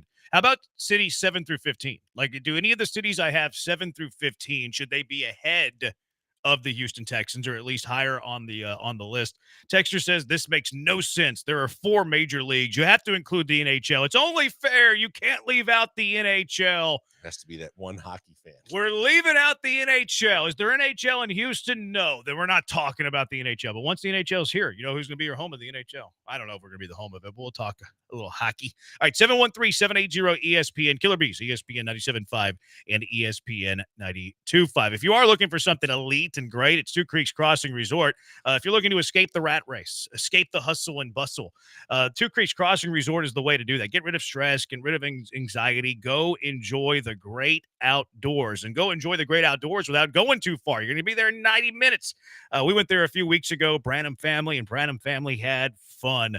I got off. I worked on Friday. I drove up straight after work. I was there in no time. A real easy drive, and we had a great time. Family had good time, doing a little fishing, did a little grilling. Can't wait to go back up. So you need to get up there to Two Creeks Crossing Resort. Book now at twocreekscrossingresort.com. Escape the city, enjoy the relaxing great outdoors. From open green spaces to the wildlife you don't see in the city. We saw a bunch of wildlife, beautiful, majestic trees. We were in the tree house. So we had a tree right up the house, and some of the best fishing in Texas. You can't beat it. It's only 90 minutes from Houston. You can escape the city without traveling too far at Two Creeks Crossing Resort on Lake Livingston. You don't have to haul the kids across the Lone Star State. You don't have to drag them to the plane and go through TSA. You're there in 90 minutes. Hike on their 92-acre property. Kayak, pickleball courts, hang out by the pool with a drink. And Two Creeks Crossing Resort is always doing things to take care of their visitors. We had a food truck out there both nights that we stayed. They had live music on Saturday. Had a great time. From glamping to cabins, pull up the RV. We stayed in the treehouse. They have the perfect stay for everybody. Incredible savings right now, too, in June and July. If you book 5 nights, you save 35%. So book now at twocreekscrossingresort.com. That's twocreekscrossingresort.com.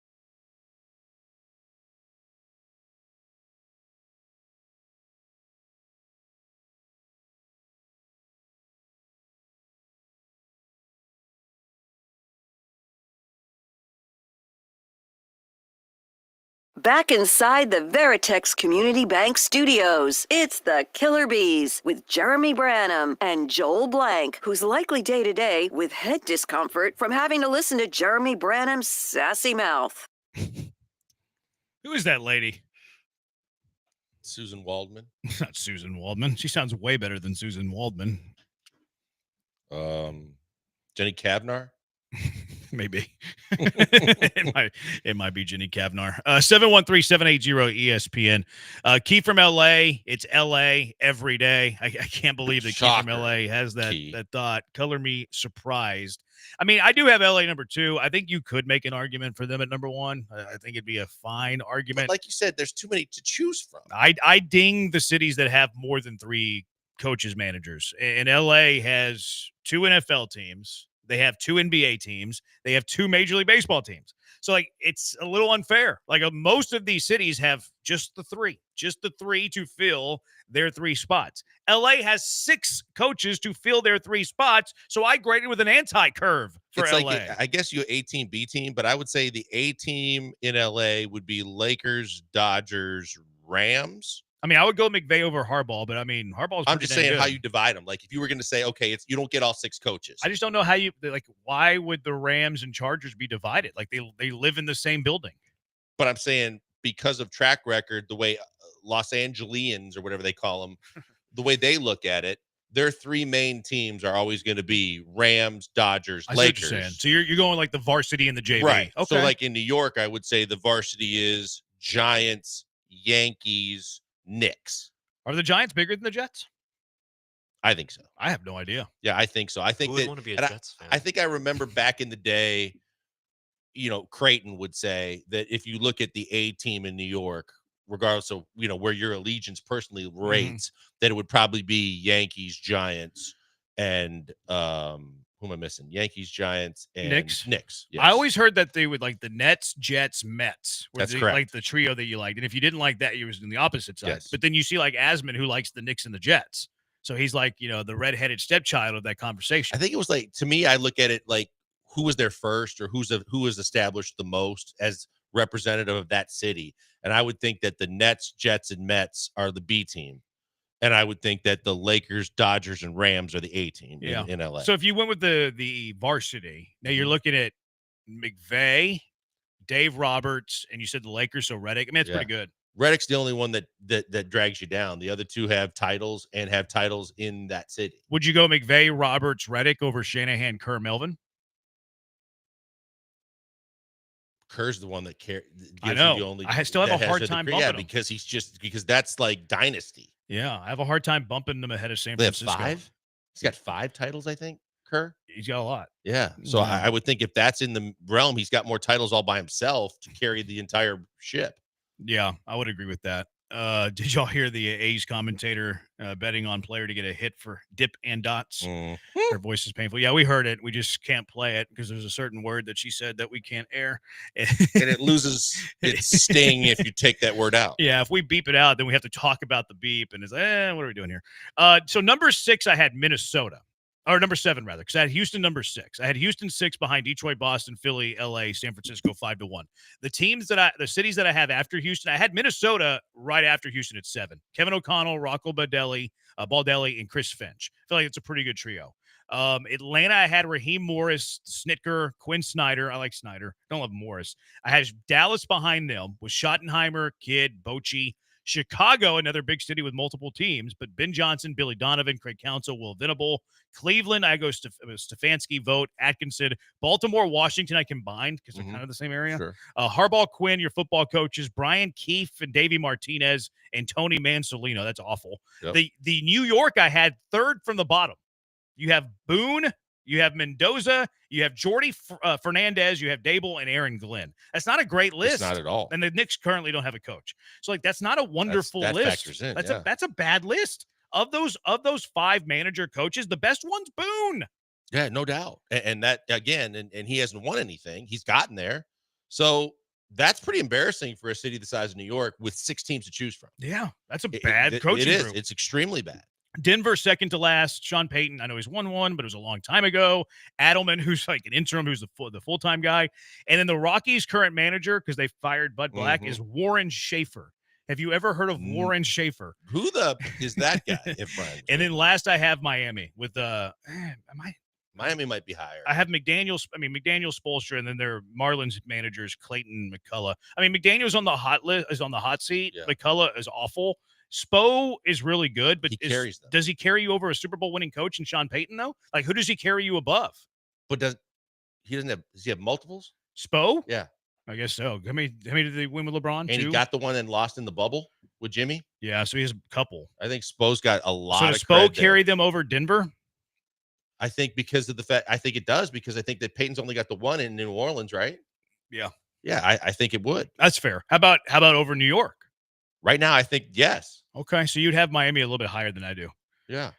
Do they clear Baltimore, Washington with Harbaugh, Quinn, Keefe, Martinez, and Mancelino? Maybe.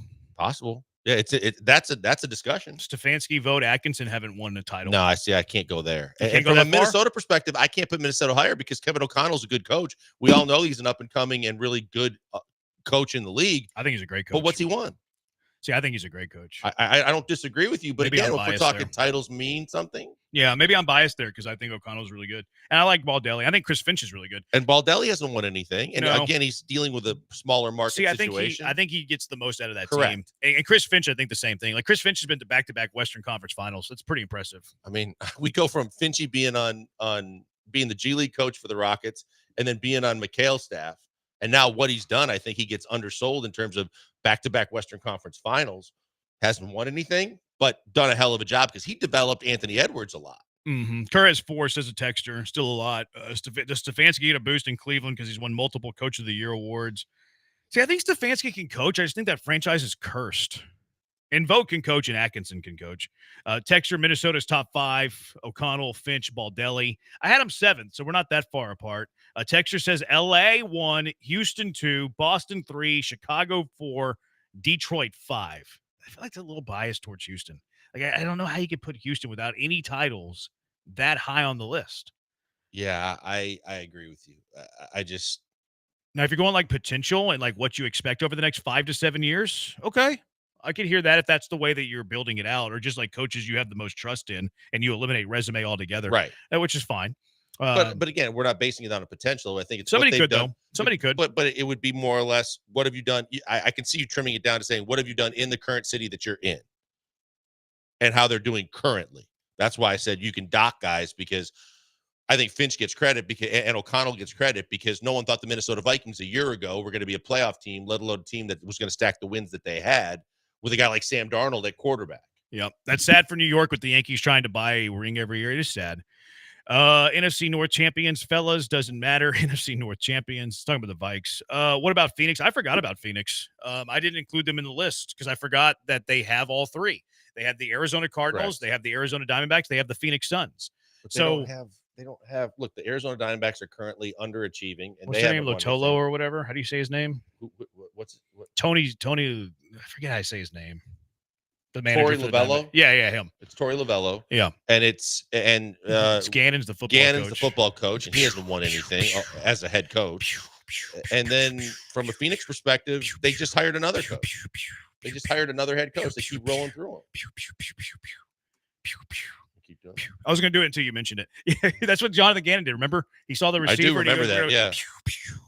Who did the Suns just hire? Jordan Ott.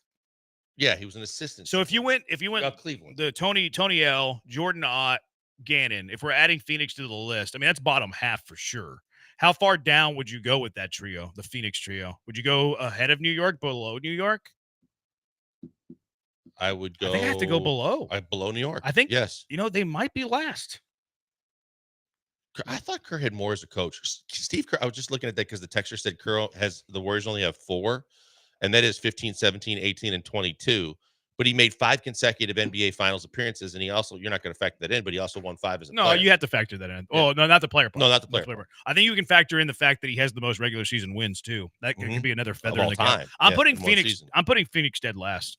I'm putting them dead last. Phoenix underachieved, and you granted, maybe they got a good young coach going forward. No one knows anything about him, and you can't put him on. He doesn't factor in. And I think Lovello has completely lost. You see the day-to-day articles that are being written in Arizona about him losing the locker room and the team underachieving.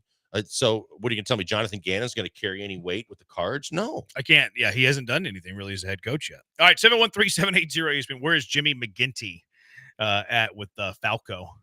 It's a movie reference. All right, 713-780-ESPN. What's going on today on a Durant of our lives? That's next. Killer Bees, ESPN 97.5 and ESPN 92.5.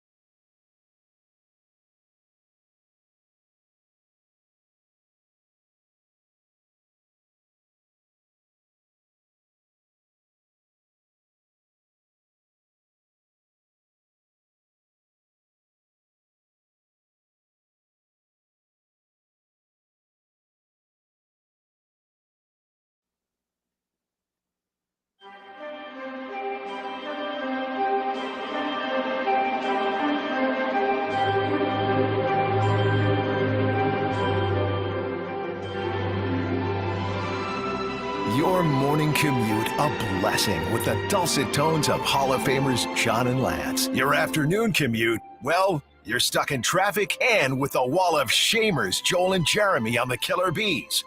Our condolences. Let's return to the Veritex Community Bank Studio.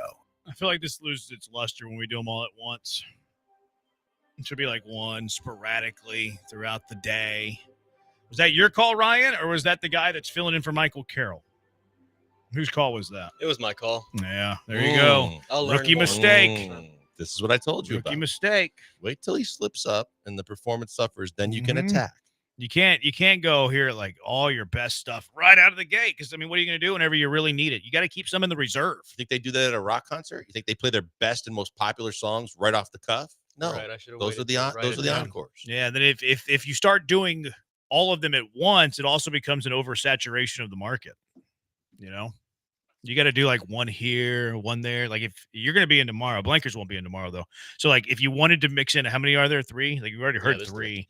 So like we've already heard all 3 in the last 45 minutes. Like you should have dropped one each hour. You know, maybe one in the 3 o'clock hour, 4 o'clock. Yeah, if you do them all at once, now I'm not even insulted anymore. I've been conditioned to the hate. You're right. I'll make sure to See what look I'm at saying? each of the segments and then I'll go off of It's that. okay. You're young. You got lots of potential. You hang out with the Killer Bees and we'll groom you to mediocrity like us. Thank you. I appreciate Wall it. of shame. Wall of pretty good. The wall of pretty good. All right, 713-780 ESPN. I've never heard the Days of Our Lives intro song until this week. Oh, really? Never. I told you it was a staple. You know what it kind of sounds like? It sounds a little Disney World-y. I feel like it sounds a little Disney World-y. You can hear that, just the boop, boop, boop, boop. Yeah, Ryan, do you It's have almost like the a Small do World. you have the sophistication and the ability to play the rejoin again? The Days of Our Lives yes, I do. rejoin? Let's see if the rookie can. Can you do it? You think you can do it? I think Let's see if the rookie can do it. it's pretty much just a load up button. I haven't. Do you know? Oh, he did it. Well done, rookie. That sounds Disney It's a World-y to small me. world. Yeah, right? kinda. I'm not losing my mind? No. Okay. Make sure. Thank you, Ryan. Well done. Golf clap. Ryan, now can you pull up the start of the song "It's a Small World After All"? Because that would be exactly what the Might take a while. It sounds majestic, you know? Like it sounds like it's probably gonna take a little bit. in Disney. Don't worry about it. Don't worry about Rook. Maybe whenever you're 3-4 years in, you'll be able to pull that off for us. So what's going on today on a Durant of Our Lives?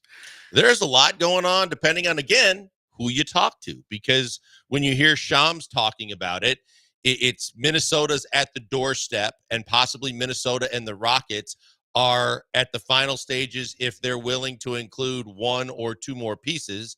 But it does seem that Kevin Durant is more adamant than ever before. He will not sign an extension if he's traded to Minnesota, which means you have to question, if you're Minnesota, am I willing to give up all these assets if I'm just renting Kevin Durant for 1 year? And then from the standpoint of the Rockets, are you willing to give up that much of your young core to get a guy for 2 or 3 more years? Depends. Are you? I'm not. I mean, I am totally out on the fact that if I have to give up too much and I have to give up as much as been rumored already, I'm just not interested in Kevin Durant. I'm interested in running this team back with a couple of extra additions here or there. If it's as big as a Cam Johnson, that's awesome. If it's just getting Luke Kennard or a shooter or two and a little kind of veteran reinforcements on the fringes, so be it. But I'm not taking the huge swing for the fence move on a 36, 37-year-old Kevin Durant. No, I hear you on that. The mentioned the odds a little bit earlier. The odds currently, as we speak today, according to the DraftKings Sportsbook, the Rockets are the betting favorite at plus 250, the Heat plus 350. So there is that whenever you look at this. My current grasp of this is that both teams are negotiating through the media. We heard the phase 2 when it comes to the Suns. What is phase 2? Well, phase 2 means that the Suns are no longer going to negotiate with the teams that are on Durant's list, and they're willing to trade him to a team that's willing to take him on as a rental. Okay, the Suns are playing hardball. We've heard whether any trade is a piece or two away. What does that tell you? It tells you the Sun through the media are telling the Rockets or anybody else, you better add another piece or two or he's about to be traded to somebody else. Sam Amick a moment ago, like 30 minutes ago, tweeting that the Rockets are lukewarm on Kevin Durant because of his age. That's the Rockets leaking to Sam Amick that they're not going to put anything else in this trade, and they're putting out this negative reporting on Kevin Durant. So both teams in my mind are currently at a deadlock. They're at a standstill because neither one is budging, and both teams are now negotiating through the media. Like every team's playing chess in the media right now, right? I think both sides. I think to your point, and we brought up with the Durants of our lives yesterday, the fact that there were guys that were reporting just what we've been talking about is that the Suns are trying to play the media to get the price up. They're trying to make sure that you think that there's a bidding war and that all parties involved get the message loud and clear that stock's flying through the roof. If you want it, we're going to sell high. You're going to have to be willing to pay the price. And I think now, again, overnight and into this morning, you heard from the Spurs, because there are people out there that are trying to push the narrative that the Spurs are where the true destination of Kevin Durant. There are people out there that are saying Kevin Durant has his list of teams that he would go to, and then he has his ultimate list, which if you're led to believe, you want to believe what you're trying to be led to believe, it's the Spurs and everybody else. But we haven't really heard that. We've just heard that Toronto and Minnesota are trying their best to try and convince Kevin Durant to consider them when he doesn't want to. And the three teams that have been definitely in the I'll go there category are the Heat, the Rockets, and Spurs. So whenever we do a show again together on Monday, if Kevin Durant is traded between 6 o'clock today and 3 o'clock Monday, let's say he's traded. Where that's a fact we know. Kevin Durant has been traded in that window we just mentioned.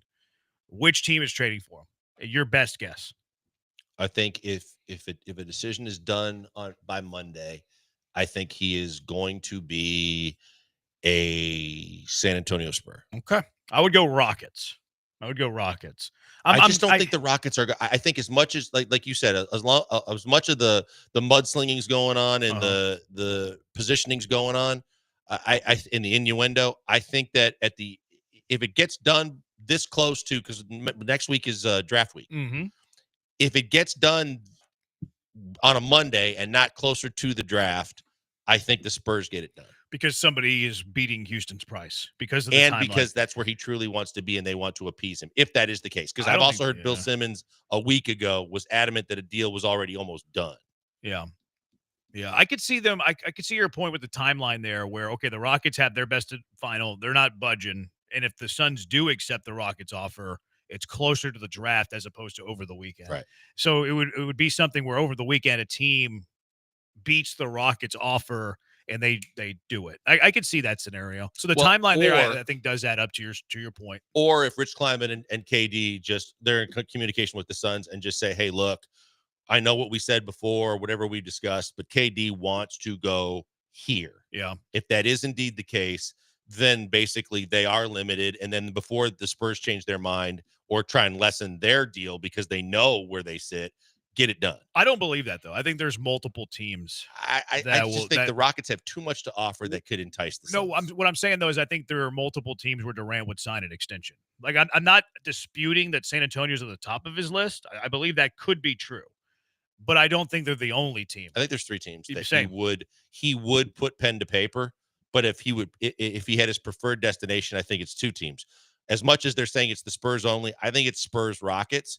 I think that Phoenix would love the fact KD could make it work in Miami, who couldn't, but they have pieces that would entice the Suns. But I think that if it comes down to the two favorites, I think it would be the Spurs and the Rockets and not the Heat. Okay. Yeah. Yeah, I don't really have an exception to that or an objection to that. I would have those as the top two as well. Maybe I'm closer with Miami being in that cluster than not. I don't think Bam and Hero are off limits. I don't think they're going anywhere with Miami. No, I'm talking about it from a Kevin Durant perspective. Like, I think there were like you. I think there were three teams where Kevin Durant's like, I will sign an extension with those three teams. But that's what I was think going those at three teams are San Antonio, Houston, Miami. Kevin Durant has what he likes, which is insulation by having two other really good players around him by going to Miami, because I think that Bam and Hero are not involved in the deal. So he goes and he instantaneously has a playoff team with those two guys. Makes sense. Yeah, they like throw Ware in there and a bunch of picks or something like that. 713-780-ESPN. What is Phoenix Radio comparing Kevin Durant to? And who is the youngest player the Suns could actually obtain in a trade with Kevin Durant involved? And is that guy a Rocket? 713-780-3776. Killer Bees, ESPN 97.5, ESPN 92.5.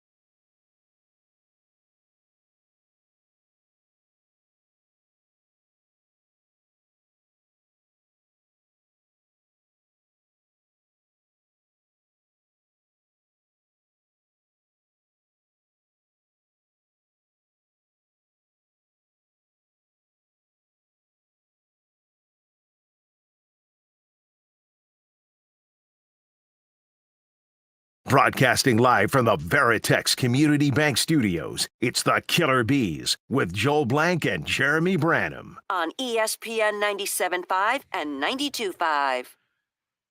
I'm going to ask the same question to y'all as I asked the Paul show. Will Kevin Durant be able to keep up with the defense the Rockets are playing now, or will he slow them down?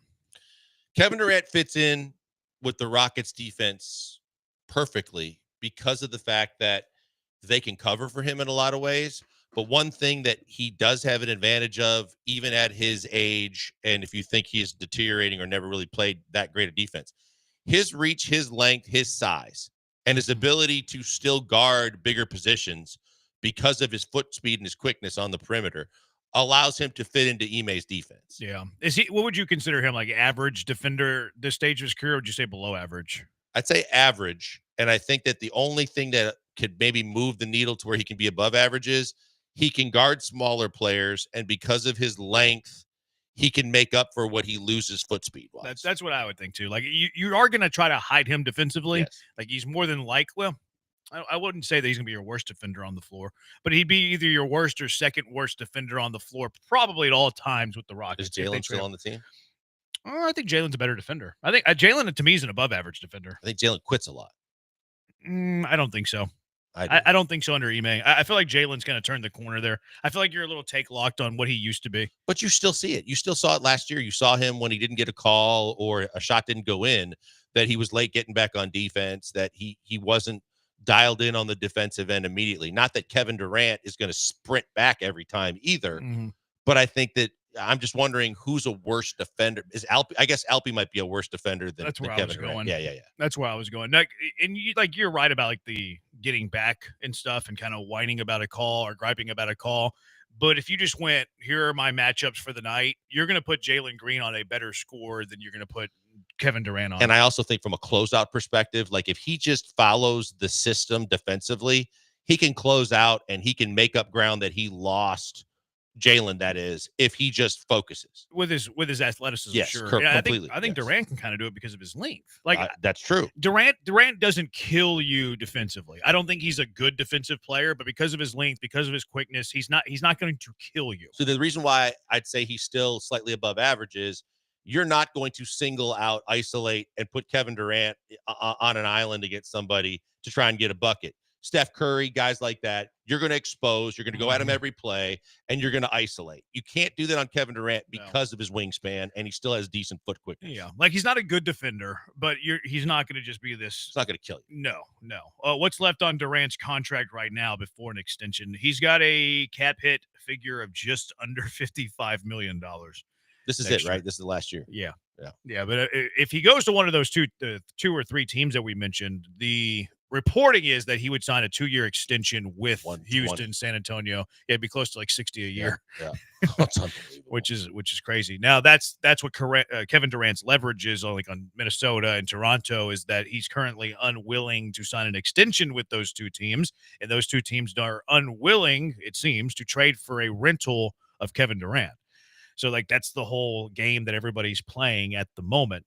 San Antonio don't want him anymore. They're going young, says a texter. They are kind of, it seems like they are fading in these reporting and these betting odds, but maybe they have one final, shot to take, but who knows? It's just, to me, it almost gets down to the point of, do you really need De'Aaron Fox? Because De'Aaron Fox was a guy that was supposed to be one of your two best players. I don't know that Kevin Durant for 2 or 3 years, because Wemby's so young, because you have the ability with the guys you have currently, with the pick that you have, that you're sitting on currently, that you could just let Wemby and these young guys develop to where you could actually move De'Aaron Fox and just go all in on a Oklahoma City type outline. And like Oklahoma City has SGA as their lead dog, Wemby's your lead dog. I don't know that you even need De'Aaron Fox. Yeah, I wouldn't disagree. Because you got Castle, you're going to probably get Harper, which everybody seems to think is the slam dunk number 2 pick, to where you take those 3 guys alone. Fox is a better scorer than Castle, much better scorer right now. Castle. Right now, I think. Yeah, right now. I don't know that Castle has to be, and I don't think Castle will ever be the scorer of Fox. No, but I think that Harper could be potentially. Yeah. And because Wemby's so young, I do like Harper. And they're saying that he is, like I said, slam dunk number 2 pick. and that Daryl Morey is just trying to throw the entire kitchen sink at San Antonio to get to him. Texter Kelly Eco said Durant favors San Antonio. Yeah, we kind of just parroted that. The thought right now is that San Antonio is moving in a different direction, but maybe that's BS right now. It's just either false reporting or leaking news that is trying to cover up maybe their interest. I think if you truly are a Rockets fan that wants Kevin Durant, you want the perfect storm to be San Antonio really doesn't want him. They really do want to stay on this younger kick. And if they go that route, then the Rockets don't have to give up as much to get him, because then truly you are in the driver's seat and you have negotiation control. I think if the Suns had to make a trade today, he'd be a Houston Rocket. I think that the Houston Rockets have the best offer for Kevin Durant. I think the pieces the Rockets offer up, not only because it's their own picks getting them back, but because of the fact that when you talk about Castle, I don't think they want to part with number 2 no matter what they do. Their future draft capital and the fact that whatever players you throw in aren't going to be the equivalent of what the Rockets can offer you. I do believe Minnesota could put together a more attractive offer for Phoenix, but I believe it's contingent on Kevin Durant signing an extension with Minnesota, and I believe he refuses to do that. Right, and I think that when you say that, the reason why it's the most attractive package to the Suns is because their owner alone wants to still try and win now, and if you add DiVincenzo and Rudy Gobert to Bradley Beal and Devin Booker and some of the veterans they still have on that team, I think that's a playoff team. I would agree. Heck no, I'm not giving $60 million a year at age 36. Well, he's currently 36. He'll be 37 next year. He'll be 38 the year after that, and then 39 the year after that. So actually, you'd be giving $60 million a year to a 38-year-old, and then $60 million a year to a 39-year-old. So it probably makes the decision a little easier for you, anyways. What is your ideal offer for Durant and the most you'll offer for Durant? See, I think the price is a little bit lower than what is being put out there. I hope you're right. Now, also, it's like, does Phoenix is it going to be a 3-way trade with Jalen Green going somewhere else, or are the Rockets going to be able to make this trade without trading Jalen Green, which is possible? It is possible. Now, I mentioned that the other day, that the fact that the Suns really aren't interested in Jalen, and that if he was going to be in the deal, they were going to look to get another team involved and flip him so that they could get more of what they're looking for, like draft assets and veteran players. Now Shams is talking about it could be a 4-team trade. It could be as many as 4 teams. If that's the case, then I would hope that the Rockets get back more than just Kevin Durant. Sure. Because I think they have to. If you're talking about the kind of thing that I think we both have been on the same page that we don't want to part with, I don't want to part with Jalen and a Jabari from your current roster, as well as potential picks or high picks in the past of Reed and or Cam, and then picks of the future like the 26 and 27 picks from the Suns. I'm not into all that. That's way too much for me, and that's where I'm out. See, I'm with you. I think the price is lower than that. So because I think, again, it goes back to, if the Suns were blown away with a current offer, it would have been done. I would be all in on Dylan Brooks to make the salaries work, Jabari Smith to give them what they want, and then a couple of draft picks. Would you go Jabari, Dylan? I mean, Jock Landale would have to be thrown in there. Fine. Number 10 and the Suns pick in 27. Boom, done. Okay. I'll do that. I think ultimately it could be that. And I'm fine with that.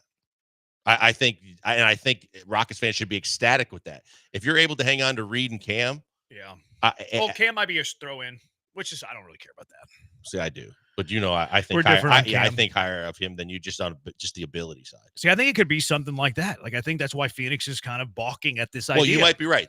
When they say they're at the doorstep and it's one piece away, if it is the difference between Cam being in the deal or out of the deal, I guess I'll take my chances at throwing him in the deal. Like, if I'm Phoenix and you've offered me Dylan, Jabari, pick number 10, 2027 Phoenix first, and I'm saying, I'm going to do it, but you got to throw in Cam. I need Reed or Cam to make the deal work. I rather, from a Rocket standpoint, I rather throw in Cam. Right, but from my standpoint, I'm already giving you enough for a 37, soon to be 37-year-old Kevin Durant. Yeah, I don't need to give you either. So if the Suns came to us, we're both the Rockets now. If the Suns came to us, we're both the Rockets. That's the framework of the deal. And they said you have to include Cam or Reed. You can pick. Who would you part with? I would part with Cam. Same. Yeah, we're on the same page there. Could we be thinking about this wrong? What if we moved their picks to them for a different player from a third team, be a facilitator taking advantage of premium for their own picks, maybe a Desmond Bain level player? I don't know if that's on the table. I don't hate the idea. I'll say that. Yeah, but I don't think it's on the table. I'd like to know who that player is that's actually available. And when you think about, and I've mentioned this yesterday, when you think about what Mikal Bridges and Desmond Bain have gone for, 4 and 5 first-round picks and then an additional first-round pick swap, like the Rockets aren't getting in the middle of all that, nor should they, because they do sit on a lot of draft capital that, look, to Rafael Stone's credit, Daryl gave away the entire farm of draft picks. When he left, the cupboard was bare from that perspective, and they've been able to salvage a lot of picks that have made up for that. No, they have to reduce their surplus at some point. They have so many young players, future draft picks, that you can't keep them all. Like you can't. You're gonna have to try in to desperate search of finding one that turns out to be the SGA of Oklahoma City or the Wemby of the Spurs, where you have that centerpiece to everything else you have. Mm-hmm. So here was Phoenix Radio comparing Kevin Durant to a pair of jeans. Made pair of jeans in the world. And if you sell them and put a price tag on them for $200 and nobody buys them, it doesn't matter whether you think the jeans are worth it or not. It doesn't matter the quality of material you put into it or the craftsmanship or anything. If no one's buying it for $200, eventually you have to lower the price. And you can sit there and say, but guys, this pair of jeans, I mean, it's just the bomb, man. You're not going to get a better, longer lasting, better looking, stylish pair of jeans than this right now. If nobody's buying it, nobody's buying it. And I'm Gambo, I'm scared to death we have gotten to that point in this conversation where it's just, you can talk about how great the jeans are all you want. Nobody's buying that pair of jeans for $200, no matter how hard you try if you're the Suns. So what does the store do when you can't sell a pair of jeans for $200? They lower the price. Okay. They lower the price. Give them to a third party warehouse. They give them to TJ Maxx. You go to Goodwill? Maybe not that far. Okay. Maybe a TJ Maxx, a Marshalls, something like that. You guys crush us every day on things. You should be so happy you don't have to listen to that every day. That wasn't bad. If you listen to the whole thing, it's a it wasn't decent. great. I think it's a decent comparison. It's kind of like I wouldn't go with jeans. I'd probably go with like a depreciating car or house, maybe. But I see his point. Like you, jewelry. Yeah, like you value this house at $300,000, but it's not selling at $300,000. So what do you have to do in order to sell it? You have to lower the price. But that's the difference, Jeremy. We can find something more pertinent. Jeans is pretty funny. Current. I'm thinking, like, what jeans are expensive these days? No one even worries about how expensive their jeans are anymore. That's not true. People worry about how expensive their jeans are. I don't think so anymore. What do you mean? I think like super fashionable people do, but I think that overall, people don't look at, like, when we used to talk about jeans of the past and all the different expensive brands of jeans. I think most people are Old Navy and Levi's. And they're getting away with it. I don't know that you're the aficionado. I'm not here. saying for myself personally. I think most people out there, you can get away as long as they like sit right and they're cut right. I don't think that it used to be when you had all these big name Guess jeans and Girbaud, and then you had like all these fashionable jeans that people worry about. I wouldn't like. I think the real estate's a better comparison. Thank you. But I mean, to like, not, no offense, but I wouldn't go to you for like fashion advice. And look, I wouldn't go to me for fashion advice. I don't care about fashion. But if somebody came to me, one of our interns who care way more about fashion than we do, we probably should be asking Ryan. He's a young buck.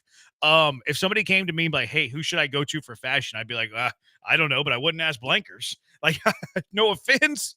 I think because of what we do, I don't have to come dressed up, but I think I still have a decent I don't know pulse in terms of what to wear and what not to, like, because I have to wear suits from time to time, and I know like I'm not wearing double-breasted. I know I'm not wearing 3/4 button. I know like what's fashionable from that standpoint. Branham loves to disagree with Blanker, says a texter. You're darn right I do. It's fun. Ryan, let's call him the young guy. I feel like the young guy would be more fashion like forward than us. Are you fashion forward? You think you are wearing a jersey? So a little bit, not really.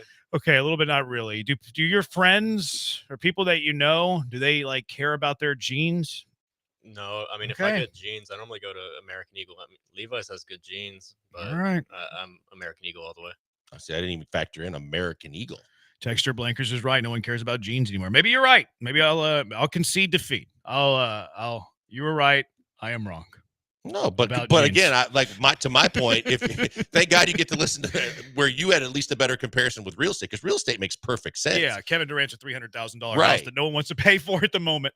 Texter Phoenix doesn't want Reed. Nobody wants him. Number 3 That's pick gotta be that you Israel. couldn't get a second-round pick, right? I think it is Israel. Yeah, it is because he uses emojis here. Cam is way more valuable than Reed. Reed is trash can emoji, trash can emoji, trash can emoji. See, that's not true, though. No. Reed has more value on the trade market than Cam does. Right, because you know what Cam doesn't have from two different aspects of why Reed is more valuable.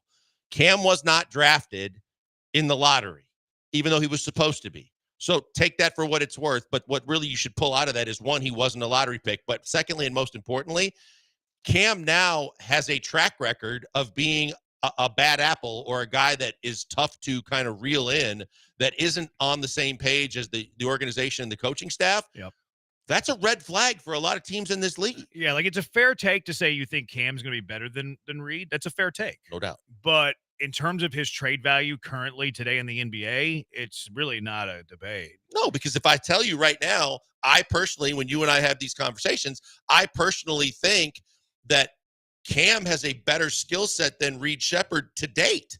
I think Cam's basketball skills are unbelievable and could be through the roof, but what's between his ears scares the living daylights out of me. Whereas from a Reed perspective, there's a lot of GMs in this league that think Reed is eventually going to turn into something special.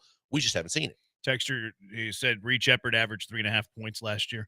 There's been a lot of players in the NBA who've been very good that did nothing in their rookie year.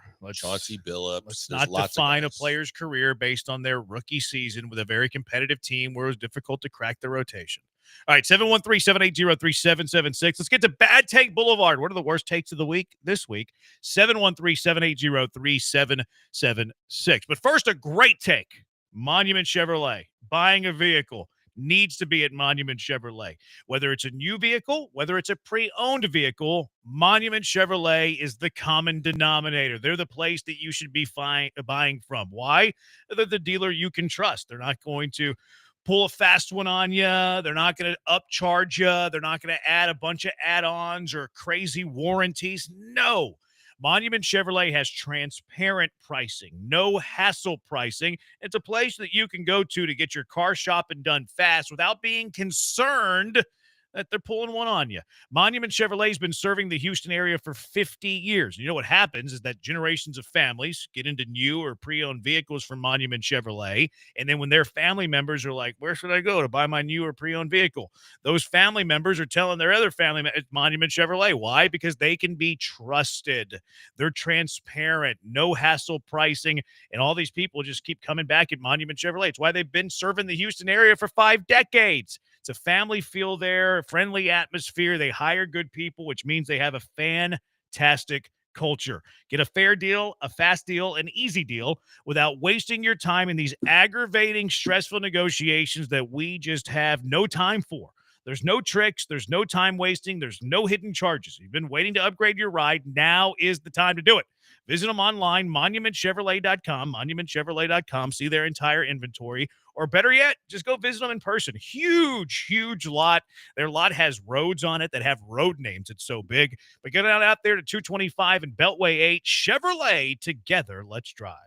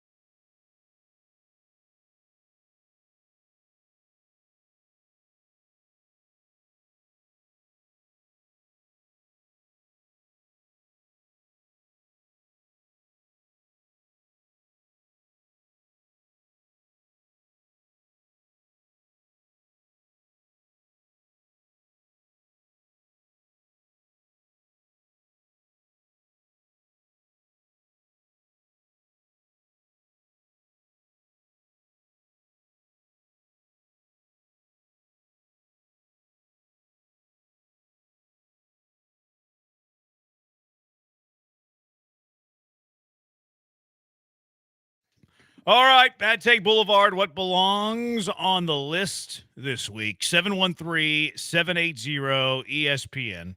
713-780-3776. Somebody put me on the list already. Brandon, not knowing Joe Namath tried to kiss Susie Colbert. I remember that. I was going to say, when did you never said you didn't remember. Whenever somebody texted Susie Colbert, was We it were yesterday? talking about the Jenny Cav Yeah. stuff. Yeah, and we didn't mention it, and they took us not mentioning it as being uneducated about it. It just didn't really come to mind. But I do remember, like, he was drunk, he was on the sauced up, yeah. sideline, and he was trying to kiss Susie Colbert. He flat out said, "Hey, Susie, how about you?" I think he said something about plant one right here. Yeah. What a creep. Josh from Seabrook, Bad Take Boulevard. Any take by Stephen A. Smith playing solitaire during the game when he should be paying attention, lying about playing during the timeout, and getting fact-checked by Twitter's community notes. That was weird that he lied about it being during the run of play. And then tried to say, kiss my rear end. Yeah. Like, slow down. Like you went out of your way to lie that you got weren't doing it during the game, and then somebody had a video of you doing it during the game. Like, just own it. Why? Like, you just have to own it at that point. And then secondly, you're playing solitaire on your phone. weak. Do you play any games on your phone? I don't. I don't either. I do have the golf game on my phone, WGT, but I haven't played it in a couple of years. If I had to play a game on my phone, it would be that one. If I had to play a game on my phone, like on an airplane, whenever I don't have service, it's probably Gin Rummy, but not solitaire. Solitaire is such a weak choice. Mine would be a sports game. Yeah. I used to play, like, I don't play games on my phone really, but like I'm trying to think of games that I have had on my phone. Like I used to have the NBA Jam on my phone. That one was all right. He's That one wasn't heating bad. up. Yeah. He's Like on it took, fire. and I think the reason that I like that is because it was nostalgic. But yeah, solitaire is the bad take. Solitaire there. is just like old folks game. Yeah. I remember playing solitaire like on the first computer that I ever touched. Yeah, I remember, like, even nowadays, if you walk by the cardio section in the gym, the old people have their tablets or their phones out. Instead of watching TV shows or whatever, they're playing solitaire. Really? Yeah, I see it every day. It's weird. Yeah, so Stephen A., you make the list. We had a texter text our show last Friday about the Astros lineup, and he said that today's lineup about the Astros is the worst lineup the Astros have had in the last 10 years. You know what the Astros did that day? They won. Not only that, but they scored 10 runs, 8 of which in the first 3. So that texter, worst lineup ever, you made the list. Go. You just made the list. Okay. Brian McDonald makes the list as well. You just made the list. He was griping about the offense on Monday. Brian McDonald was. This offense right, is he bad. They did nothing this weekend. I'm worried about this offense bad. I Monday think you put a offense so topic on the good. rundown about being concerned. He did. Yes. You know how many runs the Astros scored Tuesday night? They scored 13. You know how many runs the Astros scored last night? They scored 11. Since Brian was griping about the offense, the Astros have went off for 24 runs in 2 days. That's an Not a good look. average of 12 runs. It's pretty good. I'm surprised you didn't give yourself credit, too, because you kind of kickstarted Cam. What did I do? You had a tweet that said, I hope this kickstarts or whatever the jinx is so that it back. Oh, that was a long time ago. It's been a couple of weeks. Yeah, a couple weeks, but he's been hot the last couple of weeks. Because he was in a slump. Right. And I was like, I'm going to expose this to try to Branham foot and mouth That's his right. way. And he did. I forgot the timeline on that. You're Yeah, welcome. I did. Yeah, I need to go brag about that. MLB experts make the list. They put together their top 5 rookie of the year. This is chosen by a panel of MLB.com experts. Their top 5, Jacob Wilson, no problem there. Carlos Narvaez, I don't know how to say his name, the catcher from Boston. He's been good. No argument there. Shane Smith, number 3, the guy that the White Sox picked up from the Rule 5 draft from Milwaukee. I have no problem there. And that's who beat the Astros. Yeah, he's pretty good. Number 4 on their list, though, Jason Dominguez, who is hitting a whopping 235 with an OPS plus of 100, which is mid. That is the epitome of average. Is he bad? Oh, they can't hide him the way he plays defense this year. So yeah, he's not been very good. He's been just average, like very, very mediocre. So he was 4th on this list. Cam Smith OPS plus, by the way, 117. Dominguez 100. Cam Smith flirting with a gold glove. Dominguez hiding him defensively like he's Jose Altuve. Number 5 on this list was Roman Anthony. Come on, man. Look, I think Roman Anthony's going to be a fine player. I think he's like certainly decorated, all of that stuff. But you don't win Rookie of the Years based on decoration. He's 2 for 27 this year. He has 2 hits on the year. He's hitting 074. His OPS plus is 17, and you have him 5th on the list ahead of Cam Smith? Tell me, seriously, tell me you're not watching baseball. I thought I knew he started his career at 2 for 25, but if he's got two more offers in his back pocket to make it 2 for 27, whatever it is, he hasn't even played enough to be in the top 10. 2 for 27. This is Major League Baseball's expert and all these people trying to force feed us East Coast teams. That's a big market. That's a big market move list right there. Like, I'm okay with Cam being 4, but I am not okay with Jason Dominguez and Roman Anthony ahead of them. So Major League Baseball and your experts, your panel, you can stick that panel where the sun don't shine and make the list. You just made the list. Jason Dominguez has too many S's in his first name. He has a lot. Jason. It's a weird way it's to spell annoying. Jason. My middle name's Jason. Beat the streak player. Do you know what this is? No. The beat the streak where you can like pick a hitter each day and you try to chase Joe DiMaggio's record, and if you win, you win $1 million or something. Each player, whoever you pick, just has to get a hit that day. I know what it is. I've never played it, probably because I would forget. Granado was talking about the other morning that he plays. I was surprised that John Granado plays Beat the Streak, but I saw this tweet because I think it showed up because the Astros related.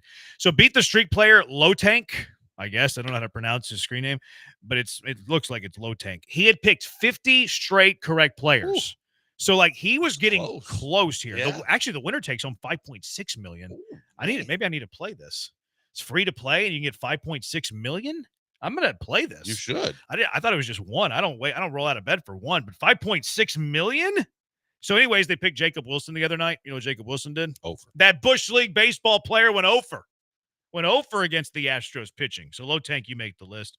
You just made the list. Jonathan Papelbon the other day. This was before the Rafael Devers trade, like hours before. He said, everyone calm down. Devers isn't getting traded. A few hours later, Rafael Devers was, in fact, traded. He's doing radio now or something? I had no idea. Or he's doing a podcast? Because I also saw him say something about, this shouldn't sit well with the team. And then they found out that after the owner and GM talked to the team was like, hey, let's just go out and win baseball games like they didn't care. It says in his Twitter bio, FT podcast. I don't know what FT podcast is, either. but yeah, I guess he's doing some form of podcasting.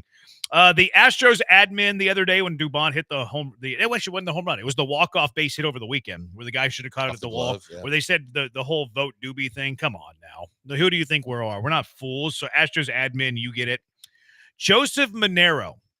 I don't know who this is, but he put together a top 5 list of the top 5 state of Texas college quarterbacks since 2000. Vince Young 1, Colt McCoy 2, RG3 3, funny, Quinn Ewers 4, that's a laugh, and Andy Dalton 5. I don't have a problem too much with the top 3 guys on the list. Ooh, I know one you. No, I don't love the order. The bad take here is the omission. Case Keenum is statistically the greatest college quarterback of the history of the sport. Not only should Case Keenum be on this list, Case Keenum should be 1 because Case Keenum is the greatest quarterback in college football history, statistically. I knew exactly where you were going with that, but from a statistical standpoint, you can't put Quentin Ewers above it. Like Young deserves to be on the list. He was unbelievable that final year at Texas. Colt McCoy, great college quarterback. RG3 won a Heisman. They built a statue of him walking on the Brazos. Like, he deserves to be on the list. Ewers? Quinn Ewers? That's pretty bad. This is it. You almost did. You sounded like the old Saints coach there. Mora? Yeah, Jim Mora. The big 3, they make the list because they called You just made the list. Dwight Howard and Lance Stevenson rookies. Also, they didn't suspend them at all for their fight, but they called them rookies. I think this rookies. is like some people's conversation about the dub and the WNBA and all this fighting. Just it's a huge marketing thing. I think that the big 3 is trying to stay more relevant by having it known Michael Beasley and all this back and forth with Dwight, and then the fight with Lance Stevenson, and then Steven Jackson, the coach, wouldn't leave the floor and wanted to fight one of the players from Houston's team. Oh, by the way, Murph's coaching Houston's team. Is he really? Yeah, he was in the middle. He kind of got in the middle of Steven Jackson and the player for the fight. No idea. Yeah, he actually told me that he didn't even have to interview. They took him to dinner, and he's like, well, I'd like to be considered. And they're like, oh, you got the job. Didn't Clyde Drexler, wasn't he the commissioner? He's the commissioner. I think he still is. Is he still really? Yeah. What does he do? I'm not commenting. Like, what does the commissioner of the Big Three do? That has to be just Goes to games. That has to be plays golf. It has to be. We just want a big name commissioner, and you're not going to do anything. You just have the title, right? Yeah, they got a lot of guys like that sit on the sidelines as their veteran. There's a name for them, but they're not the head coach, but they're like the ambassadors. Yeah, the ambassador consultant. I think Dr. J's one of them. Good for him. Go Cougs. The Tennessee Titans on Father's Day tweeted out, "Happy Father's Day to all the Titans moms and fatherly figures." You just made the list. They deleted it. They've worded. since deleted it. Okay. Happy Father's Day to all the Titans moms and fatherly figure. That is so weird. What a weird. Tell them boys to tighten up. Tighten up. Well done. Rookie's doing a good job here. What was the one that you had? I missed it. I had one from your guy, Big Sarge. I do like Sarge. Big Sarge, hashtag hear me out, says, in my honest opinion, one I've said for the last 2 years, get Jabari and give him the opportunity to have more touches, and this team is a real contender. Don't trade for Kevin Durant. So if they give all Jabari the Rockets more need touches? to do is keep Jabari and give him more touches, and this team is a real contender. See, I agree with half the take. Like, I do think Jabari needs more touches, but I don't think that simply will That make roster him a is not a contender. contender. It's not better than it's not an NBA contender. Is it a playoff team? Absolutely. Yeah, I don't really have a pushback to that.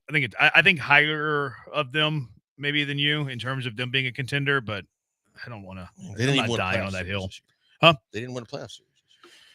I do think it was a difficult matchup. I mean, maybe I'm making excuses. It sounds like I'm making excuses. I hear myself right now, and it sounds like Branham's making excuses. So again, I'm not going to push back here. I'm not going to argue this. But you're absolutely wrong. I'm just kidding. All right, 713-780-ESPN. Who are your top 5 wide receiver duos in the NFL? 713-780-3776. Killer Bees, ESPN 97.5, ESPN 92.5.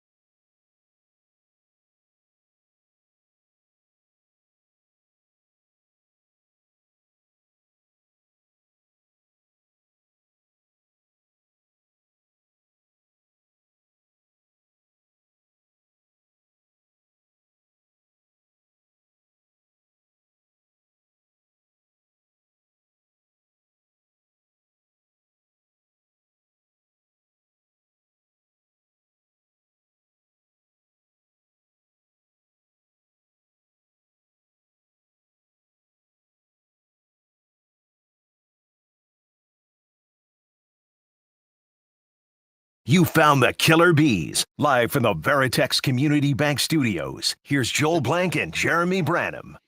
Killer Bees, ESPN 97.5, ESPN 92.5. So somebody the other day was like, you guys should do the top 5 wide receiver duos in the NFL. I'm not asking AJ that. Ocho's making claims of AJ. He said AJ's in the other producer room. I can see him. Is he doing something? I'm not gonna put out the accusation that Ocho put on AJ. Well, at least what I said earlier is true, because regardless of what he's doing, I said when Ryan was accused of being on his phone, I said that's what AJ does, and he's not letting me down. Yeah, hopefully AJ's not doing that at work. You mean the other part? He could be on his phone. I don't care that he's on his phone because he's kind of just like hanging out today. I'm not even sure what he's doing here, which I'm really not sure what he's doing here most days. But yeah, I don't care that he's on his phone. Now, Ryan, on the other hand, as being the quarterback of the ship, he can't be on his phone. No, I'm innocent. You're wearing the You're jersey. not of the quarterback. innocent. Oh, There's- look who decided to pop in. There's video proof of you being on your phone while we were on the air. So what do you mean you're innocent? You're not Karen Reed. You're guilty as charged. Oh, went there.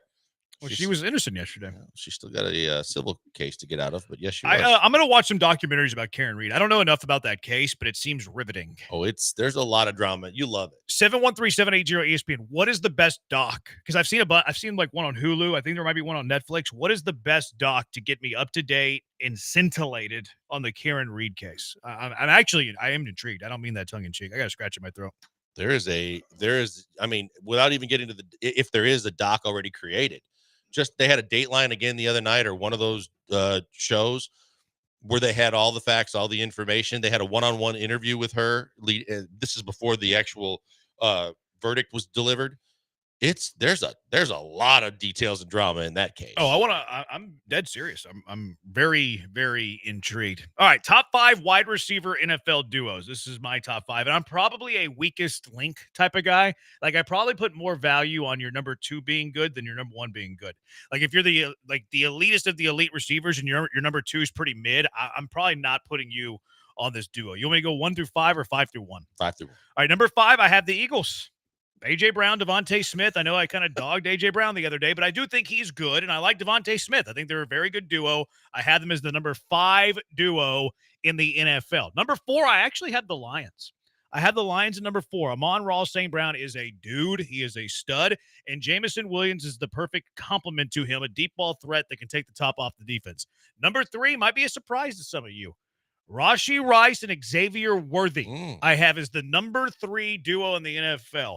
You get them on the field at the same time, they're going to do tremendous things. And it's funny because we look at Kansas City, it's like, oh, since they traded Tyreek Hill, they have nothing there. Nope. Rashee Rice, Xavier Worthy, fantastic. Number 2, a new duo.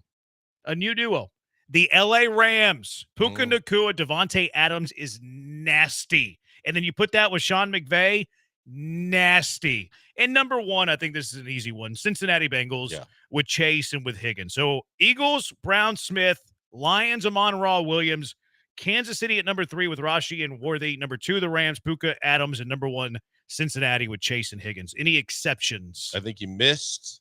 Objections. I keep doing that. I think you missed, or at least up for discussion in that mix would be CD, now that he has help with Pickens. I don't love Pickens, though. Like I think the scary. 2 of them together, that's a pretty good duo. I think Tyreek Hill and Waddle have to be considered. See, I don't like Waddle very much. And I think Tyreek's kind of, well, I don't know if I want to say washed. I think he took a huge drop last year. He went from being a top 5 receiver the year prior to last year being very disappointing. Yeah, and I think that quarterback matters and health of quarterback and everything like that too. But I think that those 2 guys, I think they're going to have a good year. I think Jefferson and Addison are definitely in the mix, because if you have arguably the best or second best wide receiver in all of football, that's a hell of a start.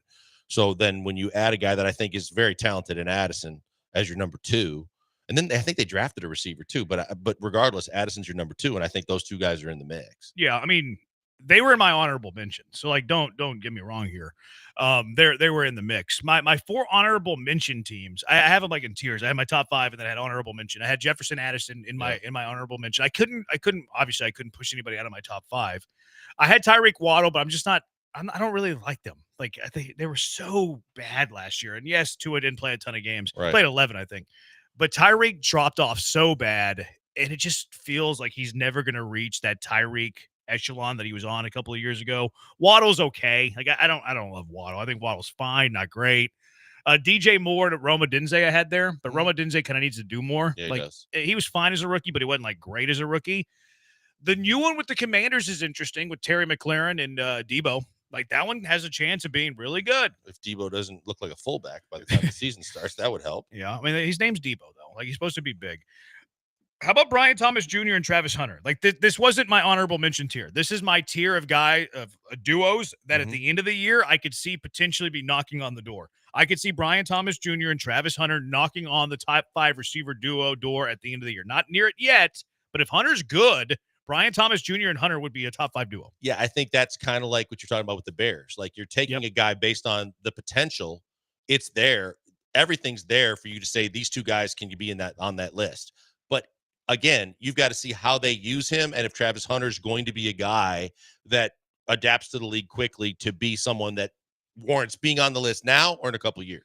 The other teams that I have that like could be in that top 5 conversation at some point in 2025, but not right now. How about the Packers? Jaden Reed and Matthew Golden. Yeah, maybe in the future, but they don't have. I don't think either one of them's a true one. I think both of them are really, really good receivers that would be a number 2 and do you justice. But I think the Packers are still in search of, in their own minds, a true one. Yeah, I would agree, really. Evans and Godwin's interesting, but Godwin's hurt, so like the injury mystery there kind of like throws this one out. At a certain point, Mike Evans can fall off a little bit too. I always say that though, and he doesn't. Right. So like I don't want to use that reasoning. But they did draft Igbuka, so maybe Igbuka could take Godwin's spot in that duo. And then I mean the Texans, I wouldn't have them in the honorable mention. Is Kirk your 2? See, that's the first question. Yeah. See, I think that the better scenario for the Texans to like crack the top 5 wide receiver duo is actually to be more in the Jacksonville category, where they're not there yet, but they have a potential of being there by the midpoint of the season. And I think it's more Higgins than Kirk. Now, if they all complement each other well, because Kirk can just be your slot with Nico and Higgins being outside. Yes, they're going to move them all around, but I kind of like the 3 receiver sets a lot with the Texans because I like the idea of all 3 of those guys being on the field. But I think there's a better chance of Nico and Higgins being a top 5 duo than Nico and Kirk. I would agree. I think that's true. And I think that as much as what Kirk's been so far to this point in his career, I don't anticipate him having those kind of seasons here. And I think that there's so many different weapons to spread the ball around too. That's going to factor in terms of if you're looking this from a stats perspective as you make your decisions. I think the ball's going to be spread around a lot if your name's not Nico Collins, to the point where it's going to be tough to pinpoint who your 2 is. I think you look at Indianapolis, they've got 2 really good young receivers, but who delivers the ball makes as much of a difference as anything too. So that's where I think that factor. Malik Neighbors. I think Neighbors is a stud. But again, who throws you the ball, and then who's your number 2? Probably Wan'Dale Robinson. Yeah, and again, is he I mean, prime time 2 yet? Well, I didn't even consider the Giants. Right. I mean, I'm just saying of teams that you didn't mention that I'm like, could they be in the mix? I like the Colts duo, but you're right. Like I hate their quarterbacks. Yeah. And by himself, Malik Neighbors is someone that you have to highly respect and regard as one of the best young receivers in the league. But who's complimenting him? And then is Russ still going to be able to give him the ball? Yeah. I love DK, and even with Rodgers throwing him the football, Pittsburgh needs a number 2. They don't have a 2. Brandon really loves Thomas. He's only had 1 year. I'm not a slow-moving ship. I'm quick with my takes. You're assuming that Lawrence could actually stay healthy in the majority of the year. Well, I didn't have them top 5. I said they could be top 5 based on potential. Like honorable mention, right? And Lawrence, not even honorable mention. Like they were more in the potential to be there at the end of the year. And that's if Hunter's good, obviously. But Trevor Lawrence being there is a factor. Jefferson and Addison are 10 times better than Rashi and Worthy. See, I preface this by saying that I'm the weakest link type of guy. And I like Addison. I wouldn't say that Addison's better than both Rice and Worthy. Now, you could counter that by saying Jefferson's so much better than Rice and Worthy that Addison can be quite a bit further back than Rice and Worthy and jump them. And that would be a fair argument. I really wouldn't push back a whole lot. But this does have a little bit of a bias and a weight towards the weakest link. Yeah, that's why I threw him in there. But at the same time, I think if anything, your top 5 is legit. I just think Kansas City is not 3 to me. I think Philly's more 3 than Kansas City. Although Mahomes, that's when it comes down to Mahomes versus Hurts in terms of how often are they going to throw the ball, and how are their stats going to look with a Philly offense that also has the best running back in the game, and he can also catch the football, as opposed to Mahomes is going to throw the ball a lot to those two guys. Yep. All right, 713-780-ESPN HRP listener line, 713-780-3776. What's your car wreck of the day? That's next. It's the Bees, ESPN 97.5, ESPN 92.5.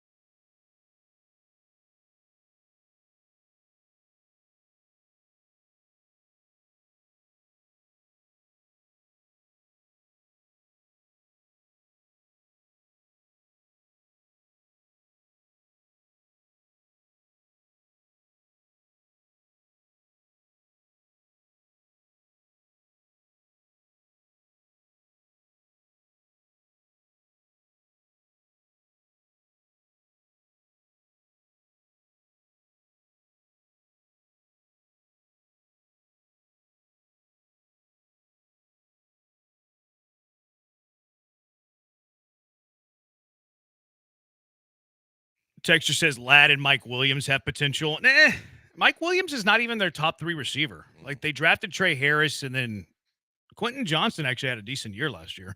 Bad rookie year, good sophomore year. Mike Williams has had so many injuries in his career. He got paid well, but he's never performed well. He's their 4th receiver right now. He's behind Harris. He's behind Quentin Johnston. I wouldn't, if you're going to make the Chargers duo argument, it would have to be Ladd and Quentin Johnston. I mean, that's their best 2 right now, but that's not cracking the top 5. So, like, their best chance of cracking the top 5 is Trey Harris being a dude. And then Harris and Ladd can be your top 2 to crack that 5. Kind of like the Texans. Like, Kirk's better than Higgins today, but that's not a top 5 duo. So what's the best way for the Texans to have a top 5 duo is Higgins turns out to be a dude. Yeah. So it'd be the same argument for the Chargers. We're going to be out at the aquarium tomorrow. Blankers will be out. Will Kunkel will fill in for Blankers. So Will and I will be at the aquarium as the summer circuit continues. Join us each week. You can register to win our grand prize of the summer, a pair of brand new e-bikes from Power on Electric Bicycle Companies, a $4,000 value. So come hang out with us. They'll be there from noon to 3, and then we'll be there from 3 to 6 at the downtown aquarium. Texter earlier said, happy birthday, Blankers. Thank What's you. on the docket today, they asked, but you're celebrating later. Yeah, we'll do some cake tonight, and we'll do the celebration this weekend. All right, car wrecks of the day. What is your car wreck of the day? I mean, and this is right down your alley, but Arkansas baseball. Yeah. Arkansas and the way they lost is one thing, and the fact that this is exactly the way they lost was it the last time they were in the College World Series by misplaying an easy foul ball that would have been an out that would have basically taken you to the title if you're Arkansas, and then the ball goes off the outfielder on the fly ball, it goes off his shoulder, scores 2, and then the second baseman gets his glove on the ball, can't catch it, and LSU comes back and wins. Yeah, that was they needed to beat LSU twice, and that was game 1 of the thing. But yeah, that was the worst inning possible. You mess up a PFP, the shortstop goes to third for some unknown reason. Oh, that was terrible. What do you like? I don't know if they turned 2 there, but there's no reason to go to third. It's a 2-run game. You don't need the lead runner. That guy's a first-round draft pick too. The shortstop? Yeah.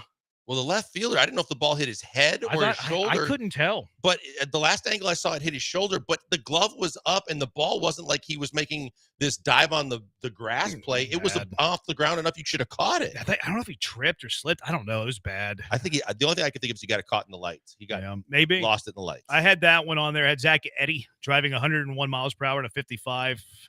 And then Alex wanted to say the guy yelling in Sacramento as his car wreck of the day. So Arkansas, we're good with that? Yeah, Arkansas. Sure. At least they won something. It's the curse of Arkansas and Omaha. Remember a few years ago, they dropped the foul ball that would have won them the national title. Yeah, that's absolutely why it's even worse. All right, does it for us. Thanks to Rook. Ryan did pretty good. Pretty good job for the Rook. He's Blank. I'm Branham. Blank, we'll talk to you Monday. I'll talk to you tomorrow from the aquarium, downtown aquarium. NBA Finals coming up here at 6:30. Keep it here. Bye-bye. Goodbye.